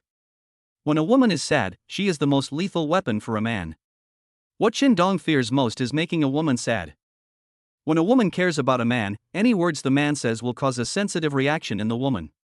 Chen Dong just didn't want to see Su Yingying, so he found a reason to politely reject Su Yingying's thoughts. He didn't expect Su Yingying to be so sad. A woman who is too emotionally sensitive is also the woman Chen Dong is most afraid of provoking. If it weren't for the Mailing Vinegar Industry project, Chen Dong would not have had any contact with a woman like Su Yingying. Now he has experienced how terrifying this woman is. Because Chen Dong has clearly felt that Su Yingying's concern for him has gone beyond the ordinary relationship between brother and sister-in-law, Chen Dong can only try his best to keep a distance from Su Yingying. A woman like Su Yingying can love you or hate you. It is easy for this type of woman to turn love into hate. Chen Dong looked at the words sent by Su Yingying and felt a little embarrassed. He didn't know how to comfort this woman. If he showed too much concern, Su Yingying might misunderstand Chen Dong's intentions even more and think that Chen Dong had feelings for her. If Chen Dong refused in a harsh tone, he was afraid of hurting Su Yingying. What he hopes most now is that Huang Taiwan can come back sooner. As long as Huang Taiwan returns to Su Yingying and has her company, Su Yingying's inner world will not be empty, and she will slowly give up Chen Dong emotionally. Chen Dong asked, Brother Wen is coming back, right? Su Yingying replied, so what if he comes back? He'll be gone after just 1 or 2 days, which will only make my life more lonely. I'd rather he didn't come back. It's better for me to get used to being alone. Chen Dong suggested, sister-in-law, if you think Brother Wen spends too much time on business trips, let him change his job. With Brother Wen's experience at Mailing Vinegar, he can take on management duties there. Su Yingying said, I mentioned this before, but your brother Wen wants to make more money and thinks that working on projects will bring him more income than being a manager. Chen Dong, please persuade him on behalf of my sister-in-law. My sister-in-law now hopes that this family will be more warm and more like a home. Chen Dong could understand Su Yingying's feelings. If you live alone for a long time, you will naturally feel lonely. In order to comfort Chen Dong hurriedly replied, Sister-in-law, you will definitely have a happy and warm family. Also, I really miss my sister-in-law's soup. When I get a National Day promotion project I'm negotiating recently, I'll come drink her soup and go on a trip with her. I still owe you one. Sure enough, just a few sweet words from a man can make a woman happy immediately. Chen Dong also told Su Yingying 2 truths. To Su Yingying, these were Chen Dong's promise to her and Chen Dong wanted to make her happy. From the message Su Yingying sent to Chen Dong later, it was obvious that Su Yingying's mood had improved. Just after getting off work at noon, Dui sent me the location of a restaurant. Brother Chen, I'm here. The address has been sent to your phone. 10 minutes later, Chen Dong arrived and sent a reply message. In a Chinese restaurant 2 kilometers away from Bomai Media, Dui was reviewing the important projects of Bomai Media in recent years. Only by knowing yourself and your enemy can you win every battle. This time, Dui is facing an excellent competitor like Bomai Media. In terms of the company's strength and reputation in the industry, Bomai Media has an advantage. Moreover, Chen Dong, who has always been in charge of Mailing Vinegar Industry, also jumped to Bomai Media. Chen Dong and Huang Taiwan of Mailing Vinegar Industry have been friends for many years and have a deep brotherly friendship. Facing a competitor like Chen Dong, Dui is under great pressure to keep Mailing Vinegar as a major customer. Chapter 61 Women's Public Relations Tactics, Colleagues Become Rivals. Dewey came to see Qindong this time just to test Qindong's cards and see what Qindong's attitude was towards the Myling Vinegar project. Having been Qindong's apprentice for 2 years, Dewey knew Qindong's methods too well. Although Dewey, as a woman, has certain advantages when dealing with public relations clients, especially male clients, this time she is facing Qindong's loyal client for many years. Moreover, Dewey is also very clear about Qindong's abilities, and it would be very easy for Qindong to poach the company's customers. What's more, this time Qindong wanted to poach Huang Taiwan, a big client with whom Qindong had a close relationship. Seeing Qindong walk into the restaurant, Dewey greeted him happily. "Brother Chen, are you used to working at Bomai Media?" Qindong replied, "It's pretty good. The corporate culture and work atmosphere are better than before. Are you interested in switching to Bomai? With your work ability, you'll have better development at Bomai Media." After meeting Dewey, Qindong had a preconceived notion. Qindong knew that Dewey came to him for the Myling Vinegar project, but if he could recruit Dewey as well, he would have a capable person by his side. Dewey's business ability is among the best in the company, and even Qindong may not be her match.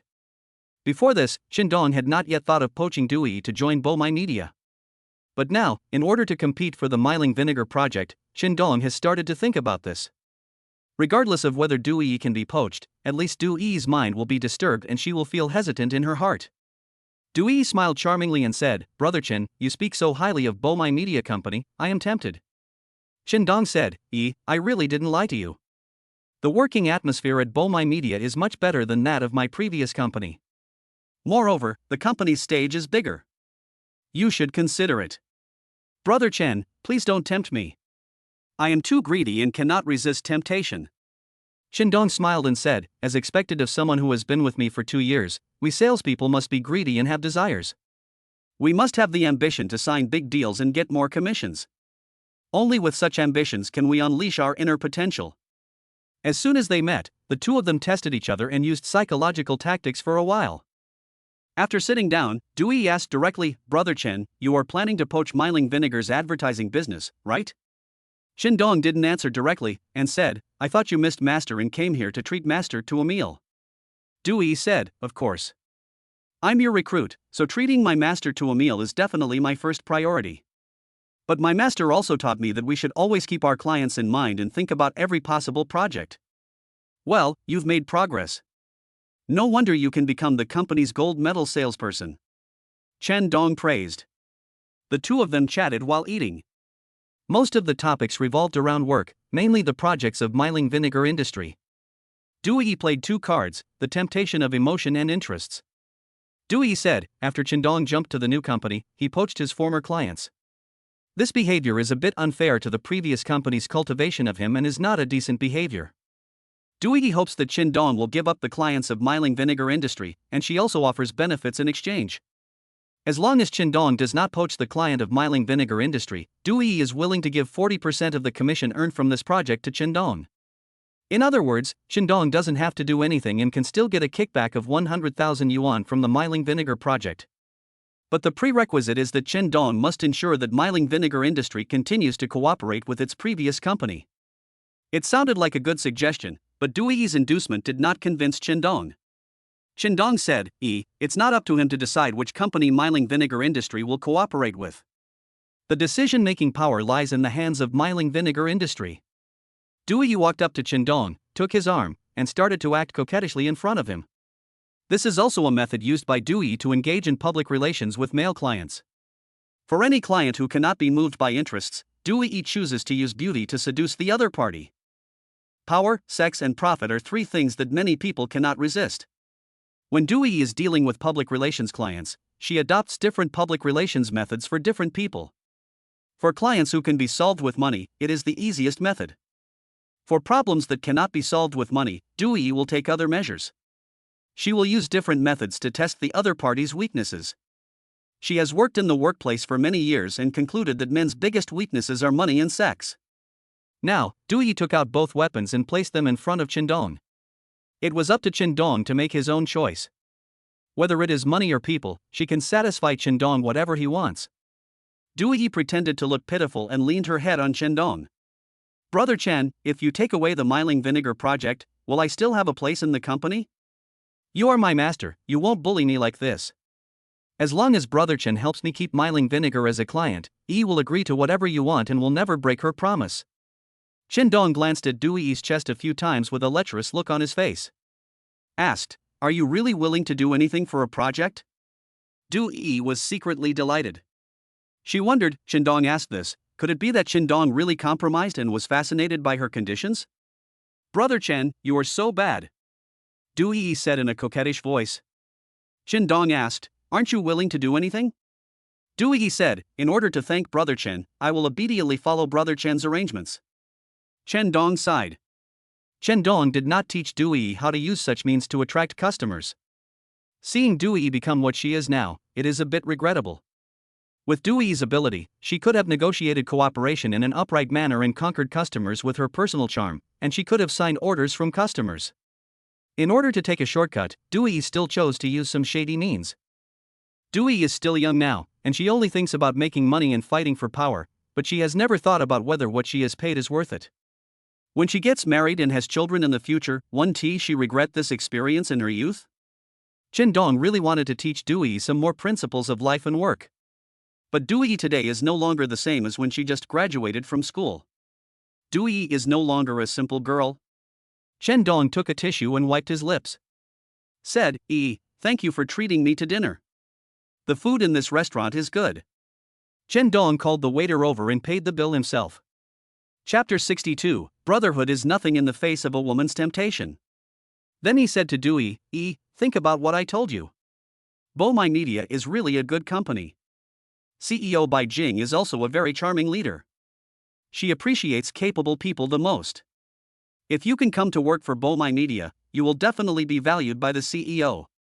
Du Yi suppressed her anger and asked Chen Dong, "What about the Myling Vinegar project? Will you give up on it?" Chen Dong said, "I've already told you that who Myling Vinegar Company will choose to cooperate with on its project is not something I can decide, nor is it something Huang Taiwan can decide alone." Du Yi said, "As long as you don't compete with me for this project, Myling Vinegar Industry will have no choice but to cooperate with us. I need your attitude. Myling Vinegar is a client I've been dealing with for many years. If they choose to trust me, I can't refuse, right? Remember when you first joined the company, I told you that as long as you treat your clients as friends and treat them sincerely, they won't abandon you." Du Yi caught up and said to Chen Dong, "From your tone, it seems you are not planning to give up the Myling Vinegar project." Chen Dong turned around and looked at Du Yi. "It's up to Myling Vinegar Industry to decide which company to cooperate with in the end," Chen Dong said to Du Yi. Du Yi was a little angry and asked, "After you changed jobs, you poached your previous company's clients. Aren't you afraid that people in the industry will say that your behavior is shameless?" Chen Dong sneered. He said to Du Yi, "Let me make it clear that I am not trying to poach your clients. If they choose to cooperate with Bomai Media, it would be my honor, and it would also be their choice to choose a better partner." Du Yi said coldly, "I won't let you succeed. Myling Vinegar has been cooperating with our company for many years and it has always been a very pleasant cooperation. I don't believe that Myling Vinegar will give up a company that has been a pleasant cooperation and choose another company to cooperate with." Chen Dong smiled and said to Du Yi, "So, you should be more confident and stop worrying about me stealing your customers. We, Bomai, are not the only company eyeing Myling Vinegar. Maybe in the end, it will be a fight between the snipe and the clam, and the fisherman will benefit, and both you and I will be the losers. Although we are not in the same company now, I hope we can still be friends." Du Yi said, "Of course, no matter how long it takes, you are my master. You have a conscience, goodbye." Looking at Chen Dong's back as he turned and left, Du Yi's face showed a sinister expression. Before coming, Du Yi still cared about her relationship as a colleague with Chen Dong. However, after learning that Chen Dong wanted to compete with her for the Myling Vinegar project, Du Yi's attitude changed and she began to hate Chen Dong. Losing the Myling Vinegar project is equivalent to cutting off Du Yi's financial resources. Du Yi knew too well how important Myling Vinegar Industry was to her. Once Chen Dong snatched the project, Du Yi would lose a large amount of year-end bonus every year. Du Yi was naturally unhappy that Chen Dong wanted to snatch such a large sum of money from her. After watching Chen Dong leave, Du Yi called Huang Taiwan.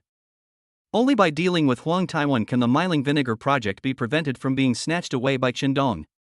When the call was connected, Du Yi called out in a baby voice, "Brother Huang, I miss you so much. I called you several times, but you didn't come out to see me." Huang Taiwan said, "Ms. Du, I am really busy. Dewey said coquettishly, I don't believe it. You're not so busy that you don't have time all night. I just want to meet with you to discuss our cooperation next year. The contract expires in 2 months, so we should finalize it as soon as possible so that our company can make plans in advance. Ms. Du, doesn't the contract expire in 2 months?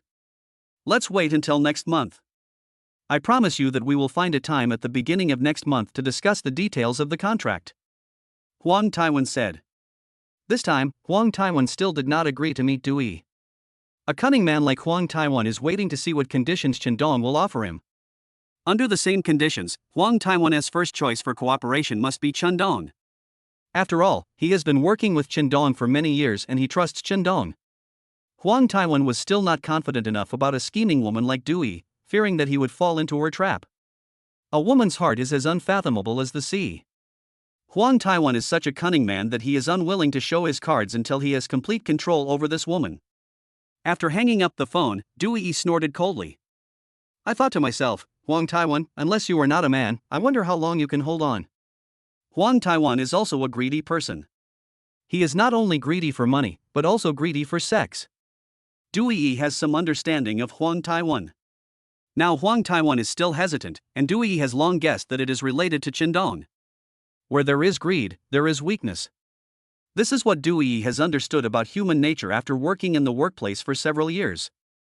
Huang Taiwan is greedy for money and beauty, which shows that he has weaknesses. Anyone with weaknesses can be defeated. When Dewey thought about this, her determination to defeat Chendong was rekindled. After Huang Taiwan finished talking to Dewey, he told Chendong about this. Huang Taiwan did this not out of kindness, but to hint to Chendong to show some sincerity as soon as possible. If Chendong does not show better sincerity than the previous company, Huang Taiwan may continue to choose to cooperate with old customers.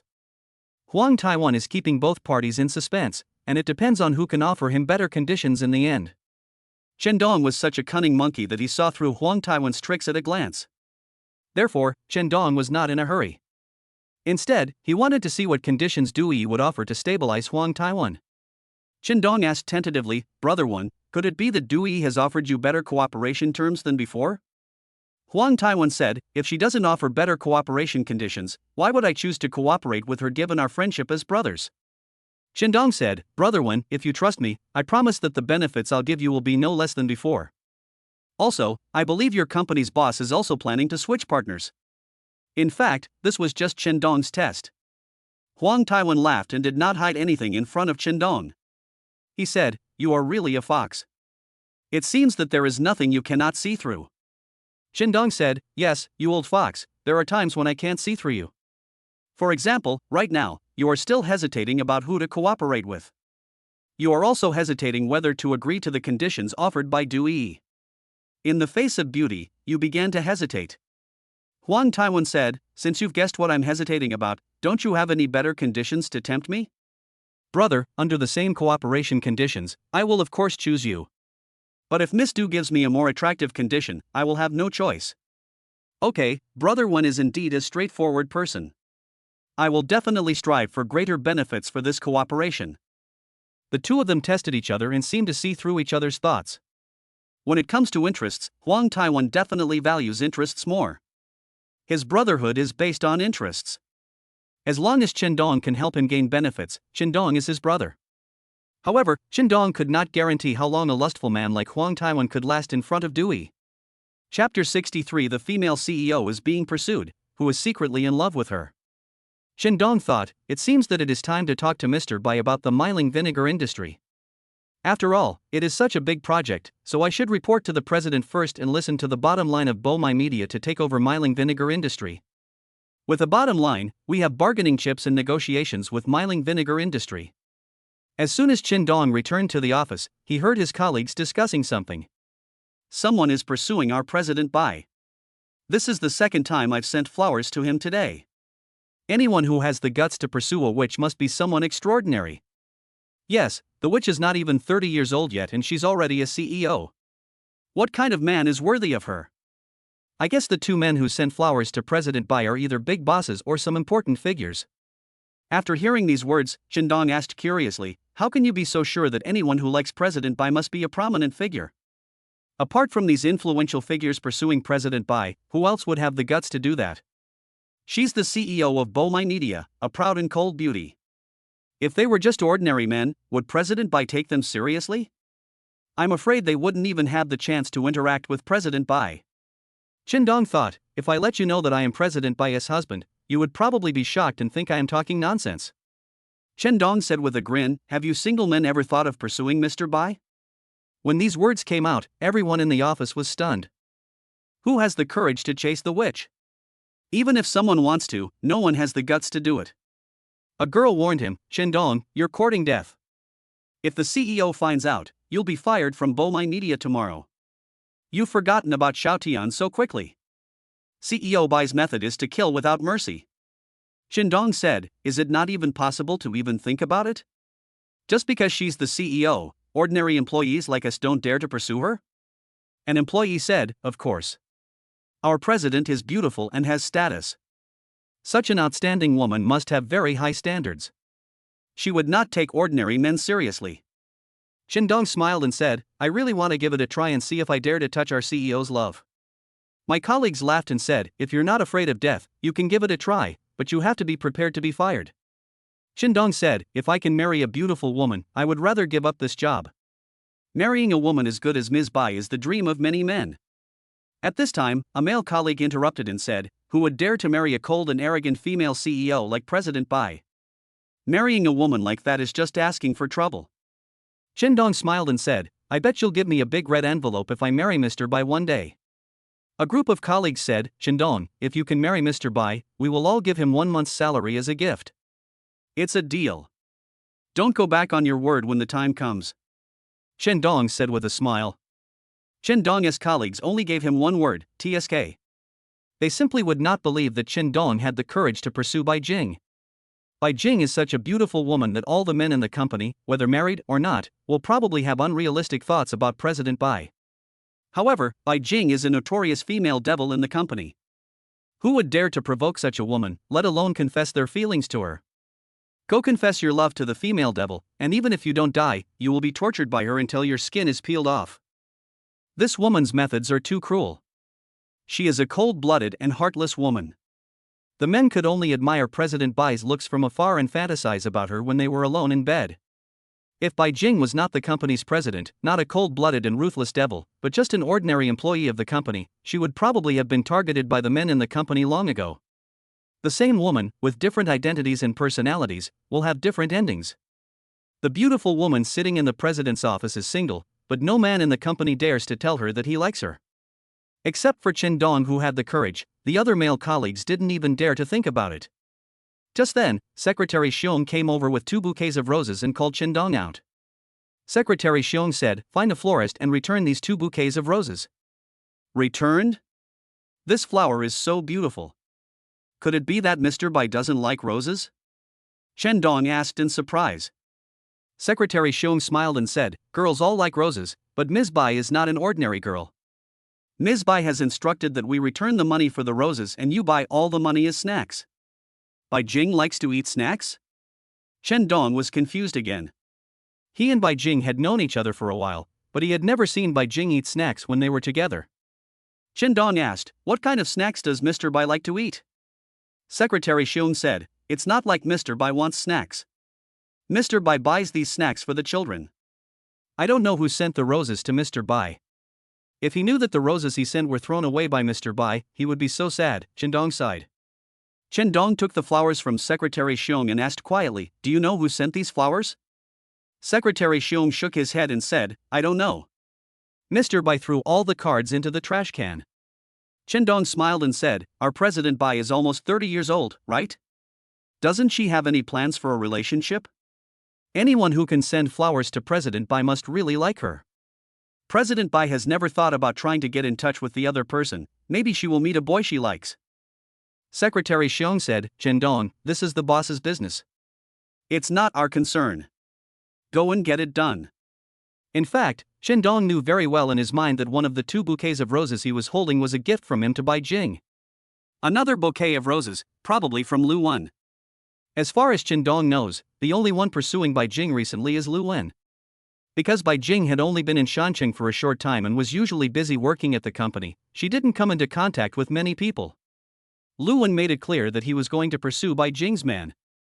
Chen Dong chose the bouquet of roses he had bought and said to Secretary Xiong, "Secretary Xiong, it would be a shame to return this bouquet of flowers. I'll give it to you. I'll pay for the snacks myself." Secretary Xiong smiled sexy and said, "Thank you. These are the roses that the president wants to throw away. I don't dare to accept them. You should just follow the president's instructions."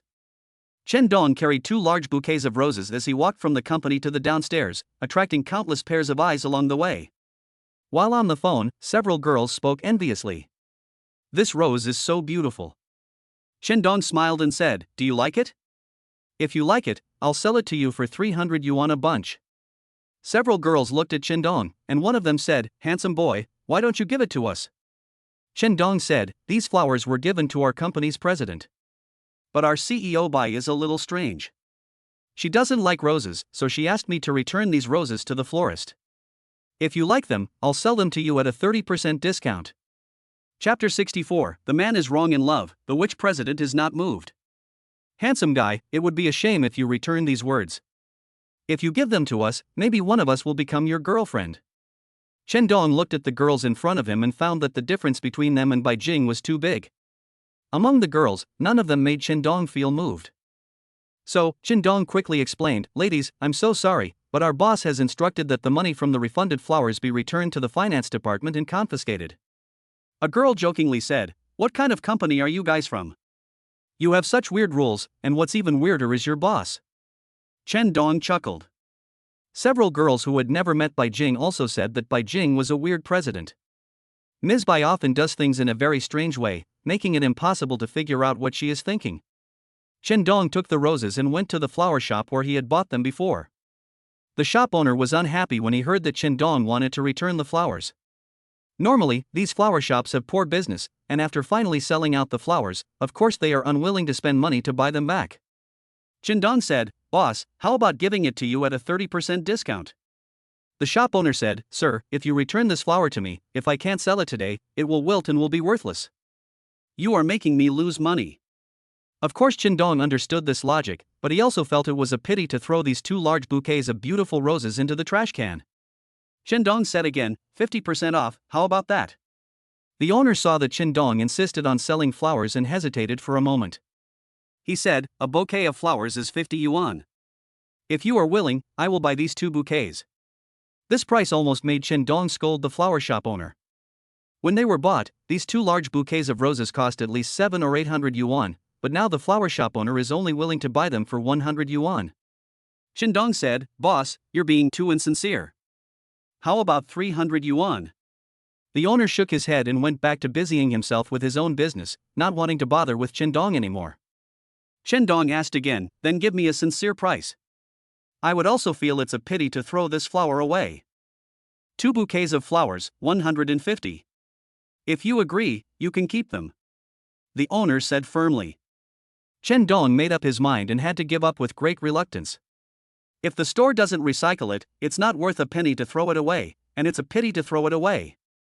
In fact, what Chen Dong cared about was not the more than 100 yuan. He thought that he had suffered a great loss when negotiating the deal with the flower shop owner. In order to earn a few dozen yuan more and feel a little better, Chen Dong had to bargain with the store owner. Even if it is only 50 yuan more, in Chen Dong's opinion, it is also a victory in bargaining. 2 large bouquets of roses, worth 700 or 800 yuan, were only exchanged for 150 yuan in the end. Chen Dong didn't dare tell Bai Jing the truth about this result.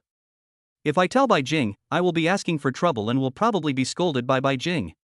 Chen Dong would rather pay a few hundred yuan out of his own pocket than take the initiative to be scolded by the witch. With 150 yuan in hand, Chen Dong went to a supermarket and picked out some snacks that the children liked. Chen Dong thought, 150 yuan worth of snacks is enough.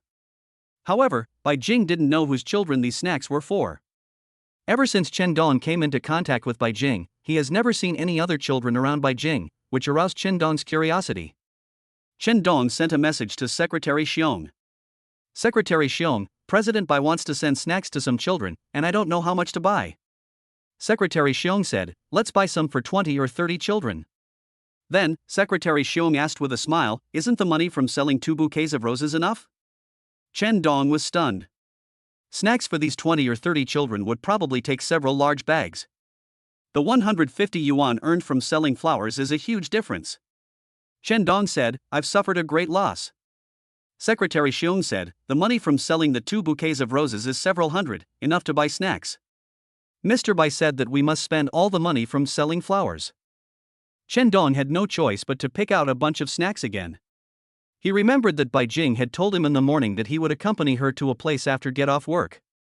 Could it be that the place Bai Jing was going to was related to the children? It seems that the cold and ruthless Bai Jing is also a woman who likes children. People who can love children from the bottom of their hearts are kind deep down. Perhaps, this is the reason why Chen Dong is attracted to Bai Jing. Chen Dong saw a unique temperament in Bai Jing, a kind heart hidden beneath her noble and cold appearance. If we talk about the charm and femininity of women, Su Yingying is better, more sexy and charming. After preparing snacks and buying some supplements for the elderly, Chen Dong did not return to the company but went home. I have been busy these days and haven't spent enough time with my parents.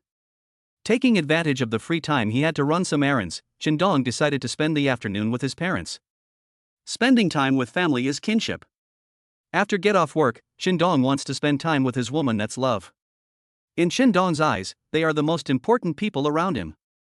When Chen Dong returned home, the question his mother asked him most was about his relationship with Bai Jing, which was also the issue that his mother cared about most. When the son gets married, the old man naturally looks forward to having a grandson. However, the couple had been separated for a long time, and even though they had been married for some time, there was still no news of Bai Jing's pregnancy, and the old man became anxious. The old man thought of a way, which was to force Chen Dong to move out and let Chen Dong live with his wife. This way they would be more like a couple, and it would also make it easier for his wife to get pregnant earlier. Chen Dong couldn't find any reason to refuse the old man's request, so he had to agree and promise to move out and live with his wife. However, moving so suddenly without a place to live really troubled Chen Dong. Chen Dong knew without a doubt that Bai Jing would reject him outright if he were to live with her. Now, Chen Dong has only one choice, which is to rent a house outside. Before getting off work, Chen Dong rushed back to the company and soon received a message from Bai Jing. Have you finished buying everything? Meet me on the second floor of the basement in 5 minutes.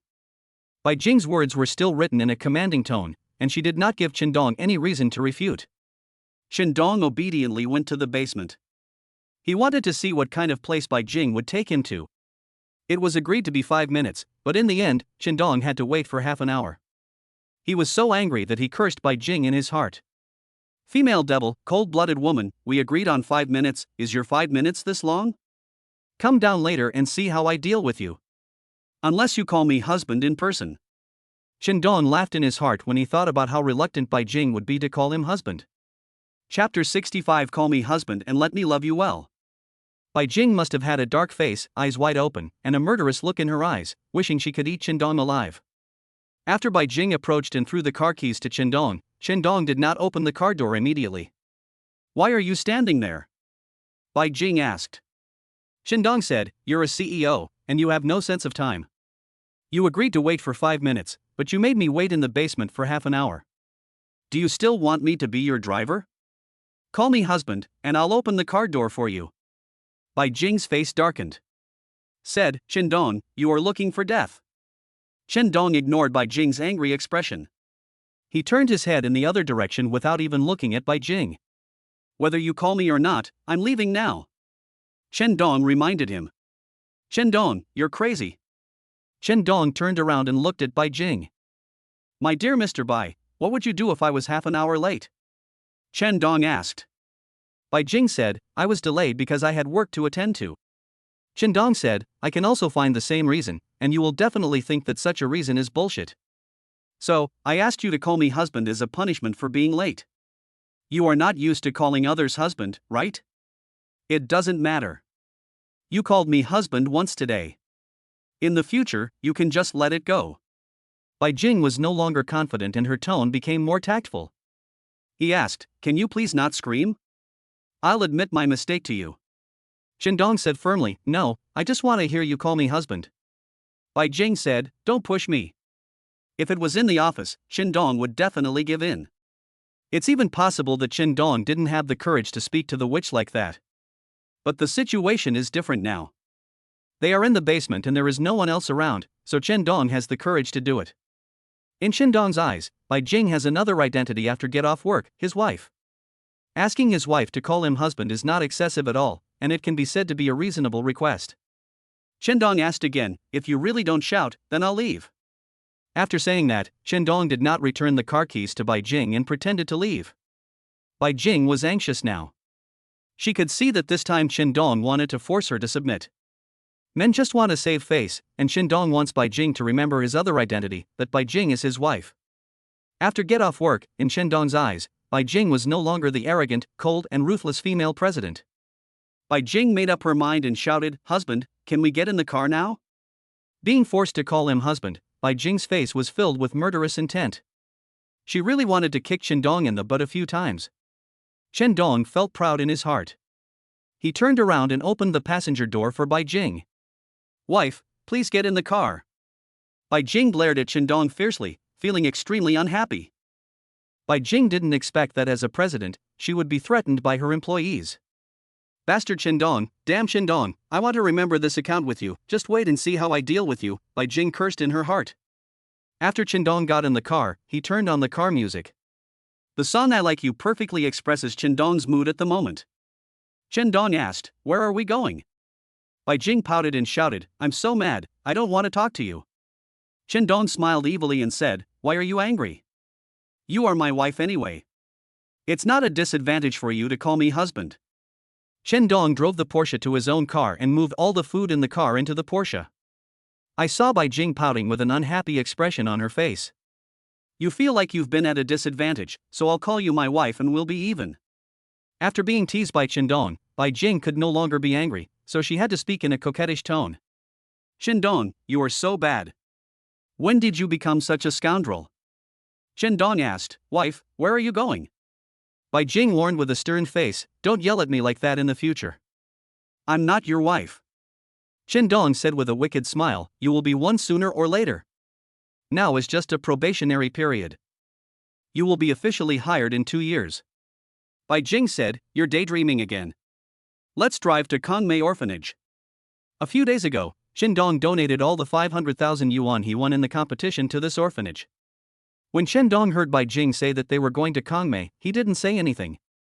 He glanced at Bai Jing beside him.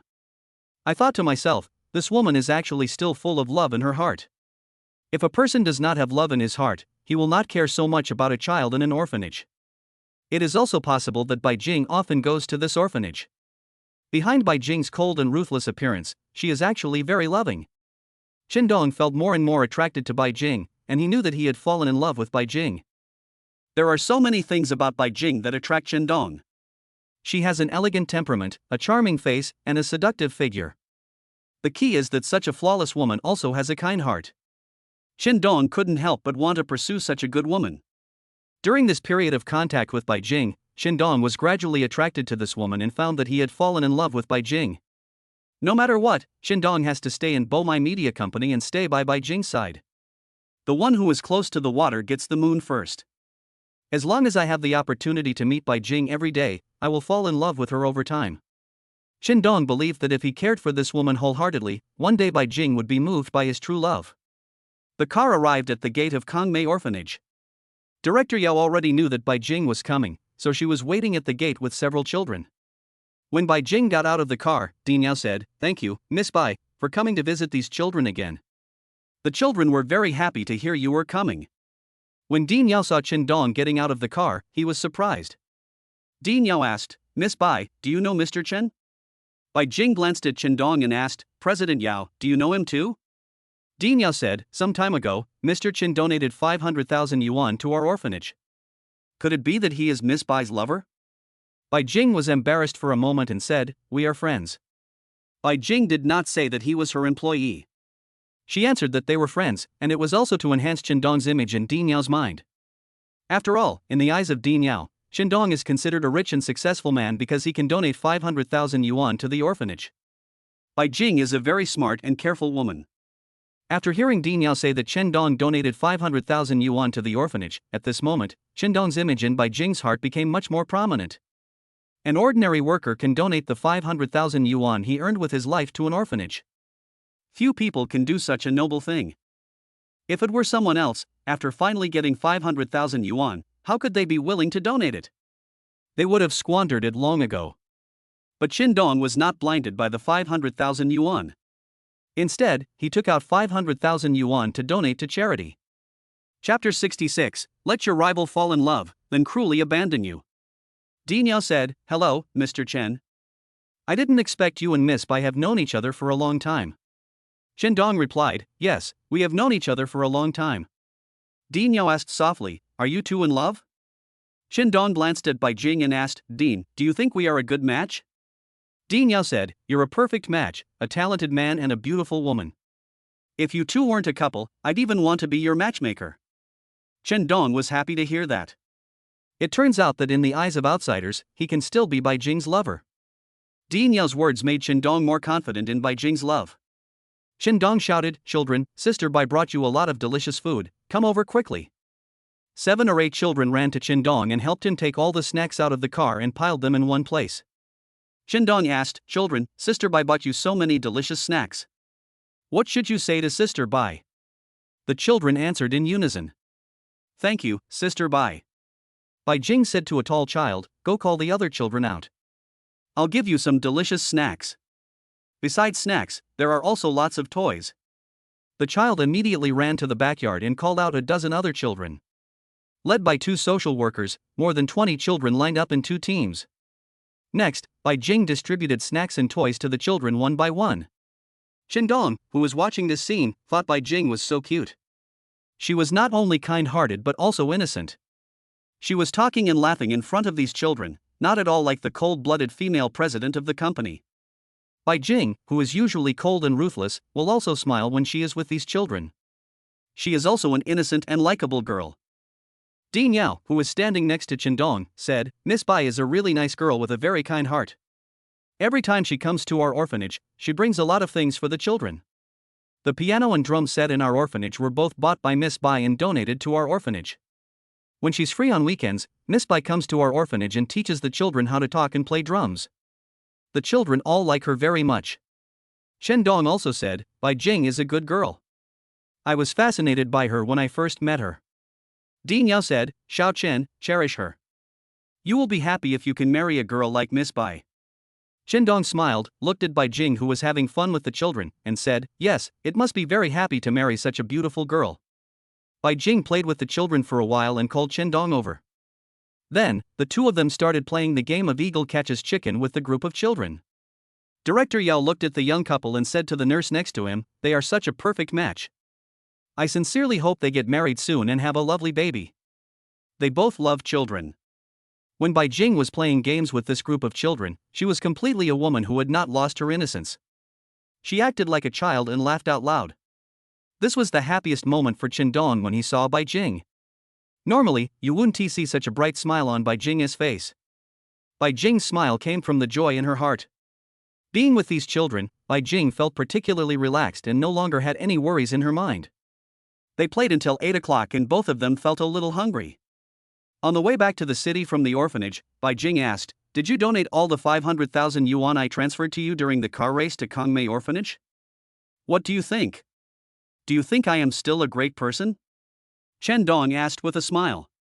Bai Jing asked curiously, 500,000, you are not tempted at all?" Qin Dong said, "How could I not be tempted? I work so hard all year and my salary doesn't even reach 500,000. I could buy a luxury car with that 500,000, but I think these children in the orphanage need it more." Bai Jing said, "You are a scoundrel when you are not serious, but sometimes you are a very decent and kind person. Which one is the real you?" Qin Dong smiled wickedly and said, "Do you like the ruffian side of me, or the caring side of me?" Bai Jing smiled strangely and said, "Why should I tell you?" Qin Dong said, "That's because you like everything about me, just like I like you. Whether it's the cold and arrogant Bai Jing or the gentle, kind, and cheerful Bai Jing, I like them all." This time, Bai Jing did not blame Qin Dong for talking nonsense. The more Bai Jing got along with Qin Dong, the more she discovered that Qin Dong had many good qualities. Men like Qin Dong are actually quite popular with women. However, Bai Jing had been deceived by men and hurt in relationships, so she was afraid of love and was unwilling to easily give her emotions to a man again. Bai Jing said, "Su Xiron will be coming to Shanxing next week. Once this woman arrives, I'll have to play tricks on her every day." I originally wanted to spend some peaceful time in Shancheng, but I didn't expect this woman to just be unable to stand loneliness. Chen Dong asked, Jinger, the Su Xiaorong you're talking about is the vice president assigned to Shancheng by the headquarters who stole your man? Jinger, this was the first time Chen Dong called Bai Jing like this, and Bai Jing was stunned. Bai Jing asked, what did you call me? Call you Jinger. I think it's more intimate to call you that. Bai Jing said angrily, what are you shouting about? If someone hears you, what will they think? Chen Dong said, don't worry, Jinger. When we are together, I like to call you Jinger. Get out, you're a bastard. Bai Jing muttered and cursed. Su Xiaorong, is she beautiful? Chen Dong asked casually. Bai Jing punched Chen Dong on the leg. He cursed, Chen Dong, what are you thinking about? Does her beauty have anything to do with you? Chen Dong snorted coldly. Yes, if she is beautiful, I will pursue her and make her fall in love with me. Bai Jing asked, and then, are you going to marry her? Chen Dong said, no, I want to avenge you. She broke your heart, and I want to break hers too. This way, your revenge will be avenged. After Su Xiaorong falls in love with me, I will abandon her. Do you think this way of revenge will satisfy you? Bai Jing cursed, Chen Dong, do you believe I'll kick you? You're a grown man, don't you feel ashamed to say such things? I hate Su Xiaorong, but I won't let you vent my anger in such a dirty way. Chen Dong smiled and asked, what if she falls in love with me? Bai Jing snorted coldly and said, you think you are admired by everyone and loved by thousands. With your character, you are not the kind of man Su Xiaorong would like. Chapter 67, I have an inappropriate idea about the president and I am determined to be a wife-protecting maniac. Chen Dong asked, is she as pretty as you? Bai Jing said, she's just as beautiful as the woman who accompanied you in the hospital last time. Are you moved? Chen Dong said, women of this appearance are not my cup of tea. Jinger is still the prettiest. Although he said this, Chen Dong was actually full of curiosity about this woman. Su Xiaorong, is she really an enchanting woman? Judging from what Bai Jing meant, Su Xiaorong, who was about to come to the mountain city, was also a difficult woman to deal with. No matter how arrogant this woman is, Chen Dong will not allow her to hurt Bai Jing.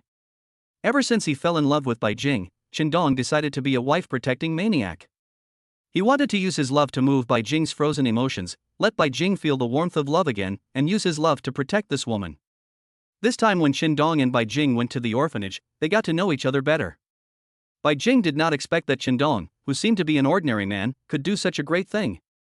From these little details, we can see that Chen Dong is a man with social responsibility and a heart full of love. These shining points of Chen Dong began to attract Bai Jing, and Bai Jing also began to realize that she was a little moved by the man next to her. Bai Jing took the initiative to say, when it's convenient, bring your parents out for dinner. I'll treat them. Chen Dong thought he was hallucinating. Is this what Bai Jing would say? At this moment, Chen Dong was a little excited. Chen Dong thought, could it be that Bai Jing fell in love with him? Otherwise, why would Bai Jing care about his family? This is called loving the house and loving the dog. Bai Jing wants to actively integrate into his family. Are you serious? Chen Dong asked happily. Bai Jing glanced at Chen Dong and said, isn't it just treating your family to a meal? How can you be so happy? Chen Dong said, of course I'm happy. This isn't just about a meal. It's about your concern for my family. It proves that I'm in your heart now. Bai Jing said, I didn't think too much about it. I just think Auntie is a very good person and I want to get to know her more. In fact, Bai Jing's words were hypocritical and she was deceiving herself. If Bai Jing hadn't started to care about Chen Dong, she wouldn't have suddenly become more concerned about Chen Dong's family. Bai Jing had this idea because she wanted to know more about Chen Dong and slowly get into Chen Dong's circle of life. Moreover, Bai Jing and Chen Dong got a marriage certificate. In the eyes of Chen Dong's family, Bai Jing was the daughter-in-law of the Chen family. But after being married for so long, Bai Jing has never met Chen Dong's family formally, which makes Bai Jing feel a little guilty. Respecting the elderly is a form of filial piety. Bai Jing doesn't want Chen Dong's family to say behind her back that she is an unfilial daughter-in-law. No matter how Bai Jing argued, Chen Dong felt excited and happy listening to her. Being accepted by Bai Jing gave Chen Dong a glimmer of hope in his feelings for her. Where there is hope, there is a happy ending. Chen Dong believed that this ending must be happy, and his and Bai Jing's final love should also have a perfect ending. Bai Jing said, Chen Dong, I want to go eat hot pot, the same place we went to last time. Shendong laughed and said, "Why, are you addicted? Or do you want to integrate into the life of the mountain city and be determined to become the daughter-in-law of the people of the mountain city?" Bai Jing glared at Shendong fiercely. He scolded, "Shendong, what have you been thinking about all day? I just want to eat hot pot. It's that simple. It's not as complicated as you think." Shendong said, "Once you learn how to eat the hot pot of the mountain city, you will truly be able to experience the joy of the mountain city. Stop talking nonsense. Aren't you hungry?" Bai Jing asked. "I'm hungry.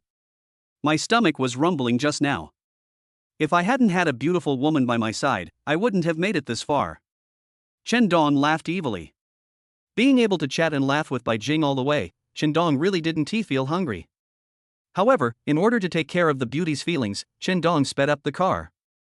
During the dinner, Shendong thought that he had no place to stay that night, so he turned his eyes to Bai Jing. Bai Jing lives in such a big apartment, a flat of more than 200 square meters, and it is quite lonely living alone. It would be so nice to have someone to keep me company, but I wonder if Bai Jing can understand his intentions. Shendong imagined this and couldn't help laughing. The inexplicable silly smile also made Bai Jing confused. "Want to discuss something with you?" Shendong said. Bai Jing was enjoying her hot pot, not even glancing at Shendong. She casually asked, "What's the matter?" Shendong said, "I want to live with you. It would be so lonely and wasteful for you to live alone in such a big house. Why not rent a bedroom to me? Living together? Oh my god, Shendong dares to say such things." Bai Jing was almost choked by Shendong's words. Shendong, this bastard, actually dared to have such unreasonable thoughts. Bai Jing was so angry that she wanted to curse Shendong, the bastard, on the spot. Bai Jing put the chopsticks in her hand down with force, and there was a clear sound of click. He cursed, "Shendong, you're crazy. You can even think of such a ridiculous thing.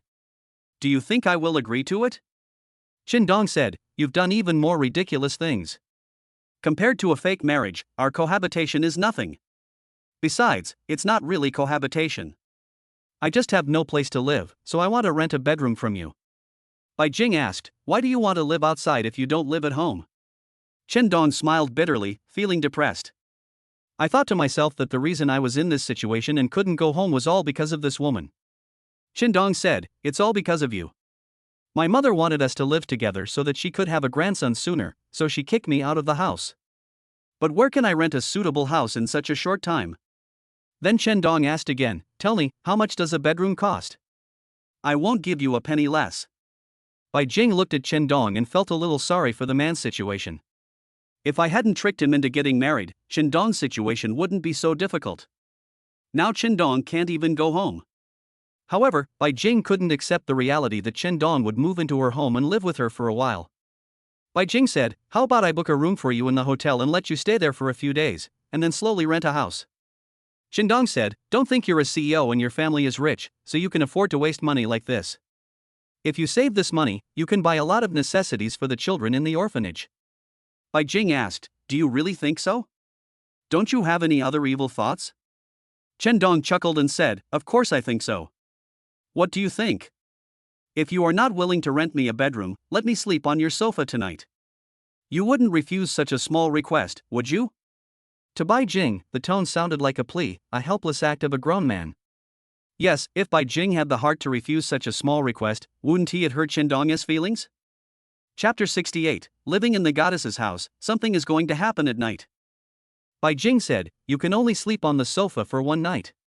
Tomorrow you should rent a house outside so that you can explain to your family." Shendong said, "Boss Bai, your house is so big, and usually there's no one to clean it or cook dinner for you. But if there's one more person at home, someone will do all these for you. Besides, it's so boring when you get home after get off work. If you have someone to talk to, you won't feel lonely anymore." Bai Jing said, "I'm not lonely. It's good to live alone. There are no constraints or shackles." Being able to stay at Bai Jing's house for a night, even if it was just sleeping on her sofa, was, in Shendong's opinion, a big step forward in the relationship between him and Bai Jing. At least, Bai Jing was willing to let Shendong into her home and stay there for one night. This was a good start. Shendong did not make any more requests. He thought about moving into Bai Jing's house first. Perhaps, Bai Jing felt sorry for him and moved him from sleeping on the sofa to sleeping in the bedroom. Thinking of such an ending, Qindong's heart was filled with excitement, as if he saw the happy times when he and Bai Jing lived together. Bai Jing reminded him again, "It's only one night, only one night.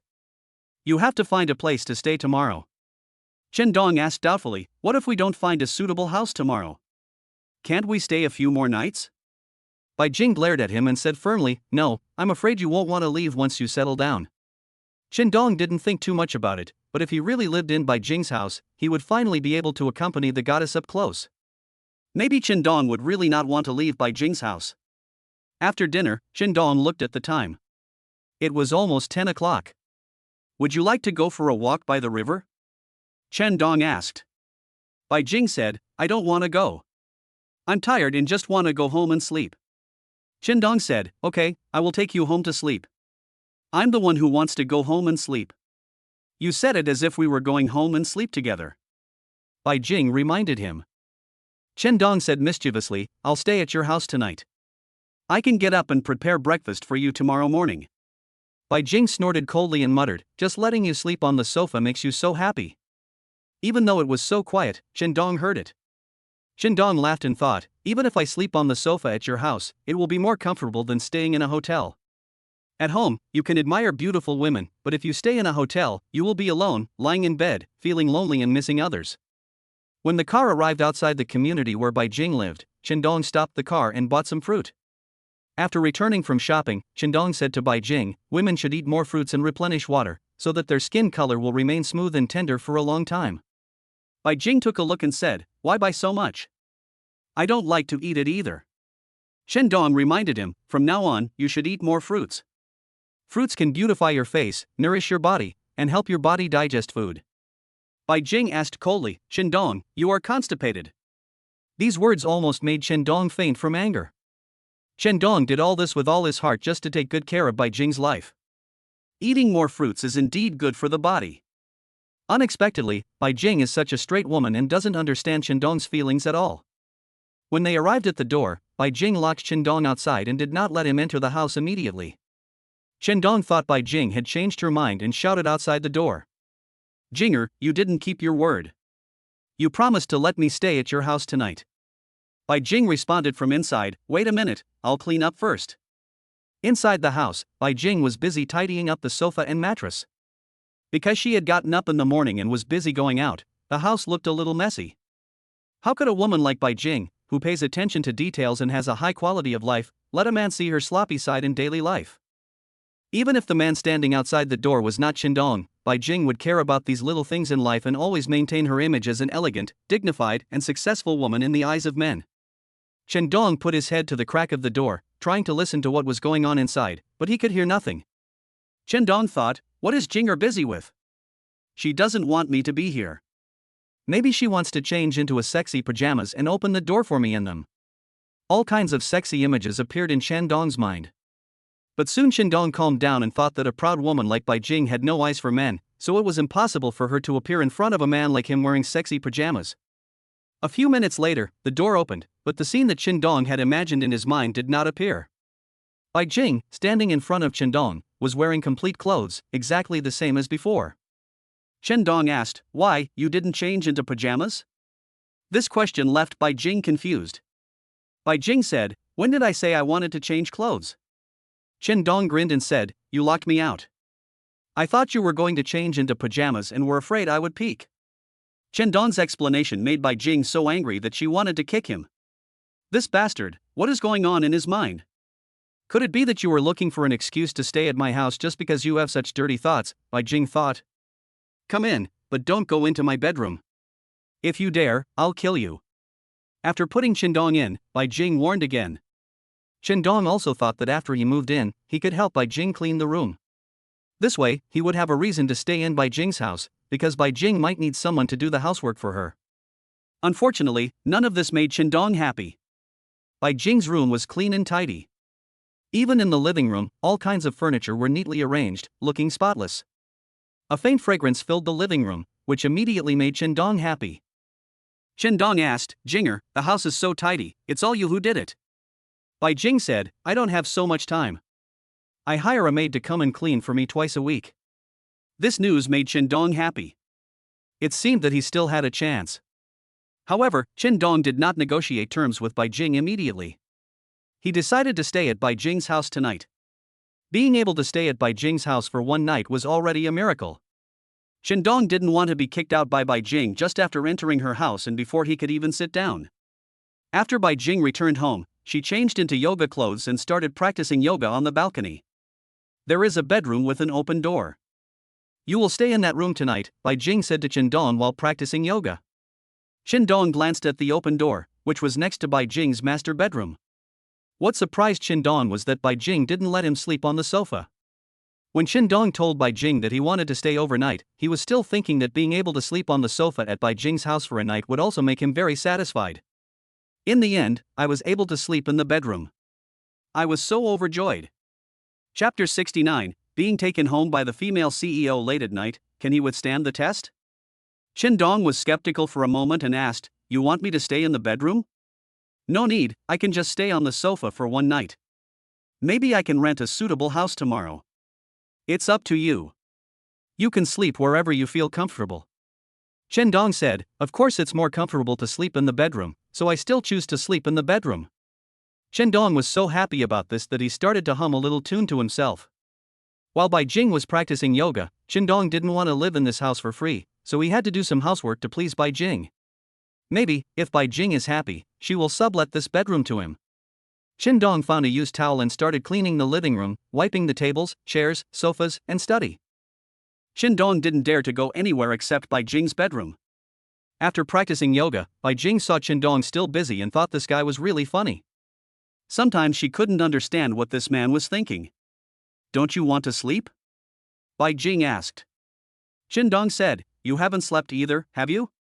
I wanted to stay with you because I'm afraid you'd be too lonely. By the way, clean up the house." Bai Jing said, "I'm going to take a shower and go to bed. You should also go to bed early so as not to delay tomorrow's work." After saying that, Bai Jing ignored Chen Dong and left him in the living room to continue working. After a while, the sound of running water came from the bathroom. Now, Chen Dong's heart could no longer calm down. The sound of rushing water merged into a series of pictures, emerging in Chen Dong's mind. The beautiful figure and fair and tender skin made Chen Dong so nervous. It was the first time that Chen Dong was close to the goddess body, and in such an environment, how could he not fantasize? In this painting created by the sound of flowing water, a beauty is bathing, and Chen Dong in the living room is boiling with desire, unable to control his restless heart. Chen Dong tried hard not to listen to the sound of flowing water. However, a man's 20s is the prime period of his vitality, and he is still single. Facing his goddess in the bathroom, Chen Dong could not remain calm. "Damn the sound of running water, damn this bath," Chen Dong cursed in his heart. Don't think about it, it's useless to think about it," Chen Dong muttered. "Chen Dong, come here for a moment." Just as Chen Dong was trying to keep calm, Bai Jing's voice came from the bathroom. "Ah, what's the matter?" Chen Dong couldn't help but exclaimed. Hearing Bai Jing's screams made Chen Dong even more panicked. At this moment, countless questions popped up in Chen Dong's mind. Why did Bai Jing call him over? Could it be that Bai Jing is deliberately pretending to be aloof, but is actually a very lonely woman inside? Bai Jing brought a handsome guy home tonight. Is she planning to use her kung fu on Chen Dong? Chen Dong walked to the bathroom door, his heart pounding and his blood boiling. He suppressed the desire in his body and knocked on the door a few times. Asked, "Jinger, is there something wrong?" Bai Jing replied, "I forgot to bring my panties, could you please get me a pair?" Chen Dong's head was buzzing. What kind of operation was this? Bai Jing forgot to bring her panties when taking a bath. Could it be that she did it on purpose? What is Bai Jing's intention in doing this? Chen Dong immediately thought about it. Is Bai Jing doing this to test him? Or, did Bai Jing deliberately hint at it this way? Chen Dong felt a little confused and panicked. Seeing no response from outside, Bai Jing shouted again. Chen Dong, can you hear me? Chen Dong quickly replied, I heard it. I'll find it for you right away. Forgetting to bring panties to the bathroom, what's the big deal? Bai Jing could just come out in her pajamas. Chen Dong just couldn't understand why Bai Jing would tell him such a sensitive matter. Chen Dong had no choice but to bite the bullet and go to Bai Jing's multi-bedroom. He opened the wardrobe and found that it was very tidy. Clothes, pants, underwear, all are arranged according to categories. What shocked Qindong even more was that in this wardrobe, there were dozens of sets of Bai Jing's underwear, which dazzled Qindong. Qindong was in a dilemma. There were so many styles and colors, and he didn't know what color Bai Jing usually liked. In the end, Qindong could only follow his own preferences and thought that black was sexier, so he picked out a black set of underwear with edges from the dozens of sets. The texture is smooth and the style is trendy, so it's guaranteed to be liked by Bai Jing. Qindong took a look at the underwear and clothes inside. More than half of them did not even have the labels removed. They were all brand new. Do all these rich women have the same personality? They like to buy a lot of clothes and put them in the closet, without even having a chance to try them on? Qindong took Bai Jing's underwear and walked out of the bathroom door. In the bathroom, the sound of water had stopped and Qindong knocked on the door. The bathroom door opened and Bai Jing wrapped her upper body with a snow-white bath towel. Qindong was stunned by the wet body and snow-white bathrobe, and his eyes were fixed on Bai Jing's firm chest. Qindong couldn't help but exclaim in admiration, it was so beautiful. Seeing Qindong in a daze, Bai Jing shouted, "What are you standing there for? Give it to me quickly." Qindong smiled mischievously and said, "Boss Bai, your figure is so great. To describe it in 2 words, perfect." Bai Jing just replied to Qindong with 1 word sternly. Roll. Then, with a bang, the bathroom door was closed, leaving Qindong standing at the door in shock. Marrying such a beautiful wife is not a disadvantage, Qindong smiled secretly, and then continued to do his housework. A few minutes later, Bai Jing came out of the bathroom and saw Qindong still busy. A strange sneer appeared at the corner of her mouth. "Qindong, you come to my house to sleep, not to clean it. If you feel like you have nothing to do, come and help me blow dry my hair." Bai Jing's request made Qindong exclaim in surprise again. "Ah! Shall I blow your hair?" Bai Jing asked, "It's such a simple thing to blow dry your hair, don't you know how to do it?" Qindong quickly said, "Yes, of course." Qindong just felt that he had to get close to Bai Jing's body, and he was afraid that he would not be able to control his male desires. The current multiple scenarios are simply a psychological test and even a torture for Qindong. Even though there was a beauty in front of him, he didn't dare to have any improper thoughts about her. He could only stare at her delicate and exquisite figure and drool. Bai Jing went to the bedroom and put on her pajamas, then put her bathrobe into the washing machine, and finally sat down on the sofa with the hairdryer. Qindong sighed and thought to himself, this black pajamas is such a deadly temptation. You are not doing this on purpose, are you trying to test my endurance? Jinger, you are so beautiful, Qindong couldn't help but praise her. Bai Jing looked at Qindong and handed him the hairdryer. Then he warned, when you blow dry my hair later, don't look around. If you dare to look around, I will dig your eyes out. Chapter 70, The cold and beautiful CEO no longer desires the opposite sex. Qindong snorted coldly and replied, I would never peek intentionally, but if I accidentally see something, you can't blame me. Bai Jing said coldly, I'm warning you, keep your eyes away. Qindong took the hairdryer and tried his best to keep his eyes level, because if he lowered his head slightly, it would be difficult to avoid peeking at Bai Jing's figure. These 10 minutes or so were a great test of Qindong's character, and could have put him into an irretrievable situation at any time. In the end, Qindong persevered and completed the cruel mission assigned to her by the witch president. Qindong thought, if he had known that coming to Bai Jing's house would result in such cruel torture, he would rather stay in a hotel. I'm afraid Qindong won't be able to sleep peacefully tonight.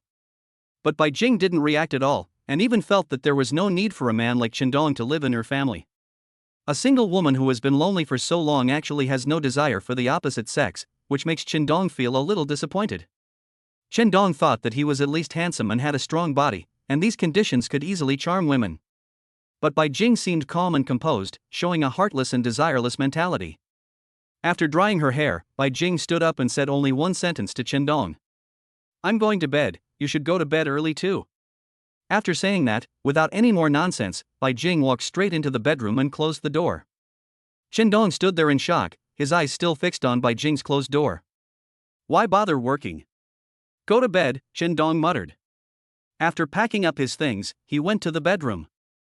Living in a woman's home feels different.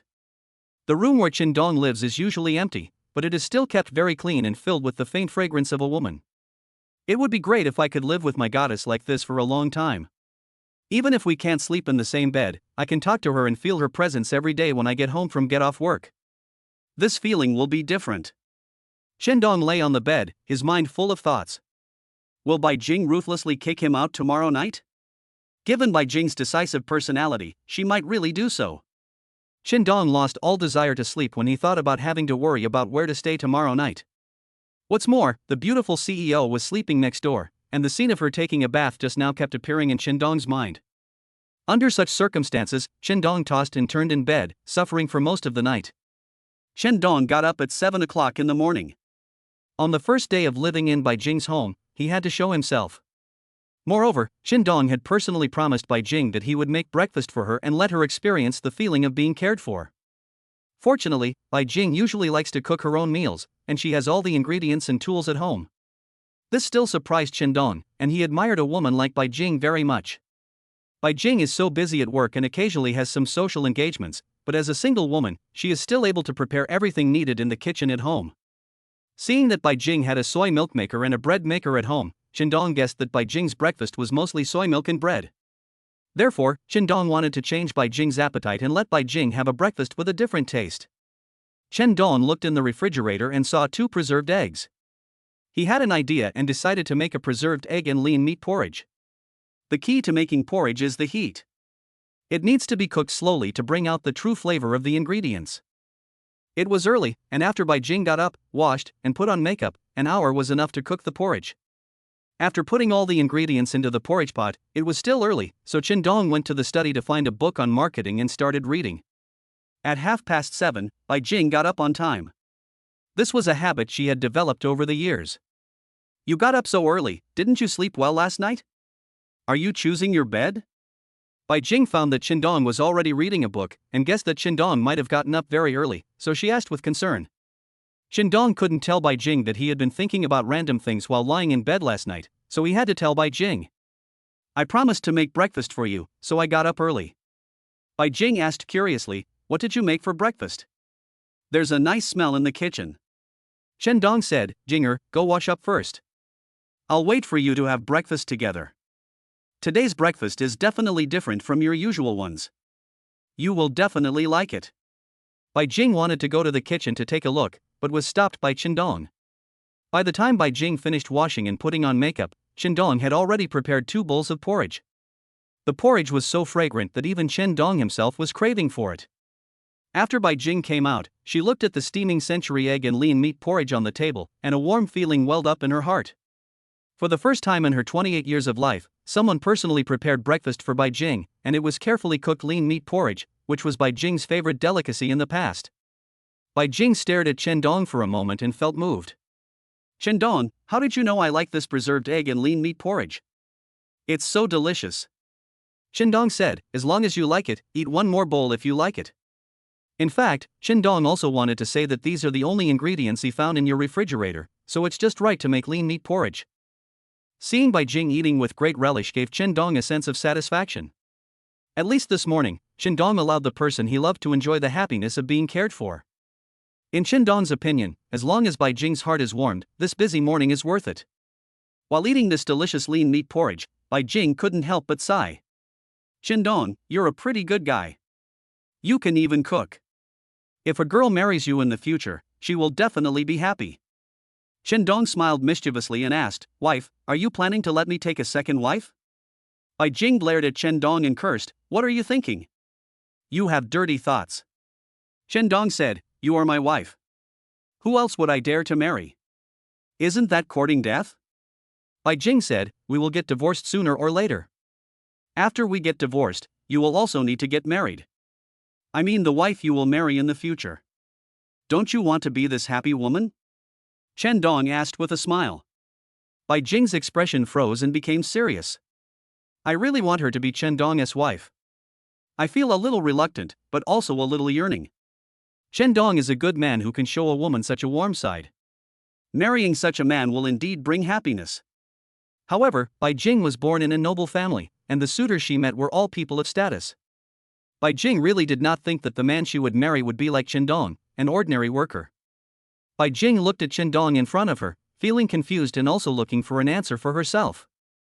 Qindong's question really stumped Bai Jing. During these days, Bai Jing discovered that she had developed feelings for Qindong, and her heart began to be filled with Qindong's shadow bit by bit.